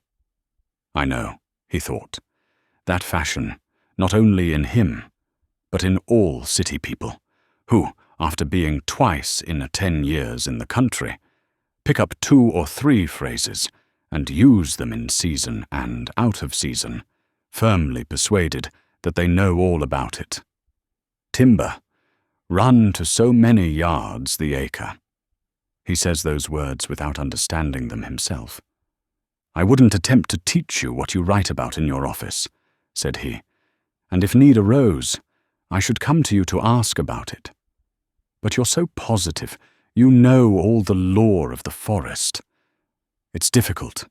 Have you counted the trees? How count the trees? Said Stepan Arkadyevitch, laughing, still trying to draw his friend out of his ill temper. Count the sands of the sea, number the stars. Some higher power might do it. Oh well, the higher power of Ryabinin can. Not a single merchant ever buys a forest without counting the trees, unless they get it given them for nothing, as you're doing now. I know your forest. I go there every year shooting, and your forest's worth 150 rubles an acre paid down, while he's giving you 60 by installments. So that, in fact, you're making him a present of 30,000. Come, don't let your imagination run away with you, said Stepan Arkadyevitch piteously. Why was it none would give it then? Why, because he has an understanding with the merchants. He's bought them off. I've had to do with all of them. I know them. They're not merchants, you know. They're speculators. He wouldn't look at a bargain that gave him 10–15% profit, but holds back to buy a ruble's worth for 20 kopecks. Well, enough of it. You're out of temper. Not the least, said Levin gloomily as they drove up to the house. At the steps, there stood a trap, tightly covered with iron and leather, with a sleek horse tightly harnessed with broad collar straps. In the trap sat the chubby, tightly belted clerk who served Ryabinin as coachman. Ryabinin himself was already in the house and met the friends in the hall. Ryabinin was a tall, thinnish, middle-aged man, with moustache and a projecting, clean-shaven chin and prominent, muddy-looking eyes. He was dressed in a long-skirted blue coat with buttons below the waist at the back, and wore high boots wrinkled over the ankles and straight over the calf, with big galoshes drawn over them. He rubbed his face with his handkerchief, and wrapping round him his coat, which sat extremely well as it was, he greeted them with a smile, holding out his hand to Stepan Arkadyevitch, as though he wanted to catch something. "So here you are," said Stepan Arkadyevitch, giving him his hand. "That's capital. I did not venture to disregard your Excellency's commands, though the road was extremely bad. I positively walked the whole way, but I am here at my time. Konstantin Dmitrievitch, my respects." He turned to Levin, trying to seize his hand too, but Levin, scowling, made as though he did not notice his hand and took out the snipe. "Your honours have been diverting yourselves with the chase. What kind of bird may it be, pray?" added Ryabinin, looking contemptuously at the snipe. "A great delicacy, I suppose." And he shook his head disapprovingly, as though he had grave doubts whether this game were worth the candle. "Would you like to go into my study?" Levin said in French to Stepan Arkadyevitch, scowling morosely. "Go into my study. You can talk there." "Quite so, where you please," said Ryabinin with contemptuous dignity, as though wishing to make it felt that others might be in difficulties as to how to behave, but that he could never be in any difficulty about anything. On entering the study, Ryabinin looked about, as his habit was, as though seeking the holy picture. But when he had found it, he did not cross himself. He scanned the bookcases and bookshelves, and with the same dubious air with which he had regarded the snipe, he smiled contemptuously and shook his head disapprovingly, as though by no means willing to allow that this game were worth the candle. "Well, have you brought the money?" asked Oblonsky. "Sit down." "Oh, don't trouble about the money. I've come to see you to talk it over." "What is there to talk over?" "But do sit down." "I don't mind if I do," said Ryabinin, sitting down and leaning his elbows on the back of his chair in a position of the intensest discomfort to himself. "You must knock it down a bit, Prince. It would be too bad. The money is ready conclusively to the last farthing. As to paying the money down, there'll be no hitch there." Levin, who had meanwhile been putting his gun away in the cupboard, was just going out of the door, but catching the merchant's words, he stopped. "Why, you've got the forest for nothing as it is," he said. "He came to me too late, or I'd have fixed the price for him." Ryabinin got up, and in silence, with a smile, he looked Levin down and up.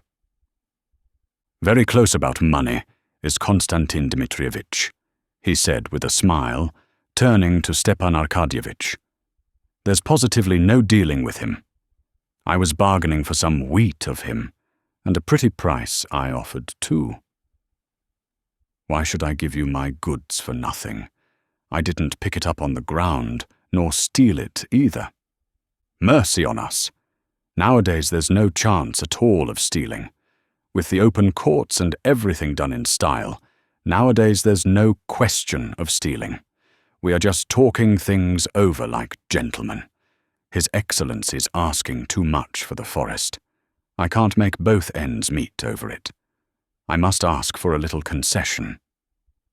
But is the thing settled between you or not? If it's settled, it's useless haggling.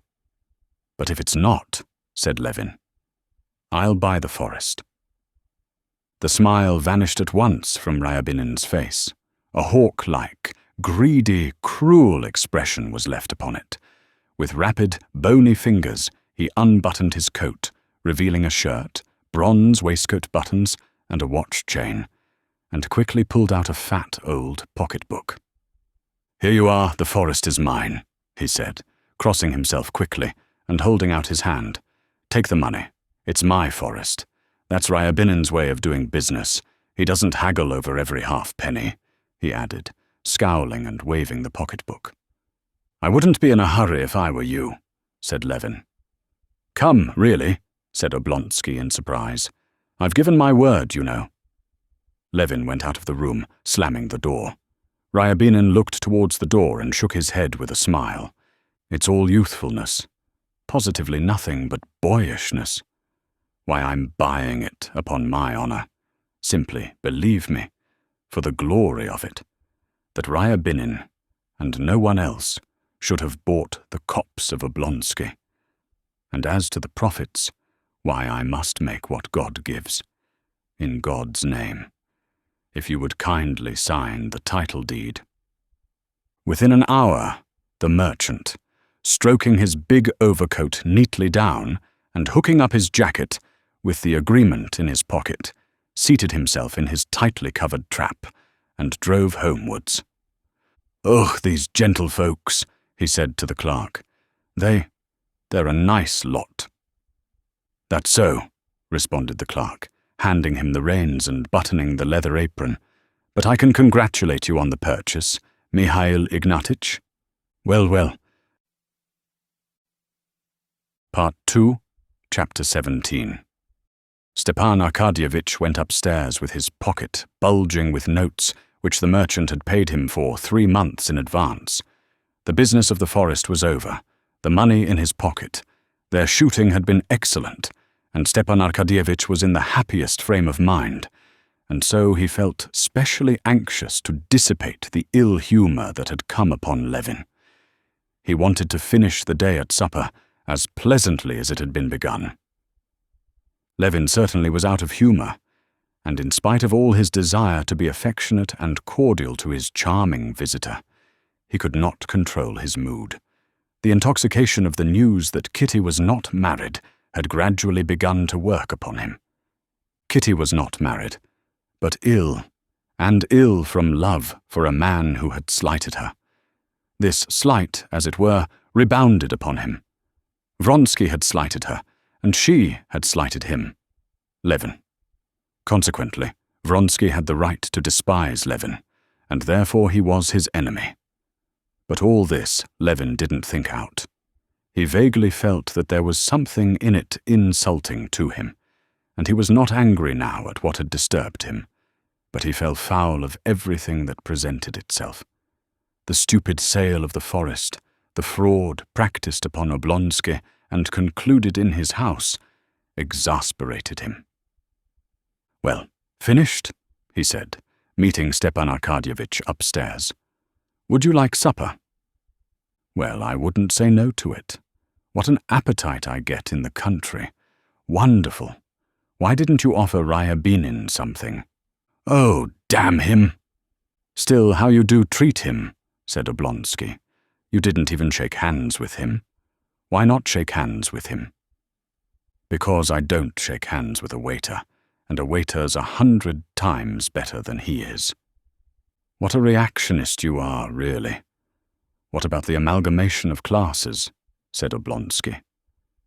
"Anyone who likes amalgamating is welcome to it, but it sickens me." "You're a regular reactionist, I see." "Really, I have never considered what I am. I am Konstantin Levin, and nothing else." "And Konstantin Levin very much out of temper," said Stepan Arkadyevitch, smiling. "Yes, I am out of temper, and do you know why? Because, excuse me, of your stupid sale." Stepan Arkadyevitch frowned good-humouredly, like one who feels himself teased and attacked for no fault of his own. "Come, enough about it," he said. "When did anybody ever sell anything without being told immediately after the sale it was worth much more? But when one wants to sell, no one will give anything. No, I see you've a grudge against that unlucky Ryabinin." "Maybe I have. And do you know why? You'll say again that I'm a reactionist, or some other terrible word. But all the same, it does annoy and anger me to see on all sides the impoverishing of the nobility to which I belong. And, in spite of the amalgamation of classes, I'm glad to belong. And their impoverishment is not due to extravagance. That would be nothing. Living in good style, that's the proper thing for noblemen. It's only the nobles who know how to do it. Now the peasants about us buy land, and I don't mind that. The gentleman does nothing, while the peasant works and supplants the idle man. That's as it ought to be. And I'm very glad for the peasant. But I do mind seeing the process of impoverishment from a sort of, I don't know what to call it, innocence. Here a Polish speculator bought for half its value a magnificent estate from a young lady who lives in Nice. And there a merchant will get 3 acres of land, worth 10 roubles, as security for the loan of 1 rouble. Here, for no kind of reason, you've made that rascal a present of 30,000 roubles. Well, what should I have done? Counted every tree? Of course they must be counted. You didn't count them, but Ryabinin did. Ryabinin's children will have means of livelihood and education, while yours maybe will not. Well, you must excuse me, but there's something mean in this counting.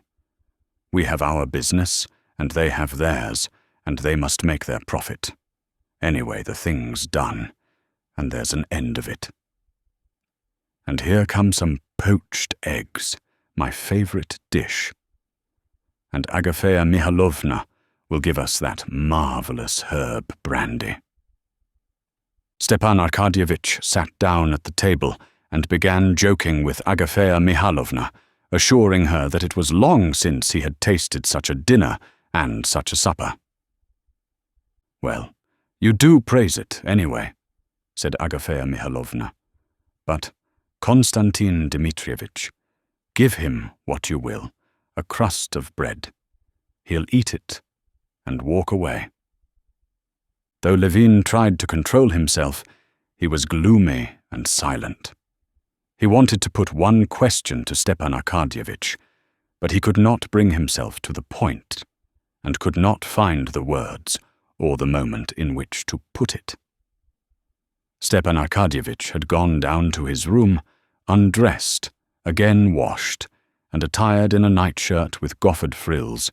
He had got into bed, but Levin still lingered in his room, talking of various trifling matters, and not daring to ask what he wanted to know.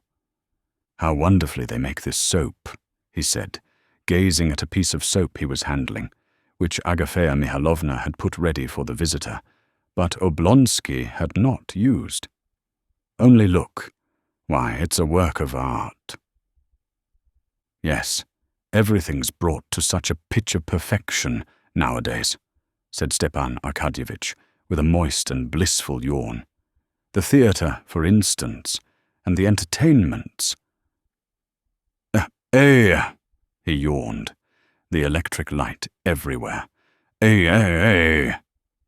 "Yes, the electric light," said Levin.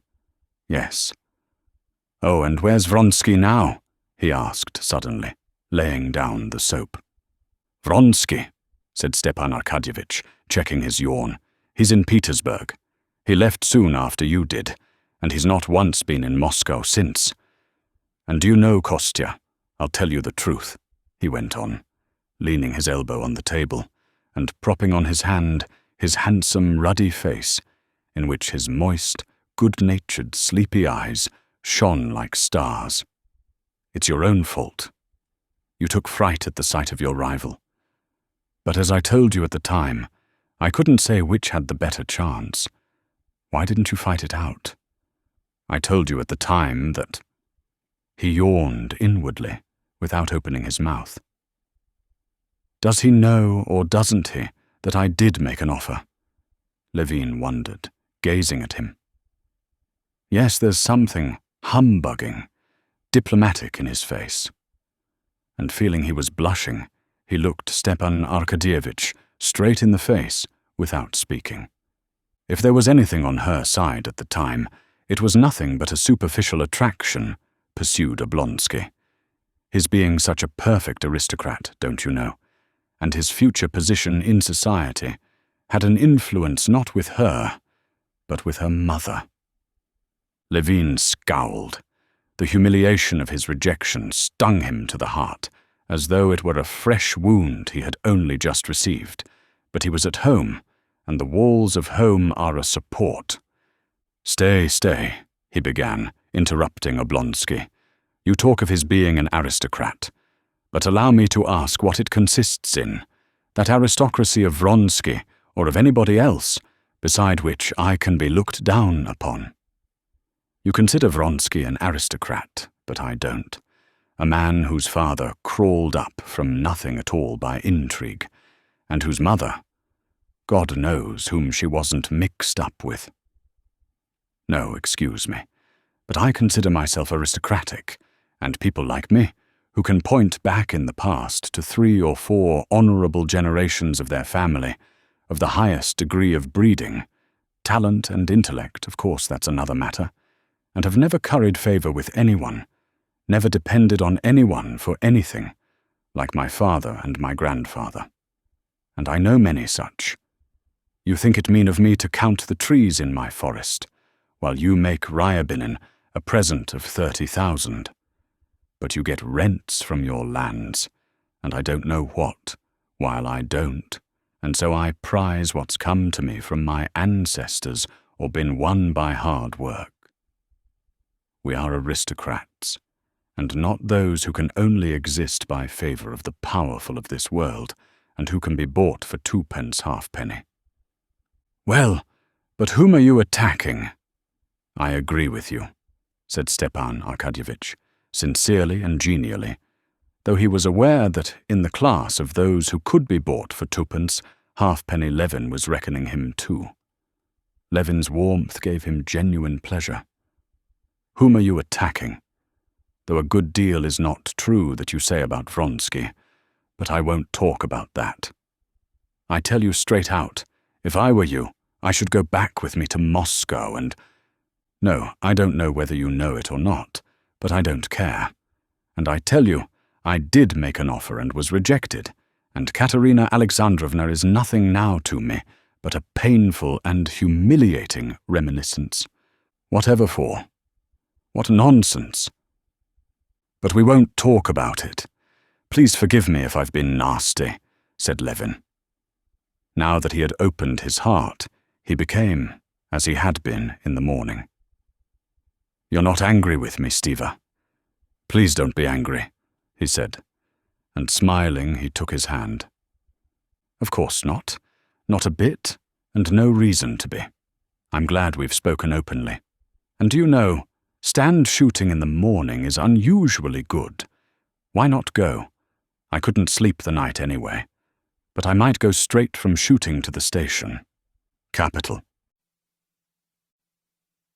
Part 2, Chapter 18. Although all Vronsky's inner life was absorbed in his passion, his external life unalterably and inevitably followed along the old accustomed lines of his social and regimental ties and interests. The interests of his regiment took an important place in Vronsky's life, both because he was fond of the regiment and because the regiment was fond of him. They were not only fond of Vronsky in his regiment, they respected him too and were proud of him.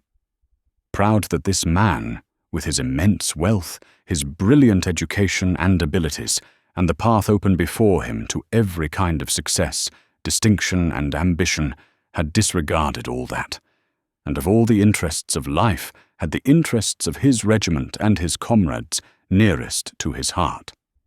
Vronsky was aware of his comrade's view of him, and in addition to his liking for the life, he felt bound to keep up that reputation.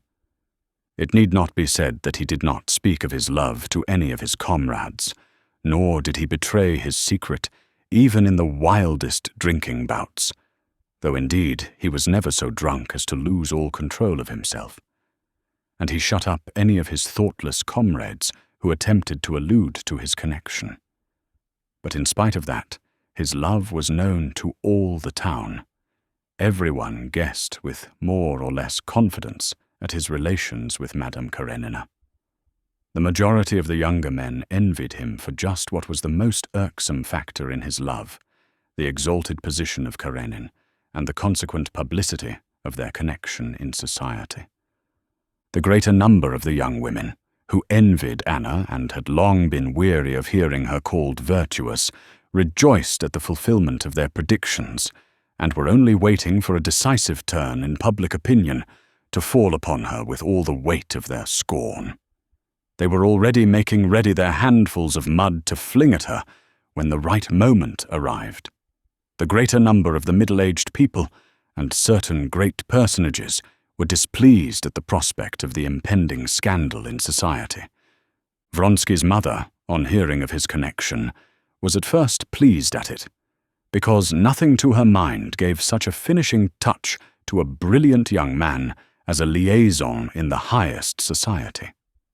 She was pleased, too, that Madame Karenina, who had so taken her fancy and had talked so much of her son, was, after all, just like all other pretty and well-bred women, at least according to the Countess Vronskaya's ideas.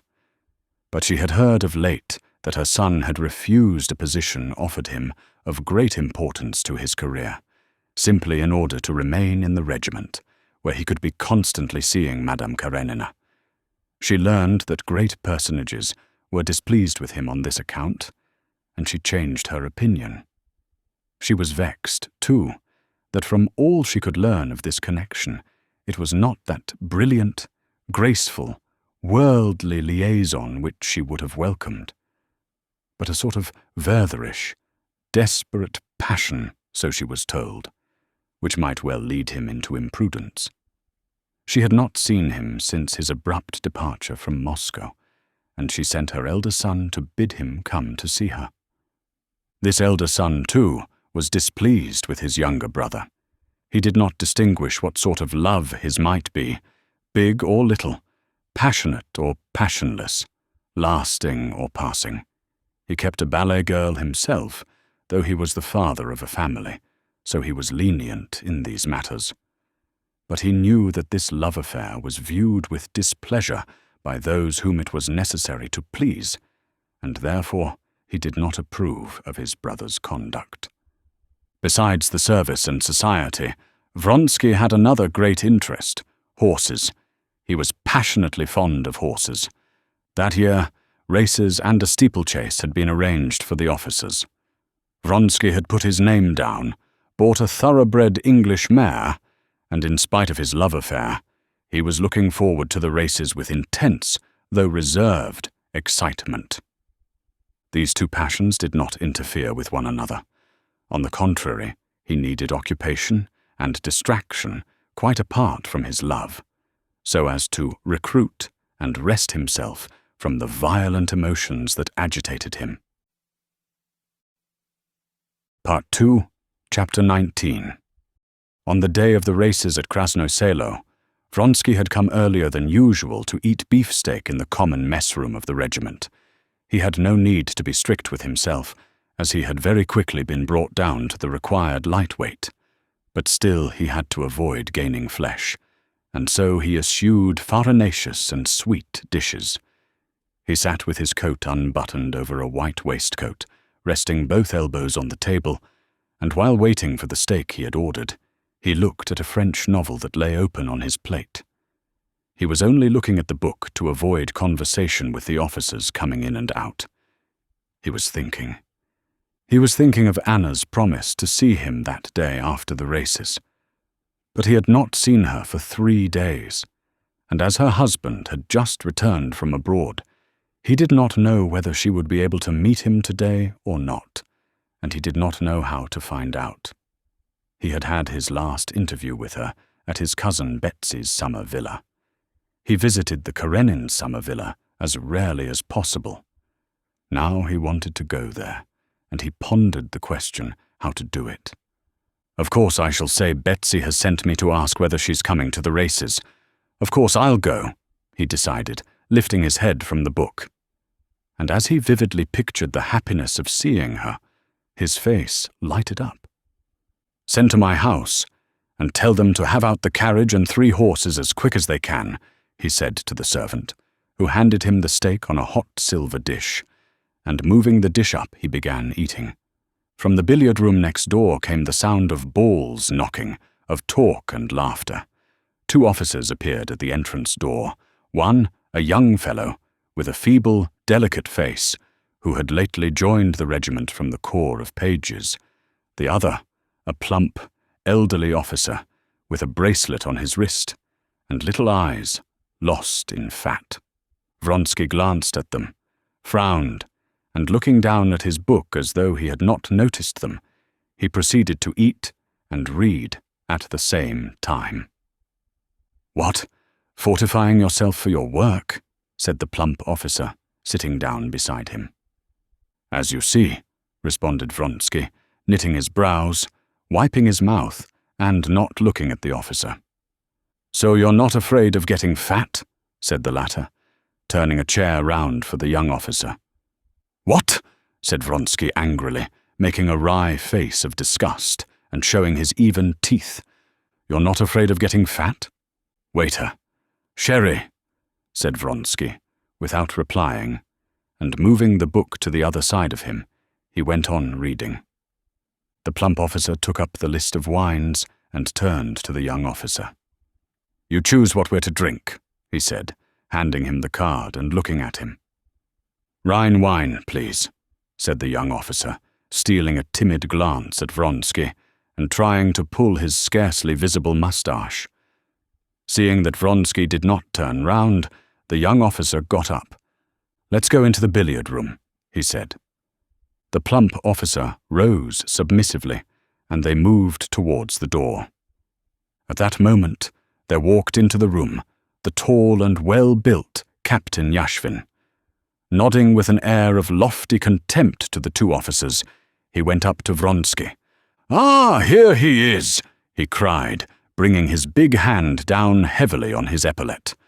Vronsky looked round angrily, but his face lighted up immediately with his characteristic expression of genial and manly serenity.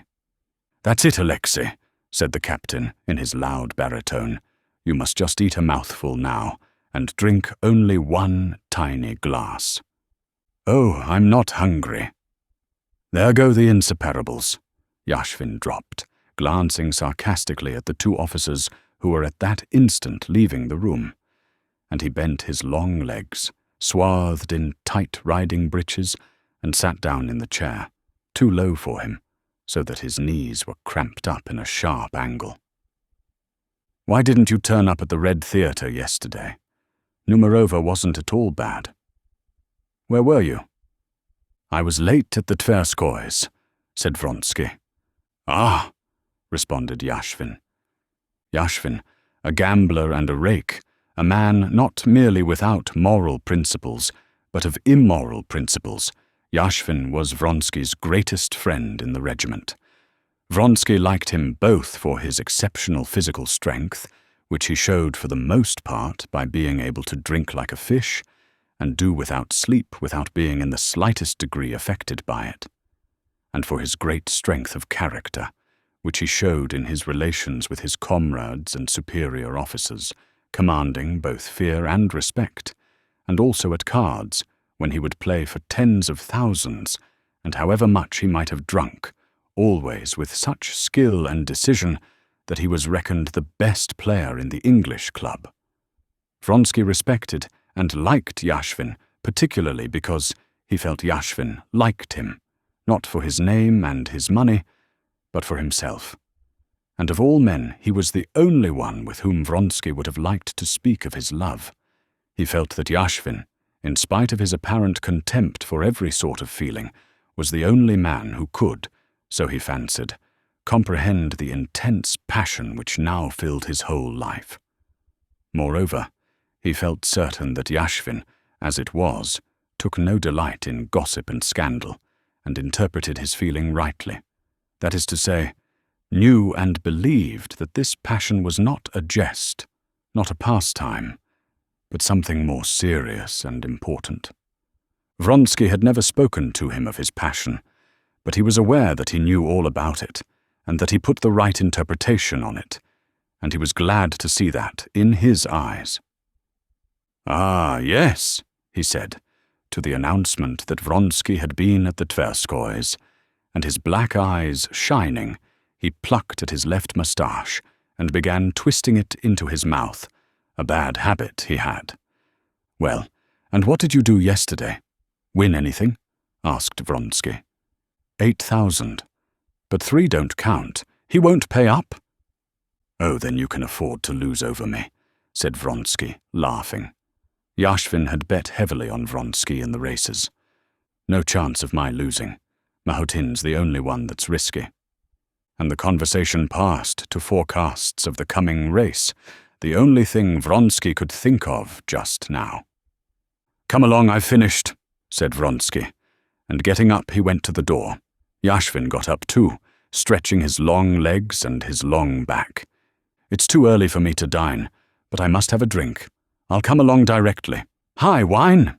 he shouted in his rich voice that always rang out so loudly at drill and set the windows shaking now. "No. All right," he shouted again immediately after. "You're going home, so I'll go with you." And he walked out with Vronsky. Part 2, Chapter 20. Vronsky was staying in a roomy, clean, Finnish hut, divided into 2 by a partition. Petritsky lived with him in camp too. Petritsky was asleep when Vronsky and Yashvin came into the hut. "Get up, don't go on sleeping," said Yashvin, going behind the partition and giving Petritsky, who was lying with ruffled hair and with his nose in the pillow, a prod on the shoulder. Petritsky jumped up suddenly onto his knees and looked round. "Your brother's been here," he said to Vronsky. "He waked me up, damn him, and said he'd look in again." And pulling up the rug, he flung himself back on the pillow. "Oh, do shut up, Yashvin," he said, getting furious with Yashvin, who was pulling the rug off him. "Shut up!" He turned over and opened his eyes. "You'd better tell me what to drink. Such a nasty taste in my mouth that—" "Brandy's better than anything," boomed Yashvin. "Tereshchenko, brandy for your master and cucumbers," he shouted, obviously taking pleasure in the sound of his own voice. "Brandy, do you think? Eh?" queried Petritsky, blinking and rubbing his eyes. "And you'll drink something? All right then, we'll have a drink together." "Vronsky, have a drink?" said Petritsky, getting up and wrapping the tiger-skin rug round him. He went to the door of the partition wall, raised his hands, and hummed in French, "There was a king in Thule." "Vronsky, will you have a drink?" "Go along," said Vronsky, putting on the coat his valet handed to him. "Where are you off to?" asked Yashvin.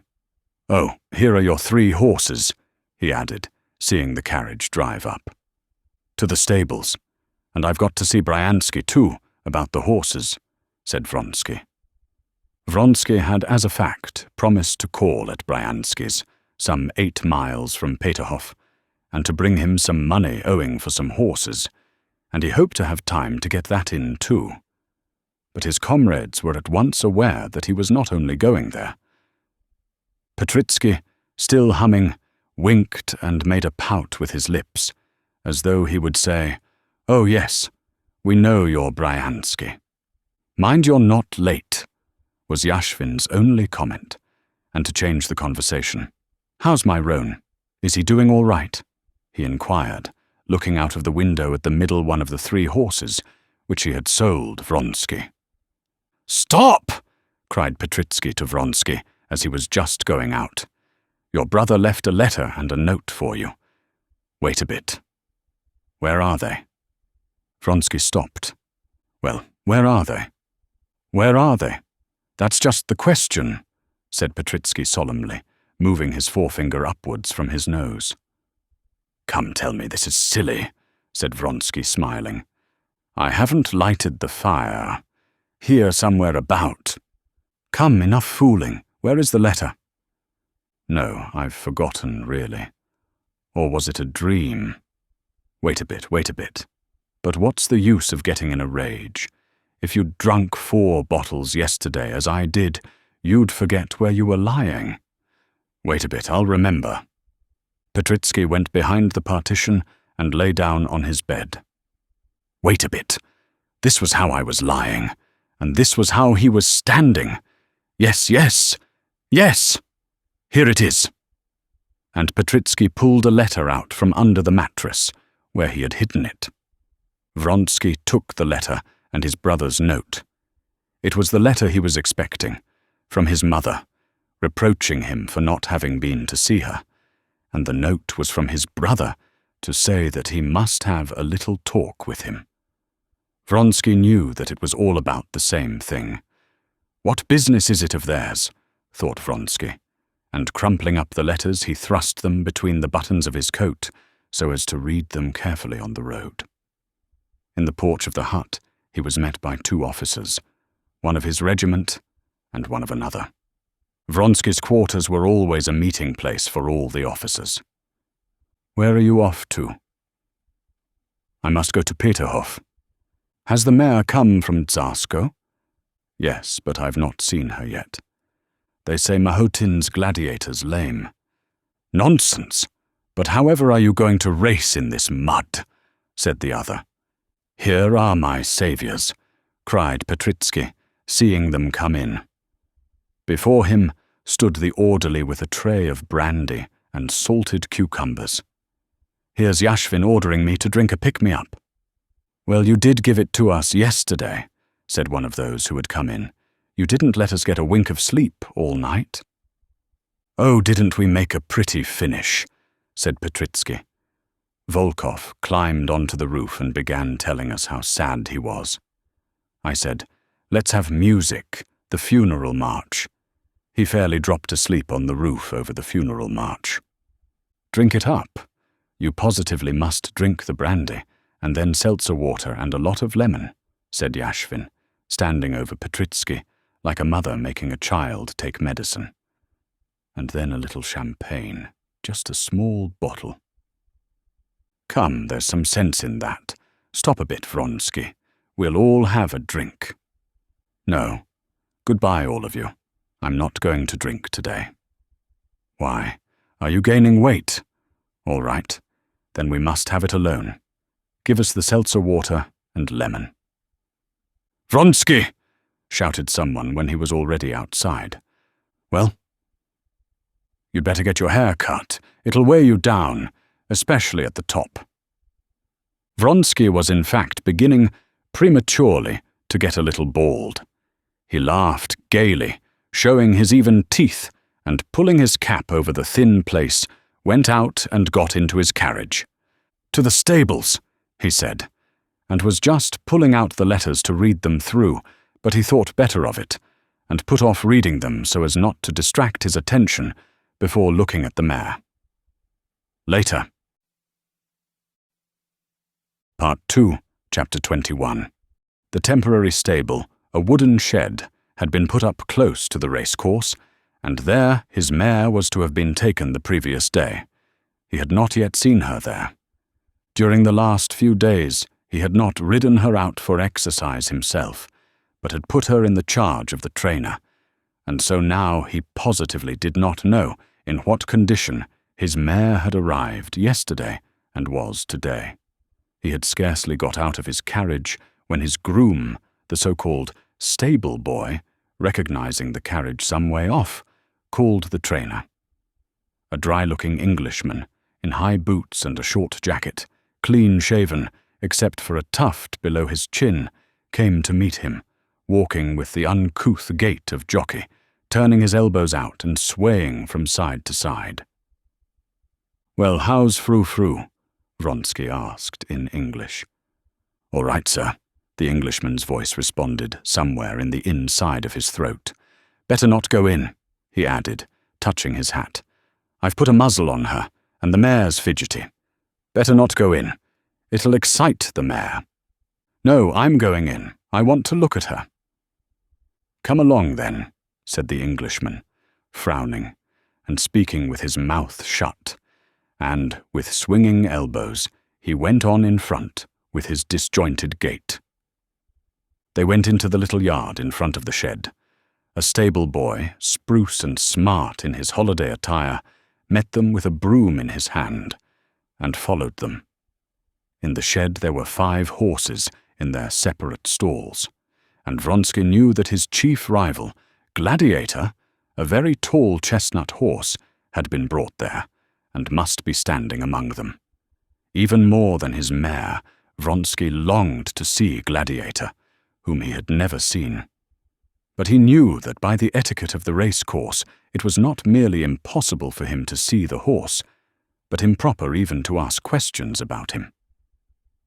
Just as he was passing along the passage, the boy opened the door into the second horse box on the left, and Vronsky caught a glimpse of a big chestnut horse with white legs. He knew that this was Gladiator, but, with the feeling of a man turning away from the sight of another man's open letter, he turned round and went into Frou-Frou's stall. "The horse is here belonging to Mac. Mac. I never can say the name," said the Englishman over his shoulder, pointing his big finger and dirty nail towards Gladiator's stall. "Mahotin? Yes, he's my most serious rival," said Vronsky. "If you were riding him," said the Englishman, "I'd bet on you." "Frou-Frou's more nervous. He's stronger," said Vronsky, smiling at the compliment to his riding. "In a steeplechase it all depends on riding and on pluck," said the Englishman. Of pluck, that is, energy and courage, Vronsky did not merely feel that he had enough. What was of far more importance, he was firmly convinced that no one in the world could have more of this pluck than he had. "Don't you think I want more thinning down?" "Oh, no," answered the Englishman. "Please don't speak loud. The mare's fidgety," he added, nodding towards the horse box, before which they were standing, and from which came the sound of restless stamping in the straw. He opened the door, and Vronsky went into the horse box, dimly lighted by one little window. In the horse box stood a dark bay mare, with a muzzle on, picking at the fresh straw with her hoofs. Looking round him in the twilight of the horse box, Vronsky unconsciously took in once more, in a comprehensive glance, all the points of his favourite mare. Frou-Frou was a beast of medium size, not altogether free from reproach, from a breeder's point of view. She was small-boned all over. Though her chest was extremely prominent in front, it was narrow. Her hind quarters were a little drooping, and in her forelegs, and still more in her hind legs, there was a noticeable curvature. The muscles of both hind and forelegs were not very thick, but across her shoulders the mare was exceptionally broad, a peculiarity specially striking now that she was lean from training. The bones of her legs below the knees looked no thicker than a finger from in front, but were extraordinarily thick seen from the side. She looked altogether, except across the shoulders as it were, pinched in at the sides and pressed out in depth. But she had in the highest degree the quality that makes all defects forgotten. That quality was blood, the blood that tells, as the English expression has it. The muscles stood up sharply under the network of sinews, covered with the delicate, mobile skin, soft as satin, and they were hard as bone. Her clean-cut head, with prominent, bright, spirited eyes, broadened out at the open nostrils that showed the red blood in the cartilage within. About all her figure, and especially her head, there was a certain expression of energy, and at the same time, of softness. She was one of those creatures which seem only not to speak, because the mechanism of their mouth does not allow them to. To Vronsky, at any rate, it seemed that she understood all he felt at that moment. Looking at her. Directly Vronsky went towards her. She drew in a deep breath, and, turning back her prominent eye till the white looked bloodshot, she started at the approaching figures from the opposite side, shaking her muzzle and shifting lightly from one leg to the other. "There you see how fidgety she is," said the Englishman. "There, darling. There!" said Vronsky, going up to the mare and speaking soothingly to her. But the nearer he came, the more excited she grew. Only when he stood by her head, she was suddenly quieter, while the muscles quivered under her soft, delicate coat. Vronsky patted her strong neck, straightened over her sharp withers a stray lock of her mane that had fallen on the other side, and moved his face near her dilated nostrils, transparent as a bat's wing. She drew a loud breath and snorted out through her tense nostrils, started, pricked up her sharp ear, and put out her strong, black lip towards Vronsky, as though she would nip hold of his sleeve. But remembering the muzzle, she shook it, and again began restlessly stamping one after the other her shapely legs. "Quiet, darling, quiet," he said, patting her again over her hind quarters, and with a glad sense that his mare was in the best possible condition, he went out of the horse-box. The mare's excitement had infected Vronsky. He felt that his heart was throbbing, and that he, too, like the mare, longed to move, to bite. It was both dreadful and delicious. "Well, I rely on you, then," he said to the Englishman, 6:30 on the ground. "All right," said the Englishman. "Oh, where are you going, my lord?" he asked suddenly, using the title, "my lord," which he had scarcely ever used before. Vronsky, in amazement, raised his head and stared as he knew how to stare, not into the Englishman's eyes, but at his forehead, astounded at the impertinence of his question. But realizing that in asking this, the Englishman had been looking at him not as an employer, but as a jockey, he answered, "I've got to go to Bryansky's. I shall be home within an hour." "How often I'm asked that question today," he said to himself, and he blushed, a thing which rarely happened to him. The Englishman looked gravely at him, and as though he, too, knew where Vronsky was going, he added, "The great thing's to keep quiet before a race," said he. "Don't get out of temper or upset about anything." "All right," answered Vronsky, smiling, and jumping into his carriage, he told the man to drive to Peterhof. Before he had driven many paces away, the dark clouds that had been threatening rain all day broke, and there was a heavy downpour of rain. "What a pity," thought Vronsky, putting up the roof of the carriage. "It was muddy before, now it will be a perfect swamp." As he sat in solitude in the closed carriage, he took out his mother's letter and his brother's note, and read them through. Yes, it was the same thing over and over again. Everyone, his mother, his brother, everyone thought fit to interfere in the affairs of his heart.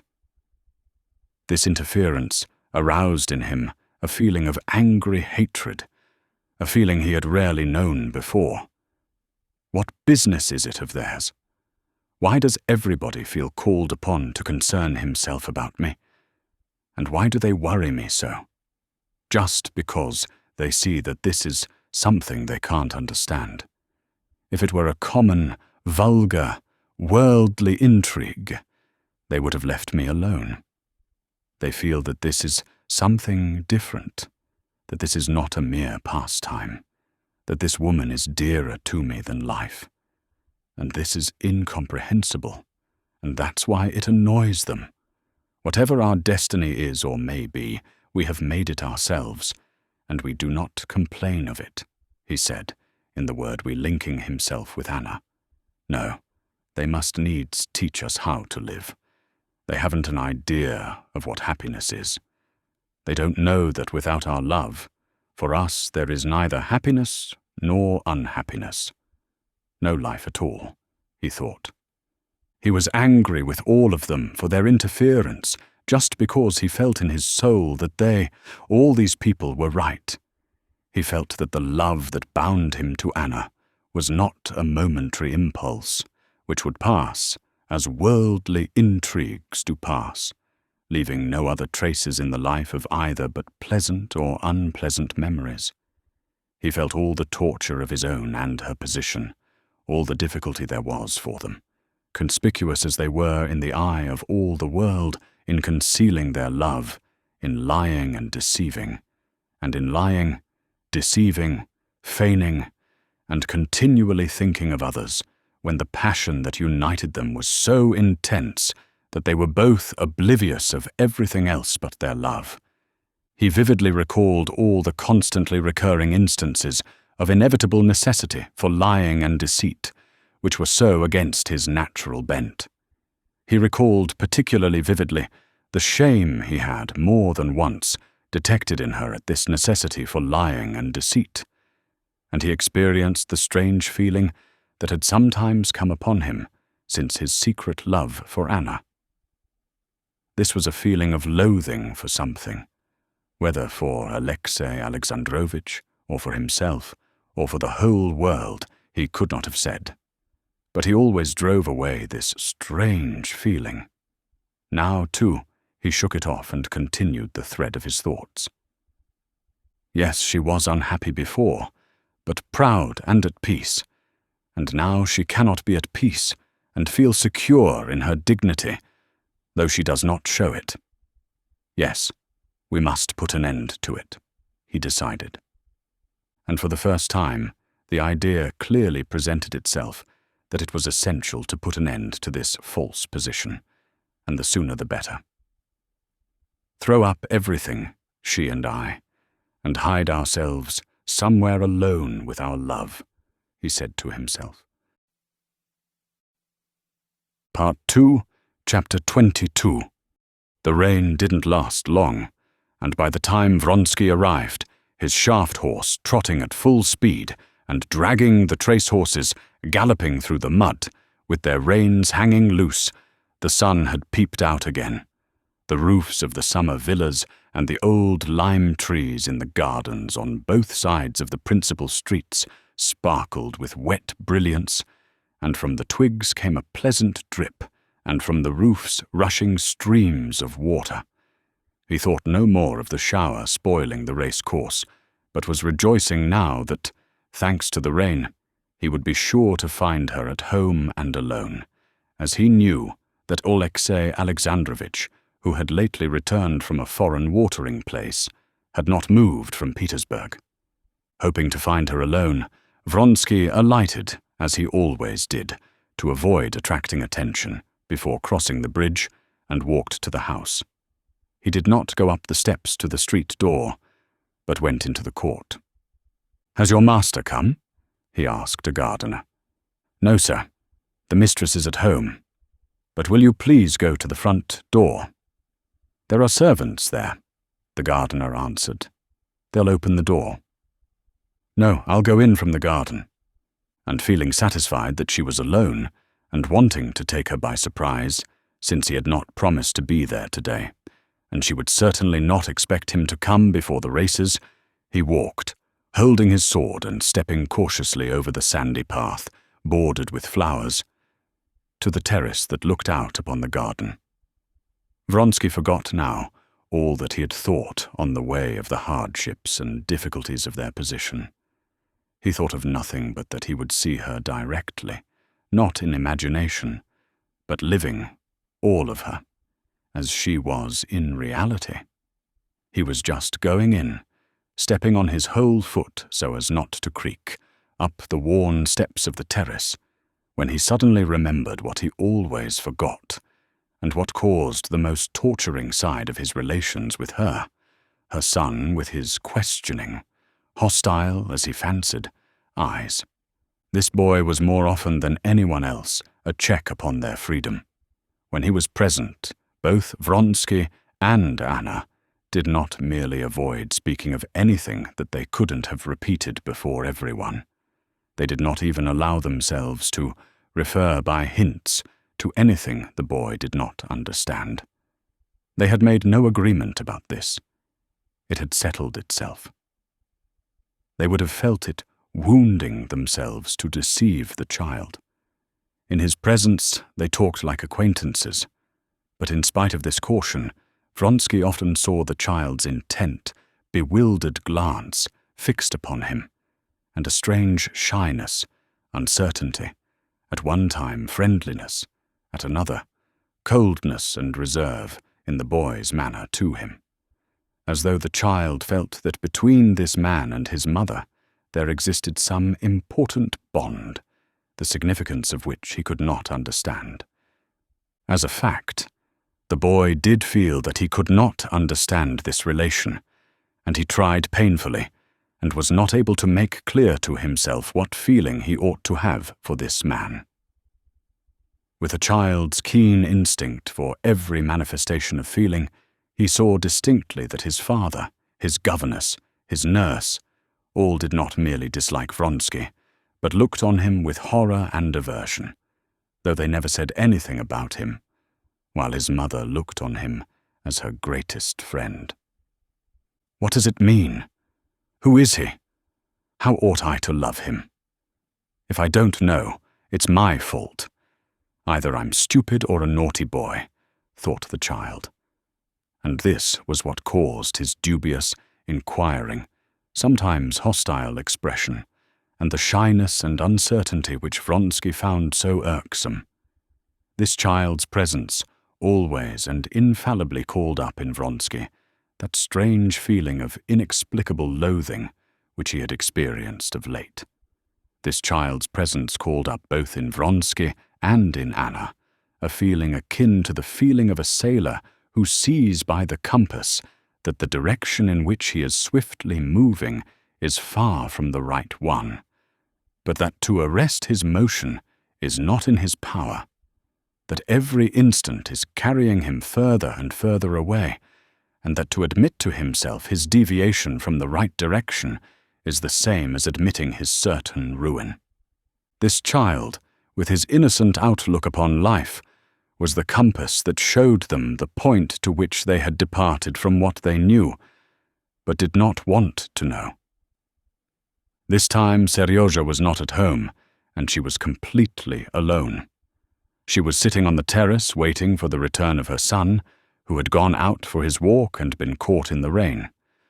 She had sent a manservant and a maid out to look for him. Dressed in a white gown, deeply embroidered, she was sitting in a corner of the terrace behind some flowers, and did not hear him. Bending her curly black head, she pressed her forehead against a cool watering pot that stood on the parapet, and both her lovely hands, with the rings he knew so well, clasped the pot.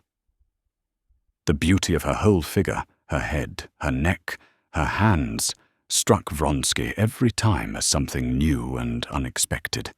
He stood still, gazing at her in ecstasy, but directly he would have made a step to come nearer to her. She was aware of his presence, pushed away the watering pot, and turned her flushed face towards him. "What's the matter? You are ill?" he said to her in French, going up to her. He would have run to her, but remembering that there might be spectators, he looked round towards the balcony door and reddened a little, as he always reddened, feeling that he had to be afraid and be on his guard. "No, I'm quite well," she said, getting up and pressing his outstretched hand tightly. "I did not expect thee." "Mercy, what cold hands!" he said. "You startled me," she said. "I'm alone, and expecting Seryozha. He's out for a walk. They'll come in from this side." But, in spite of her efforts to be calm, her lips were quivering.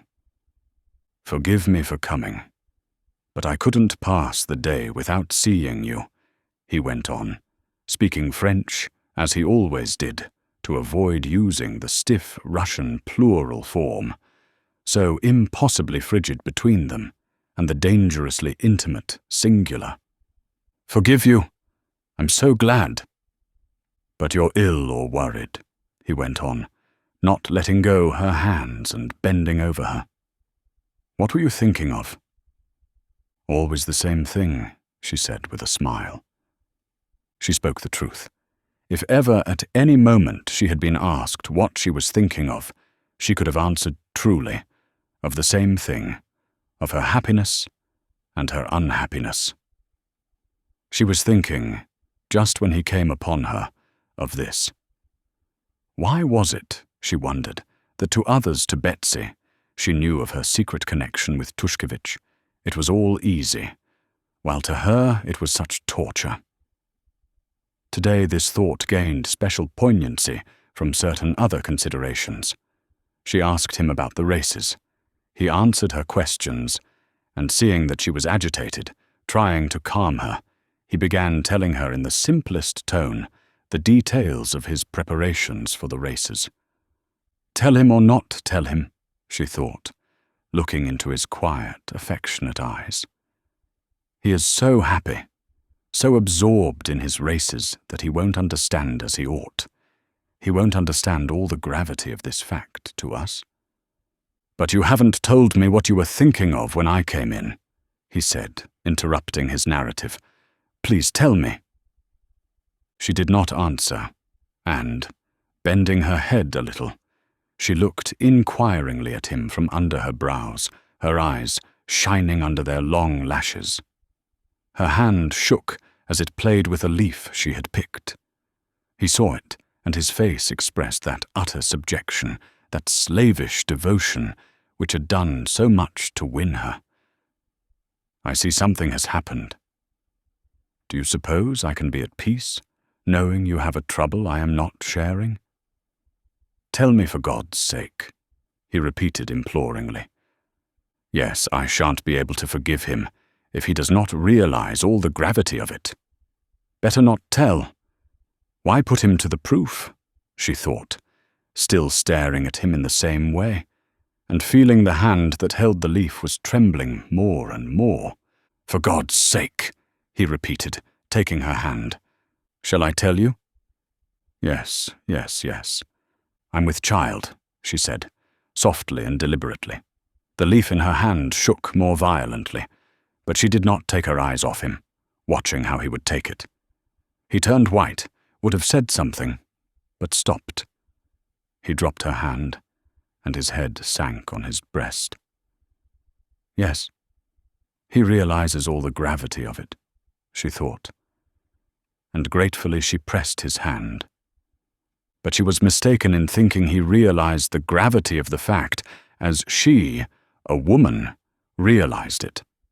On hearing it, he felt come upon him with tenfold intensity, that strange feeling of loathing of someone.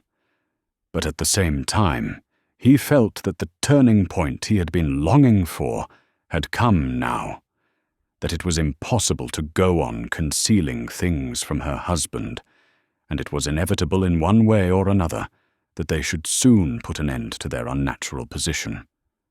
But besides that, her emotion physically affected him in the same way. He looked at her with a look of submissive tenderness, kissed her hand, got up, and, in silence, paced up and down the terrace. "Yes," he said, going up to her resolutely. "Neither you nor I have looked on our relations as a passing amusement, and now our fate is sealed. It is absolutely necessary to put an end," he looked round as he spoke, "to the deception in which we are living." "Put an end? How put an end, Alexei?" she said softly.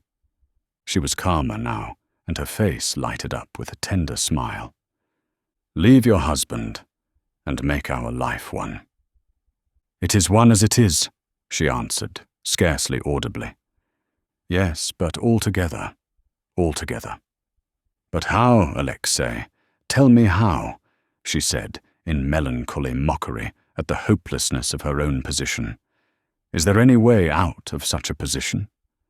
Am I not the wife of my husband? There is a way out of every position." "We must take our line," he said. "Anything's better than the position in which you're living.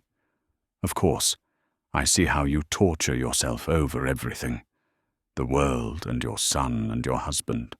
"Oh, not over my husband," she said, with a quiet smile. "I don't know him. I don't think of him. He doesn't exist."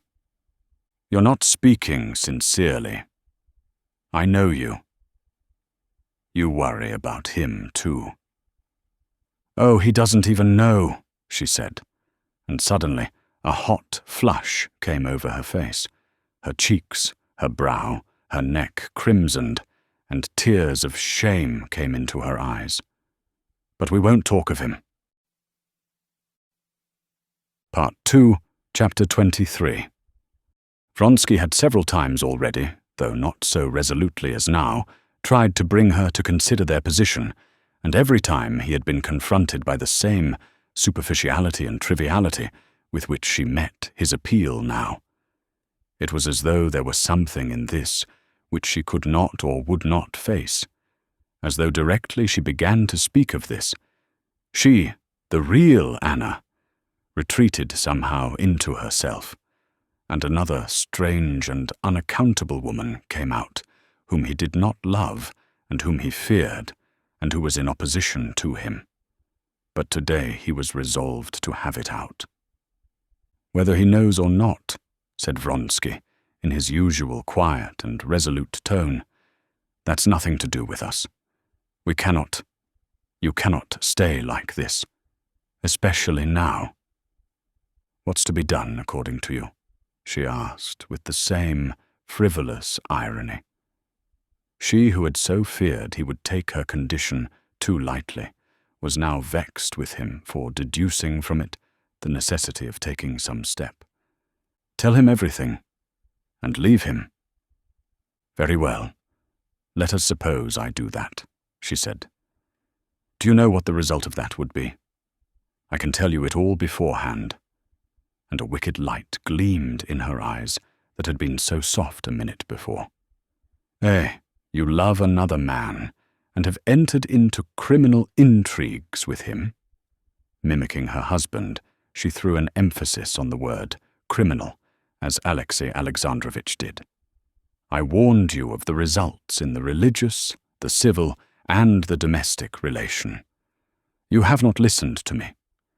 Now I cannot let you disgrace my name. And my son," she had meant to say, but about her son she could not jest.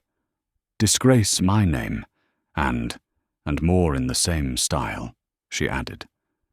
"In general terms he'll say in his official manner, and with all distinctness and precision, that he cannot let me go, but will take all measures in his power to prevent scandal. And he will calmly and punctually act in accordance with his words. That's what will happen. He's not a man, but a machine, and a spiteful machine when he's angry," she added, recalling Alexei Alexandrovitch as she spoke, with all the peculiarities of his figure and manner of speaking, and reckoning against him every defect she could find in him, softening nothing for the great wrong she herself was doing him. "But Anna," said Vronsky, in a soft and persuasive voice, trying to soothe her, "we absolutely must anyway tell him, and then be guided by the line he takes."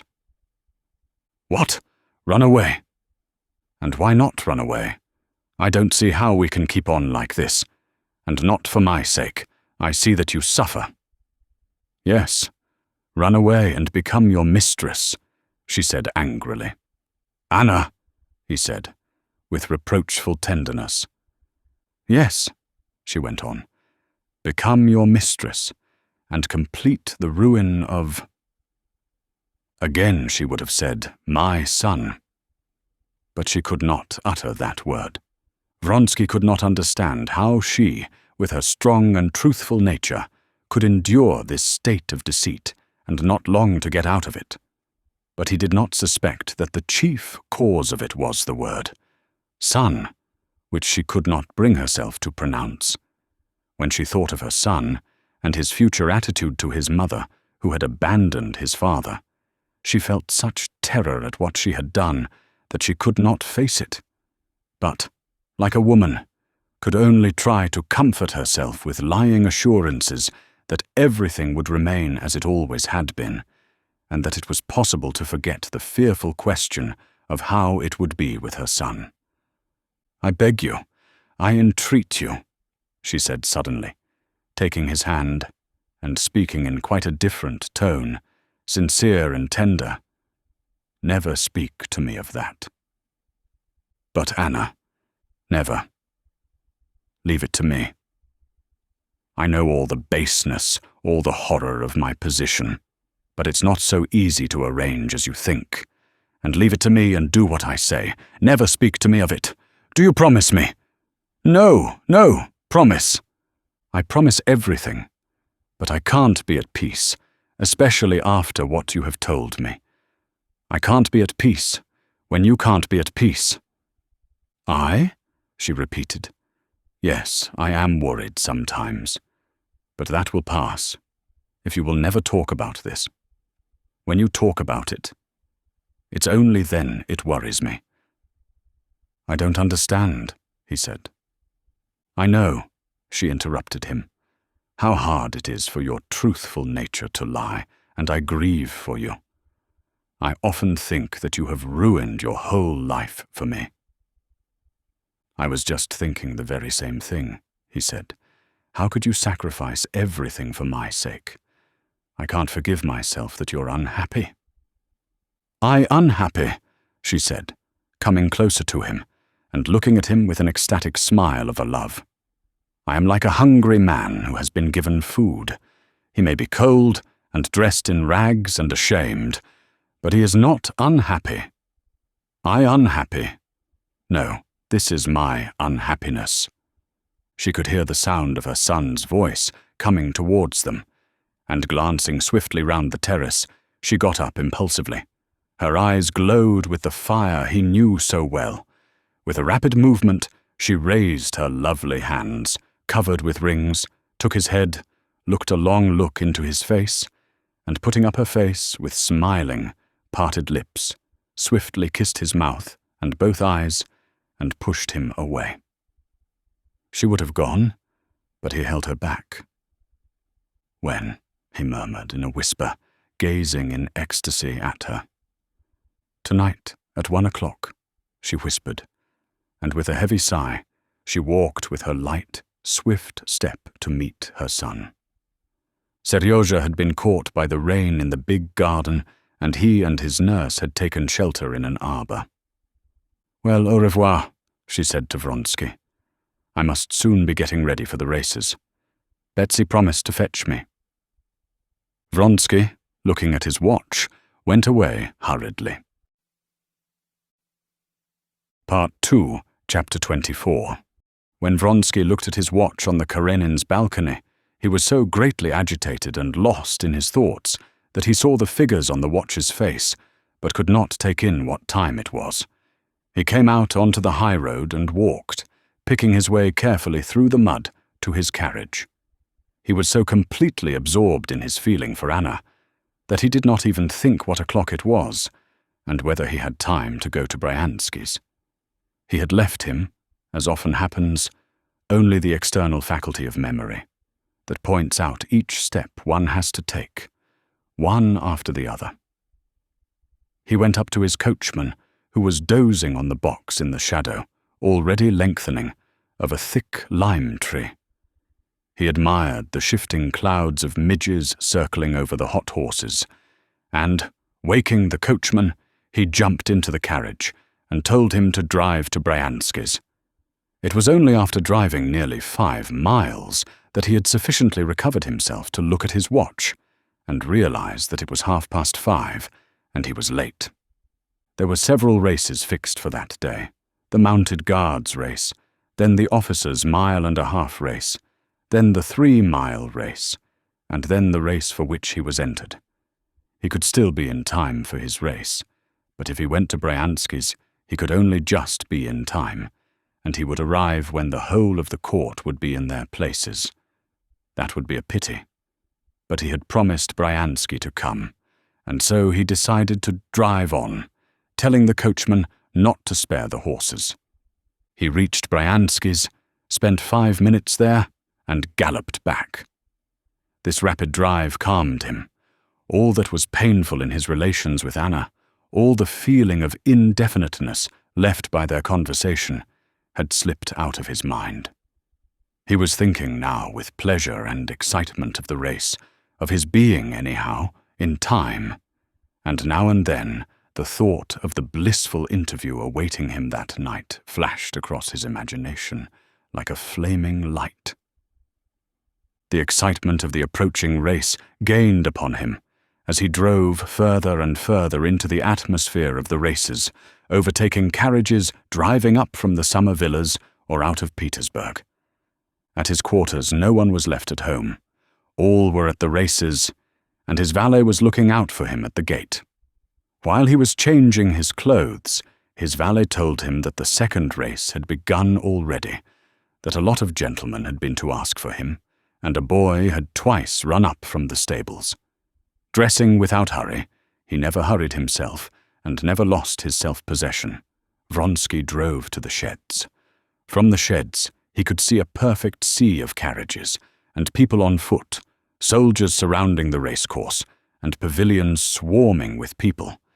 The second race was apparently going on, for just as he went into the sheds, he heard a bell ringing. Going towards the stable, he met the white-legged chestnut, Mahotin's gladiator, being led to the racecourse in a blue forage horsecloth, with what looked like huge ears edged with blue. "Where's Cord?" he asked the stable boy. "In the stable, putting on the saddle." In the open horse box stood Frou-Frou, saddled ready. They were just going to lead her out. "I'm not too late?" All right," said the Englishman. "Don't upset yourself." Vronsky once more took in one glance the exquisite lines of his favourite mare, who was quivering all over, and with an effort he tore himself from the sight of her and went out of the stable. He went towards the pavilions at the most favourable moment for escaping attention. The 1.5 mile race was just finishing, and all eyes were fixed on the horse guard in front and the light hussar behind, urging their horses on with a last effort, close to the winning post. From the centre and outside of the ring, all were crowding to the winning post, and a group of soldiers and officers of the horse guards were shouting loudly their delight at the expected triumph of their officer and comrade.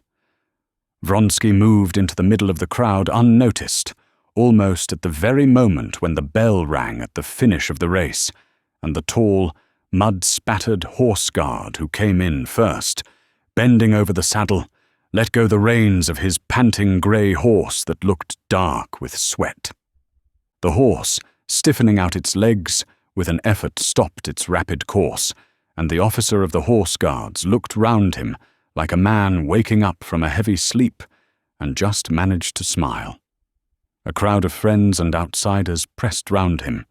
Vronsky intentionally avoided that select crowd of the upper world, which was moving and talking with discreet freedom before the pavilions. He knew that Madame Karenina was there, and Betsy and his brother's wife, and he purposely did not go near them for fear of something distracting his attention. But he was continually met and stopped by acquaintances, who told him about the previous races and kept asking him why he was so late.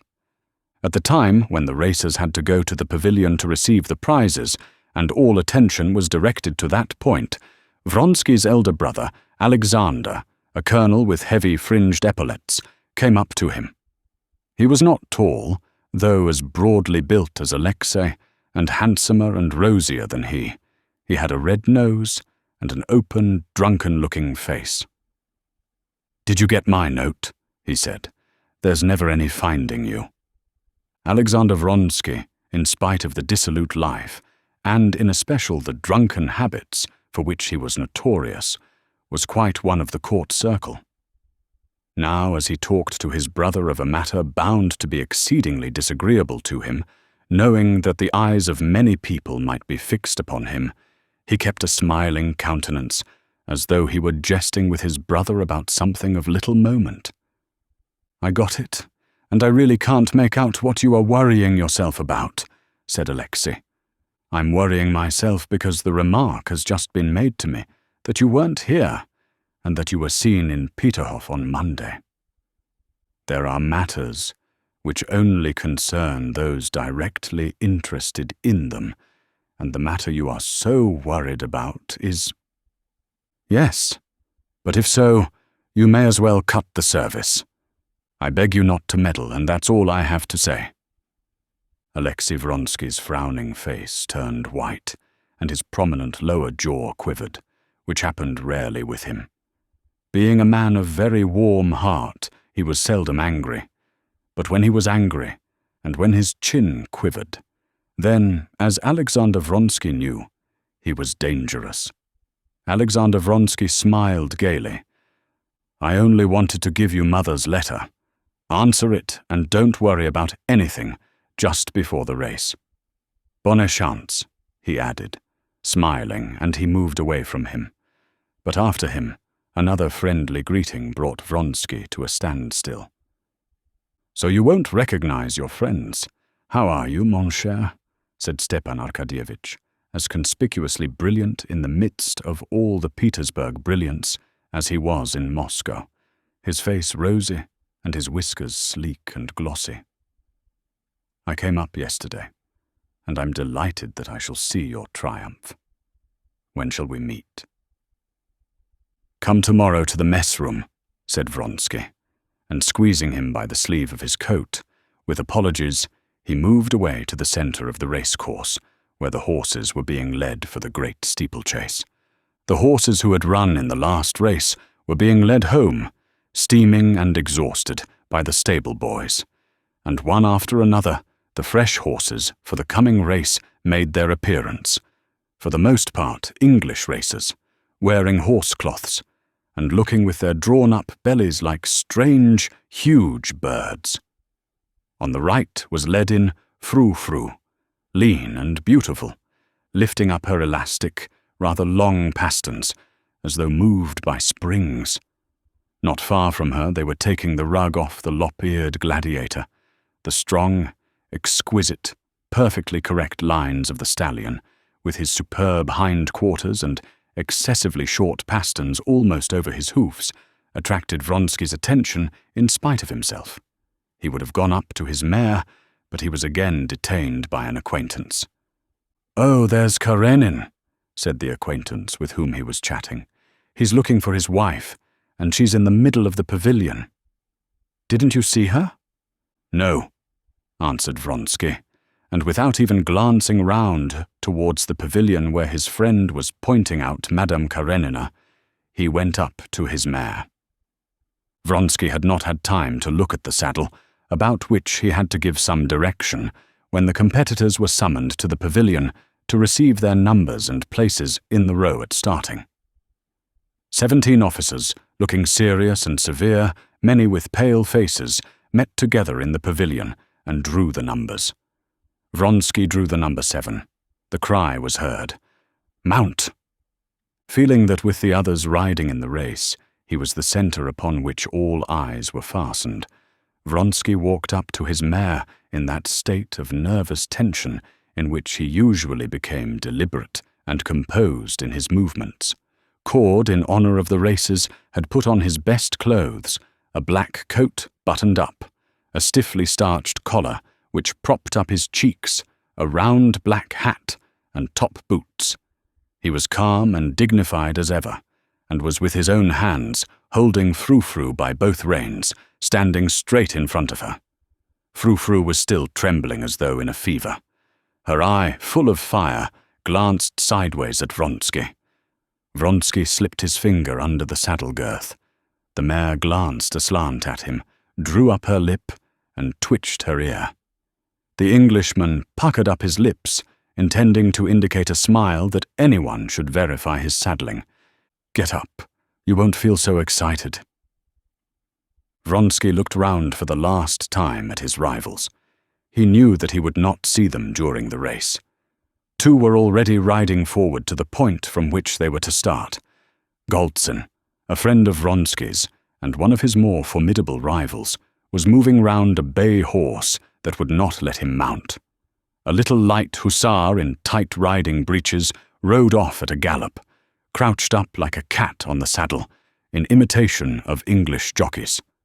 Prince Kozovlev sat with a white face on his thoroughbred mare from the Grabowski stud, while an English groom led her by the bridle. Vronsky and all his comrades knew Kozovlev and his peculiarity of weak nerves and terrible vanity. They knew that he was afraid of everything, afraid of riding a spirited horse. But now, just because it was terrible, because people broke their necks, and there was a doctor standing at each obstacle, and an ambulance with a cross on it, and a sister of mercy, he had made up his mind to take part in the race. Their eyes met, and Vronsky gave him a friendly and encouraging nod. Only one he did not see, his chief rival, Mahotin on Gladiator. "Don't be in a hurry," said Cord to Vronsky, "and remember one thing. Don't hold her in at the fences, and don't urge her on. Let her go as she likes." All right, said Vronsky, taking the reins. "If you can, lead the race, but don't lose heart till the last minute, even if you're behind." Before the mare had time to move, Vronsky stepped with an agile, vigorous movement into the steel-toothed stirrup, and lightly and firmly seated himself on the creaking leather of the saddle. Getting his right foot in the stirrup, he smoothed the double reins, as he always did, between his fingers, and Cord let go. As though she did not know which foot to put first, Frou-Frou started, dragging at the reins with her long neck, and as though she were on springs, shaking her rider from side to side. Cord quickened his step, following him. The excited mare, trying to shake off her rider, first on one side and then the other, pulled at the reins, and Vronsky tried in vain with voice and hand to soothe her. They were just reaching the dammed-up stream on their way to the starting point. Several of the riders were in front and several behind, when suddenly Vronsky heard the sound of a horse galloping in the mud behind him, and he was overtaken by Mahotin on his white-legged, lop-eared Gladiator. Mahotin smiled, showing his long teeth, but Vronsky looked angrily at him. He did not like him, and regarded him now as his most formidable rival. He was angry with him for galloping past and exciting his mare. Frou-Frou started into a gallop, her left foot forward, made 2 bounds, and fretting at the tightened reins, passed into a jolting trot, bumping her rider up and down. Cord, too, scowled, and followed Vronsky almost at a trot. Part 2, Chapter 25. There were 17 officers in all riding in this race. The racecourse was a large 3-mile ring of the form of an ellipse in front of the pavilion. On this course, 9 obstacles had been arranged. The stream, a big and solid barrier 5 feet high, just before the pavilion, a dry ditch, a ditch full of water, a precipitous slope, an Irish barricade, one of the most difficult obstacles, consisting of a mound fenced with brushwood, beyond which was a ditch out of sight for the horses, so that the horse had to clear both obstacles or might be killed. Then 2 more ditches filled with water, and 1 dry one, and the end of the race was just facing the pavilion. But the race began, not in the ring, but 200 yards away from it, and in that part of the course was the first obstacle, a dammed-up stream, 7 feet in breadth, which the racers could leap or wade through as they preferred. 3 times they were ranged ready to start, but each time some horse thrust itself out of line, and they had to begin again. The umpire who was starting them, Colonel Sestrin, was beginning to lose his temper, when at last, for the 4th time, he shouted, "Away!" and the racers started. Every eye, every opera glass was turned on the brightly coloured group of riders at the moment they were in line to start. "They're off! They're starting!" was heard on all sides, after the hush of expectation, and little groups and solitary figures among the public began running from place to place to get a better view.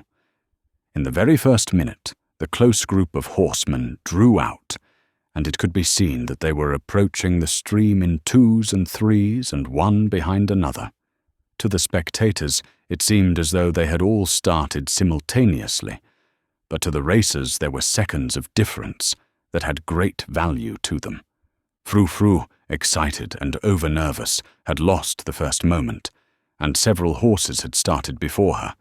But before reaching the stream, Vronsky, who was holding in the mare with all his force as she tugged at the bridle, easily overtook three, and there were left in front of him Mahotin's chestnut Gladiator, whose hind quarters were moving lightly and rhythmically up and down exactly in front of Vronsky, and in front of all, the dainty mare Diana bearing Kuzovlev, more dead than alive. For the first instant, Vronsky was not master either of himself or his mare. Up to the first obstacle, the stream, he could not guide the motions of his mare. Gladiator and Diana came up to it together, and almost at the same instant. Simultaneously, they rose above the stream and flew across to the other side. Frou-Frou darted after them, as if flying, but at the very moment when Vronsky felt himself in the air, he suddenly saw almost under his mare's hoofs Kuzovlev, who was floundering with Diana on the further side of the stream. Kuzovlev had let go the reins as he took the leap, and the mare had sent him flying over her head. Those details Vronsky learned later.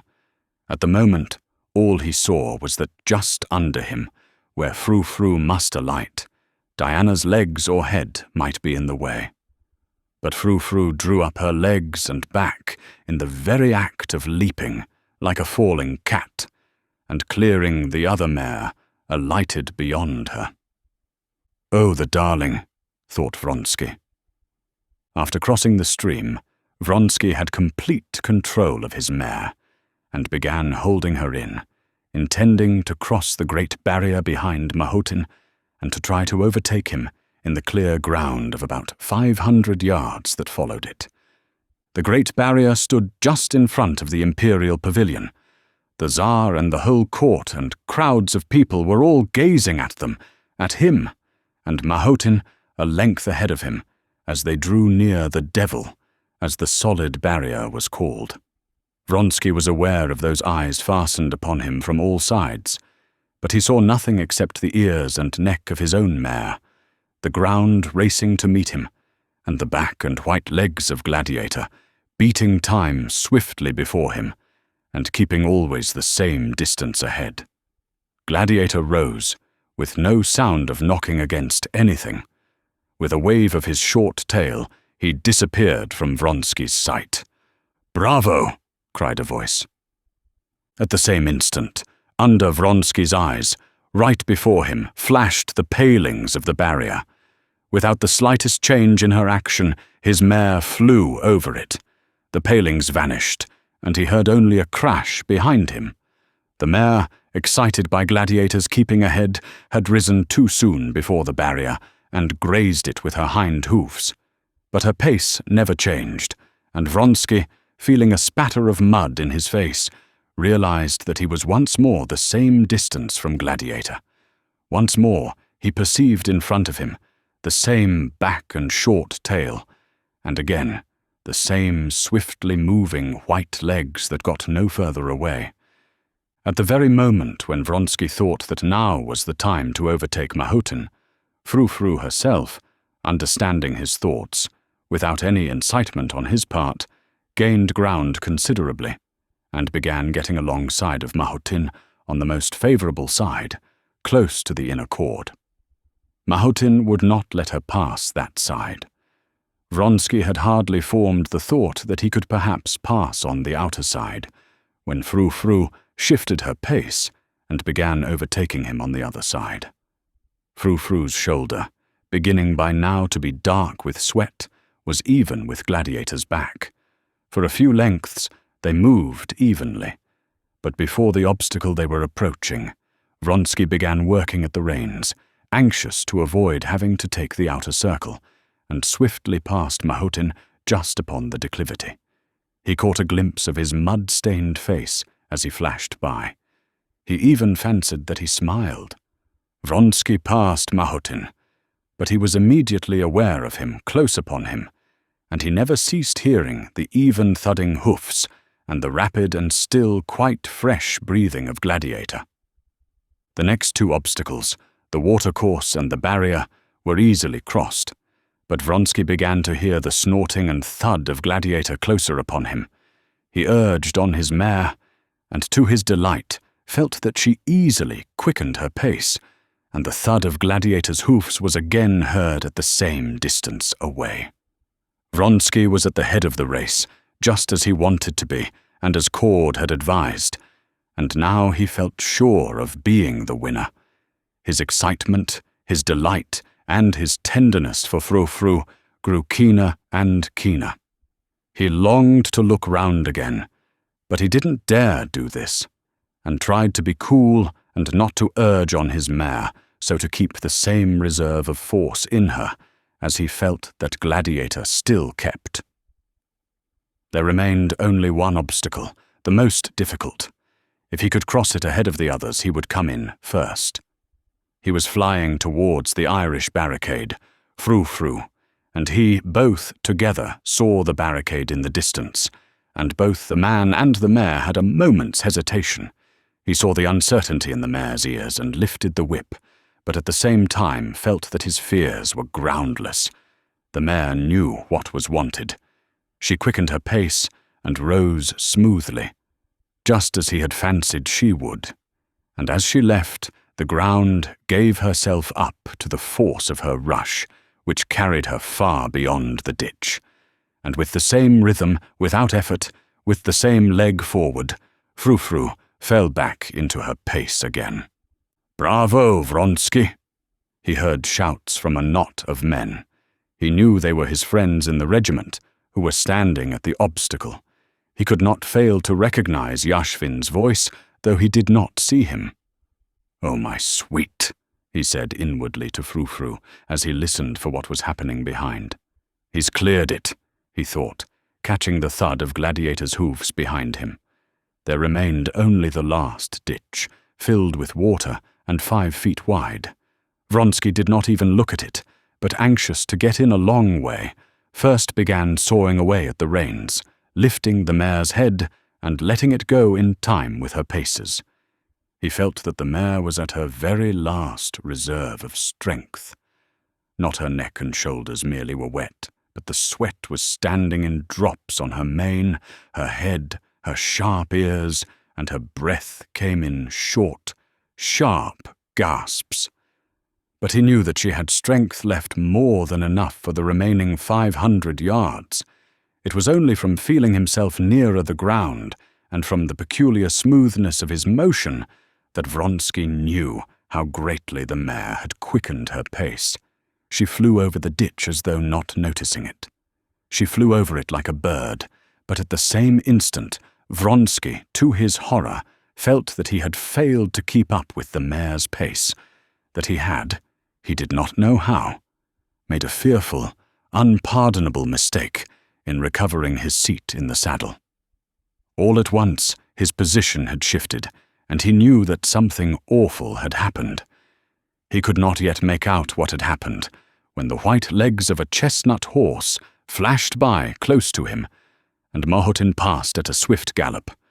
Vronsky was touching the ground with one foot, and his mare was sinking on that foot. He just had time to free his leg when she fell on one side, gasping painfully, and, making vain efforts to rise with her delicate, soaking neck, she fluttered on the ground at his feet like a shot bird. The clumsy movement made by Vronsky had broken her back, but that he only knew much later. At that moment he knew only that Mahotin had flown swiftly by, while he stood staggering alone on the muddy, motionless ground, and Frou-Frou lay gasping before him, bending her head back and gazing at him with her exquisite eyes. Still unable to realize what had happened, Vronsky tugged at his mare's reins. Again she struggled all over like a fish, and her shoulders setting the saddle heaving, she rose on her front legs, but unable to lift her back. She quivered all over, and again fell on her side. With a face hideous with passion, his lower jaw trembling, and his cheeks white, Vronsky kicked her with his heel in the stomach, and again fell to tugging at the rein. She did not stir, but thrusting her nose into the ground, she simply gazed at her master with her speaking eyes. Groaned Vronsky, clutching at his head. What have I done? He cried. The race lost, and my fault. Shameful, unpardonable, and the poor darling, ruined mare. What have I done? A crowd of men, a doctor and his assistant, the officers of his regiment, ran up to him. To his misery, he felt that he was whole and unhurt. The mare had broken her back, and it was decided to shoot her. Vronsky could not answer questions, could not speak to anyone. He turned, and without picking up his cap that had fallen off, walked away from the racecourse, not knowing where he was going. He felt utterly wretched. For the first time in his life, he knew the bitterest sort of misfortune beyond remedy, and caused by his own fault.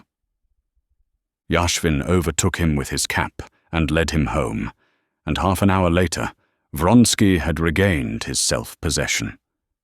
But the memory of that race remained for long in his heart, the cruelest and bitterest memory of his life. Part 2, Chapter 26. The external relations of Alexei Alexandrovich and his wife had remained unchanged. The sole difference lay in the fact that he was more busily occupied than ever. As in former years, at the beginning of the spring, he had gone to a foreign watering place for the sake of his health, deranged by the winter's work that every year grew heavier. And just as always, he returned in July, and at once fell to work as usual with increased energy. As usual, too, his wife had moved for the summer to a villa out of town, while he remained in Petersburg. From the date of their conversation, after the party at Princess Tverskaya's, he had never spoken again to Anna of his suspicions and his jealousies, and that habitual tone of his bantering mimicry was the most convenient tone possible for his present attitude to his wife. He was a little colder to his wife. He simply seemed to be slightly displeased with her for that first midnight conversation which she had repelled. In his attitude to her there was a shade of vexation, but nothing more.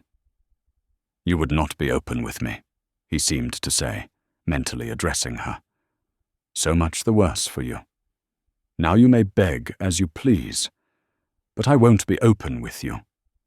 So much the worse for you," he said mentally, like a man who, after vainly attempting to extinguish a fire, should fly in a rage with his vain efforts and say, "Oh, very well then, you shall burn for this."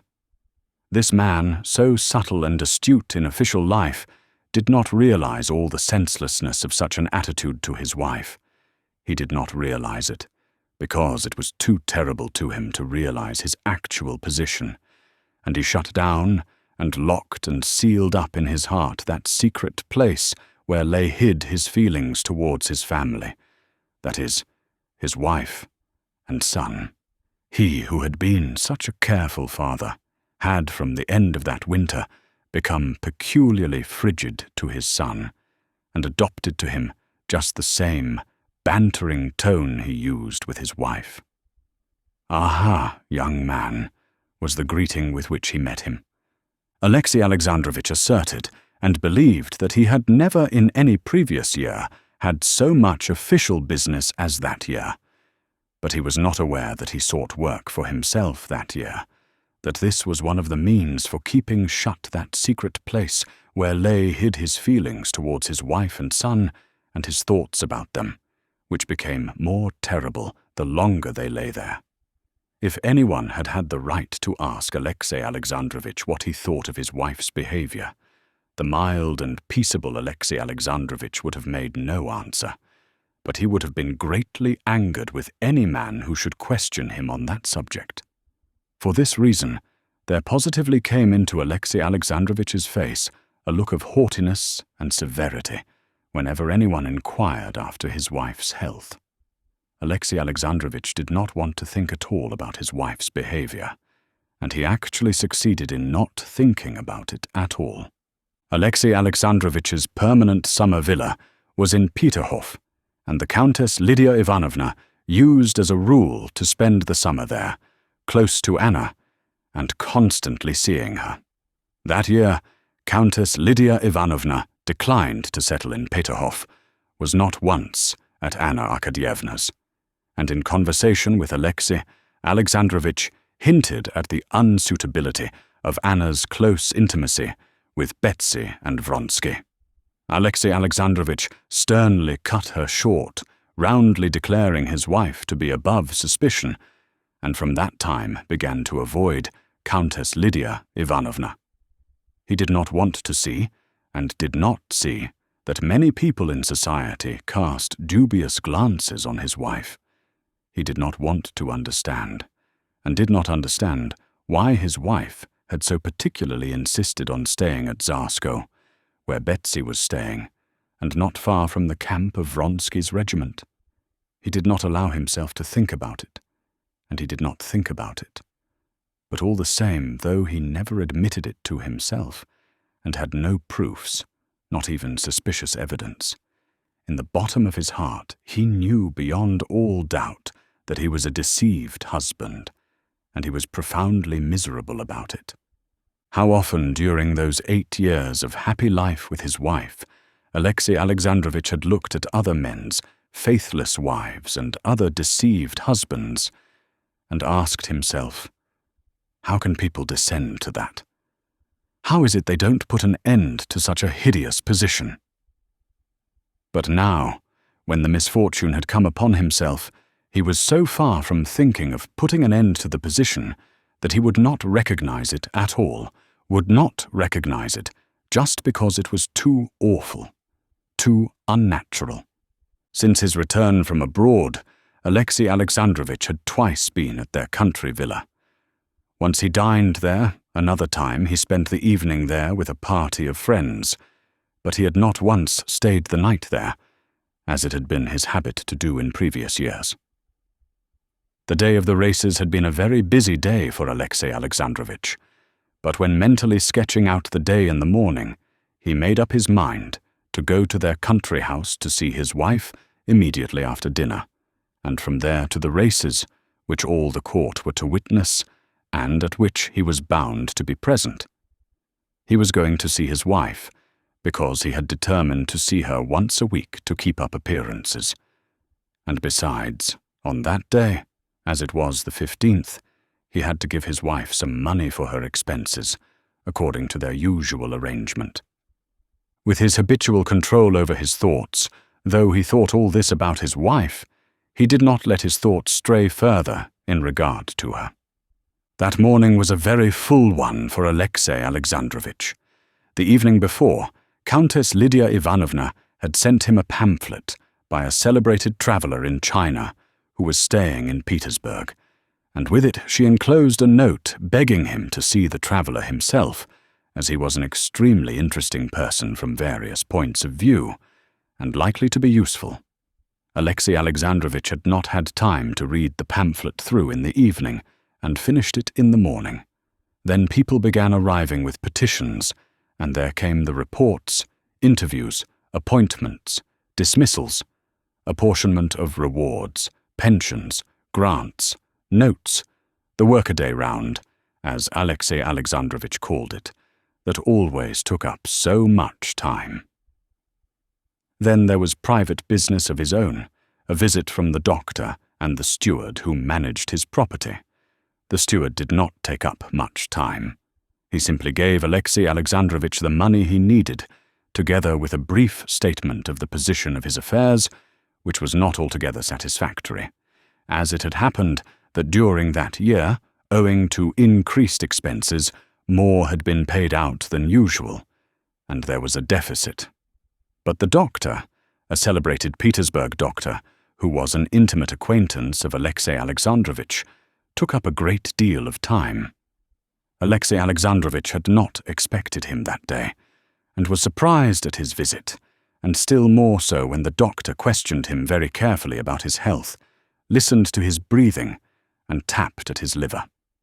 Alexey Alexandrovich did not know that his friend, Lydia Ivanovna, noticing that he was not as well as usual that year, had begged the doctor to go and examine him. "Do this for my sake," the Countess Lydia Ivanovna had said to him. "I will do it for the sake of Russia, Countess," replied the doctor. "A priceless man," said the Countess Lydia Ivanovna. The doctor was extremely dissatisfied with Alexey Alexandrovich. He found the liver considerably enlarged and the digestive powers weakened, while the course of mineral waters had been quite without effect. He prescribed more physical exercise as far as possible, and as far as possible less mental strain, and above all no worry. In other words, just what was as much out of Alexey Alexandrovich's power as abstaining from breathing. Then he withdrew, leaving in Alexey Alexandrovich an unpleasant sense that something was wrong with him, and that there was no chance of curing it. As he was coming away, the doctor chanced to meet on the staircase an acquaintance of his, Sludin, who was secretary of Alexey Alexandrovich's department. They had been comrades at the university, and though they rarely met, they thought highly of each other, and were excellent friends, and so there was no one to whom the doctor would have given his opinion of a patient so freely as to Sludin. "How glad I am you've been seeing him," said Sludin. "He's not well, and I fancy... Well, what do you think of him?" "I'll tell you," said the doctor, beckoning over Sludin's head to his coachman to bring the carriage round. "It's just this," said the doctor, taking a finger of his kid glove in his white hands and pulling it. "If you don't strain the strings and then try to break them, you'll find it a difficult job. But strain a string to its very utmost, and the mere weight of one finger on the strained string will snap it." And with his close assiduity, his conscientious devotion to his work, he's strained to the utmost, and there's some outside burden weighing on him, and not a light one, concluded the doctor, raising his eyebrows significantly. "Will you be at the races?" he added, as he sank into his seat in the carriage. Yes, to be sure.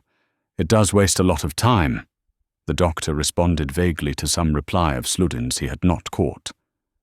Directly after the doctor, who had taken up so much time, came the celebrated traveller, and Alexey Alexandrovich, by means of the pamphlet he had only just finished reading and his previous acquaintance with the subject, impressed the traveller by the depth of his knowledge of the subject and the breadth and enlightenment of his view of it. At the same time as the traveller, there was announced a provincial marshal of nobility on a visit to Petersburg, with whom Alexey Alexandrovich had to have some conversation. After his departure, he had to finish the daily routine of business with his secretary, and then he still had to drive round to call on a certain great personage on a matter of grave and serious import. Alexey Alexandrovich only just managed to be back by 5 o'clock, his dinner hour, and after dining with his secretary, he invited him to drive with him to his country villa and to the races. Though he did not acknowledge it to himself, Alexey Alexandrovich always tried nowadays to secure the presence of a third person in his interviews with his wife. Part 2, Chapter 27. Anna was upstairs, standing before the looking-glass, and, with Anushka's assistance, pinning the last ribbon on her gown, when she heard carriage wheels crunching the gravel at the entrance. "It's too early for Betsy," she thought, and glancing out of the window, she caught sight of the carriage and the black hat of Alexey Alexandrovich, and the ears that she knew so well sticking up each side of it. How unlucky! Can he be going to stay the night? She wondered, and the thought of all that might come of such a chance struck her as so awful and terrible that, without dwelling on it for a moment, She went down to meet him with a bright and radiant face, and conscious of the presence of that spirit of falsehood and deceit in herself that she had come to know of late, she abandoned herself to that spirit and began talking, hardly knowing what she was saying. "Ah, how nice of you," she said, giving her husband her hand, and greeting Sludin, who was like one of the family, with a smile. "You're staying the night, I hope," was the first word the spirit of falsehood prompted her to utter. "And now we'll go together. Only it's a pity I've promised Betsy. She's coming for me." Alexei Alexandrovich knit his brows at Betsy's name. "Oh, I'm not going to separate the inseparables," he said in his usual bantering tone. "I'm going with Mihail Vasilievich. I'm ordered exercise by the doctors, too. I'll walk, and fancy myself at the springs again." "There's no hurry," said Anna. "Would you like tea?" She rang. "Bring in tea, and tell Seryozha that Alexei Alexandrovich is here. Well, tell me, how have you been? Mihail Vasilievich, you've not been to see me before. Look how lovely it is out on the terrace," she said, turning first to one and then to the other. She spoke very simply and naturally, but too much and too fast. She was the more aware of this from noticing, in the inquisitive look Mihail Vasilievich turned on her, that he was, as it were, keeping watch on her. Mihail Vasilievich promptly went out on the terrace. She sat down beside her husband. "You don't look quite well," she said. "Yes," he said. "The doctor's been with me today and wasted an hour of my time. I feel that someone of our friends must have sent him. My health's so precious, it seems." "No. What did he say?" She questioned him about his health and what he had been doing, and tried to persuade him to take a rest and come out to her. All this she said brightly, rapidly, and with a peculiar brilliance in her eyes. But Alexei Alexandrovich did not now attach any special significance to this tone of hers. He heard only her words, and gave them only the direct sense they bore, and he answered simply, though jestingly. There was nothing remarkable in all this conversation, but never after could Anna recall this brief scene without an agonizing pang of shame. Seryozha came in preceded by his governess. If Alexei Alexandrovich had allowed himself to observe, he would have noticed the timid and bewildered eyes with which Seryozha glanced first at his father and then at his mother. But he would not see anything, and he did not see it. Ah, the young man. He's grown. Really, he's getting quite a man. How are you, young man?" And he gave his hand to the scared child. Seryozha had been shy of his father before, and now, ever since Alexei Alexandrovich had taken to calling him young man, and since that insoluble question had occurred to him whether Vronsky were a friend or a foe, he avoided his father. He looked round towards his mother as though seeking shelter. It was only with his mother that he was at ease. Meanwhile, Alexei Alexandrovich was holding his son by the shoulder while he was speaking to the governess, and Seryozha was so miserably uncomfortable that Anna saw he was on the point of tears.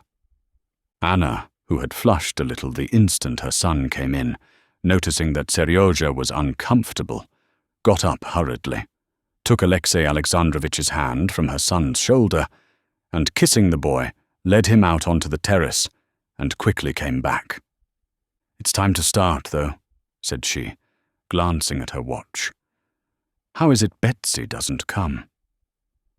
"Yes," said Alexei Alexandrovich, and getting up, he folded his hands and cracked his fingers. "I've come to bring you some money, too, for nightingales, we know. Can't live on fairy tales," he said. "You want it, I expect." "No, I don't." "Yes, I do," she said, not looking at him, and crimsoning to the roots of her hair. "But you'll come back here after the races, I suppose." "Oh, yes," answered Alexey Alexandrovitch. "And here's the glory of Peterhof, Princess Tverskaya," he added, looking out of the window at the elegant English carriage with the tiny seats placed extremely high. "What elegance! Charming! Well, let us be starting too, then." Princess Tverskaya did not get out of her carriage, but her groom, in high boots, a cape, and black hat, darted out at the entrance. "I'm going. Goodbye," said Anna. And kissing her son, she went up to Alexey Alexandrovitch and held out her hand to him. "It was ever so nice of you to come." Alexey Alexandrovitch kissed her hand. "Well, au revoir, then. You'll come back for some tea. That's delightful," she said, and went out, gay and radiant. But as soon as she no longer saw him, she was aware of the spot on her hand that his lips had touched, and she shuddered with repulsion. Part 2, Chapter 28.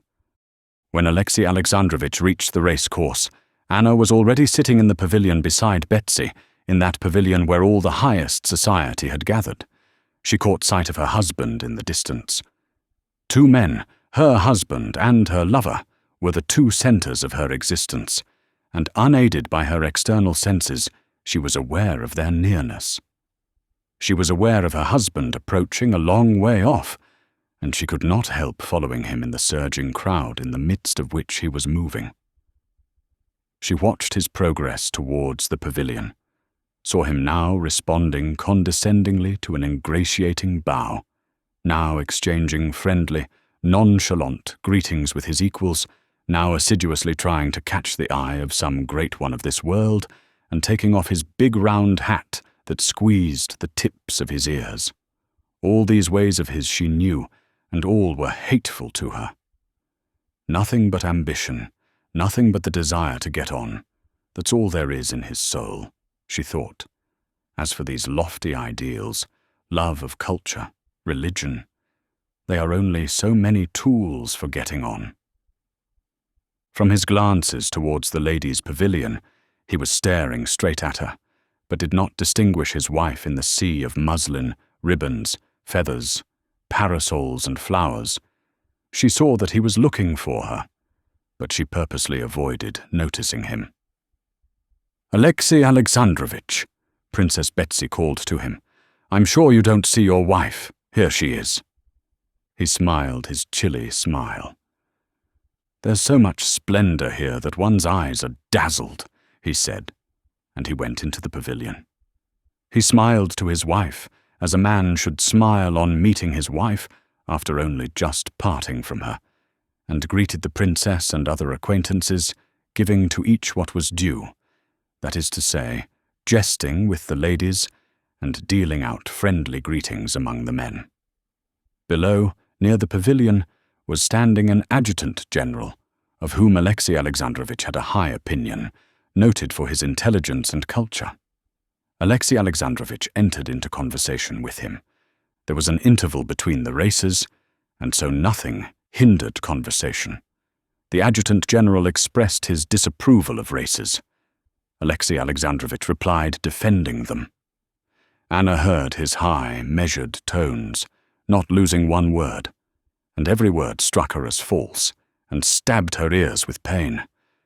When the 3-mile steeplechase was beginning, she bent forward and gazed with fixed eyes at Vronsky as he went up to his horse and mounted. And at the same time, she heard that loathsome, never-ceasing voice of her husband. She was in an agony of terror for Vronsky, but a still greater agony was the never-ceasing, as it seemed to her, stream of her husband's shrill voice with its familiar intonations. "I'm a wicked woman, a lost woman," she thought. "But I don't like lying. I can't endure falsehood. While as for him, her husband, it's the breath of his life. Falsehood. He knows all about it. He sees it all. What does he care if he can talk so calmly? If he were to kill me, if he were to kill Vronsky, I might respect him. No, All he wants is falsehood and propriety, Anna said to herself, not considering exactly what it was she wanted of her husband and how she would have liked to see him behave. She did not understand either that Alexey Alexandrovich's peculiar loquacity that day, so exasperating to her, was merely the expression of his inward distress and uneasiness. As a child that has been hurt skips about, putting all his muscles into movement to drown the pain, in the same way Alexey Alexandrovich needed mental exercise to drown the thoughts of his wife that in her presence, and in Vronsky's, and with the continual iteration of his name, would force themselves on his attention. And it was as natural for him to talk well and cleverly as it is natural for a child to skip about. He was saying, danger in the races of officers, of cavalrymen, is an essential element in the race. If England can point to the most brilliant feats of cavalry in military history, it is simply owing to the fact that she has historically developed this force both in beasts and in men. Sport has, in my opinion, a great value, and as is always the case, we see nothing but what is most superficial. It's not superficial, said Princess Tverskaya. One of the officers, they say, has broken 2 ribs. Alexey Alexandrovich smiled his smile, which uncovered his teeth, but revealed nothing more. We'll admit, Princess, that that's not superficial, he said, but internal. But that's not the point, and he turned again to the general with whom he was talking seriously. We mustn't forget that those who are taking part in the race are military men who have chosen that career, and one must allow that every calling has its disagreeable side.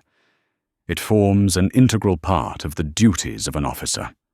Low sports, such as prize-fighting or Spanish bullfights, are a sign of barbarity. But specialized trials of skill are a sign of development. No, I shan't come another time.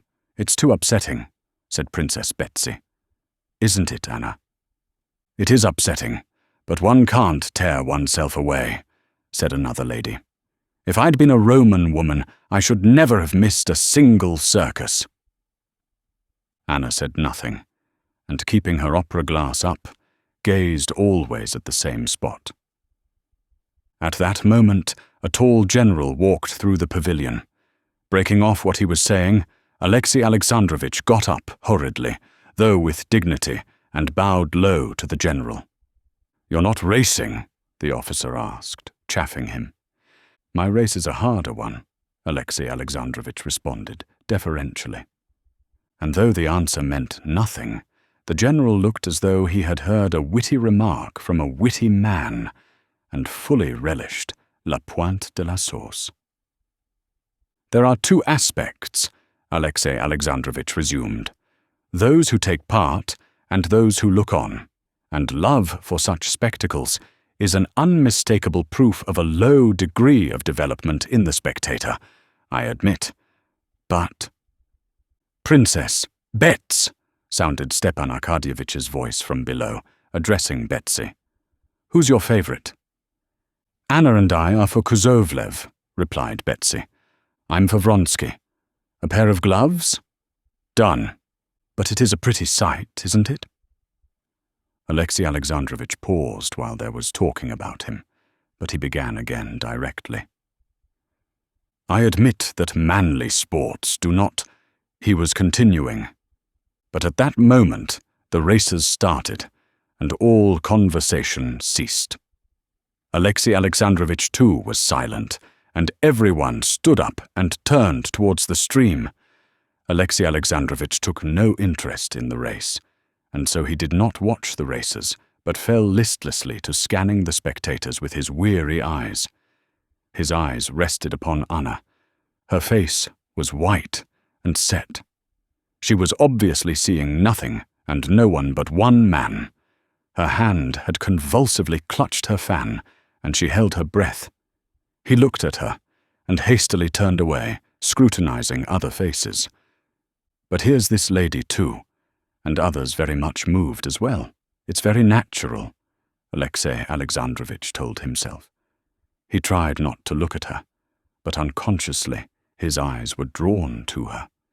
He examined that face again, trying not to read what was so plainly written on it, and against his own will, with horror read on it what he did not want to know. The first fall, Kuzovlev's at the stream, agitated everyone, but Alexei Alexandrovich saw distinctly on Anna's pale, triumphant face that the man she was watching hadn't fallen. When, after Mahotin and Vronsky had cleared the worst barrier, the next officer had been thrown straight on his head at it and fatally injured, and a shudder of horror passed over the whole public, Alexei Alexandrovich saw that Anna did not even notice it, and had some difficulty in realizing what they were talking of about her. But more and more often, and with greater persistence, he watched her. Anna, wholly engrossed as she was with the race, became aware of her husband's cold eyes fixed upon her from one side. She glanced round for an instant, looked inquiringly at him, and with a slight frown turned away again. "Ah, I don't care," she seemed to say to him, and she did not once glance at him again. The race was an unlucky one, and of the 17 officers who rode in it, more than half were thrown and hurt. Towards the end of the race, everyone was in a state of agitation, which was intensified by the fact that the Tsar was displeased. Part 2, Chapter 29. Everyone was loudly expressing disapprobation. Everyone was repeating a phrase someone had uttered, "The lions and gladiators will be the next thing," and everyone was feeling horrified, so that when Vronsky fell to the ground and Anna moaned aloud, there was nothing very out of the way in it. But afterwards a change came over Anna's face, which really was beyond decorum. She utterly lost her head. She began fluttering like a caged bird, at one moment would have got up and moved away, at the next turned to Betsy. "Let us go, let us go," she said. But Betsy did not hear her. She was bending down, talking to a general who had come up to her. Alexei Alexandrovich went up to Anna and courteously offered her his arm. "Let us go, if you like," he said in French. But Anna was listening to the general and did not notice her husband.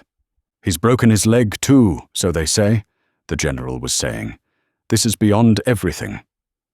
Without answering her husband, Anna lifted her opera glass and gazed towards the place where Vronsky had fallen, but it was so far off, and there was such a crowd of people about it, that she could make out nothing. She laid down the opera glass and would have moved away, but at that moment an officer galloped up and made some announcement to the Tsar.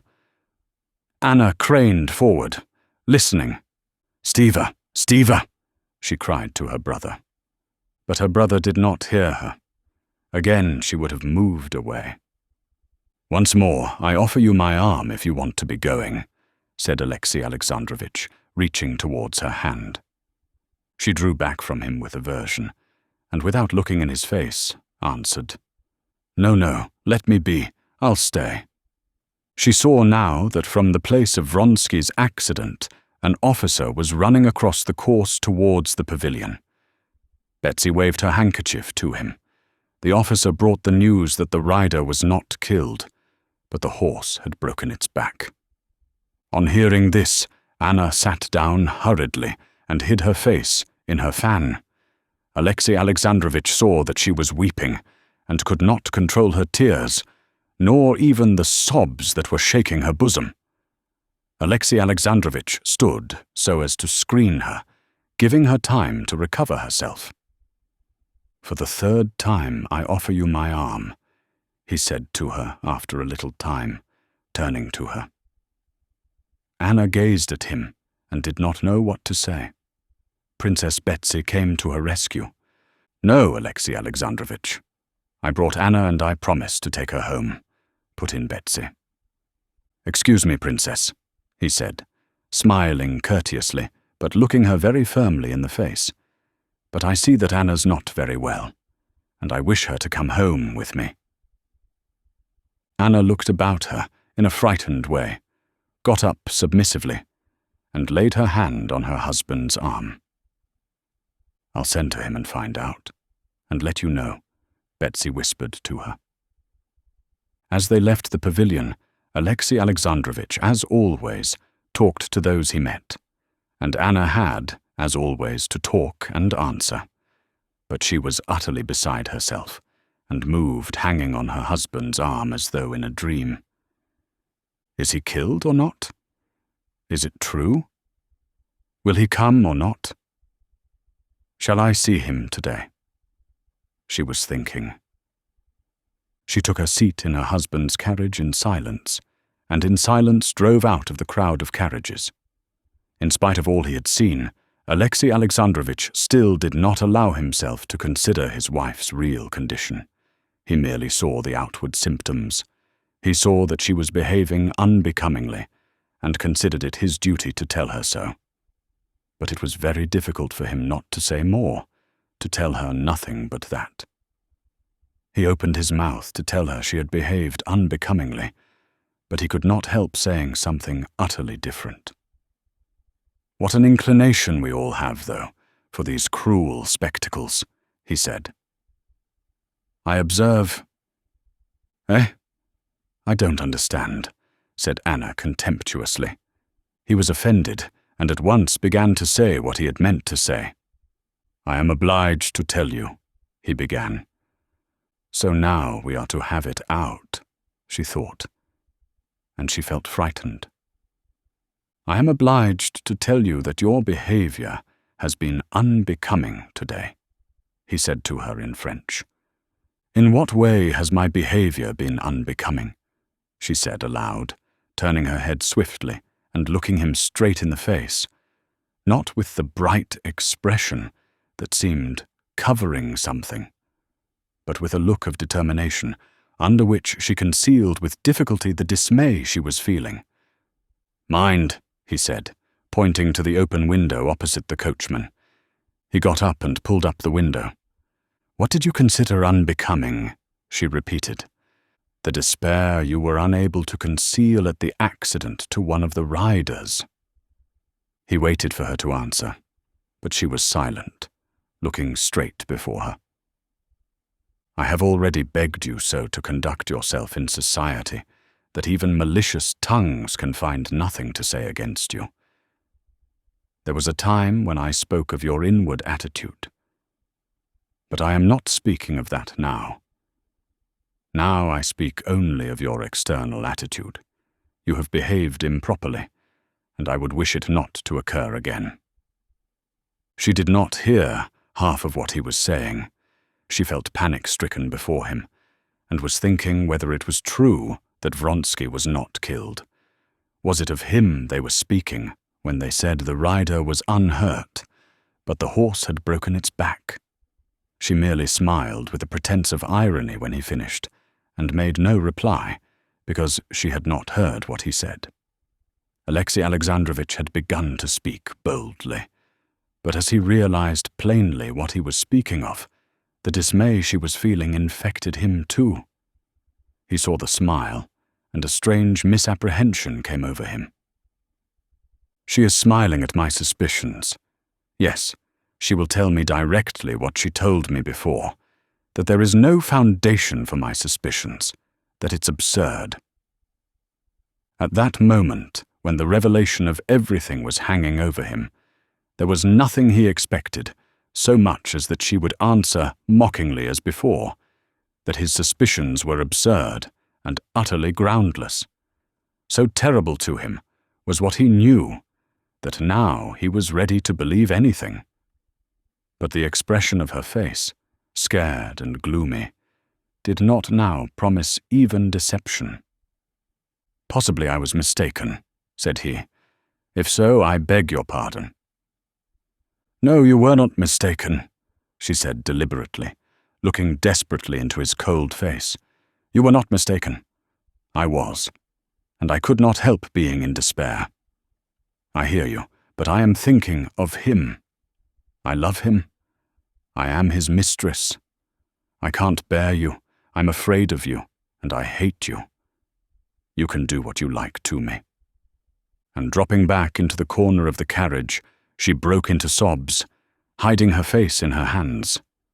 Alexei Alexandrovitch did not stir, and kept looking straight before him, but his whole face suddenly bore the solemn rigidity of the dead, and his expression did not change during the whole time of the drive home. On reaching the house, he turned his head to her, still with the same expression. "Very well.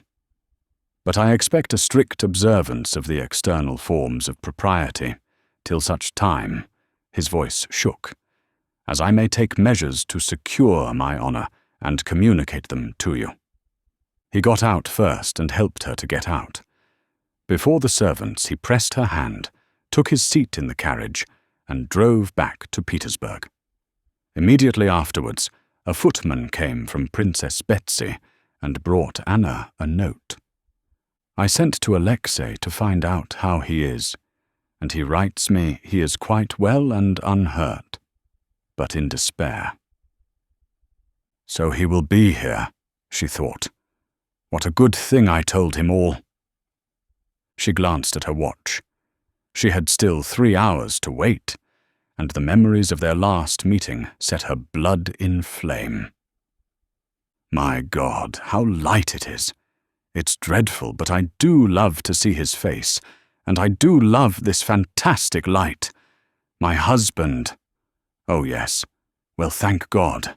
Everything's over with him." Part 2, Chapter 30.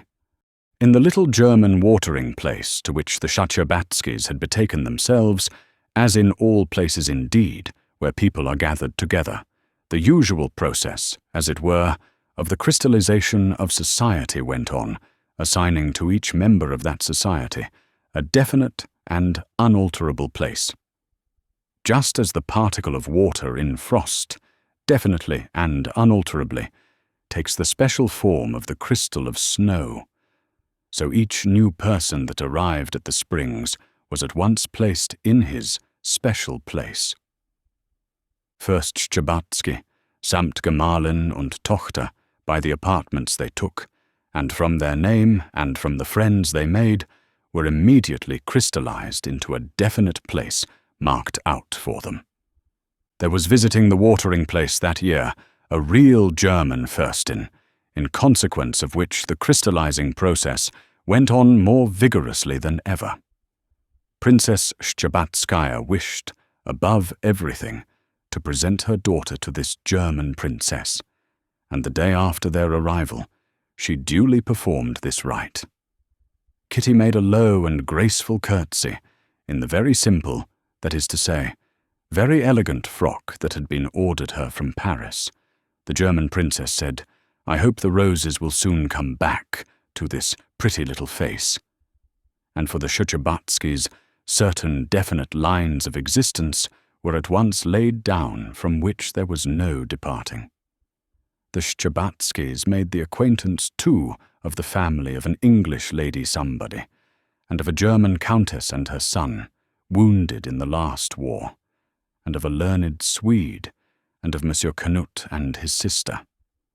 But yet inevitably, the Shcherbakskys were thrown most into the society of a Moscow lady, Maria Yevgenyevna Rtishcheva, and her daughter, whom Kitty disliked because she had fallen ill, like herself, over a love affair, and a Moscow colonel, whom Kitty had known from childhood, and always seen in uniform and epaulettes, and who now, with his little eyes and his open neck and flowered cravat, was uncommonly ridiculous and tedious, because there was no getting rid of him. When all this was so firmly established, Kitty began to be very much bored, especially as the prince went away to Carlsbad, and she was left alone with her mother. She took no interest in the people she knew, feeling that nothing fresh would come of them. Her chief mental interest in the watering place consisted in watching and making theories about the people she did not know. It was characteristic of Kitty that she always imagined everything in people in the most favorable light possible, especially so in those she did not know. And now, as she made surmises as to who people were, what were their relations to one another, and what they were like, Kitty endowed them with the most marvellous and noble characters, and found confirmation of her idea in her observations. Of these people, the one that attracted her most was a Russian girl who had come to the watering place with an invalid Russian lady, Madame Stahl, as everyone called her. Madame Stahl belonged to the highest society, but she was so ill that she could not walk, and only on exceptionally fine days made her appearance at the Springs in an invalid carriage. But it was not so much from ill health as from pride. So Princess Shtcherbatskaya interpreted it, that Madame Stahl had not made the acquaintance of anyone among the Russians there. The Russian girl looked after Madame Stahl, and besides that, she was, as Kitty observed, on friendly terms with all the invalids who were seriously ill, and there were many of them at the Springs, and looked after them in the most natural way. This Russian girl was not, as Kitty gathered, related to Madame Stahl, nor was she a paid attendant. Madame Stahl called her Varenka, and other people called her Mademoiselle Varenka. Apart from the interest Kitty took in this girl's relations with Madame Stahl and with other unknown persons, Kitty, as often happened, felt an inexplicable attraction to Mademoiselle Varenka, and was aware when their eyes met that she too liked her. Of Mademoiselle Varenka, one would not say that she had passed her first youth, but she was, as it were, a creature without youth. She might have been taken for 19 or for 30. If her features were criticized separately, she was handsome rather than plain, in spite of the sickly hue of her face. She would have been a good figure, too, if it had not been for her extreme thinness and the size of her head, which was too large for her medium height. But she was not likely to be attractive to men. She was like a fine flower, already past its bloom and without fragrance, though the petals were still unwithered. Moreover, she would have been unattractive to men also, from the lack of just what Kitty had too much of the suppressed fire of vitality and the consciousness of her own attractiveness. She always seemed absorbed in work about which there could be no doubt, and so it seemed she could not take interest in anything outside it. It was just this contrast with her own position that was for Kitty the great attraction of Mademoiselle Varenka. Kitty felt that in her manner of life, she would find an example of what she was now so painfully seeking: interest in life, a dignity in life, apart from the worldly relations of girls with men, which so revolted Kitty, and appeared to her now as a shameful hawking about of goods in search of a purchaser. The more attentively Kitty watched her unknown friend, the more convinced she was this girl was the perfect creature she fancied her, and the more eagerly she wished to make her acquaintance. The two girls used to meet several times a day, and every time they met, Kitty's eyes said, "Who are you? What are you? Are you really the exquisite creature I imagine you to be? But for goodness sake, don't suppose," her eyes added, "that I would force my acquaintance on you. I simply admire you and like you." "I like you too, and you're very, very sweet, and I should like you better still if I had time," answered the eyes of the unknown girl. Kitty saw indeed that she was always busy. Either she was taking the children of a Russian family home from the Springs, or fetching a shawl for a sick lady, and wrapping her up in it, or trying to interest an irritable invalid, or selecting and buying cakes for tea for someone.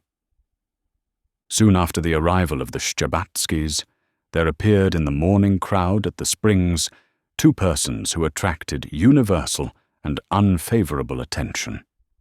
These were a tall man with a stooping figure and huge hands, in an old coat too short for him, with black, simple, and yet terrible eyes, and a pock-marked, kind-looking woman, very badly and tastelessly dressed.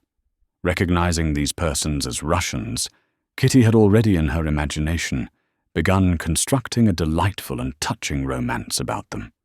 But the princess, having ascertained from the visitors' list that this was Nikolai Levin and Maria Nikolaevna, explained to Kitty what a bad man this Levin was, and all her fancies about these two people vanished, not so much from what her mother told her, as from the fact that it was Konstantin's brother. This pair suddenly seemed to Kitty intensely unpleasant. This Levin, with his continual twitching of his head, aroused in her now an irrepressible feeling of disgust. It seemed to her that his big, terrible eyes, which persistently pursued her, expressed a feeling of hatred and contempt, and she tried to avoid meeting him. Part 2, Chapter 31. It was a wet day. It had been raining all the morning, and the invalids with their parasols had flocked into the arcades. Kitty was walking there with her mother and the Moscow colonel, smart and jaunty in his European coat, bought ready-made at Frankfurt. They were walking on one side of the arcade, trying to avoid Levin, who was walking on the other side. Varenka, in her dark dress, in a black hat with a turned-down brim, was walking up and down the whole length of the arcade with a blind Frenchwoman, and every time she met Kitty, they exchanged friendly glances. "Mamma, couldn't I speak to her?" said Kitty, watching her unknown friend and noticing that she was going up to the spring and that they might come there together. "Oh, if you want to so much. I'll find out about her first and make her acquaintance myself," answered her mother. "What do you see in her out of the way?" "A companion she must be. If you like, I'll make acquaintance with Madame Stahl." "I used to know her belle-sœur," added the princess, lifting her head haughtily.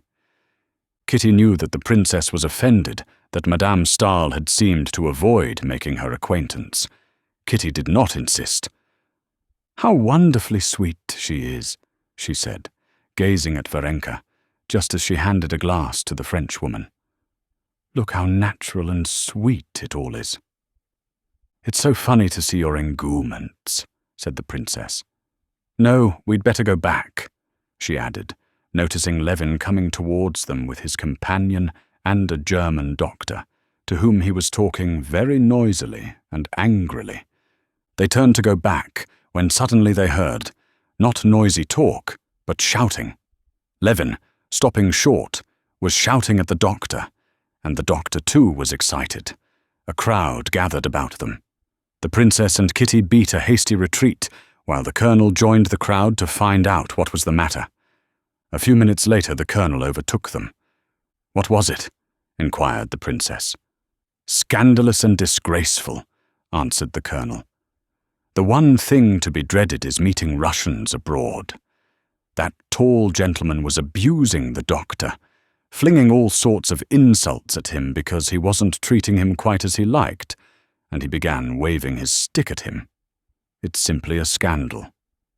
"Oh, how unpleasant," said the princess. "Well, and how did it end?" Luckily at that point that the one in the mushroom hat intervened. "A Russian lady, I think she is," said the colonel. "Mademoiselle Varenka?" asked Kitty. Yes, she came to the rescue before anyone. She took the man by the arm and led him away." "There, Mamma," said Kitty. "You wonder that I'm enthusiastic about her." The next day, as she watched her unknown friend, Kitty noticed that Mademoiselle Varenka was already on the same terms with Levin and his companion as with her other protégés. She went up to them, entered into conversation with them, and served as interpreter for the woman, who could not speak any foreign language. Kitty began to entreat her mother still more urgently to let her make friends with Varenka. And, disagreeable as it was to the princess to seem to take the first step in wishing to make the acquaintance of Madame Stahl, who thought fit to give herself airs, she made inquiries about Varenka, and, having ascertained particulars about her, tending to prove that there could be no harm, though little good in the acquaintance, she herself approached Varenka and made acquaintance with her. Choosing a time when her daughter had gone to the spring, while Varenka had stopped outside the baker's, the princess went up to her. "Allow me to make your acquaintance," she said, with her dignified smile. "My daughter has lost her heart to you," she said. "Possibly you do not know me. I am—" "That feeling is more than reciprocal, princess," Varenka answered hurriedly. "What a good deed you did yesterday to our poor compatriot," said the princess. Varenka flushed a little. "I don't remember. I don't think I did anything," she said. "Why, you saved that Levine from disagreeable consequences." "Yes, Sir Compagne called me, and I tried to pacify him. He's very ill and was dissatisfied with the doctor. I'm used to looking after such invalids." "Yes, I've heard you live at Mentone with your aunt. I think Madame Stahl. I used to know her belle-sœur." "No, she's not my aunt. I call her Mamma, but I am not related to her. I was brought up by her," answered Varenka, flushing a little again. This was so simply said, and so sweet was the truthful and candid expression of her face, that the princess saw why Kitty had taken such a fancy to Varenka. "Well, and what's this Levin going to do?" asked the princess. "He's going away," answered Varenka. At that instant, Kitty came up from the spring, beaming with delight that her mother had become acquainted with her unknown friend. "Well, see, Kitty, your intense desire to make friends with Mademoiselle—" "Varenka," Varenka put in, smiling. "That's what everyone calls me." Kitty blushed with pleasure, and slowly, without speaking, pressed her new friend's hand, which did not respond to her pressure, but lay motionless in her hand. The hand did not respond to her pressure, but the face of Mademoiselle Varenka glowed with a soft, glad, though rather mournful smile that showed large but handsome teeth. "I have long wished for this too," she said, "but you are so busy." "Oh no, I'm not at all busy," answered Varenka. But at that moment she had to leave her new friends because two little Russian girls, children of an invalid, ran up to her. "Varenka, Mamma's calling!" they cried, and Varenka went after them. Part 2, Chapter 32. The particulars which the princess had learned in regard to Varenka's past and her relations with Madame Stahl were as follows. Madame Stahl, of whom some people said that she had worried her husband out of his life, while others said it was he who had made her wretched by his immoral behavior, had always been a woman of weak health and enthusiastic temperament. When, after her separation from her husband, she gave birth to her only child, the child had died almost immediately, and the family of Madame Stahl, knowing her sensibility and fearing the news would kill her, had substituted another child, a baby born the same night and in the same house in Petersburg, the daughter of the chief cook of the imperial household. This was Varenka. Madame Stahl learned later on that Varenka was not her own child, but she went on bringing her up, especially as very soon afterwards Varenka had not a relation of her own living. Madame Stahl had now been living more than 10 years continuously abroad, in the south, never leaving her couch, and some people said that Madame Stahl had made her social position as a philanthropic, highly religious woman.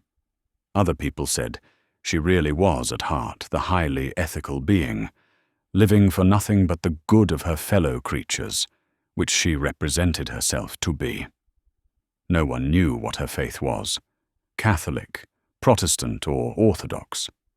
But one fact was indubitable.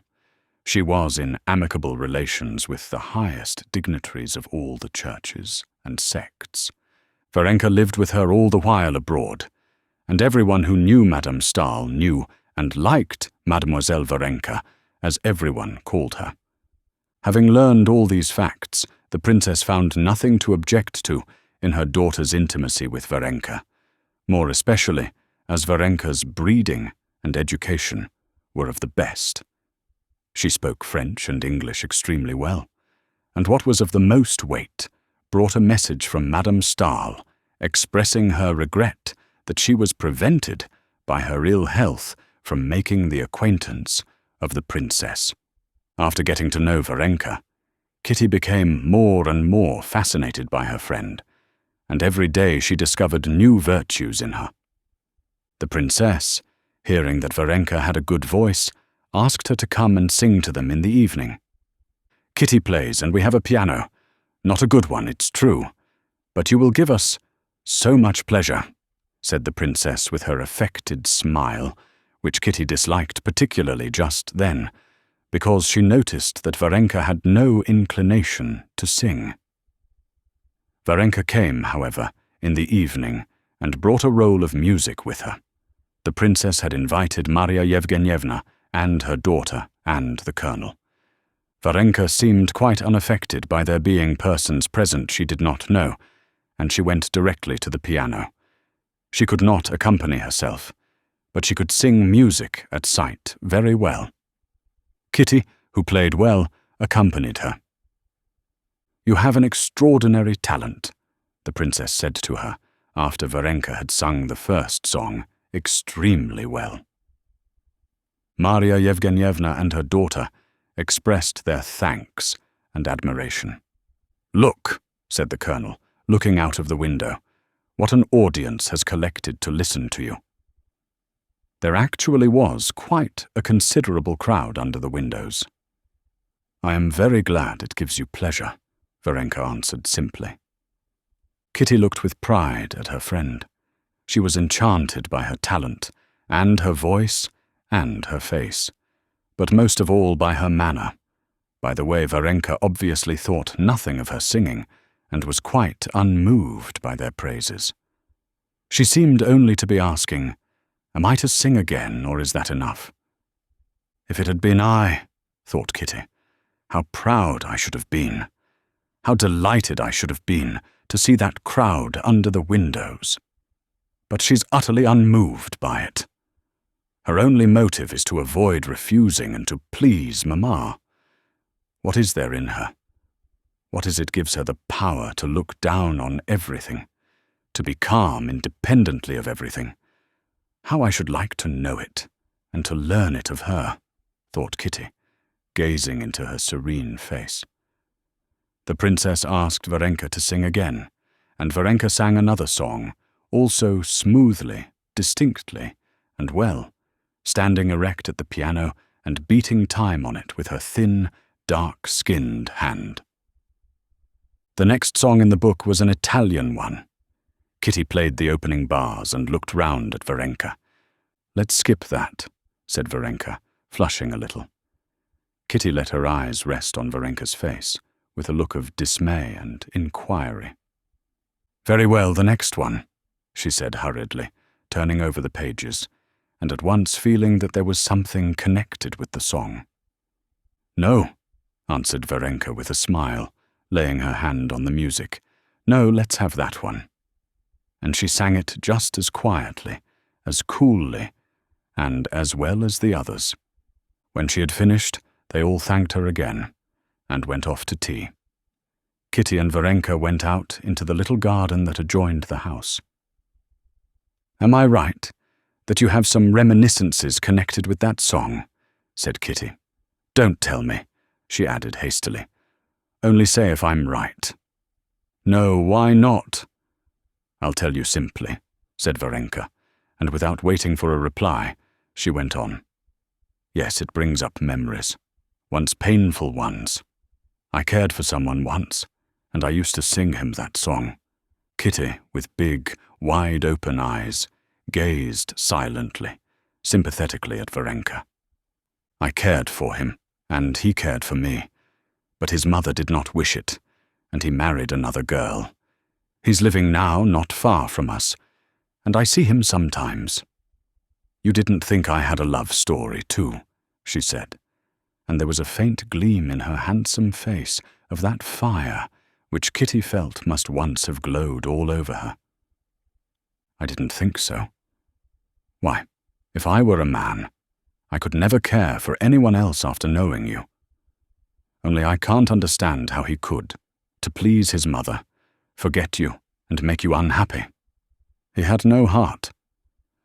Oh no, he's a very good man, and I'm not unhappy. Quite the contrary, I'm very happy. Well, so we shan't be singing any more now, she added, turning towards the house. How good you are! How good you are! Cried Kitty, and stopping her, she kissed her. If I could only be even a little like you. Why should you be like anyone?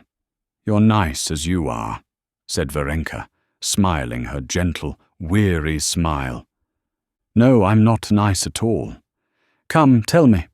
Stop a minute, let's sit down, said Kitty, making her sit down again beside her. Tell me, isn't it humiliating to think that a man has disdained your love, that he hasn't cared for it? But he didn't disdain it. I believe he cared for me. But he was a dutiful son. Yes. But if it hadn't been on account of his mother, if it had been his own doing, said Kitty, feeling she was giving away her secret, and that her face, burning with the flush of shame, had betrayed her already. In that case he would have done wrong, and I should not have regretted him, answered Varenka, evidently realizing that they were now talking not of her, but of Kitty. But the humiliation, said Kitty, the humiliation one can never forget. Can never forget, she said, remembering her look at the last ball during the pause in the music. Where is the humiliation? Why, you did nothing wrong. Worse than wrong, shameful. Varenka shook her head and laid her hand on Kitty's hand. Why, what is there shameful? She said. You didn't tell a man who didn't care for you that you loved him, did you? Of course not.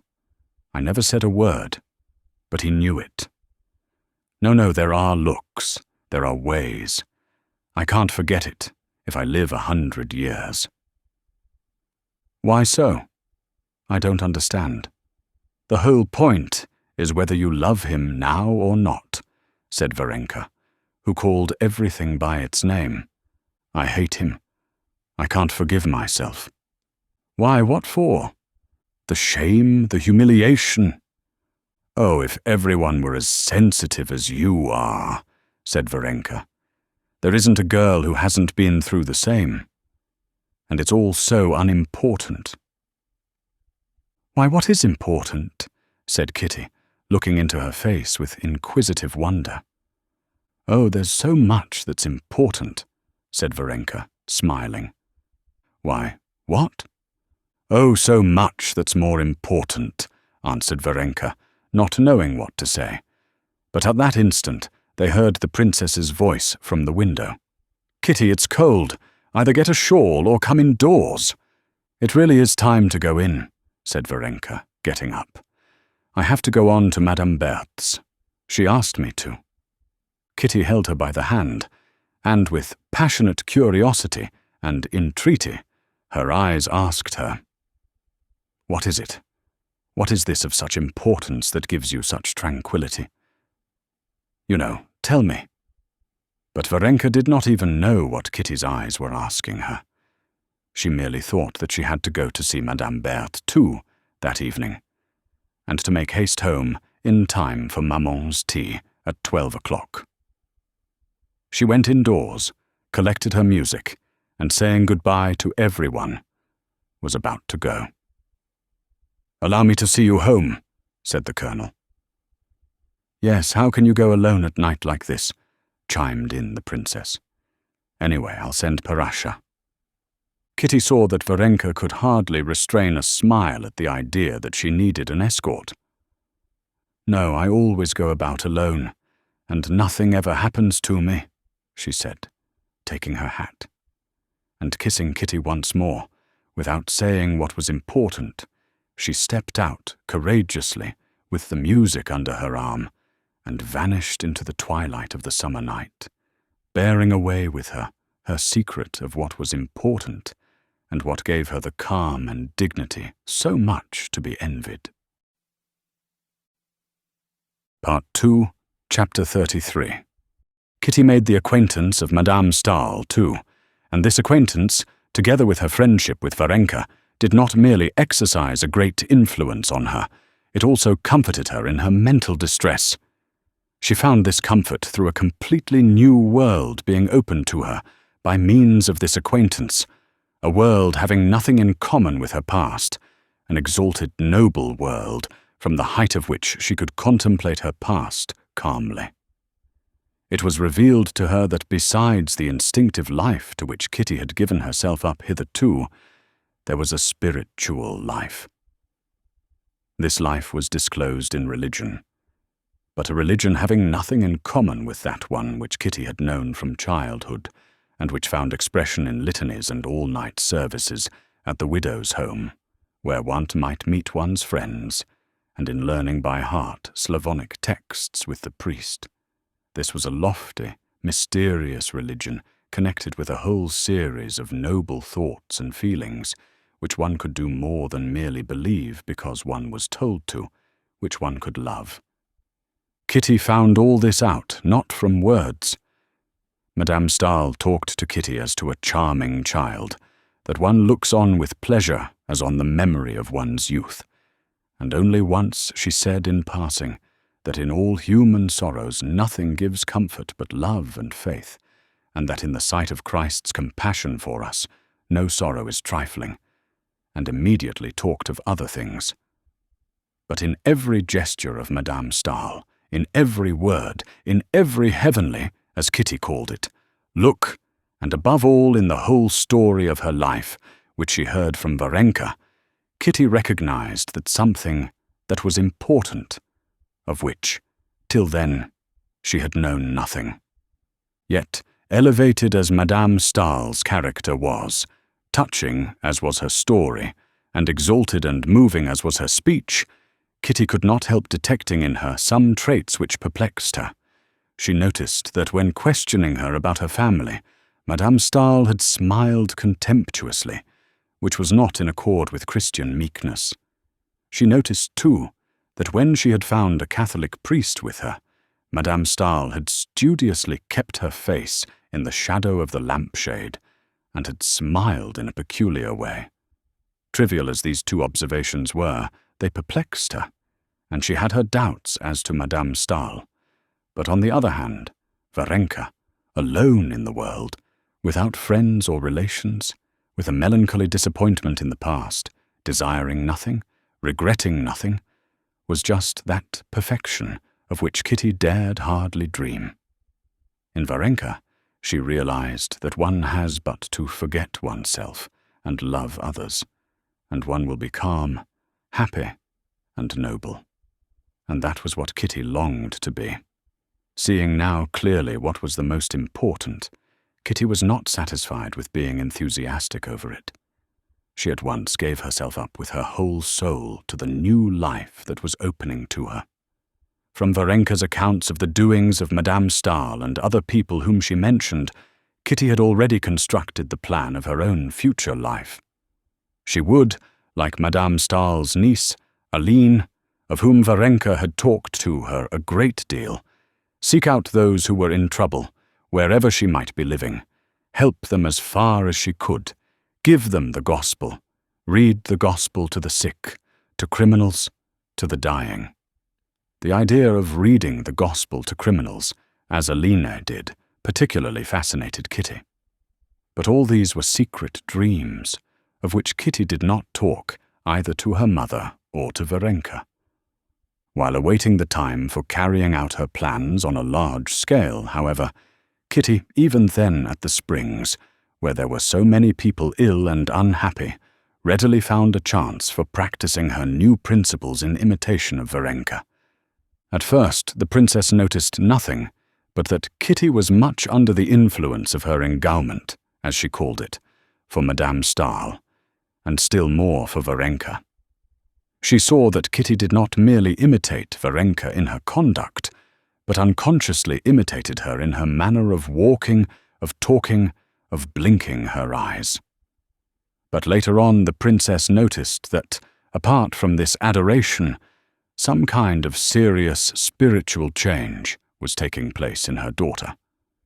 The princess saw that in the evenings Kitty read a French testament that Madame Stahl had given her, a thing she had never done before, that she avoided society acquaintances and associated with the sick people who were under Varenka's protection, and especially one poor family, that of a sick painter, Petrov. Kitty was unmistakably proud of playing the part of a sister of mercy in that family. All this was well enough, and the princess had nothing to say against it, especially as Petrov's wife was a perfectly nice sort of woman, and that the German princess, noticing Kitty's devotion, praised her, calling her an angel of consolation. All this would have been very well if there had been no exaggeration. But the princess saw that her daughter was rushing into extremes, and so indeed she told her. "Il ne faut jamais rien outre," she said to her. Her daughter made her no reply, only in her heart she thought that one could not talk about exaggeration where Christianity was concerned. What exaggeration could there be in the practice of a doctrine wherein one was bidden to turn the other cheek when one was smitten and give one's cloak if one's coat were taken? But the princess disliked this exaggeration, and disliked even more the fact that she felt her daughter did not care to show her all her heart. Kitty did in fact conceal her new views and feelings from her mother. She concealed them not because she did not respect or did not love her mother, but simply because she was her mother. She would have revealed them to anyone sooner than to her mother.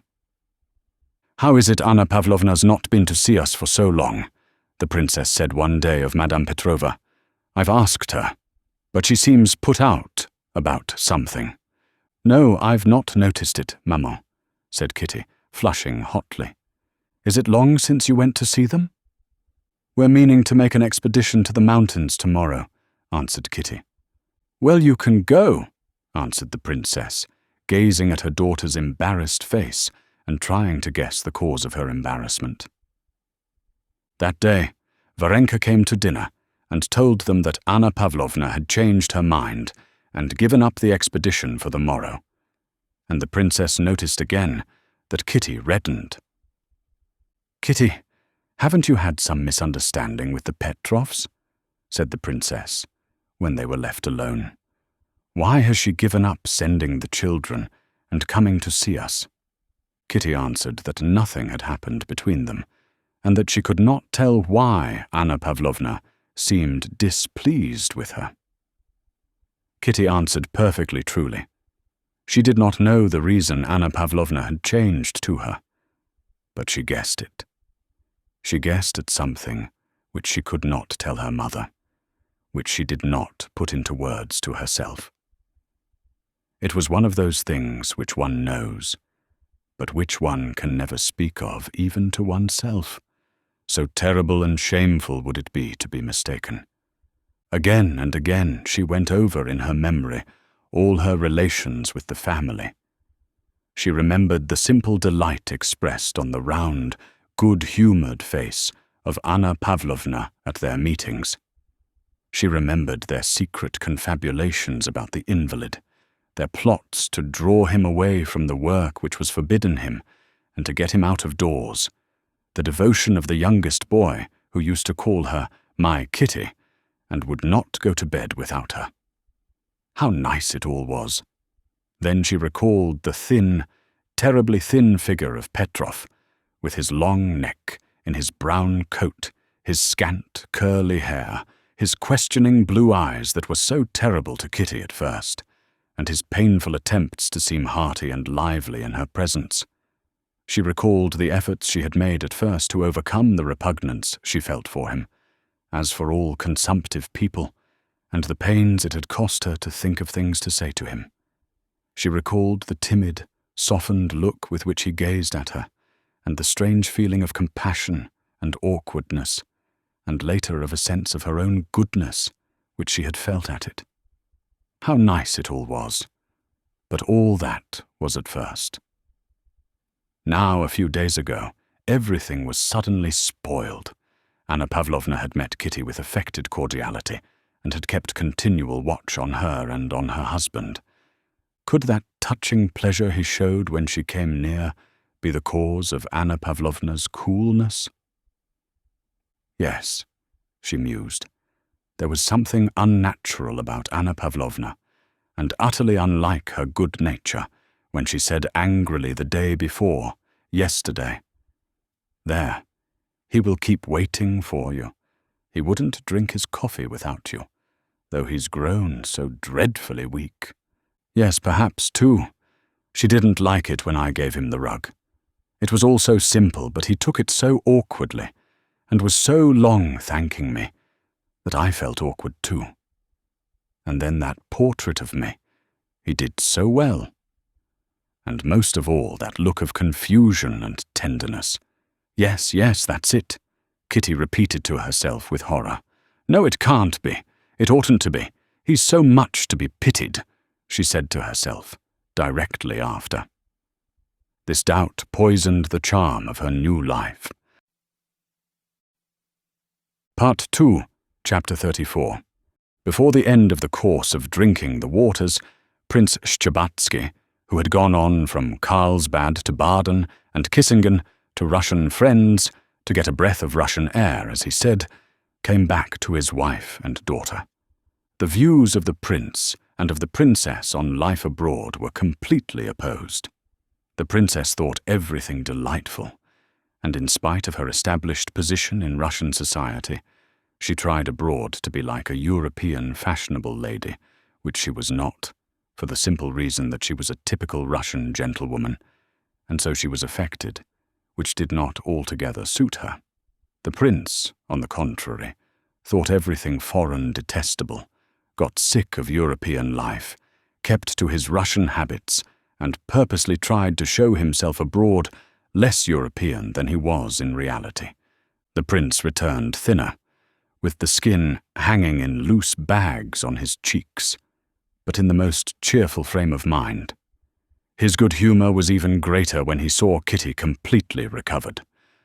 The news of Kitty's friendship with Madame Stahl and Varenka, and the reports the princess gave him of some kind of change she had noticed in Kitty, troubled the prince and aroused his habitual feeling of jealousy of everything that drew his daughter away from him, and a dread that his daughter might have got out of the reach of his influence into regions inaccessible to him.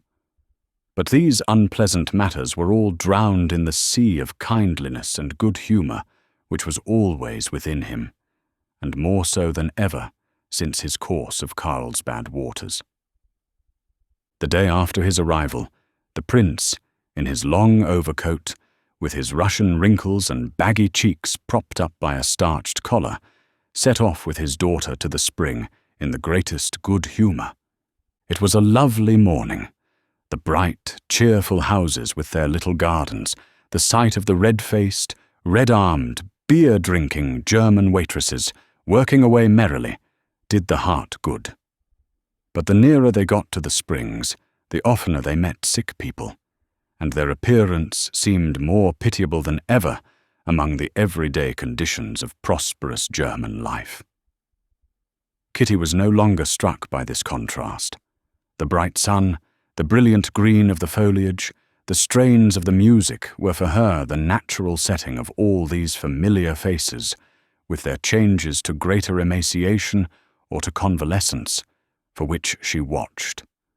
But to the prince, the brightness and gaiety of the June morning, and the sound of the orchestra playing a gay waltz then in fashion, and above all, the appearance of the healthy attendants, seemed something unseemly and monstrous, in conjunction with these slowly moving, dying figures gathered together from all parts of Europe.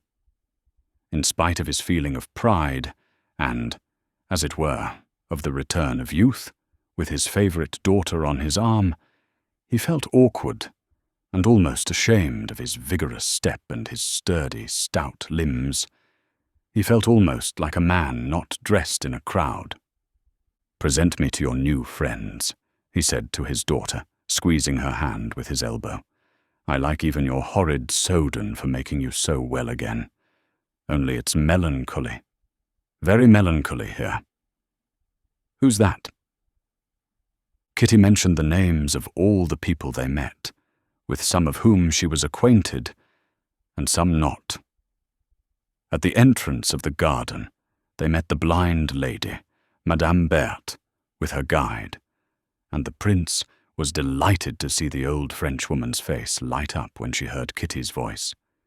She at once began talking to him with French exaggerated politeness, applauding him for having such a delightful daughter, extolling Kitty to the skies before her face, and calling her a treasure, a pearl, and a consoling angel. "Well, she's the second angel, then," said the prince, smiling. "She calls Mademoiselle Varenka Angel number 1. "Oh, Mademoiselle Varenka, she's a real angel, allez," Madame Berthe assented. In the arcade they met Varenka herself.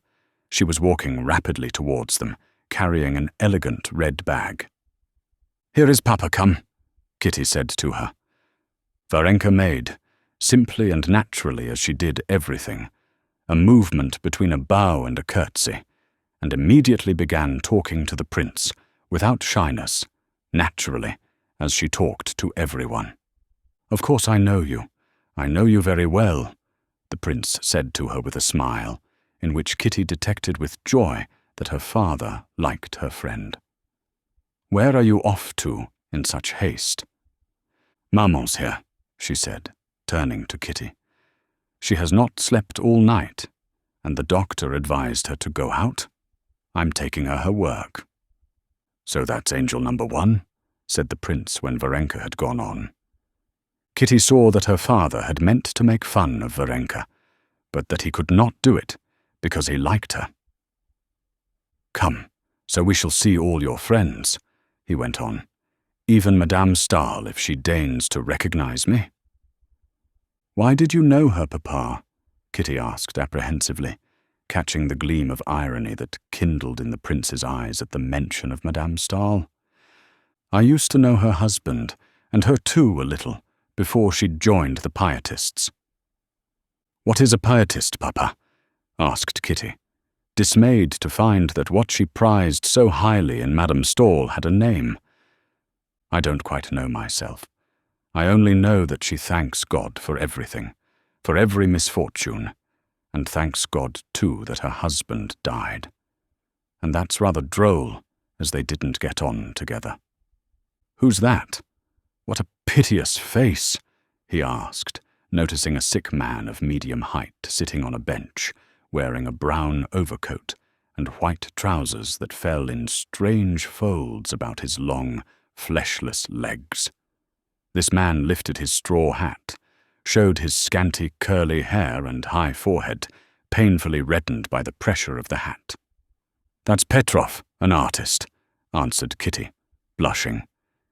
"And that's his wife," she added, indicating Anna Pavlovna, who, as though on purpose, at the very instant they approached, walked away after a child that had run off along a path. "Poor fellow, and what a nice face he has," said the prince. "Why don't you go up to him? He wanted to speak to you." "Well, let us go then," said Kitty, turning round resolutely. "How are you feeling today?" she asked Petrov. Petrov got up, leaning on his stick, and looked shyly at the prince. "This is my daughter," said the prince. "Let me introduce myself." The painter bowed and smiled, showing his strangely dazzling white teeth. "We expected you yesterday, princess," he said to Kitty.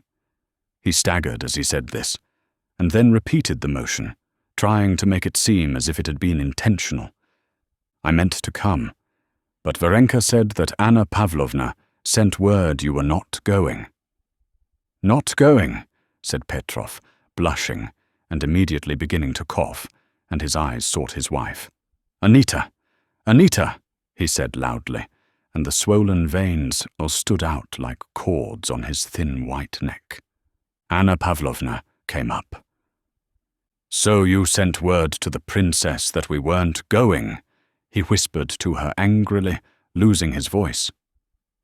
"Good morning, princess," said Anna Pavlovna, with an assumed smile utterly unlike her former manner. "Very glad to make your acquaintance," she said to the prince. "You've long been expected, prince." "What did you send word to the princess that we weren't going for?" the artist whispered hoarsely once more, still more angrily, obviously exasperated that his voice failed him so that he could not give his words the expression he would have liked to. "Oh, mercy on us! I thought we weren't going," his wife answered crossly. "What? When?" He coughed and waved his hand. The prince took off his hat and moved away with his daughter. Ah, he sighed deeply. "Oh, poor things." "Yes, Papa," answered Kitty, "and you must know they've 3 children, no servant, and scarcely any means. He gets something from the academy," she went on briskly, trying to drown the distress that the queer change in Anna Pavlovna's manner to her had aroused in her. "Oh, here's Madame Stahl," said Kitty, indicating an invalid carriage, where, propped on pillows, something in grey and blue was lying under a sunshade.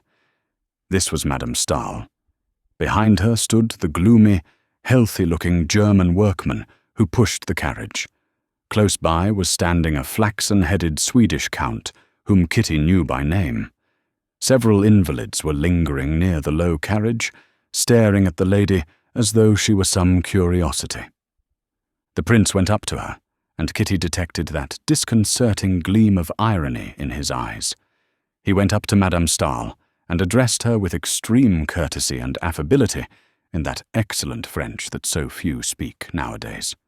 "I don't know if you remember me, but I must recall myself to thank you for your kindness to my daughter," he said, taking off his hat and not putting it on again.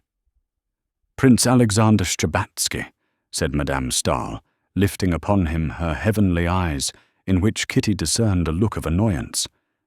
"Delighted. I have taken a great fancy to your daughter." "You are still in weak health?" "Yes, I'm used to it," said Madame Stahl, and she introduced the prince to the Swedish count. "You are scarcely changed at all," the prince said to her. "It's 10 or 11 years since I had the honor of seeing you." "Yes. God sends the cross and sends the strength to bear it. Often one wonders what is the goal of this life. The other side," she said angrily to Varenka, who had rearranged the rug over her feet, not to her satisfaction. "To do good, probably," said the prince with a twinkle in his eye. "That is not for us to judge," said Madame Stahl, perceiving the shade of expression on the prince's face. "So you will send me that book, dear Count?" "I'm very grateful to you," she said to the young Swede. "Ah!" cried the prince, catching sight of the Moscow colonel standing near, and with a bow to Madame Stahl, he walked away with his daughter and the Moscow colonel, who joined them. "That's our aristocracy, Prince," the Moscow colonel said with ironical intention. He cherished a grudge against Madame Stahl for not making his acquaintance. "She's just the same," replied the prince. "Did you know her before her illness, Prince? That's to say, before she took to her bed." "Yes. She took to her bed before my eyes," said the prince. "They say it's 10 years since she has stood on her feet. She doesn't stand up because her legs are too short. She's a very bad figure." "Papa, it's not possible," cried Kitty. "That's what wicked tongues say, my darling. And your Varenka catches it too," he added. "Oh, these invalid ladies." "Oh no, Papa," Kitty objected warmly. "Varenka worships her, and then she does so much good. Ask anyone. Everyone knows her and Aline Stahl."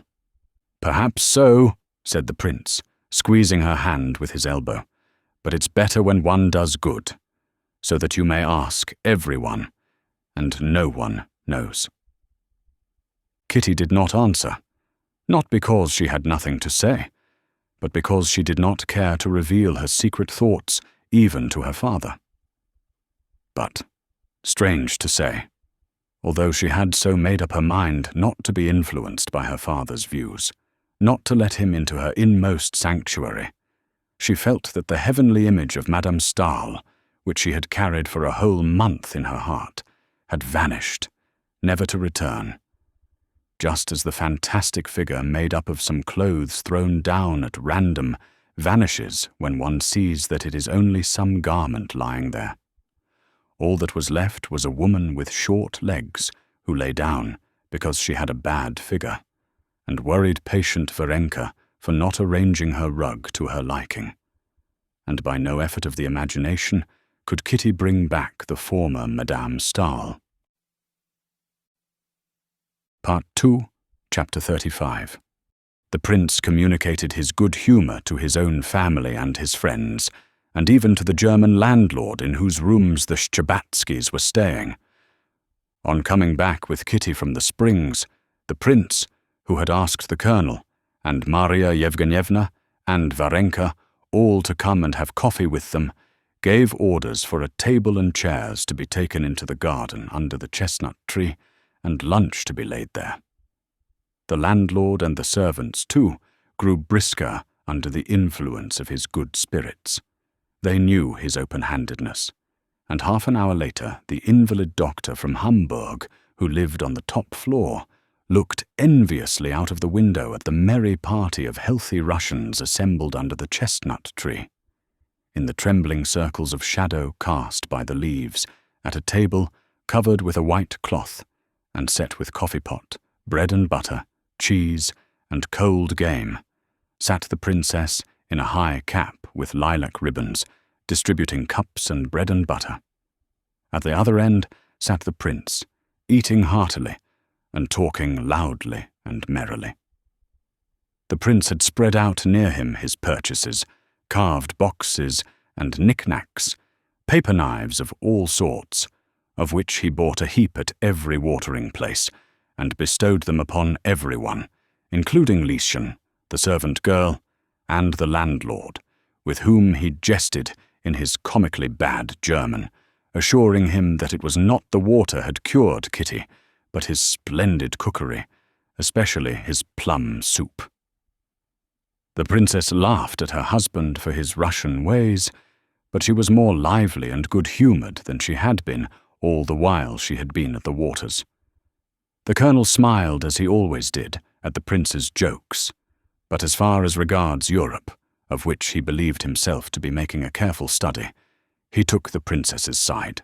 The simple-hearted Maria Yevgenyevna simply roared with laughter at everything absurd the prince said, and his jokes made Varenka helpless with feeble but infectious laughter, which was something Kitty had never seen before. Kitty was glad of all this, but she could not be light-hearted. She could not solve the problem her father had unconsciously set her by his good-humoured view of her friends, and of the life that had so attracted her. To this doubt there was joined the change in her relations with the Petrovs, which had been so conspicuously and unpleasantly marked that morning. Everyone was good-humoured, but Kitty could not feel good-humoured, and this increased her distress. She felt a feeling such as she had known in childhood, when she had been shut in her room as a punishment and had heard her sister's merry laughter outside. "Well, but what did you buy this mass of things for?" said the princess, smiling and handing her husband a cup of coffee. "One goes for a walk, one looks in a shop, and they ask you to buy. Erlaucht, durchlaucht? Directly they say, durchlaucht, I can't hold out. I lose 10 thalers. "It's simply from boredom," said the princess. "Of course it is. Such boredom, my dear, that one doesn't know what to do with oneself." "How can you be bored, Prince?" "There's so much that's interesting now in Germany. said Marya Yevgenyevna. "But I know everything that's interesting. The plum soup I know, and the pea sausages I know. I know everything." "No, you may say what you like, Prince." "There's the interest of their institutions," said the colonel. "But what is there interesting about it? They're all as pleased as brass halfpence. They've conquered everybody. And why am I to be pleased at that? I haven't conquered anyone, and I'm obliged to take off my own boots, yes, and put them away too. In the morning, get up and dress at once, and go to the dining room to drink bad tea. How different it is at home. You get up in no haste, you get cross, grumble a little, and come round again. You've time to think things over, and no hurry." "But time's money, you forget that," said the colonel. "Time indeed, that depends. Why, there's time one would give a month of for sixpence, and time you wouldn't give half an hour of for any money. Isn't that so, Katinka? What is it? Why are you so depressed?" "I'm not depressed. Where are you off to?" "Stay a little longer," he said to Varenka. "I must be going home," said Varenka, getting up, and again she went off into a giggle. When she had recovered, she said goodbye and went into the house to get her hat. Kitty followed her. Even Varenka struck her as different. She was not worse, but different from what she had fancied her before. "Oh dear, it's a long while since I've laughed so much," said Varenka, gathering up her parasol and her bag. "How nice he is, your father." Kitty did not speak. "When shall I see you again?" asked Varenka. "Mama meant to go and see the Petrovs. Won't you be there?" said Kitty, to try Varenka. "Yes," answered Varenka. "They're getting ready to go away, so I promised to help them pack." "Well, I'll come too, then." "No, why should you?" "Why not? Why not? Why not?" said Kitty, opening her eyes wide and clutching at Varenka's parasol so as not to let her go. "No, wait a minute, why not?" "Oh, nothing. Your father has come, and besides, they will feel awkward at your helping." "No, tell me why you don't want me to be often at the Petrovs.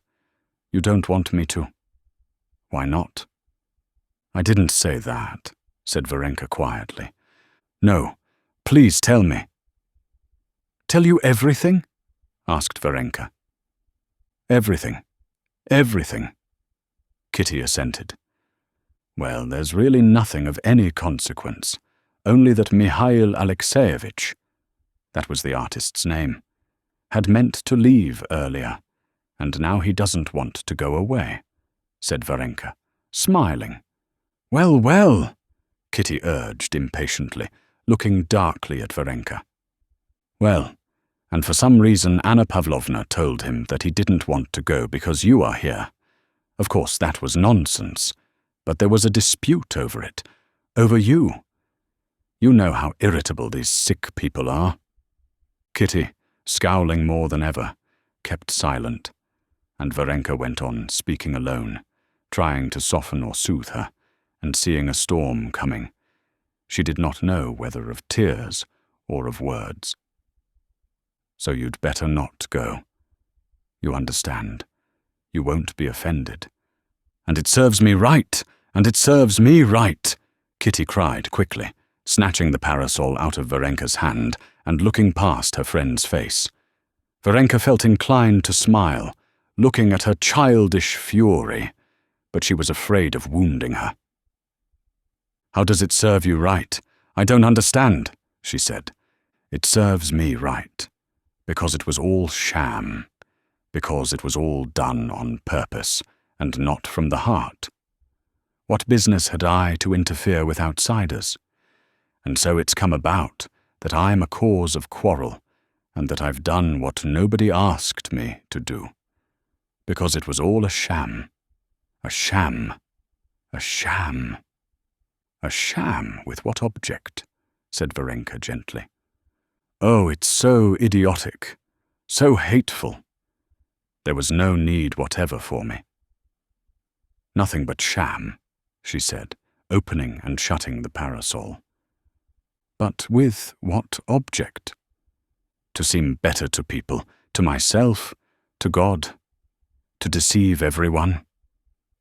No, now I won't descend to that. I'll be bad. But anyway, not a liar, a cheat. But who is a cheat? Said Varenka reproachfully. You speak as if...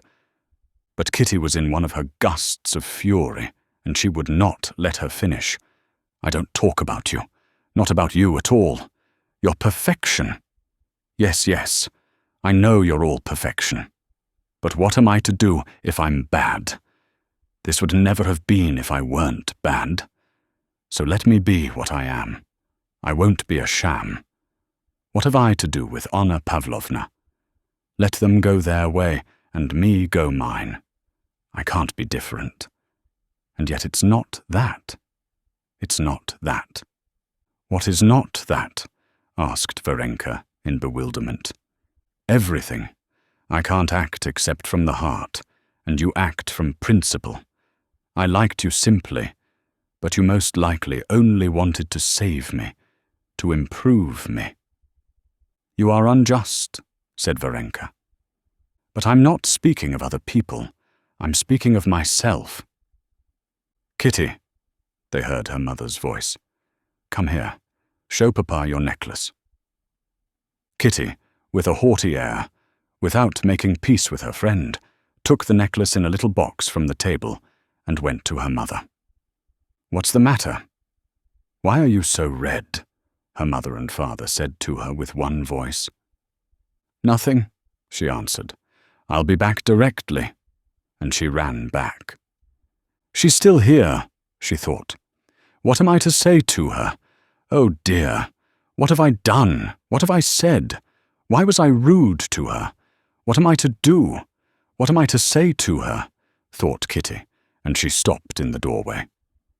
Varenka, in her hat and with the parasol in her hands, was sitting at the table, examining the spring which Kitty had broken. She lifted her head. Varenka, forgive me. Do forgive me, whispered Kitty, going up to her.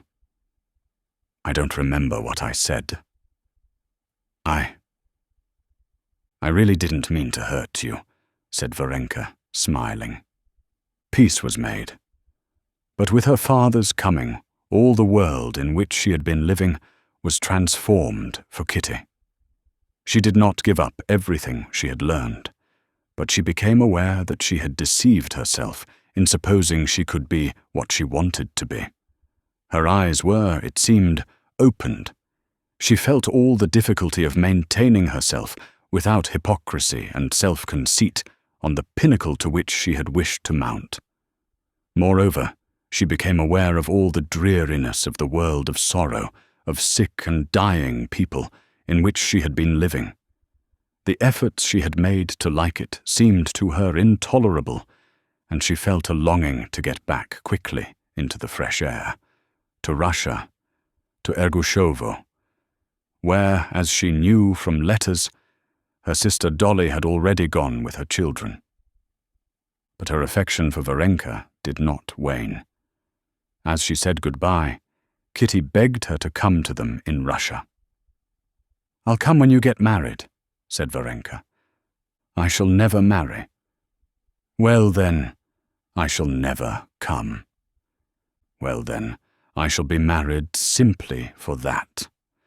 Mind now, remember your promise, said Kitty. The doctor's prediction was fulfilled. Kitty returned home to Russia cured. She was not so gay and thoughtless as before, but she was serene. Her Moscow troubles had become a memory to her. This concludes the first part of 4 total of Anna Karenina by Leo Tolstoy, produced by Best Audiobooks for free.